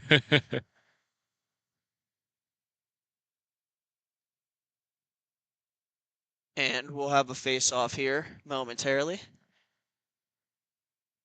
I see right now four aside, so I think he got coincidentals. Just took both. Yeah, he's going to take both of them for 2 minutes. It's going to be 2 minutes of roughing for Windy City, and then it's going to be 2 minutes for unsportsmanlike against the Roller Dactyls. And we'll remain at 4-on-4 while Nathan Schmidt picks up the puck. He tries to pass it up the far side, and he skates onto his own pass. And there he goes, Schmidt with it. Trying to make a power move. Gets a lot on that backhander, and it's stopped by Yachman. Brett, you love to see the Grove City fans watching a team from Cincinnati and a team from Chicago, and the comment section being that the Steelers have made the playoffs. So, Jeez, oh man. Well, that's good for the Steelers, but I mean, yeah, I don't think either of these two teams can. I have no comment. I'd rather watch these two teams play than watch the Steelers, let's be honest. And we'll have a battle there in the corner. Possessed momentarily by the Roller Dactyls. And they'll play it around. Number 91, still Schmidt, getting pressure from Yager, and then he turns away, falls down, nothing called. Now there's something called. They rule. He does. I have no idea. What do you think the penalty here is, Jake? It looks like he was saying holding, but we'll see when he makes the official call. Nonetheless, it looks like the refs are not going to put their whistles in their pockets. They're going to be out and loud today. Right on, Jake. And a good call from the officials. And we'll have a power play now for the Roller Dactyls. They're second of the game. Big Spieth with it now. He's by what would be his own defensive blue line. And he looks, and he fans on a pass. He'll be pressured now by number 77, Justin Schmidt of the Windy City Pigeons. And they'll bring it down low and cross rink. Blast is blocked off a stick by the Pigeons. And then it's taken by the Roller Dactyls. 68 with it now. He looks and he throws it towards the net off the end boards. And a try to bash the rebound home is denied by Josh Such.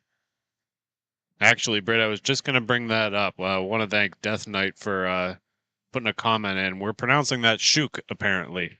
So thank you for the pronunciation update. Appreciate it. Make sure we get it correct the rest of the game.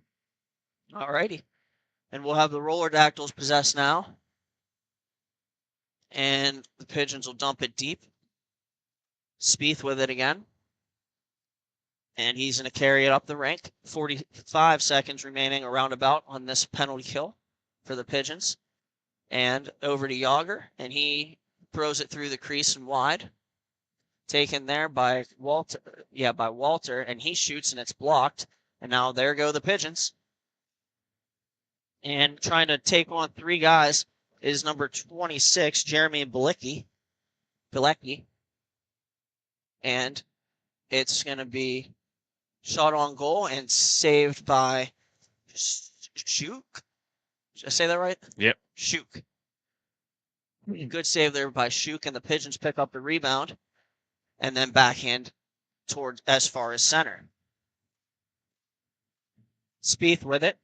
His backhand pass is to number 55, Christian Walter, and then there's gonna be a tie up for it momentarily before it's worked by the Pigeons down the rink.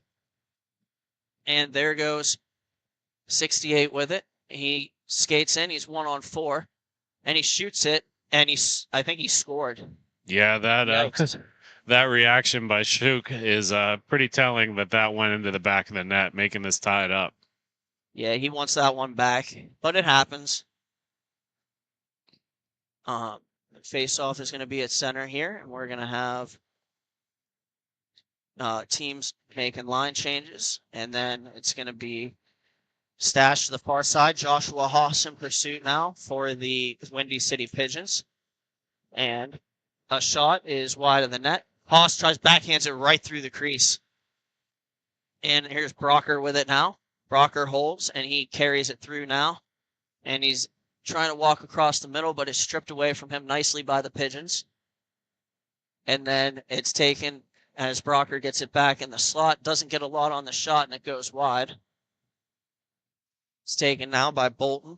His pass attempt is off a stick, and then knocked back to the neutral zone by the Pigeons, and a shot on goal from Pendelski is wide.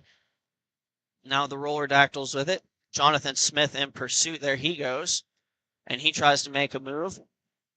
loses the puck, and then the Roller Dactyls are able to momentarily get it back, and the Roller Dactyls will come forward with it. 68 is going to try to find a cross-rank pass before a couple of players of the Pigeons collide. Everybody gets up quick, and here comes 96 with it. His shot is high and wide, and puck's going to be stolen by Brandon Bolton, number 91 for the Roller Dactyls. And here comes 68.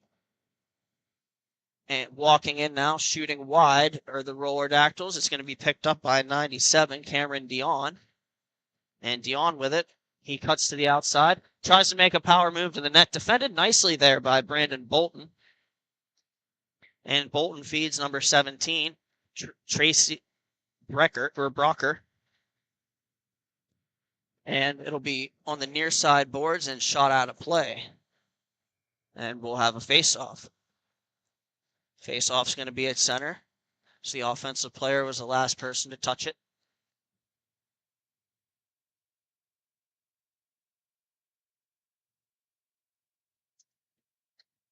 We also want to reach out to Mama Spaith. We appreciate the pronunciation update there. We'll make sure we mark that down in our notes, and we'll get that cleared up for the rest of the game here. Time is just about to expire, but we did want to appreciate that, and thank you before we head to intermission. And at the end of the first period, we're going to have the Windy City Pigeons and the Cincinnati Roller Dactyls tied at 1. Thank you for watching Grove City Hockey, and we'll be right back. Hey fans, it's that time for the GCH Duck Races.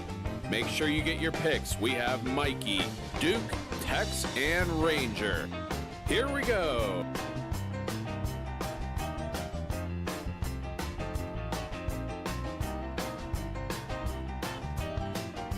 And your winner is Ranger. Thank you again to Bonus Accounting for sponsoring the GCH Duck Races.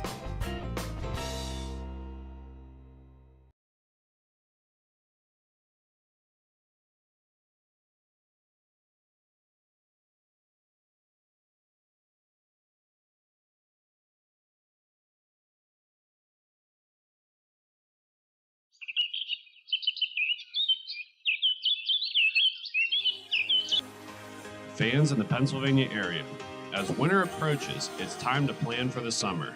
BY Lawn Care is the perfect people to reach out to get you ready for the warm season. They will get you on a schedule.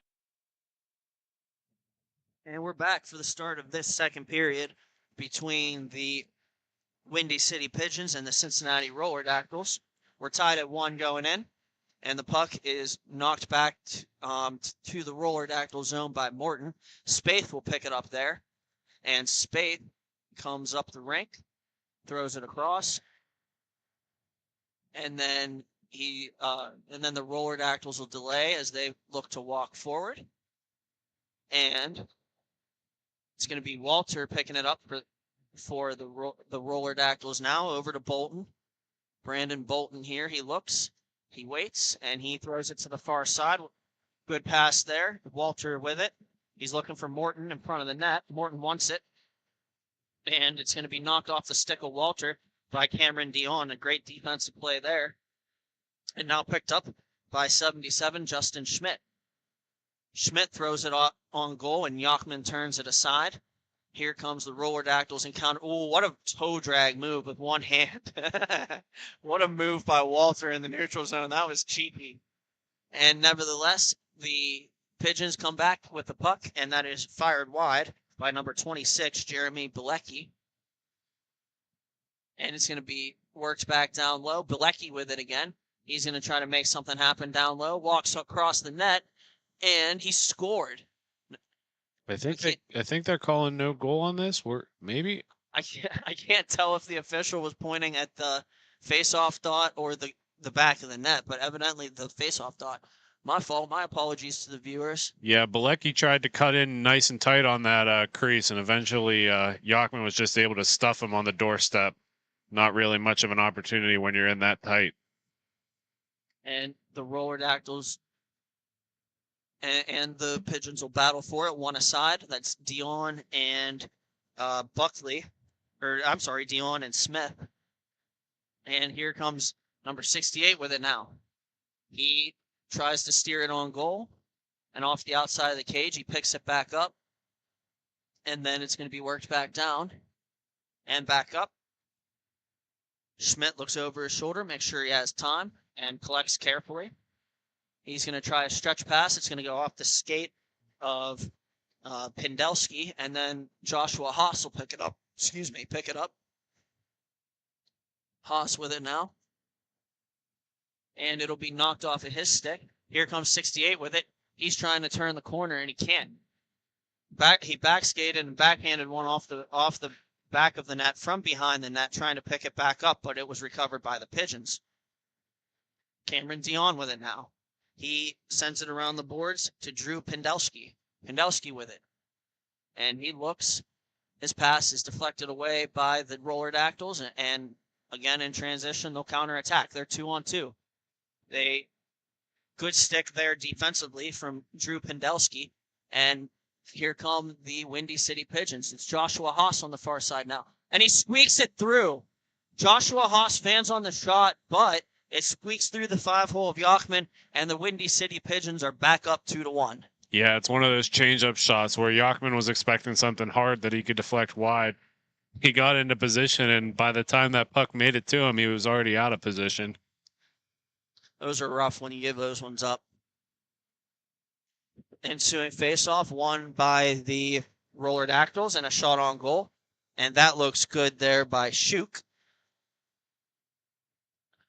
And he'll have a face-off to his right, where it's going to be Brad Buckley, I believe, for the Pigeons, and 68 for the Roller Dactyls. And the face-off is won by Buckley, and it'll be taken by Bilecki. And he tries to throw it across. It's intercepted, and a Roller Dactyl shot. Good save there from Shuk. And now it goes back into the Roller Dactyl zone. Pressure by Joshua Haas, but it comes to Brocker.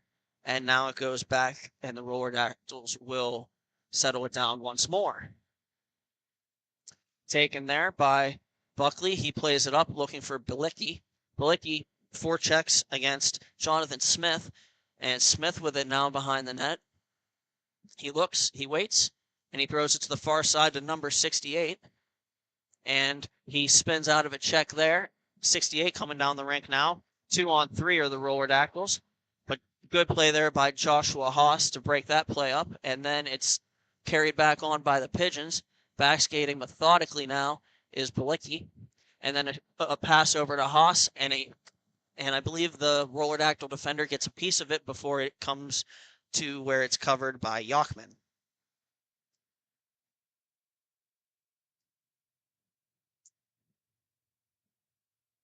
We'll have a face-off. It's going to be to the left of Yachman. And in the face-off circle for the Windy City Pigeons stands Bilecki. And it's taken now by Cameron Dion.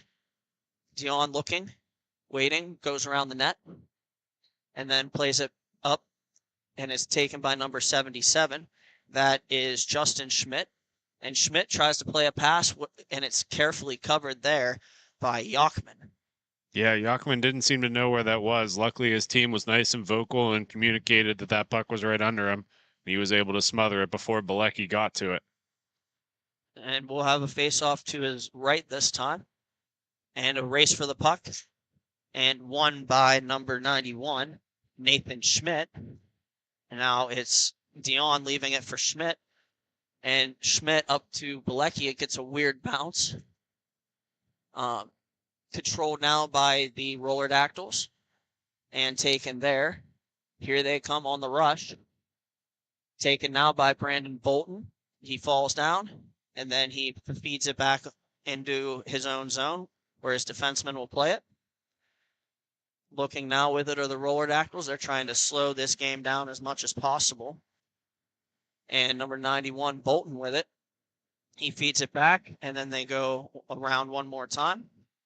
Spaeth with it now. Spaeth looks, and he'll feed a backhand pass over. And going to the net is Bolton. A shot on goal steered away by Shuk, and then picked up by Bolton. And they'll take it. Wind blast into the glove of Shuk, and he'll hold on. Yeah, he was able to see that the whole way in. No traffic in front. You got to get a body in front of them to kind of distract those eyes. It just takes a half a second, and then all of a sudden that puck's past you. It's going to be a face-off now to the right of Shoot, and taken there. Number 91, Schmidt with it. Schmidt looks. He spins it under, and taken now by Cameron Dion. Dion up to Pendelski. Pendelski carries, winds, pumps, and shoots it off a Roller Dactyl, and then he'll pick it back up in the corner. It'll be fed over to Dion, and Dion will backhand a pass into an area where Pendelski can pick it up. Pendelski shoots it. It's saved by Yachman. Battled for there, and we're going to have a penalty coming up. This one's going to go against the Roller Dactyls, and the call is a hold. So to the power play will go the Windy City Pigeons. Yeah, that's not what you need at this point in time. You're trailing by a goal. You don't want to give them any more momentum than they already have. Bad timing, but again, you don't always mean to have a penalty. Number 96 now, Drew Pendelski will be on the faceoff for the Windy City Pigeons. It is Pendelski, Schmidt, Haas, and I can't tell who that is on the far side. Regardless, it's possessed by Haas, and that's number 92, Matthew Ponchke, on the far side. So you have Smith, Schmidt, Haas, and Ponchke. And a passing attempt goes off of Roller Dactyl stick and out of play.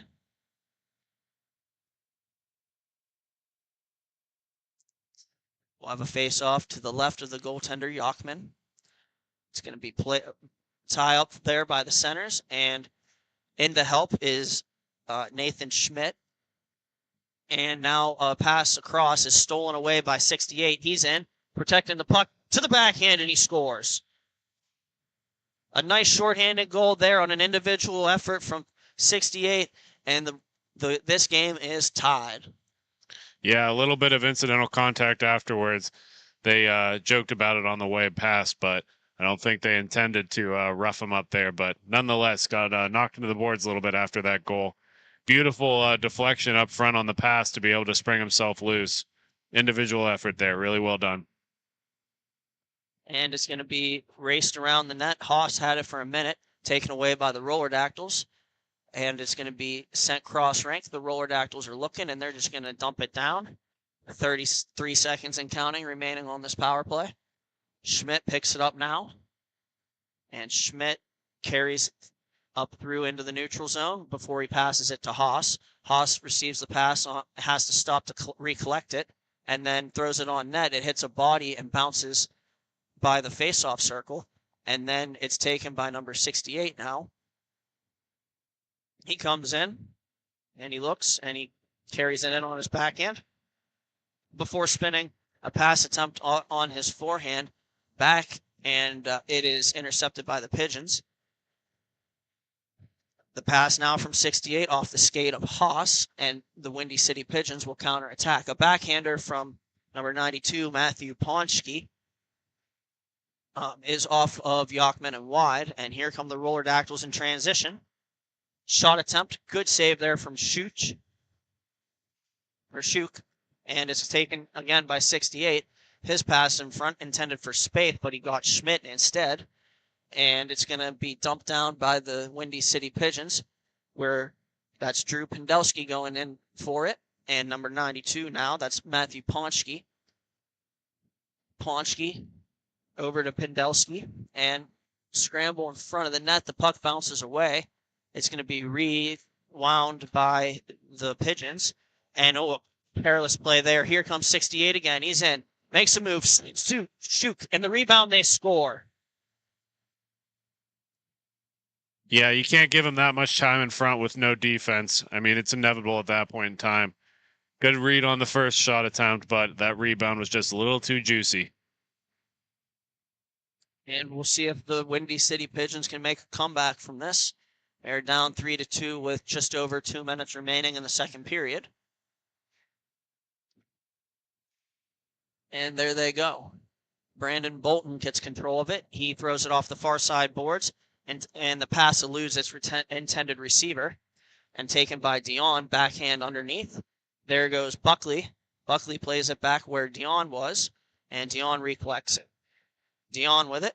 He feeds it off the boards, and his stretch pass doesn't connect, so it'll be taken there by Spaeth. Spaeth backhand pass goes to Bolton, D to D, and then back up for Spaeth. Spaeth, good pass across, picked up there, and a shot is saved by Shuk. Good save there. And it's going to be held by number 10 now. That is Brett Morton. Morton with it. He looks. He skates slowly up the rink, throws one to the middle, but it's taken, thankfully, by Brandon Bolton. He winds and blasts, and it's wide. And taken there momentarily before it's pitchforked away from number 77 by Walter for the Roller Dactyls. 77, Justin Schmidt. Now it's picked up by Spaeth on the far side. Spaeth feeds it over for Bolton, but it's stolen away by Bilecki. Bilecki with it. He looks, and he feeds it back to Cameron Dion. Dion sends it down deep, where it'll be played by Justin Schmidt. Schmidt looks, and it's stolen away by the Roller Dactyls. That's Bolton with it. Bolton tries a stretch pass to nobody in particular. It hits the end boards and takes a strange Kareem in front. And it's going to be taken now by number 7, Brad Buckley. Here he goes, 19 seconds remaining to Bilecki. Bilecki's shot gets blocked. Picked up now, and a shot off the pipe. And it's going to be taken again. Dion tries to blast it with 8 seconds to go. He doesn't get a lot of wood on it because of the defense from the Roller Dactyls. And a blast attempt, and that's going to hurt. That hits Buckley. And the horn sounds, and that'll just about end the second period. After 2 periods of play, we are 3-2 Roller Dactyls here from Ellenberger Park. Thank you for watching Grove City Hockey. We'll be right back.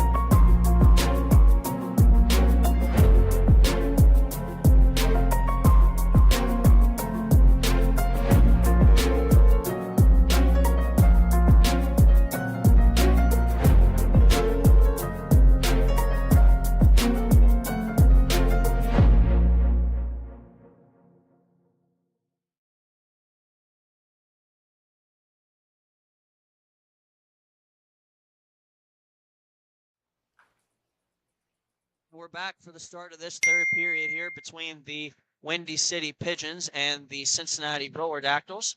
Puck controlled now by the Pigeons. They're looking to try to come back from a 3-2 deficit, and a blast early in the period is stopped by Yachman. They get it back in a shot. They score. The Windy City Pigeons have tied the game at 3 on a goal by Schmidt, Nathan Schmidt, and he'll score 18 seconds roughly into the period, and that'll tie this game here at 3. A beautiful centering pass. The initial shot was stopped by Yachman. They get the rebound. Backhand pass across. Buried it. Beautiful play there. And face-off is now going to be controlled by Smith. Jonathan Smith behind the net. He protects the puck nicely away from Pendelski and then feeds it over where number 68 will take it. Knocked off his stick by one of the Pigeons, picked up by Pendelski, and here he goes. He looks, and he feeds it over to Cameron Dion. Dion with a drive that's off the stick of Jonathan Smith, and Smith with it now. He's going to reverse it back for Brocker. Brocker pressured there by Haas and goes back to Smith. Smith looks, and he throws it up the rink, and it's off the skate of Brocker and taken there by Schmidt.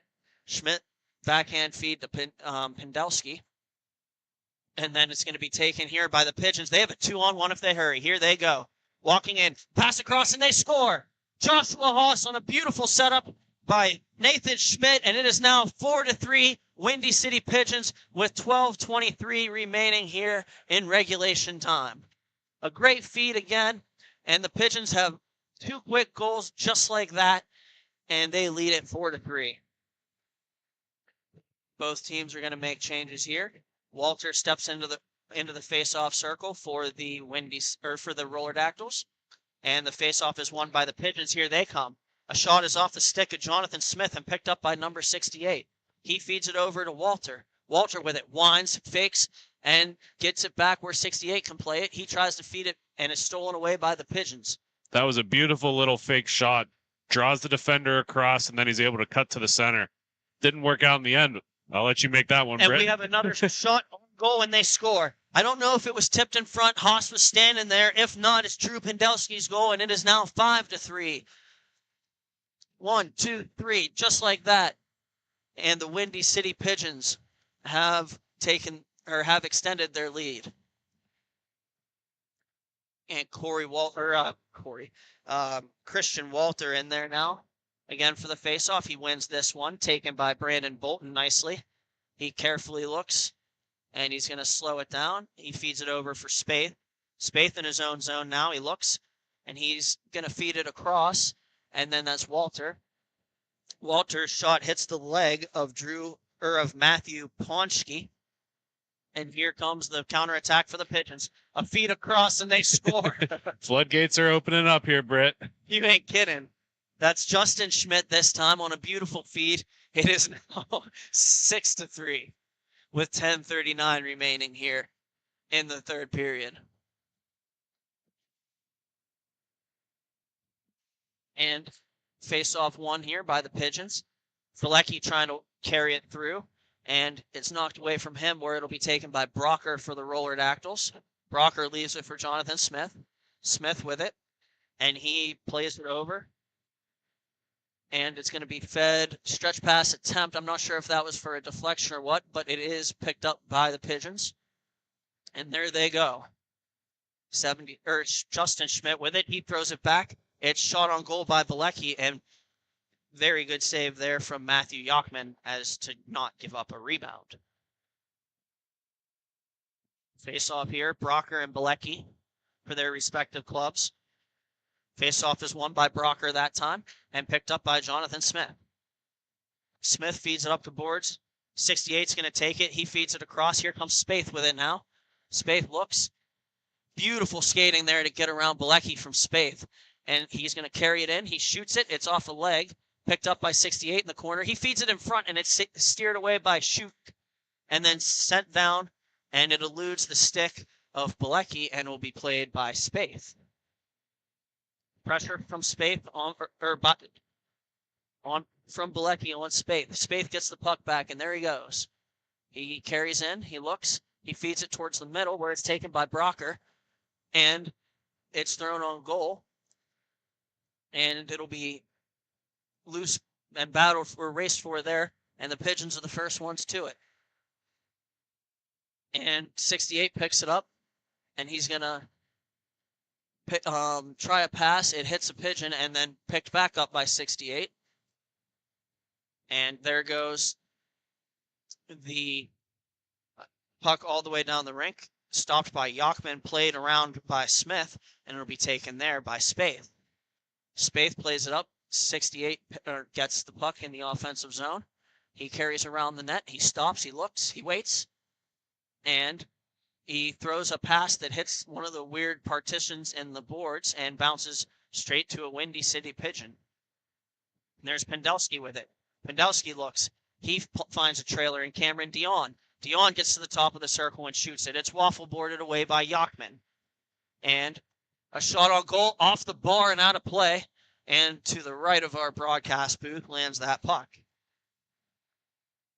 Corey Dare's got another one. The official, he's going to drop it on the far side. Number 96 in there, and number 68. That's Pendelski, and at least for the Pigeons. It's going to be taken there and fed up, taken by Christian Walter. And Walter with it now. He slows it down as he looks to cut it back across. Walter spinning around and looking, finding Bolton. Bolton finds Smith on the far side. Smith sends a drive and it goes wide. Taken there by Dion. He stops the puck and looks and feeds it up the boards, where it can be continually fed down by the Windy City Pigeons. And taken there momentarily by Schmidt, and now taken by his counterpart, number 91, Brandon Bolton. Passes it back. Pressuring was Haas. He created a turnover, and here they come. Schmidt off the arm or body of Yachman, and then it's fed around the boards. It'll be picked up by Christian Walter. Walter for Smith. He leaves it there. Smith picks it up. Winding around the breakout or the Roller Dactyls. It'll be played by number 68. Here goes 68 with it. And he feeds a backhand pass. A nice pass indeed. And a shot on goal. And I believe Shuk has it. And he does. So he'll get a face-off to his left. Yeah, he was looking over his shoulder because he didn't know if he had that squoze, but he had it in front of him. He actually dropped it as the whistle was called. I don't think he had it very securely, but it doesn't matter. He had it. Saved by the whistle that time. It'll be played up the boards and off a skate for the Pigeons. That was Justin Schmidt's skate and now recovered by Brandon Bolton. He feeds number 68 and a centering pass. Good save from Shuk. And the rebound, I think that hit something. Scramble for it there. It's behind the net. And Shuk is trying to get up. He can't yet. And now he does. And the shot hits something and goes into the netting. Wow. I can't tell if Bolton missed that outright or who that hit. But I believe it hit one of the Pigeons' defenders. And regardless, Shuk owes them a beverage. Yeah, Shuk was laying completely on his side here. And he was way out and luckily got that up into the netting. Face off to the right here of Shuk. And then it's going to be 68 in there for the Roller Dactyls. He wins it back to Spaeth. The shot is blocked by Justin Schmidt. And then it's taken, fed across, and off the outside of the cage by the Roller Dactyls. It'll be spiked forward and recovered by the Roller Dactyls momentarily. And now Bilecki has it. He's 1-on-2. Tries to walk through to the net. Stripped of the puck nicely by Spaeth. And it's taken now by Yachman. By Brocker. And then laid back for Spaeth. Spaeth's feed for Bolton didn't connect. And now it's taken by number 7, Brad Buckley. They'll play it across. Bolton tries to make a play. And now stolen away by Spaeth momentarily. And now the Pigeons have a guy up the rink. It's Bilecki. Bilecki stops, turns, waits with it, and tries a shot off the outside of the cage. And then it's taken there by Brandon Bolton. He goes cross rink, and he fakes, plays it over to Brocker, and then it's a shot on goal and a good save there by Shuk off of his left pad, and battled for there in front. One on goal by the Roller Dactyls, and a nice blocker save there by Shuk. And then here comes Bilecki with it. Bilecki trying to make a move, almost gets it back and defended nicely by multiple Roller Dactyls. Shot on goal, steered away by Yachman. It pops up into the air. Yachman didn't know where it was. 68 had it for a second, and him and a Pigeon canceled, and it'll be taken by Spaeth for the Roller Dactyls. Spaeth walks in with it now, gets to the top of the circle and rips it, and it hits something, and then it hit the defender and went off the ceiling. That defender, I think, is number 9. I want to say that's Cameron Dion, number 97. And a good block by him at that. 3:12 remaining here in regulation. And it's going to be taken and fed on goal, steered aside by Shuk, and then fed around the glass. And it's going to be taken by Dion. Dion with it now. He skates it towards the middle and plays a layoff pass for Pendelski. Pendelski shoots it. It's saved by Yachman. Yachman had it and then was about to play it and recovered. And we'll get a whistle. Yeah, about 2:45 left to go. Looking a little grim for the Roller Dactyls, but they got to get one here pretty quickly if they want to stay in this game.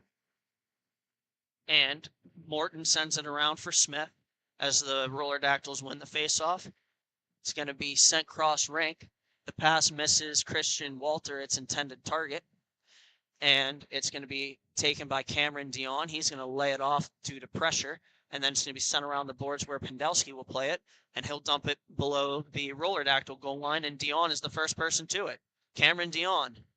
He looks, he waits, and he plays it over to Haas. Haas with it now. And it's going to be taken and fed up the rink, intended for Dion. He couldn't take the pass that time. And play it by Yachman, where Morton can pick it up and prepare to attack with 1:48 remaining here in regulation. Morton with it. He looks, and he feeds it over. Intercepted by the Pigeons. They'll steer it to the far side boards, where it'll be taken by Joshua Haas. Haas over for Schmidt. Schmidt shoots it high over the net, and it'll be taken by Morton. Morton tries to play it up. It's intercepted by Haas, who's down to just poke it back to the corner. And it's going to be taken there by Jonathan Smith. Smith with it. He brings it up the rink. Here comes Yachman for the extra skater. And then it's going to be taken there.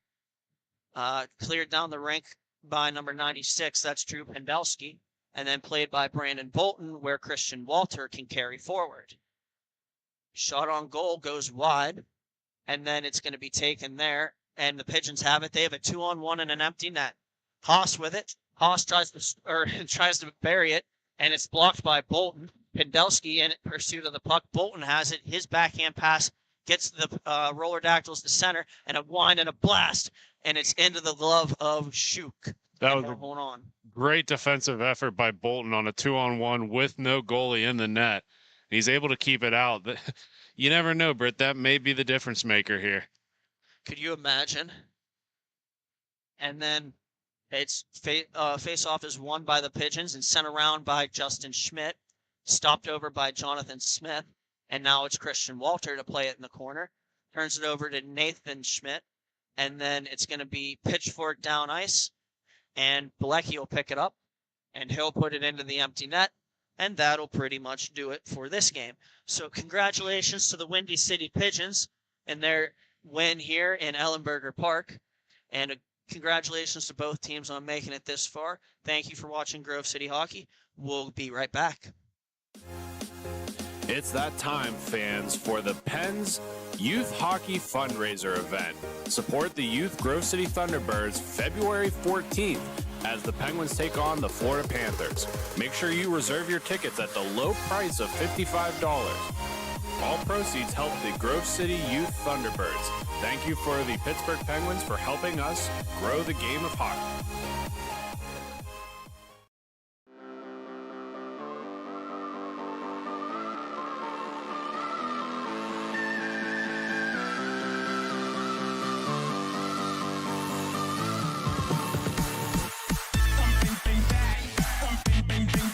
Fans, you already know this, but I'm here to tell you that GCH has more than just the broadcast.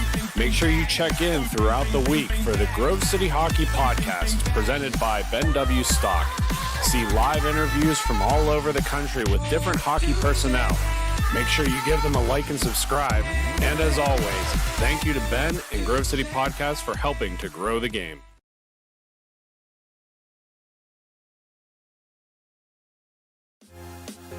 It's that time, fans, for the Pens Youth Hockey Fundraiser event. Support the Youth Grove City Thunderbirds February 14th as the Penguins take on the Florida Panthers. Make sure you reserve your tickets at the low price of $55. All proceeds help the Grove City Youth Thunderbirds.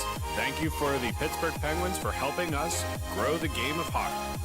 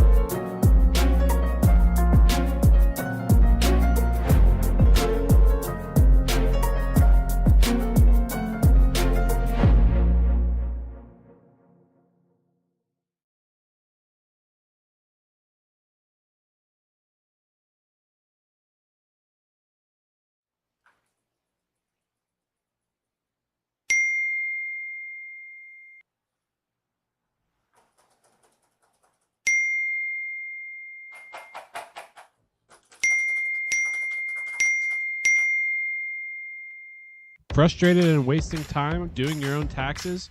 Getting confused by complex forms? Waste your time no longer. It's time for you to check out Bonus Accounting. Kenny and the team will help you with taxes, bookkeeping, and payroll services. Now that's an accounting hat trick. Leave it to the industry experts and check them out today. Use promo code Grove City Hockey for a sweet discount and also to receive exclusive GCH merch. Bonus Accounting, the firm of the future.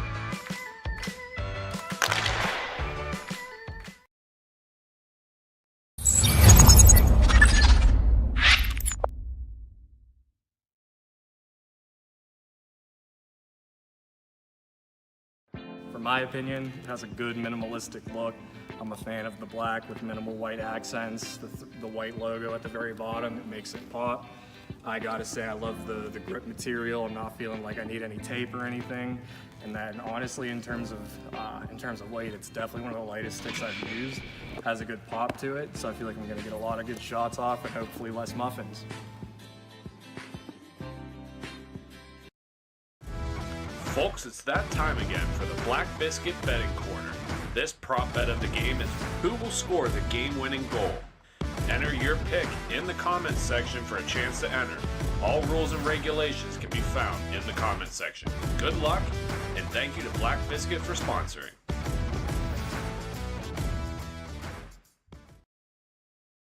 This copyrighted telecast is presented by Grove City Hockey.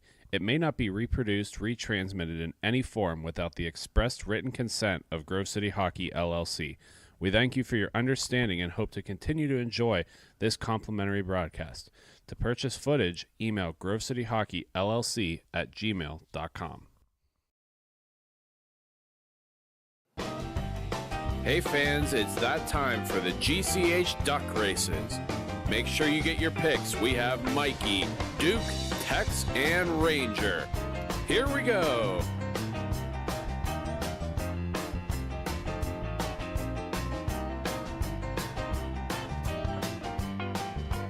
And your third period, or for the second, for this game between the Windy Syndicate and the Chicago Tropics.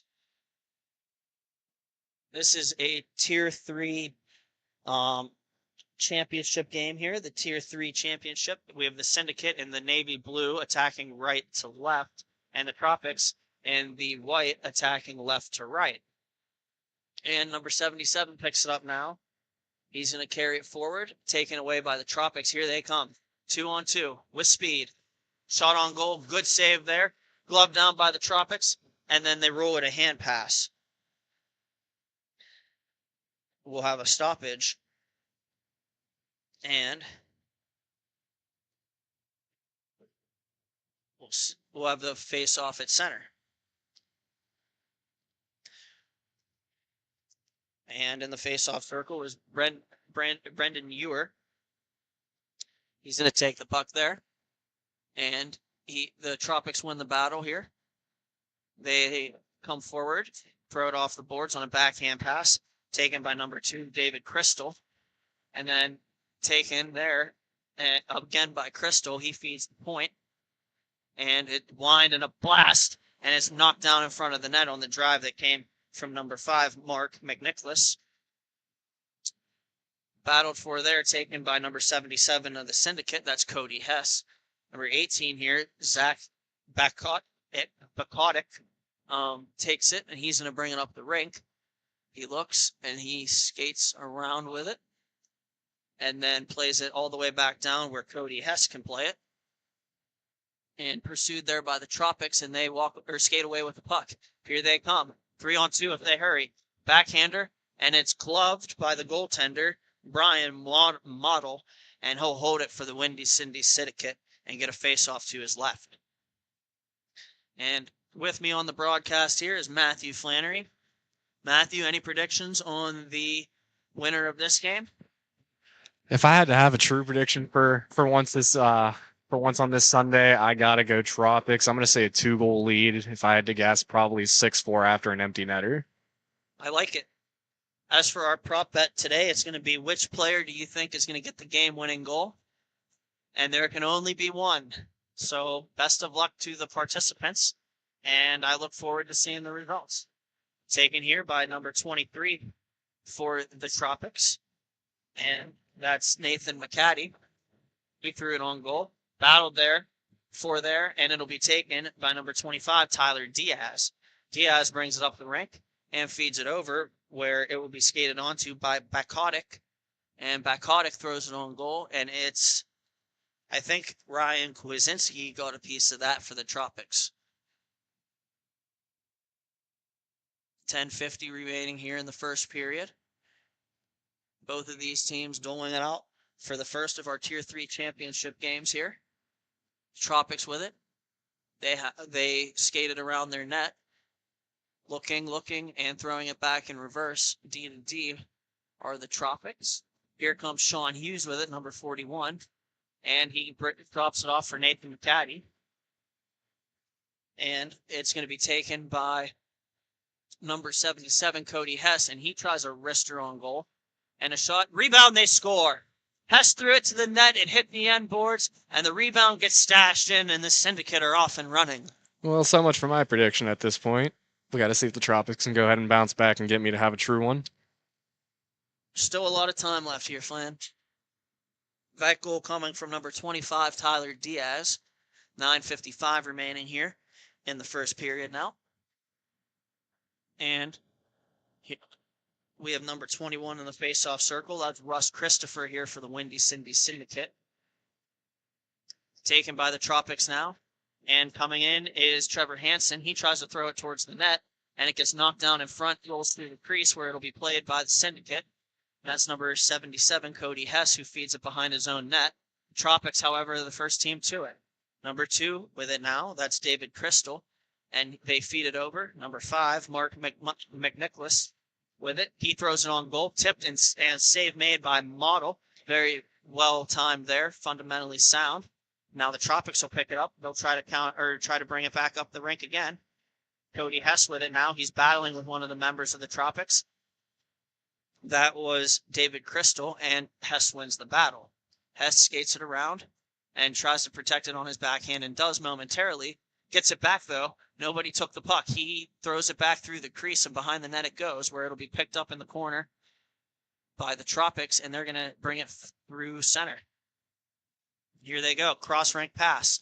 And back, and a feed, a shot, rebound, save made again. 2 saves there from Brian Model, and a Syndicate get the puck back. Cody Hess with it again. Hess was checked momentarily by Hansen, and then Hess maintained the puck. He's walked through 3 people now, and he passes it, and they score. A beautiful move there. Hess beat 3 people, and he feeds Zach Bakotic on the back door, and it is 2-0, Windy City.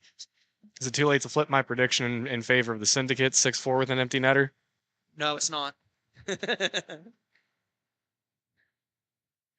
And face-off won by the Syndicate. It's going to go around. Number 25, Tyler Diaz, is going to skate over to it. He looks, he lays it off, and they feed it across where Hess will play it. Hess brings it up the rink through center. He's on the left side. He cross rink pass to the right side, and it skips up on Ewer when he tries to shoot it. And now the Syndicate will try to counterattack. The Tropics win the battle. They pitchfork it up the rink, and they have a 2-on-1. And here they go. And a shot on goal. Good save there off the arm of Model. And now it's taken by number 69, Brendan Ewer. Ewer plays it back where number 21, Russ Christopher, will move it across to Tyler Diaz. And Diaz moves it back to Christopher. Christopher moves it up, and a centering pass. Nice play there. They had it wide over to Hess, and then they were trying to feed it back for the defenseman jumping into the play, and it just didn't connect. And centering pass off a leg there. That was from Christopher. Or that was actually from Diaz. And a shot on goal now by the Tropics is saved by Model, and then it's going to be recovered here behind his own net by Diaz. They'll bring it up from below the goal line. Taken now, number 69, Brendan Ewer with it. Ewer walks into the middle and tries to shoot it. It's off a stick of a Tropic, and then it's going to be won by the Tropics. They can move up 3-on-2 if they hurry. And now they pick up the speed. Coming it to the back, or bringing it to the backhand was Trevor Hansen, but we're going to have a slashing penalty coming up against number 20, Alex Keppel, and a good call from Alan Chapman.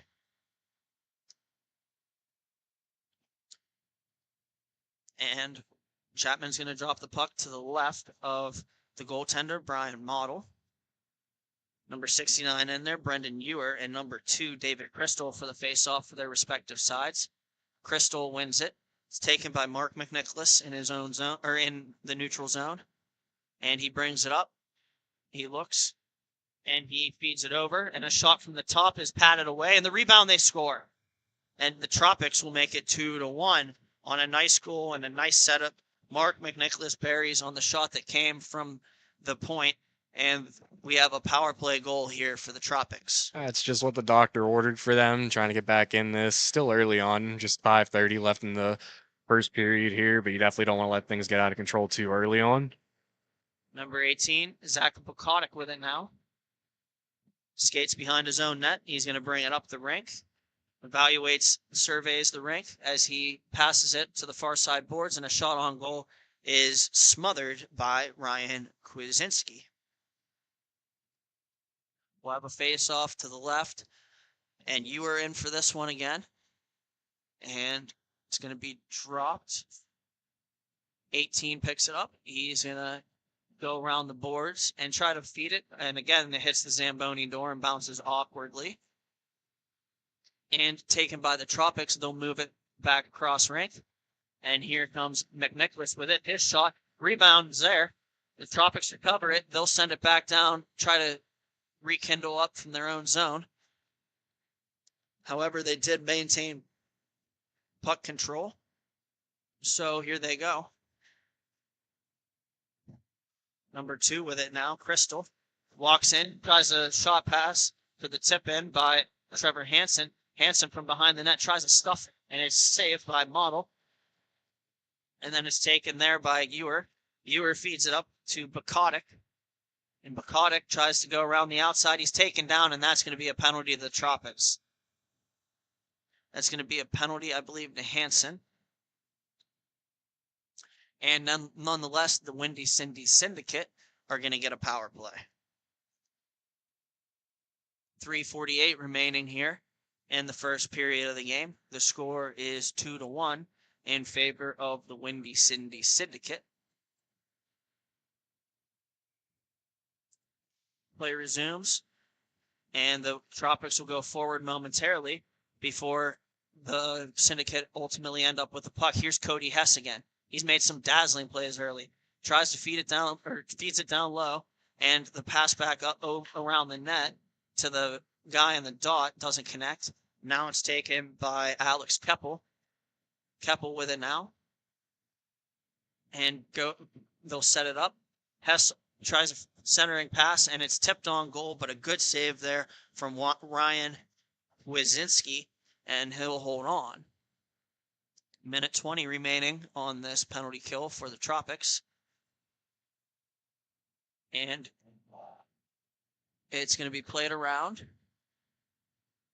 and sent all the way down where it'll be played by Model. Model leaves it there for Keppel to take. Keppel has Hess with him. He plays Hess. Hess skates up, feeds it cross rink, and they're going to change the places of their players around as they try to set something up on the power play. And a shot on goal is blocked away by Kwasinski, and it's going to be taken and controlled there by Bukotic. Bukotic plays the give and go game down low, and now back up high. It's Keppel. His shot misses the net. And Bukotic with it again. He feeds it down low for Ewer. Ewer has it. Feeds Bukotic. It's patted away by Kwasinski on the shot attempt there. 24 seconds remaining on this power play. And they work it low and then across. And a shot on goal. And I believe that's tipped in.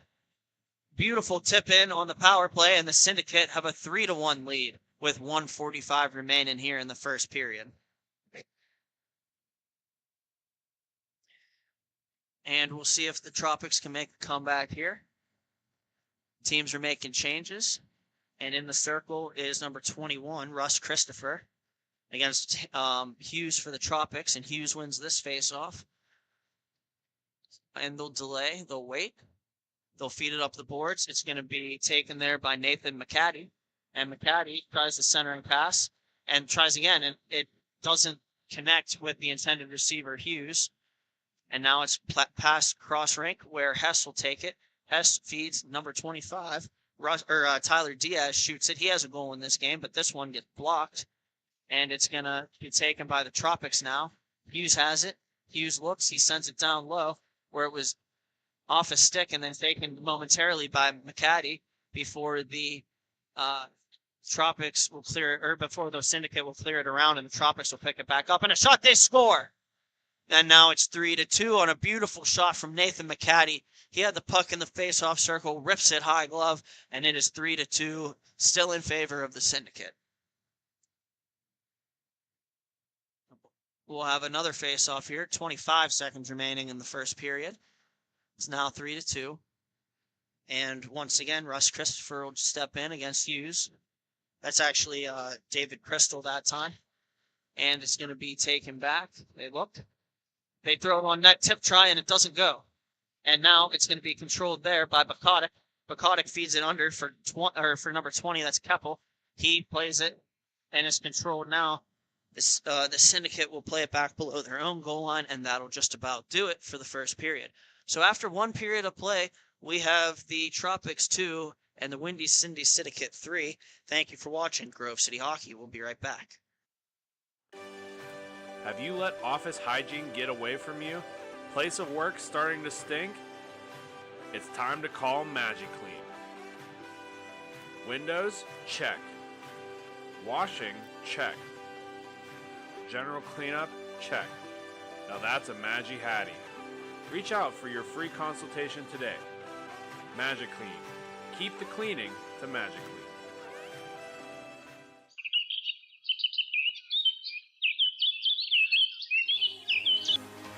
Fans in the Pennsylvania area, as winter approaches, it's time to plan for the summer. BY Lawn Care is the perfect people to reach out to get you ready for the warm season. They will get you on a schedule to be the best house on the block. They can help with all of your paint projects, whether it's mulching, string trimming, grass cutting, the list is... And we're back here for the second period of this game between the Chicago Tropics and the Windy Cindy Syndicate here in Ellenberger Park. And the face-off is won by the Windy Cindy Syndicate. And they're going to keep control of the puck. And they're going to wait, skate it behind their own net for protection. And they're going to set up a breakout. And here they go. Number 21 with it now. And he loses the puck along the boards where it'll be taken by number 24. That's Trevor Hansen. Hansen tries a shot off a stick. Pursued there. And that's number 2, David Crystal. And they look. And the Syndicate walk away with it. They're 2-on-2. And a shot attempt is going to be into the glove of Kwasinski. Because Kwasinski today has proven that he has one of the best glove hands in all of MIHA. And he continues to prove it on that shot. Face off to his right. Number 2, David Crystal against number 69, Ewer. And won by Crystal. The Tropics have it, and they're going to send it back. Crystal takes it on the far side boards, and he plays it back under for for Fanning. That's actually Jack Fanning. And they'll carry it up. Trevor Hansen will bring it, and he tries a shot pass for a tip, but but the intended receiver couldn't tip it. And then it's taken again by Fanning. He looks. He's got it on his backhand, and he's just going to send it over to number 91. That is Kukoska. And it's going to be taken now by the Windy Cindy Syndicate. They'll come back 2-on-3. And a shot is off a stick and into the corner. Ewer with it. He just throws it on goal and hits the post. And has it now along the goal line. Tries to feed it in front and does. However, unable to get a shot away is Keppel. And then Keppel tries to feed it back, but is stolen away by the Tropics. Kokoska. He has it now, and he feeds it cross rink, and he's going to try to get into the play. And number 2 with it, shoots it. It's off a leg. And the Tropics still have it. They're bringing it around. Hughes has it. He tries a shot on goal off the blocker of Model. And then a race for the puck on the far side there. And it's won by the Tropics. And it's going to be passed off the far side boards again, where it'll be taken by Hughes. And Hughes takes a shot, and it hit something and went to the near side boards. And it's going to be taken there, where the Syndicate will carry it as far as center. Pressured there by Nathan McCaddy. And the Syndicate player will spin back, and then feed it across. Another feed across. And down low, it is now with Pekotic. Pekotic looks for it. And McCaddy with it now. McCaddy plays Hughes. Hughes tries to use his body to protect the puck, but eventually Pekotic will win it. And he skates in, and he throws it off a leg. And that is number 5, Mark McNicholas, blocking a shot for the Tropics. Here he goes with it. Up the rink to Nathan McCaddy. McCaddy walks in, cuts to the outside, and there was a stick on him, but the player let it go. So I think McCaddy was looking for a penalty there, and he doesn't get it. Taken across, Pekotic now. And it's going to be played over. Number 25, Tyler Diaz takes it. And then it's going to be number 23, Nathan McCaddy, to feed Hughes. Sean Hughes with it now. He's walking into the middle, cuts to the outside. And then he throws it on goal, and it's off the glove of Model before it's played by the Syndicate. And now it's number 18, Zach Pekotic with it. And number 69 with it now, Ewer. Ewer plays it over to Hess. Hess walks in. He tries a Michigan move one-on-one with somebody. And it's going to be taken there, or recovered by Ewer. Ewer feeds it down, but it's taken away by the Tropics, and here they go. And fed over to Hansen. Trevor Hansen shoots and he scores. He beats Model short side, and it's going to be 3-3. Tie game here. 9 minutes remaining in the second period. And it's going to be dropped to center as both teams make line changes. Taken by Zach Pekotic there. He looks, and he sauces it cross rink, where it'll be taken by number 20. That's Keppel. And Keppel brings it in. Feeds it over to Ewer. And Ewer tries a shot, and it hits something and then goes out of play.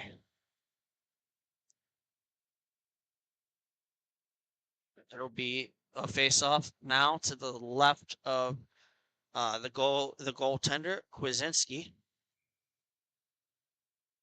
And he's going to look. Face-off 1 by the Windy Cindy Syndicate. Syndicate have it. Stopping up and throwing it cross rink. It's going to be Keppel now.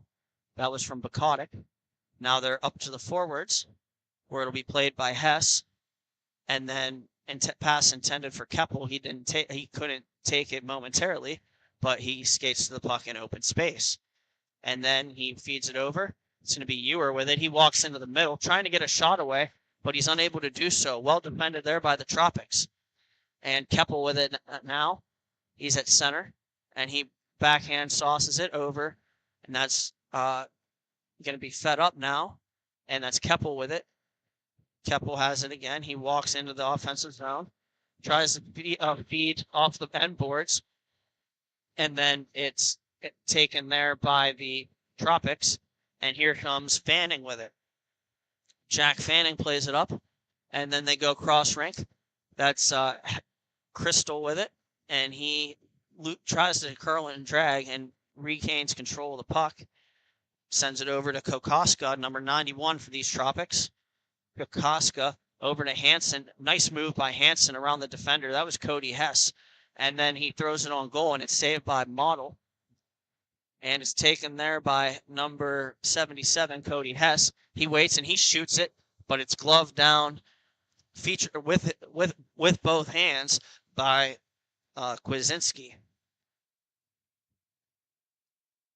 And it'll be a face-off to the left of the Tropics netminder. Number 21 steps in. That's Russ Christopher against Sean Hughes. Hughes wins this face-off, played over by Andrew McCaddy. And now left for McNicholas. McNicholas rekindles in his own zone.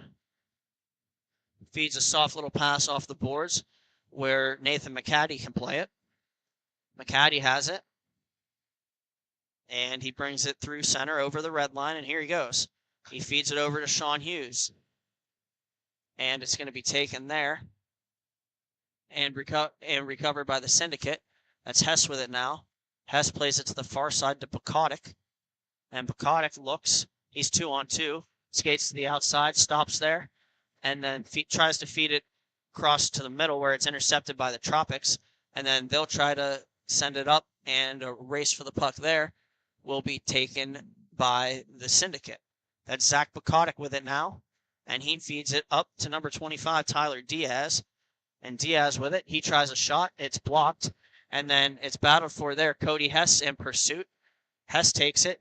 Nice move there to get around one of the Tropics, and then he feeds over to number 21, Russ Christopher, and then it's stolen away by the Tropics. There goes number 23, Nathan McCaddy with it. McCaddy over for Hughes. Hughes carries it down low and then reverses, so it'll be behind the goal line for the Syndicate. The Syndicate will pick it up, and they're going to feed it across the rink. That's Bukotic who let it hit the board so that he could skate onto it, and he winds and fires and scores.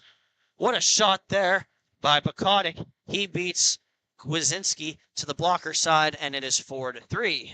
That's just a heck of a shot, B. He got everything on it. Perfect placement. You have to have someone step on a guy in that kind of situation, but fortunately for him, he had the time and space and let her rip. 4:35 remaining here in the second period, and the Tropics with it. That's Jack Fanning. He plays it up, and Crystal can't take it. Shielded away from him by the Tropics, and now Zach Bukotic here, or Bukotic. And then a centering pass intended for number 21, Russ Christopher, is taken off the boards by Dave Crystal. And Crystal plays Hansen. And a shot attempt is going to be held by Brian Model. And he's had a pretty stout game here for the Windy Syndicate. And we'll see if he can keep it going. Number 2 in there, that's Crystal for the Chicago Tropics. The faceoff is going to be in the right circle to the blocker side of Brian Model. And then it's going to be taken there. Number 91, Kokoska plays it. And then it goes to the far side where it's taken. I believe that was Bukotic. Yeah, that's Bukotic who's battling for the puck down low. And then it's taken, played up to Jack Fanning. He tries to shoot it, and it gets blocked. Fanning gets it back, tries to throw it in front of the net, but I think it's off the side of the net where it'll be held there by Model.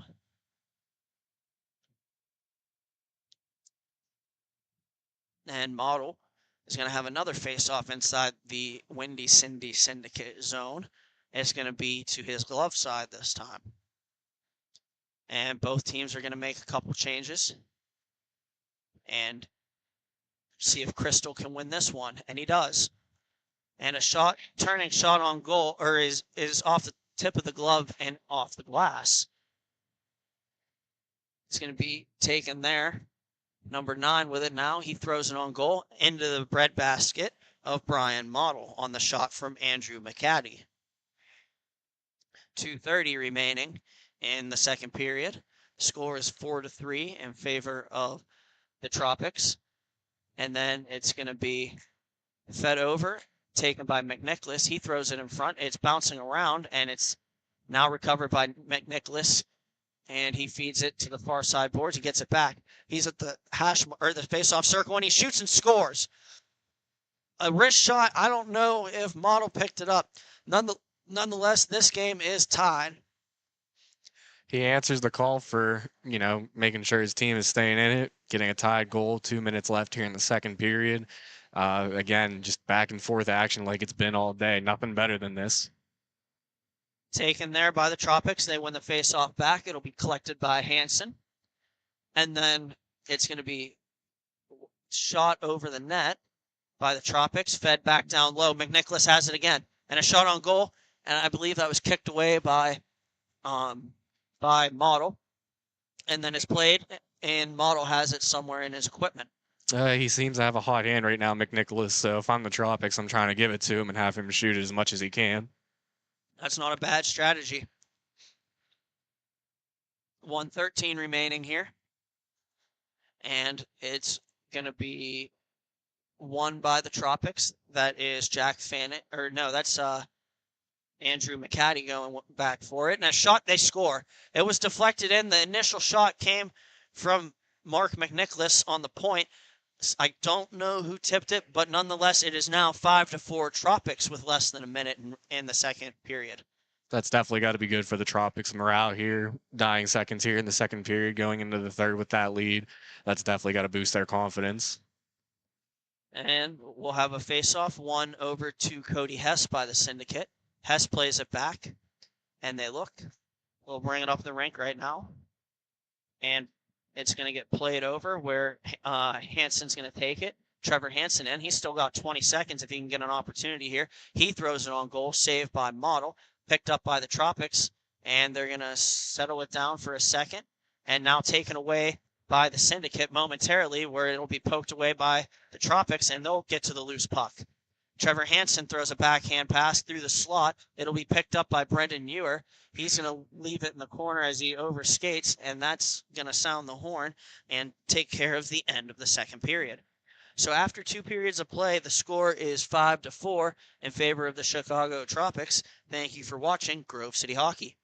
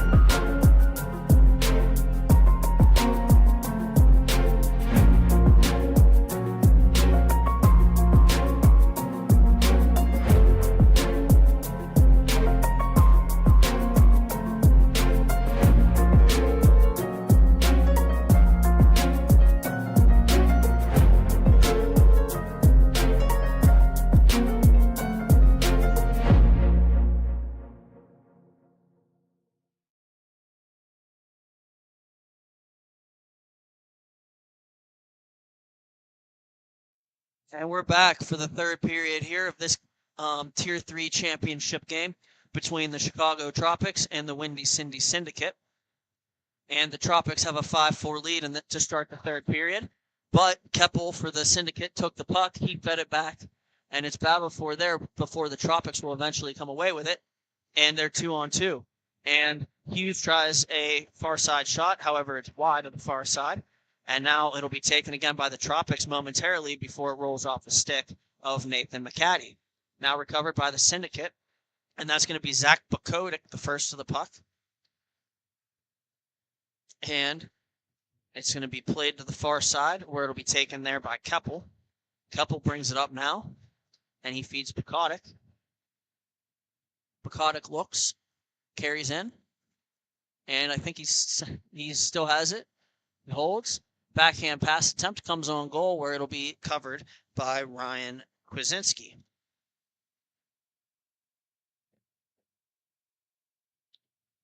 .52 remaining here, in the third period.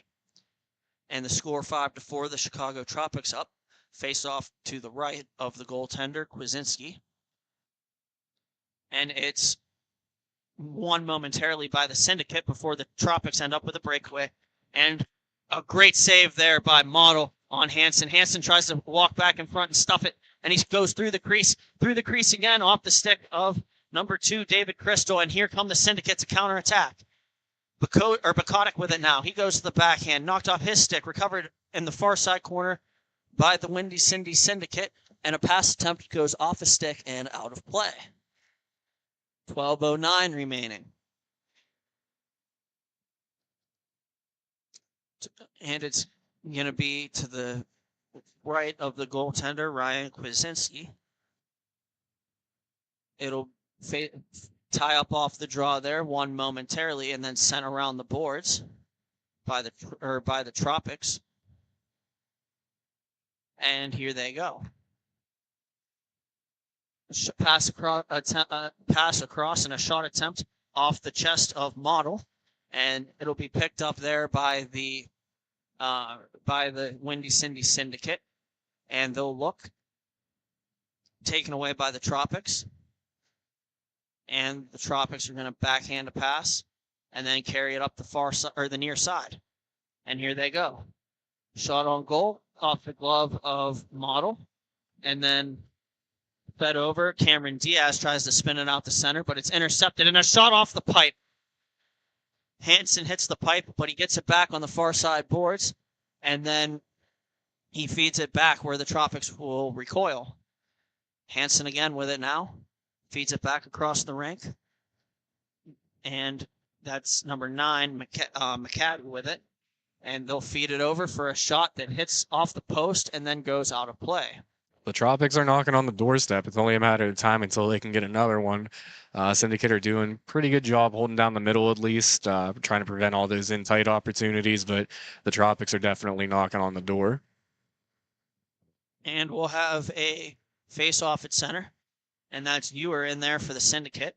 Tie up with Sean Hughes, and then the puck is bashed to the far side, where it'll be overskated by the Tropics momentarily before it's picked up by the Tropics, and they'll move it around to where it's a loose puck on a pass that was off a stick, but the Tropics will recover it anyways. And it's going to be cutting into the middle, and a shot on goal. Save again by Model, and taken by Ewer. 2 good saves from Model to keep this a 1-goal game, and now the Syndicate have a chance to counterattack. Diaz feeds it across. Bukotic takes a shot and saving it is Kwasinski. And then another shot, and he saves that one too. The rebound is there, but he dives out and covers it, and he'll get a stoppage. He may have been a little shaky earlier on, but he's definitely holding it down. 9:30 remaining here in the second period. 5-4 Tropics. And we'll see if they can't make a comeback. And taken there by number 8. He's going to feed it around. And then the Tropics are going to get it out as far as center. And moved over by Russ Christopher there. He takes it, gives it over to Alex Keppel. Keppel makes a move and carries it down low. Tries a shot. I think that hit the outside of the net. And now the Tropics will come back with it. Here they go. And Nathan McCaddy tries to feed a pass across for Sean Hughes. Hughes couldn't take it initially, but picks it up off the boards. And then it's going to be played there by Mark McNicholas. He has time. He looks, and he feeds a backhand pass right through. And skating with it now. Throwing it on goal, save made. And the rebound is off the skate into the corner. That was to Andrew McCaddy. McCaddy has it and feeds it back where it'll be taken by Mark McNicholas. McNicholas will try to go through and then feed it back into his own zone for his team to keep possession. Fed up the near side boards, and it's stolen away by Cody Hess. There he goes. He already has at least one in this game, and he shoots it off a stick and wide that time. Play comes up the near side boards, and walking across the middle are the Tropics with it. It's 1-on-3 now, but Hughes is going to send it around where it'll be taken by Hansen, and then Hansen is going to skate it towards the middle a little bit before moving it across the rink, and it's going to be taken there. And Cody Hess will recover the rebound after the shot from the Tropics. There goes Cody Hess with it now. They're 2-on-3 are the Syndicate. Hess looks, he shoots, it's off a body, and it goes wide. Hess in pursuit, and he doesn't get there first as the Tropics are able to recover it. The Tropics will bring it up the near side, and a pass gets yanked from them before it's gloved down by Hansen. Hansen tried to play it around Keppel, but couldn't, and Keppel picks it up now. He'll wind and send it around the boards, where again it'll be taken by the Tropics.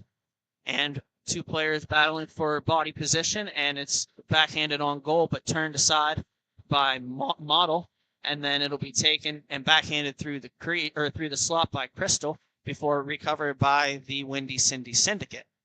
And here comes Zach Bukotic with it now. Bukotic looks, holds, and skates it around below the goal line, out in front, and the shot was shanked by Cody Hess.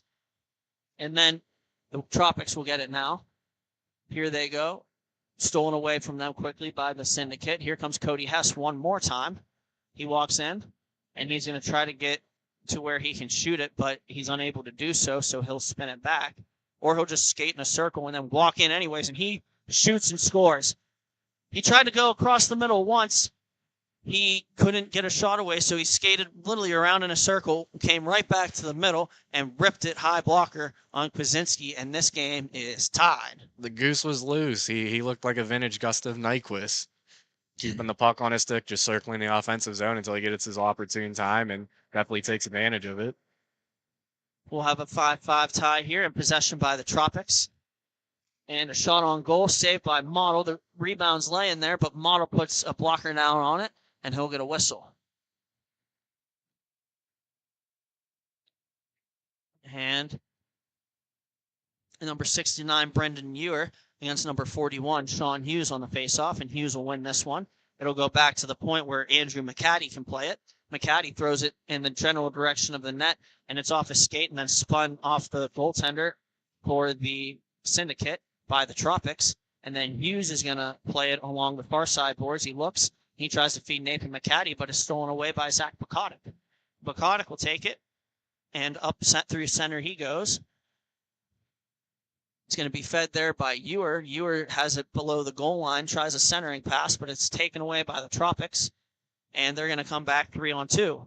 And a drop pass attempt. Doesn't. And not able to get a lot of wood on that shot is McCaddy. And then it's Kokoska with the puck right in front of the booth here. Kokoska feeds it across.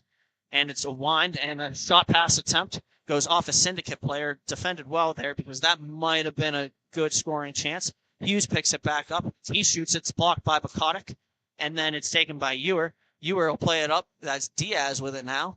Diaz tries to make a move to the outside. He walks into the middle, but he can't pull the puck to the forehand to bury it. And it's going to be taken there by the Tropics. They're going to pick it back up. Here they go, 2-on-3. 3-on-3. A wind and a blast is off a player. And that was Alex Keppel blocking that shot out of play. 4 minutes left here, tied game. Do you think we got some more bonus hockey coming up, B? I don't know, but we do have bonus accounting. Look no further than bonus accounting for all your tax and bookkeeping needs. They help with audits, payroll services, and tax planning for the upcoming year. Bonus accounting, the firm for the future. Taken by Hansen. And Hansen tries to throw it on net, and it's blocked. Taken by Cody Hess. His pass is off his stick. That's trouble. Shot on goal. Good save by Model on Crystal to keep this a tie game. And now it's fed around the net. Hess will take it again. Hess feeds it to the far side. It's Cameron Diaz with it now. He brings it to his backhand and skates it up the rink. There he goes. And Diaz with it. 3-on-2 for the Syndicate. Passed over to the right and then taken away by the Tropics. The Tropics might have a fast break if they hurry. And here they go. Shot on goal. Saved by Model. And then the stick goes flying of Brendan Ewer. A puck played back behind the Syndicate net. Hansen's going to be the first one to it. He feeds it to the middle. It's taken by number 2. He shoots it. It doesn't get a lot on it. It's taken by Ewer. Now to Hess. Hess is one-on-one with the defender. Here goes Hess. He walks in, cuts to the middle, tries a shot. Well defended there off the stick of Mark McNicholas. And it's going to be taken again by Hess. He brings it over, and a shot on goal, backhanded wide. That was off of Ewer. And it's possessed up high by Bukotic now. And he's going to try to play it in front, taken away by the Tropics. Their stretch pass, however, is intercepted by Bukotic for Ewer. And a shot on goal, and it deflects in. And the Windy Syndicate have retaken the lead. That is a goal from, I believe, Zach Bukotic. And with 2:37 remaining, the Syndicate take a 6-5 lead. We'll step aside real quick on a timeout by the Tropics. Thank you for watching Grove City Hockey. Hey fans, we all know there's nothing quite like watching live sports here at Grove City Hockey. However, even we know it's not the best way to make a memory. We've got you covered in that department too. Make sure you check us out on our Facebook page for photos of all of the games. Make sure you look into team packages. It can be as low as $10 per person on the team. Now, back to the action. And we're back for the conclusion of this game between the Windy City Syndicate and the Chicago Tropics here in Ellenberger Park, home of Indie Inline hockey. And we'll have face-off at center, 2:37 remaining, and the Windy City Syndicate have just taken a 6-5 lead on a goal from Zach Prokotic, and now it's thrown on goal off the pad of Kwasinski, and here come the Tropics to counterattack. And walking in and shooting it off a body are the Tropics, and they'll battle for it in the corner, and it'll be a couple of players crash into the booth in front of us, or into the boards in front of us, and they will feed it around where I believe a play will be halted. I think that was a puck either on the side of the net or somewhere in Kwasinski's equipment. And Ewer will step in for the faceoff. And I believe that's going to be number 2, David Crystal, against him. But it's won by the Tropics nevertheless, and they'll go up the far side. And there they go. Shot on goal. Turned aside by Model. And the rebound goes behind the net where it'll be played by Bukotic onto Keppel. And then taken there by the Tropics. And wow, what a save that was. Yeah, I mean, they had the right idea, getting a guy in front, getting that screen. He just was happened to see its way through and get his glove on it. I do think the screen got maybe a piece of that too. And it's still like a good save there by Model to anticipate that play and be able to catch that cleanly. Carried up by the Syndicate momentarily before it's knocked off the stick of Alex Keppel. The Tropics have it now on the far side, and they feed it over to Hughes. A shot on goal, tipped up high and out of play. We'll have a face-off here. 1:27 remaining in regulation.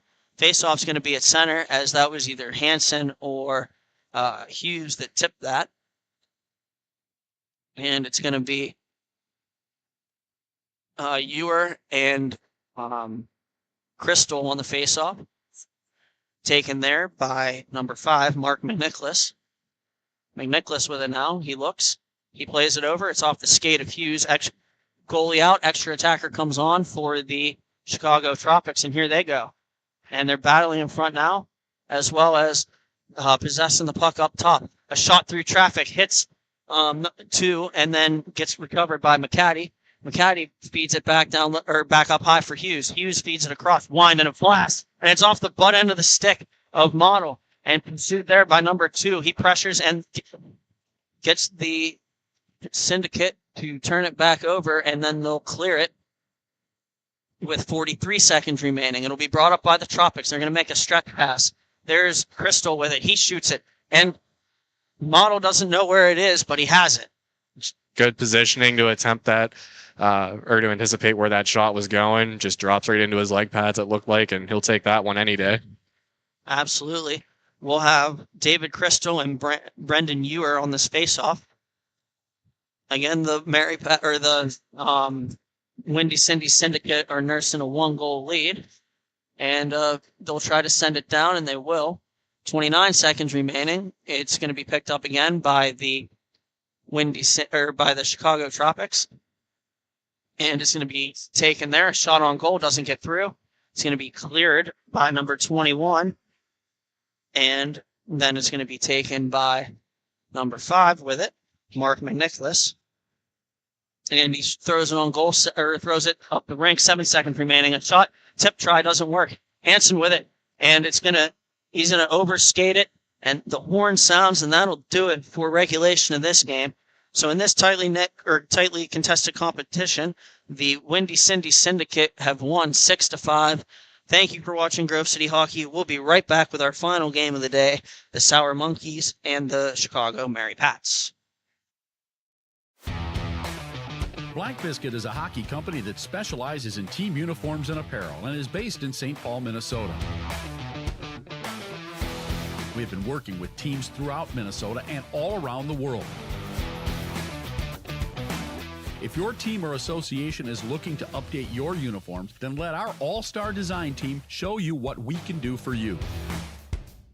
Our slogan is made for misconduct because our uniforms can take a punch. From jerseys, socks, and shells to team apparel, there's almost nothing we can't do. If you can imagine it, we can design it. Visit our website, Black Biscuit Hockey, and check out our design vault for inspiration for your next uniform. Need a company that checks all the boxes? Outstanding design, quality product, great customer service, and timely delivery? Call us at 855-978-6888 to see what the Biscuit team can do for you. Black Biscuit. Black Biscuit. Black Biscuit. Made for misconduct. Don't risk it. Go Biscuit.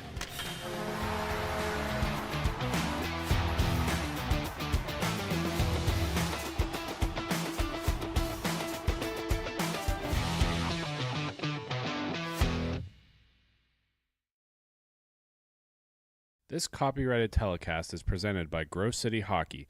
It may not be reproduced, retransmitted in any form without the expressed written consent of Grove City Hockey, LLC. We thank you for your understanding and hope to continue to enjoy this complimentary broadcast. To purchase footage, email grovecityhockeyllc@gmail.com.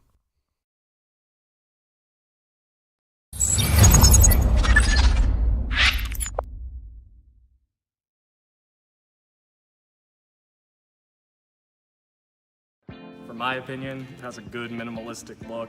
I'm a fan of the black with minimal white accents, the white logo at the very bottom, it makes it pop.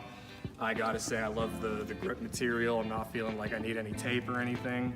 And then honestly, in terms of weight, it's definitely one of the lightest sticks I've used.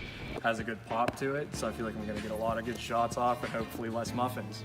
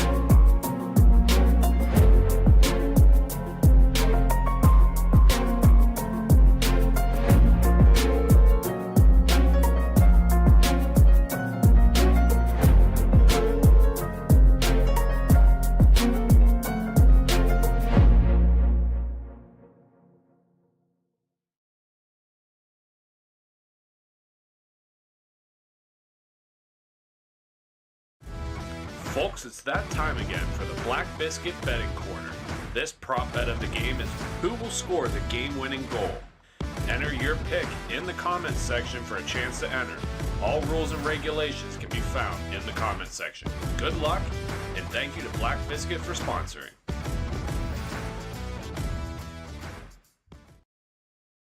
Fans, it's that time for the GCH Puck Shuffle. Just like in the arena, we bring the fun to you at home. Follow the puck.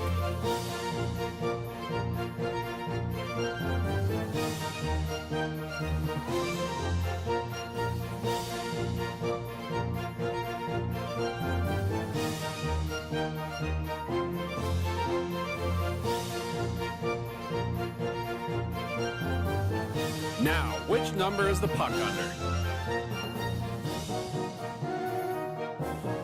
If you pick number 2, congratulations. Now, back to the action.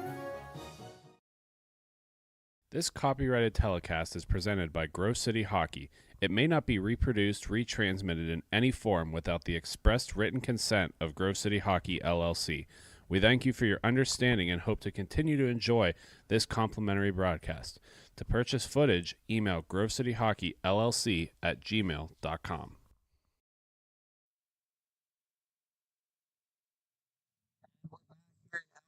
Park, Indianapolis, for this last game of the day between the Chicago Mary Pats and the Buffalo Sour Monkeys. The Chicago Mary Pats, as you probably could have guessed, are in green. They're going to attack from right to left on your screen. And then the Sour Monkeys are in white. they're going to attack from left to right. 14 minutes on the clock. Puck is dropped. Play begins. And the puck one down into the face-off, or into the Buffalo Sour Monkey zone, where it'll be played there by the Sour Monkeys. They'll set up a breakout. And there they go. Up the rink. Looking. Cross-rank pass and a shot is wide of Borda for the Mary Pats. It's taken there by number 72, Ryan Miller. Miller throws a pass through the middle of the rink, and it's taken there and carried back through center, or back into their own zone from center by the Sour Monkeys. And it'll be possessed behind the goaltender for the Buffalo Sour Monkeys. That's Thomas Chapman. And they're going to play it. Up the boards they go, where it's taken by Matthews Mans. And a shot wide of the net by the Sour Monkeys will be recovered by the Sour Monkeys, and they'll try to spin it over momentarily. And overskating is a member of the Mary Pats. That was number 2, Jake Ratner. And now taken by the Sour Monkeys, where it'll be played or spun around and carried back by number 71, Blaine Brock. Brought forward now. Here come the Sour Monkeys. They're 2-on-2. And a shot cutting into the middle. And then a shot goes off the stick of number 66. That is Joe Woolfield, and off the ceiling.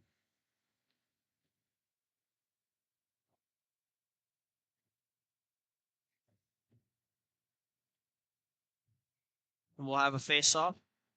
And it's going to be won by the Mary Pats momentarily before the Sour Monkeys are in on it. And they'll feed it back, and it'll go across. And it's going to be battled for there. Eventually, one possession is won by the Mary Pats. And then the Mary Pats are going to have number 44, Zach Straka, controlling it for them. He sits behind the net, and he waits. He goes over to number 11. And then it's going to be loose puck on the far side boards, again off the boards, and it's going to be battled for along the near side boards, one player per side, and then Berman is going to throw it across the rink, taken away by number 44. He's in, and he shoots, and that's off a leg and wide on a shot from Zach Straka. And then the Sour Monkeys are going to be on the puck again here and bringing it up quickly. They have a 3-on-2 if they hurry. Shot off a leg, and then recovered there by number 15. He's below the goal line. He's battling 2 Mary Pats for possession of the puck. And then the Mary Pats eventually get the puck free, and they'll possess it. Number 11 with it now. He can't take the pass from number 73. That's Christopher Piotrowski. And it's going to be carried up here by the Sour Monkeys. And inside-outside carry by the Sour Monkeys. But unable to get the corner is number 24, Matthew DePalma. And then it's taken by the Mary Pats, where Piotrowski will carry it. And then it'll be knocked off his stick. Straka will play it. And now it's off the skate of Piotrowski. He's going to carry it back behind his own net, and then pass it to Kaiser, who is circling back around the net in support. Good puck support there from Kaiser, and now stolen away by the Sour Monkeys, where they'll come back 2-on-4 or 3-on-4 basically. And Piotrowski in pursuit. He gets the puck. He's got the corner, and he tries to make a move to the middle. He's tripped up, and that's going to be a penalty. 9:48 remaining in this first period. We're going to have our first power play of the game, and it is going to belong to the Chicago Mary Pats. That's number 71, I believe, headed to the box. Blaine Brock, he'll get 2 minutes for tripping. And that's Kaiser, who's going to line up in the face-off circle. Jake Kaiser for the Chicago Mary Pats. We'll get this power play underway. Puck is dropped, and shot immediately, and they score. That was like almost a set play where they literally poke the puck forward behind the center, and the trailing player, that was Jake Ratner, came up, and he rips it high glove side, and that is a 1-0 Chicago Mary Pat lead on maybe the quickest power play goal I've ever seen. And it's going to be carried in, shot off a leg, and taken there by the Mary Pats. Here goes Cromie. Cromie brings it up. He's got the goal scorer with him. That's Ratner. And Cromie tries to cut to the middle. It's carefully played aside by Thomas Chapman. And now it's carried in by number 15, Matthew Mans. And his centering pass goes off the stick of Plew, and he kind of fanned on it there. It'll be taken by number 2 now. That's Jake Ratner. He looks. The Mary Pats will set something up. And there they go. Ratner stops, or acted like he was going to take the puck out from behind the net, and instead he leaves it there for another minute. Now he plays it up to Kaiser. Kaiser plays it across, and then number 66, Joe Woolfield, will play it back. Number 68 with it now. That's Cromie. Cromie brings it up, and he shoots it. It's off the butt end of the stick of Chapman, and then comes to the near side boards where it'll be played around. And I think we have either an injury or another penalty coming up, and I think it might be an injury.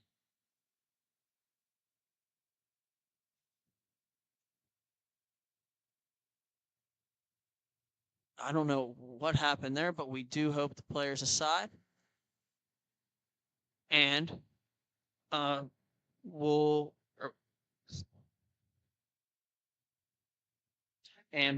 keep it right here moments.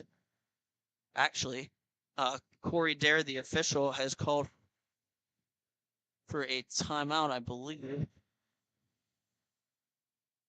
And we'll take a second here. We're actually going to drop it to center. We're going to keep it right here. Black Biscuit is our passion, or hockey is our passion. And you wear that passion on your sleeve. Black Biscuit are the guys you need to go to look your best. Located out of St. Paul, Minnesota, they have been a staple in inline hockey. From jerseys to team fundraising and apparel, check out Black Biscuit for all your team needs. All right, and we're back underway. And it's taken there by Brian Berman. And Berman feeds it up, taken there by number 13. That's Bill Sonka. And then it's going to be carried along where a shot is going to be blocked by a sour monkey. And then number 15 with it now, that's Matthew Mans. And he throws it over and gets it back. And they'll throw it up the rink one more time. Sour monkeys are 2-on-2 in the Mary Pat zone. And a pass doesn't connect with the intended receiver. Here come the Mary Pats the other way. And that's Bill Sonka with it now. He walks in and he throws it off a stick and high. And then it's going to be taken by number 19, Jacob Plew. Plew feeds it around the boards where it'll be spirited on further. And then gloved down by one of the sour monkeys behind his own net. He'll wait with the puck. And he'll feed it up the near side boards. Here they go. And it's going to be backhand sauced across, where Ryan Miller will take it for the Sour Monkeys. He feeds it back into his own zone, and they'll go back to support it with the play. And here they come with it. The shot is off a stick of a Mary Pat, and then it's going to be taken by number 71. And it'll be carried in. Number 17 with it now. He has it. He's going to bring it through. And number 2 with it. That's Ratner. Ratner possesses the puck and gives it over to Zach Straka. Straka skates around the middle with it, and then he feeds it back over, and a shot on goal patted aside by Chapman, and that was off the stick of Jake Ratner. And here comes the Buffalo Sour Monkeys with it. They turn it over. That's Straka with the Mary Pats. Straka goes over to Berman, and they'll play it. Knocked down by number 19, Jacob Plew. He's going to bring it, or they're going to bring it back, and Plew's going to be the first person to it. And they go in 3-on-3. A shot attempt deflected, and a save by Borda. The rebound goes wide. And a good play there by the Sour Monkeys. This is going to be controlled by number 15, Matthews Mans. His pass eludes Blaine Brock, and Brock will have to go back into his own zone to get it. Taken now by the Sour Monkeys. Brock still has it. And Brock feeds it up the far side boards. And back across one more time where it's off the stick of Matthews Mans and then comes to the corner. Played there by number 66, Woolfield. And a pass attempt for around the boards goes off of Matthews Mans and will be covered by Charlie Borda. Number 11, Jake Dalcero for it against number 4, Charlie Ryskowski. Ryskowski wins this one. Taken by number 71. A shot attempt tipped wide. And then it's going to be taken by number 4 again. That's Ryskowski. And it's going to be shot around the boards and wide. Trying to skate onto it is Christopher Piotrowski. And Piotrowski has it, or sees it stolen away by the Sour Monkeys as they come through. And he gets it back. And it's going to be taken by Kaiser. Kaiser waits with it. He looks. He throws it off a stick. And then it's taken there by number 20 or by number 24 momentarily for the Sour Monkeys. Or eventually Jake Ratner will take it. He gives it to Christopher Piotrowski. Piotrowski tries to feed it back door, and it's broken up by the Sour Monkeys momentarily until Piotrowski gets it back, feeds it again to Ratner, and it's off his skate, and he can't take the pass. And it'll be carefully possessed by the Mary Pats. That's Kaiser behind the net. He steps out in front now as one of the players for the Sour Monkeys went to flush him out, and he feeds it back up on a stretch pass. Shot on goal is off the blocker of Chapman, and it flutters out of play.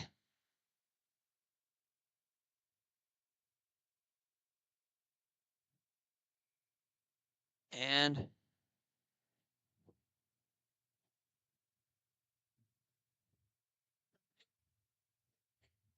it's going to be possessed there by the Sour Monkeys off the face-off. Here they go. And a shot on goal, and it goes in. Misplayed by Charlie Borda, but number 4, Charlie Ryskowski, scores, and it is 1-1 with 2:25 remaining here in the first period. Number 73, Piotrowski, with it now. On the face-off, he smashes it to the near boards, where it'll be taken by the Sour Monkeys. That's Anthony Gracie with it. Gracie turns it over, and then it's fed back, where it'll be played by Zach Straka. Straka with it. He's going to bring it back into his own zone, now below or towards his goal line, and it's going to be taken there, stripped from Brian Berman by the Sour Monkeys, and they'll try a counterattack.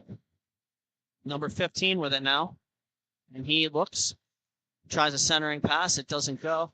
Now it's going to be pressured there and recovered by the Sour Monkeys as pressure came from Jake Ratner.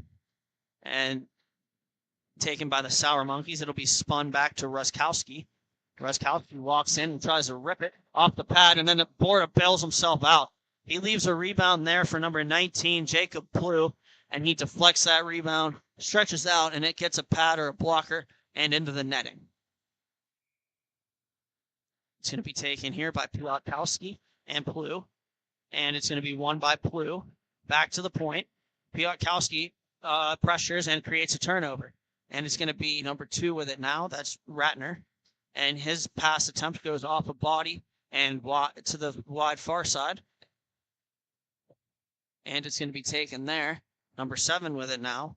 That's Mitchell Smith for the Sour Monkeys. He brings it up. He looks. He waits. And he turns it over there to the Mary Pats. The Mary Pats have a 2-on-1 if they hurry.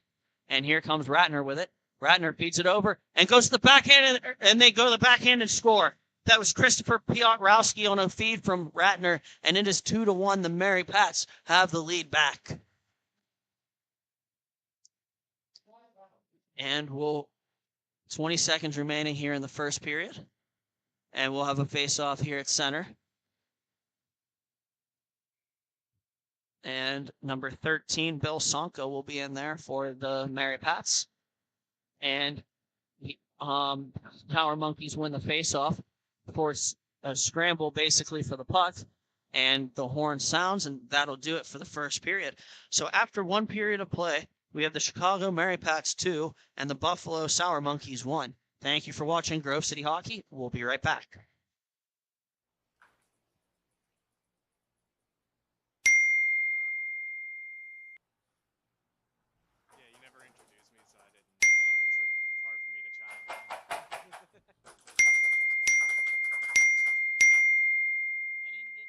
Frustrated and wasting time doing your own taxes?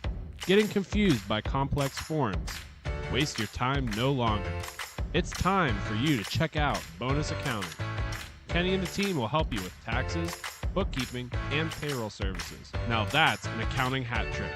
Leave it to the industry experts and check them out today. Use promo code Grove City Hockey for a sweet discount and also to receive exclusive GCH merch. Bonus Accounting, the firm of the future.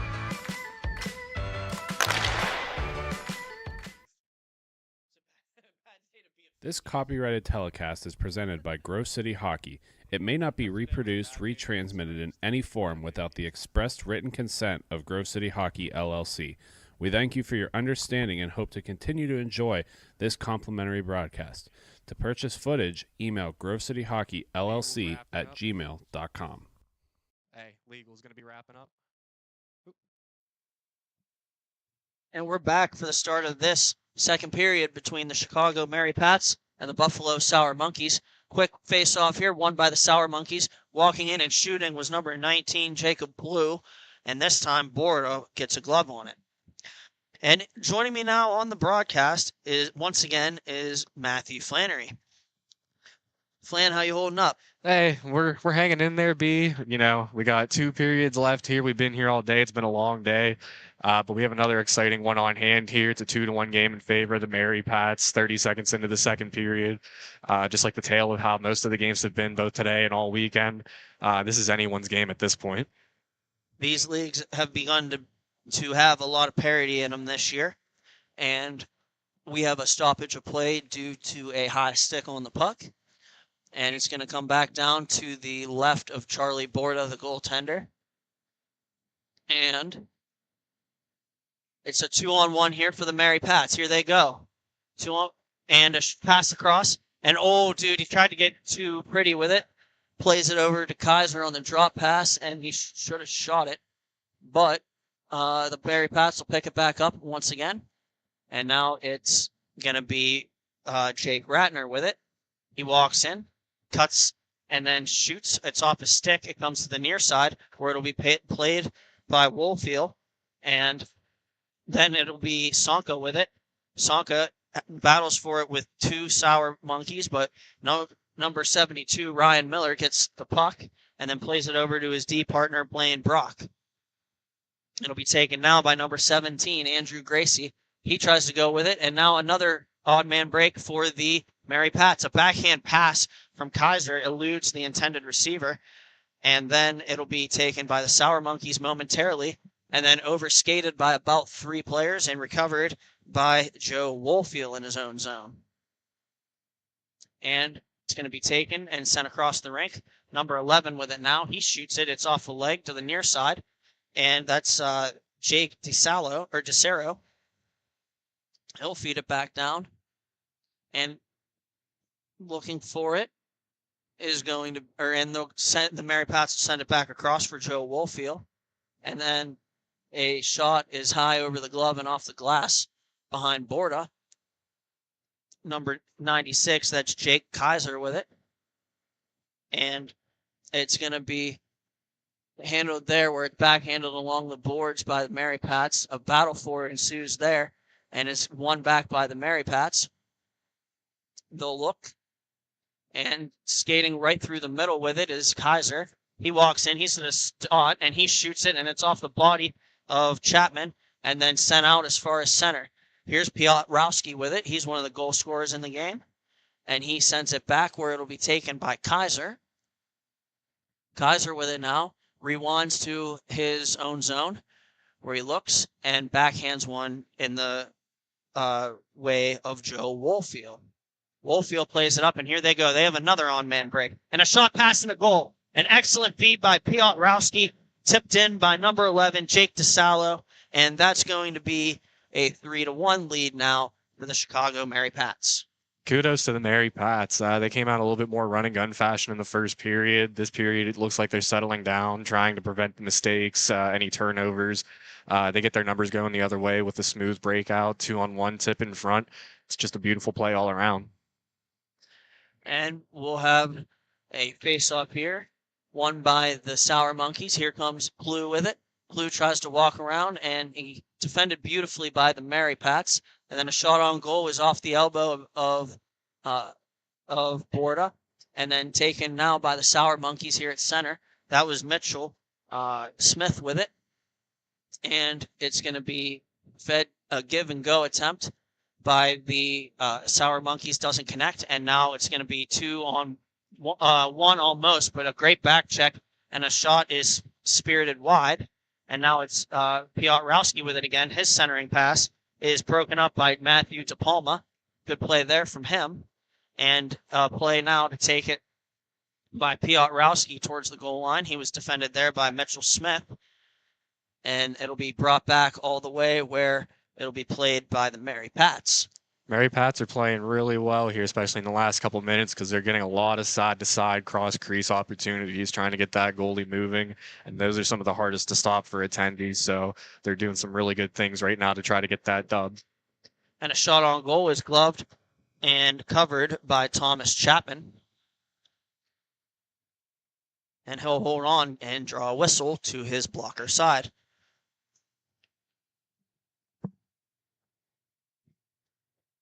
And it's going to be puck dropped on the far side. It'll be taken. Piotrowski with it. A save made there by Chapman. Just totally stonewalls him on that one. And then now it's taken by Plu. Plu with a shot. It's blockered aside by Borda. And then it's going to be taken by the Mary Pats, where Piotrowski is going to put it in the area of Ratner. Ratner with it. They have a 3-on-1 and a drop pass. And they're trying to set up the pretty play, and now a backhand, and they score. Nice play there on the goal by Jake Ratner, as I thought once again the Mary Pats were going to try to get too fancy, but this time they capitalize, and it is now 4-1 with 8 minutes in the second period. I definitely saw it. History repeating itself after the first 3-on-1 opportunity. It looked like it was going to unfold in the same fashion. The puck was able to squeeze under the defender. They were able to get it back, get another pass, and touch it in. Great play. Now one forward by Charlie Ruskowski. He tries to spear it on goal, and it's blocked aside by Borda. And then number 71, Blaine Brock, is going to play it. He plays it over. It's taken there, and now carried up by Ryan Miller, number 72.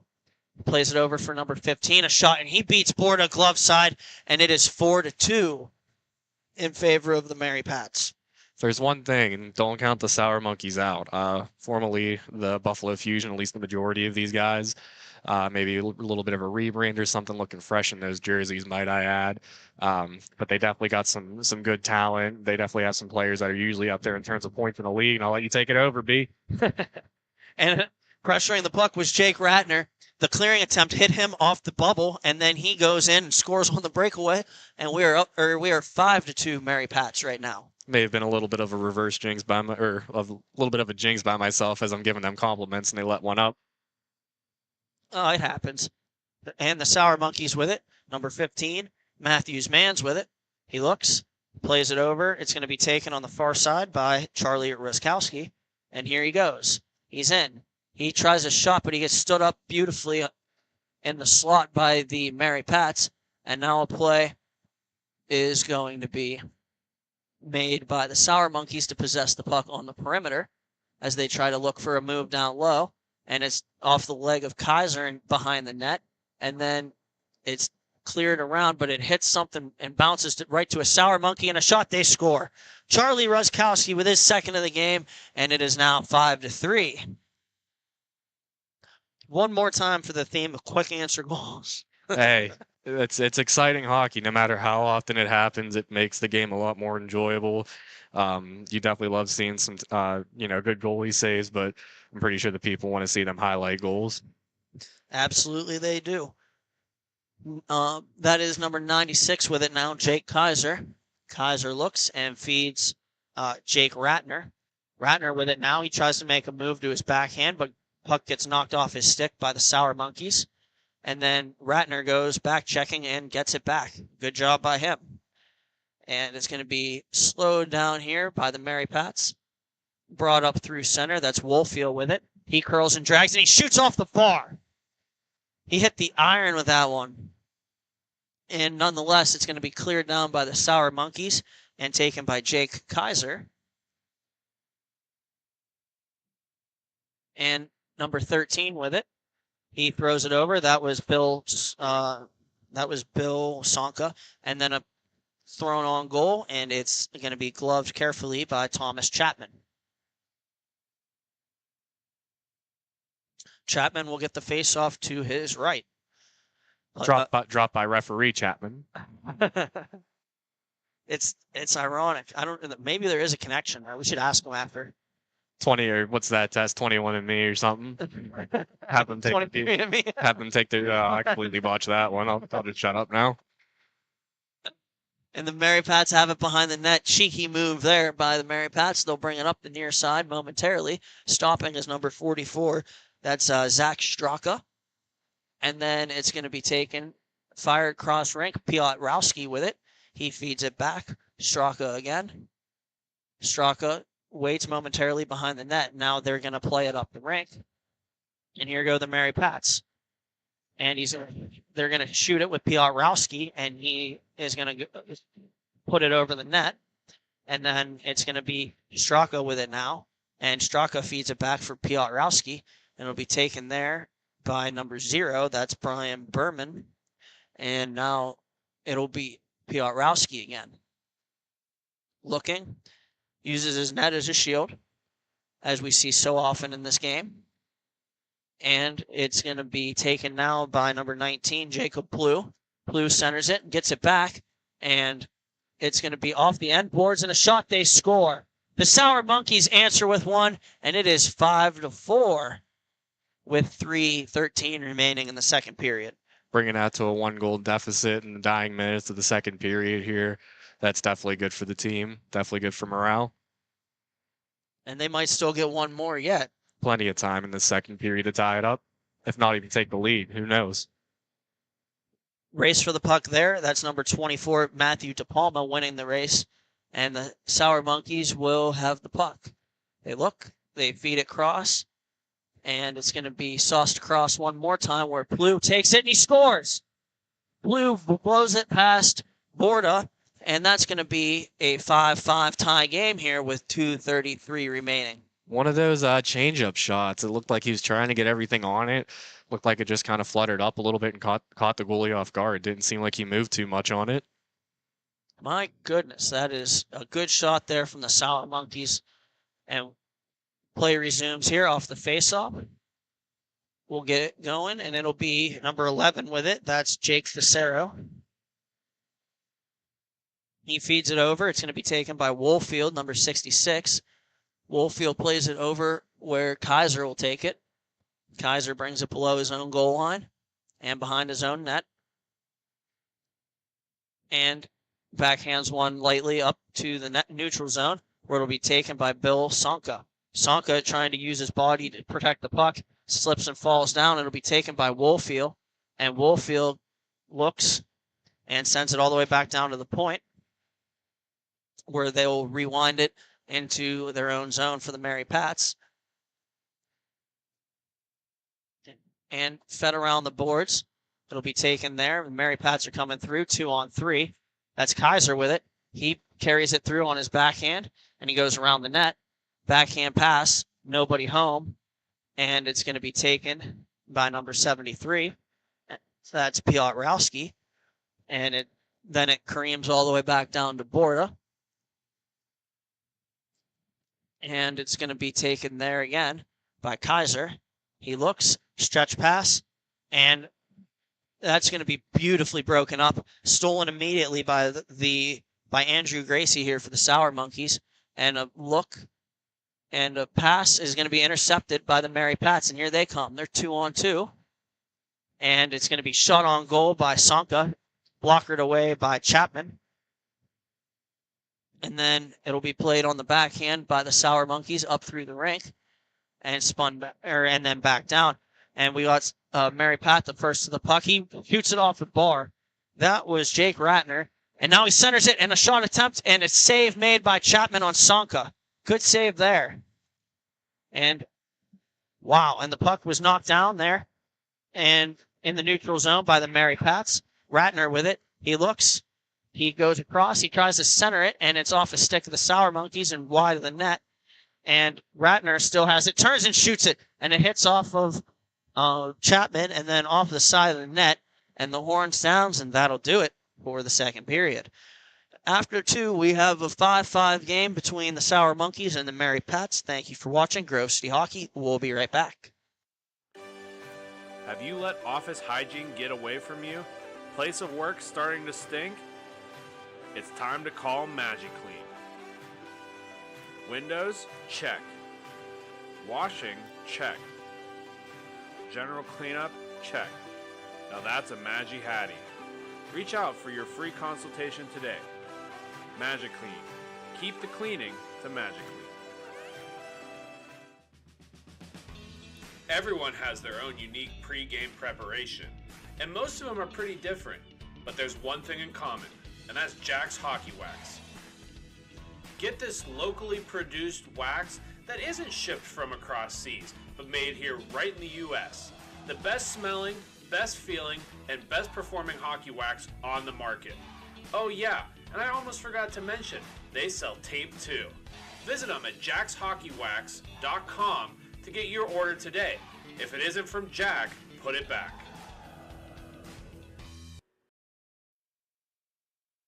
And we're back for the third period of this game between the Chicago Mary Pats and the Buffalo Sour Monkeys. We're deadlocked at 5 here in this final game of the day in this Midwest Inline Hockey Association broadcast weekend, or broadcast Sunday. And we'll get the puck dropped here, and play resumes. Taken by number 71, Blaine Brock. He looks, and he feeds it around. And then it's going to be taken by the Mary Pats, where Straka is going to play it. And then it's going to be taken again by Jake Ratner. Ratner throws it off a body and into the corner. And then it's going to be spun back where Straka could play it. Straka looks, and he's content to just keep the puck and wait. Take it behind the net. Force one of the Sour Monkeys to flush them out so that they can get an on-man break. And there he goes.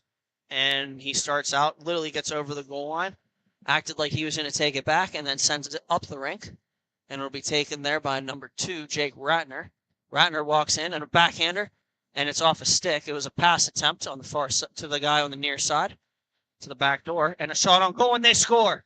Number 71, Blaine Brock comes in, and he rips it past Charlie Borda, and it is 6-5 now in favor of the Buffalo Sour Monkeys.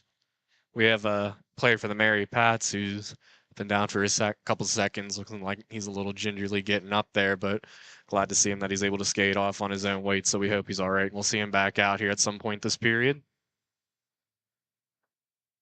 And we'll see, hopefully we'll see him back out there in this period. Well said, Flan. Now we have Bill Sonka in the face-off circle. He wins it for the Mary Pats, and they bring it back down. And that's Straka with it. Straka looks, and he starts to skate it out, skates it right back down low under his net. And it's going to be taken there by Piotrowski. He plays it for Straka. They'll skate it up. And now Piotrowski is going to get to it first. He plays it back to Straka. I think if you're the Mary Pats, this is exactly how you want to play right now, keeping the puck on your stick. The Sour Monkeys aren't going to be able to score without it. You definitely want to be careful in your own ends that way you don't have a turnover anywhere near your goal, but eventually they're going to have to start chasing you to get that puck back, and that's when you'll get your odd man rushes going the other way. And we'll have Straka playing it again. He sends it cross rink where it'll be taken there, stolen away by the Sour Monkeys, and played down. Borda will stop it or slow it down, where Straka can play it. Straka spins it up the near side board. Sonka has it now, and Sonka brings it in front of his own net, and then his pass attempt is off a stick and of the Sour Monkeys. Borda takes it. He shoots it off the boards up the rink, and now it's poked away by Sonka, and if they hurry, they'll have a 3-on-2. A shot is blocked by the Sour Monkeys, and here they come on the counterattack. That's number 71, Blaine Brock. He rips it off the bar. He hits the post, and now we'll have another odd man rush almost, but the stretch pass is broken up by the Sour Monkeys, and they're going to bring it back down in transition. And it's played over off the skate of a Sour Monkey, and he shoots it wide. That would have been number 72, Ryan Miller. And now Straka with it. He looks, he waits, skates it up the rink, plays it to his teammate. They're off his skate there. And then it's going to be taken by the Sour Monkeys one more time. They got a one-on-one. And it's Blue who tries to shoot it. He shoot it, well, and does. It hits like where the glass meets the boards and then bounces onto the top of the net. That was almost a catastrophe if it were to bounce off the back of the goalie and in for that to be the game-tying goal. Can you imagine? And we'll have a face-off here at center as the top of the net is technically out of play. We have Kaiser going back for it for the Mary Pats. He looks and he brings it back down. Over for the over and up the rink he goes. He's gonna take it and play it back off his backhand. And now taken by the Sour Monkeys. There they go. And a shot on goal is gloved by Borda, and he'll eat it. He is going to have a face-off to his glove side. That's his left. Puck's going to be dropped directly in front of the booth. We'll have Piotrowski and Plu in there. And Piotrowski wins this one. Shot over the net and then taken. And clearing attempt from Kaiser hits a Sour Monkey and is recovered by Wolfell. Almost had another situation where it was up in the air and almost hit the back of the goalie and in. Can you imagine the game ending that way? Imagine that being in overtime. Hey, as long as it goes in, without any sort of, high stick or anything like that, kicking motion, whatever, they all count the same. That's a good point. We'll have a race for the puck here, and Piotrowski will be the first to it. He's in the Sour Monkey zone now, and he looks, and he stops up and overskates the puck. And now it's gloved to the corner by a member of the Sour Monkeys, and they go to battle for it. We're going to have a penalty coming up. And that's Borda going to the bench. The Mary Pats are going to get a power play. And it's played across by Jake Ratner over and then down for Kaiser. Kaiser sets it up behind below his own goal line. And then he's going to stretch past it up, taken there. They might be able to set a 3-on-2 if they hurry. Oh man. That's a tough whistle there for the Chicago Mary Pats as the Sour Monkeys barely touch that puck. It's definitely going to make things interesting here. Are we going to get the game-tying goal? Or the Sour Monkeys going to kill it and get momentum while they have the lead? Stay tuned to find out. And the Mary Pats look to be strategizing here. See if they can set something up. They'll have Straka and Ratner, and then Berman and number 11. DeCero on there. It's one back. Berman has it on the point. He looks. He goes across the rink where it'll be taken by Straka. They got a guy in front of the net. That's going to be number 11. That's Jake DeCero, but it'll be cleared for the moment by the Sour Monkeys and then carried along by Berman. He goes over the center dot. And then he plays it over to Straka, backdoor feed. He was looking for a tip-in, but it didn't go.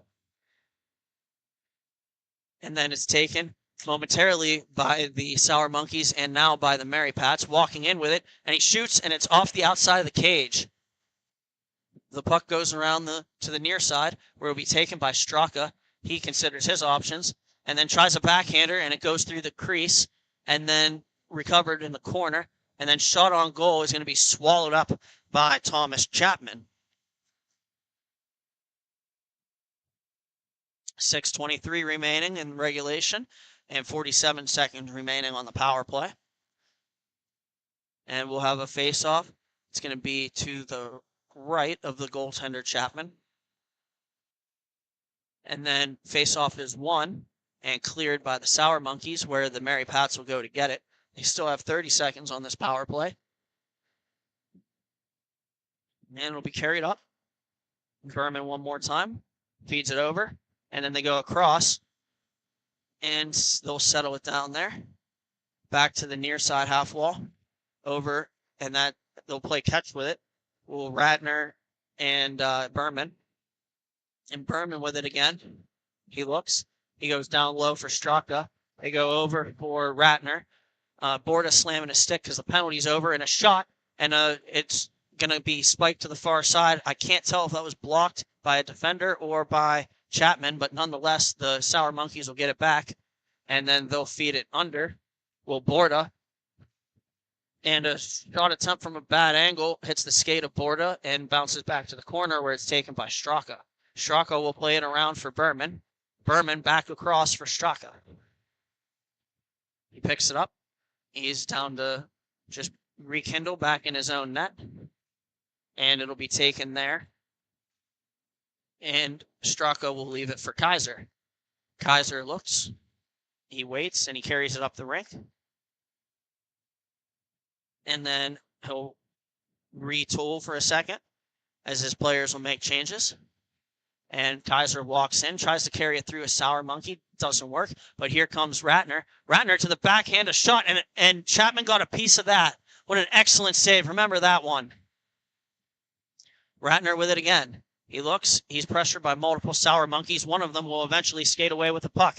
And here he goes, one-on-one. And he shoots it. It's off the leg of Kaiser. And that was blue.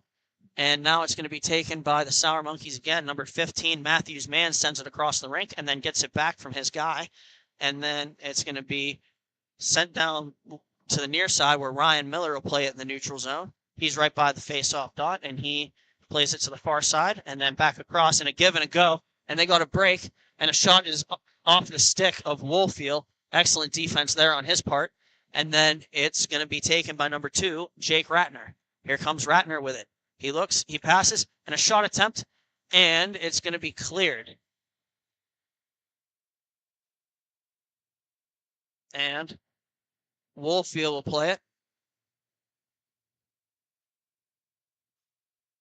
And then it goes down, where it'll be played by Bill Sonka. Sonka trying to get it, and he loses it going up the near side boards. And now it's going to be taken by the Buffalo Sour Monkeys across the rink before it's backhanded where the Mary Pats will play it. Mary Pats backhanded in. That's Kaiser. He got his stick free and then tried to play it back around the net. And it'll be taken now by the Sour Monkeys. Here they come. 2:58 remaining in regulation. And it's going to be shot on goal. And it eats up Borda, and it's another goal for Charlie Ruskowski. Oh, my goodness. And we have a timeout for the Chicago Mary Pats with 2:48 remaining. And we'll step aside for station identification. Thank you for watching Grove City Hockey.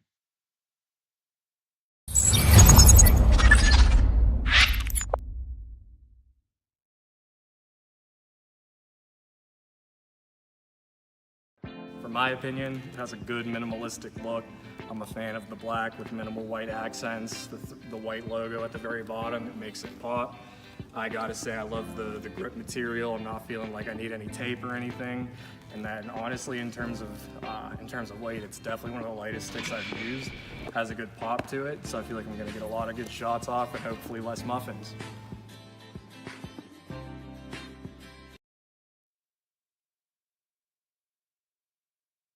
And we're back for the conclusion of this game between the Chicago Mary Pats and the Buffalo Sour Monkeys. The Sour Monkeys leading right now, 7-5. 2:48 remaining in regulation. We have Piotrowski for the Mary Pats taking the face-off at center, following a goal by Charlie Ruskowski. And then it's going to be sent down by Brian Berman, and he and it's taken now by Ratner. Ratner tries to make a move into the middle, and it's knocked away from him. And it'll be carried through and then sent across by the Mary Pats. And Kaiser tries to shoot it, and then he does, and it goes wide.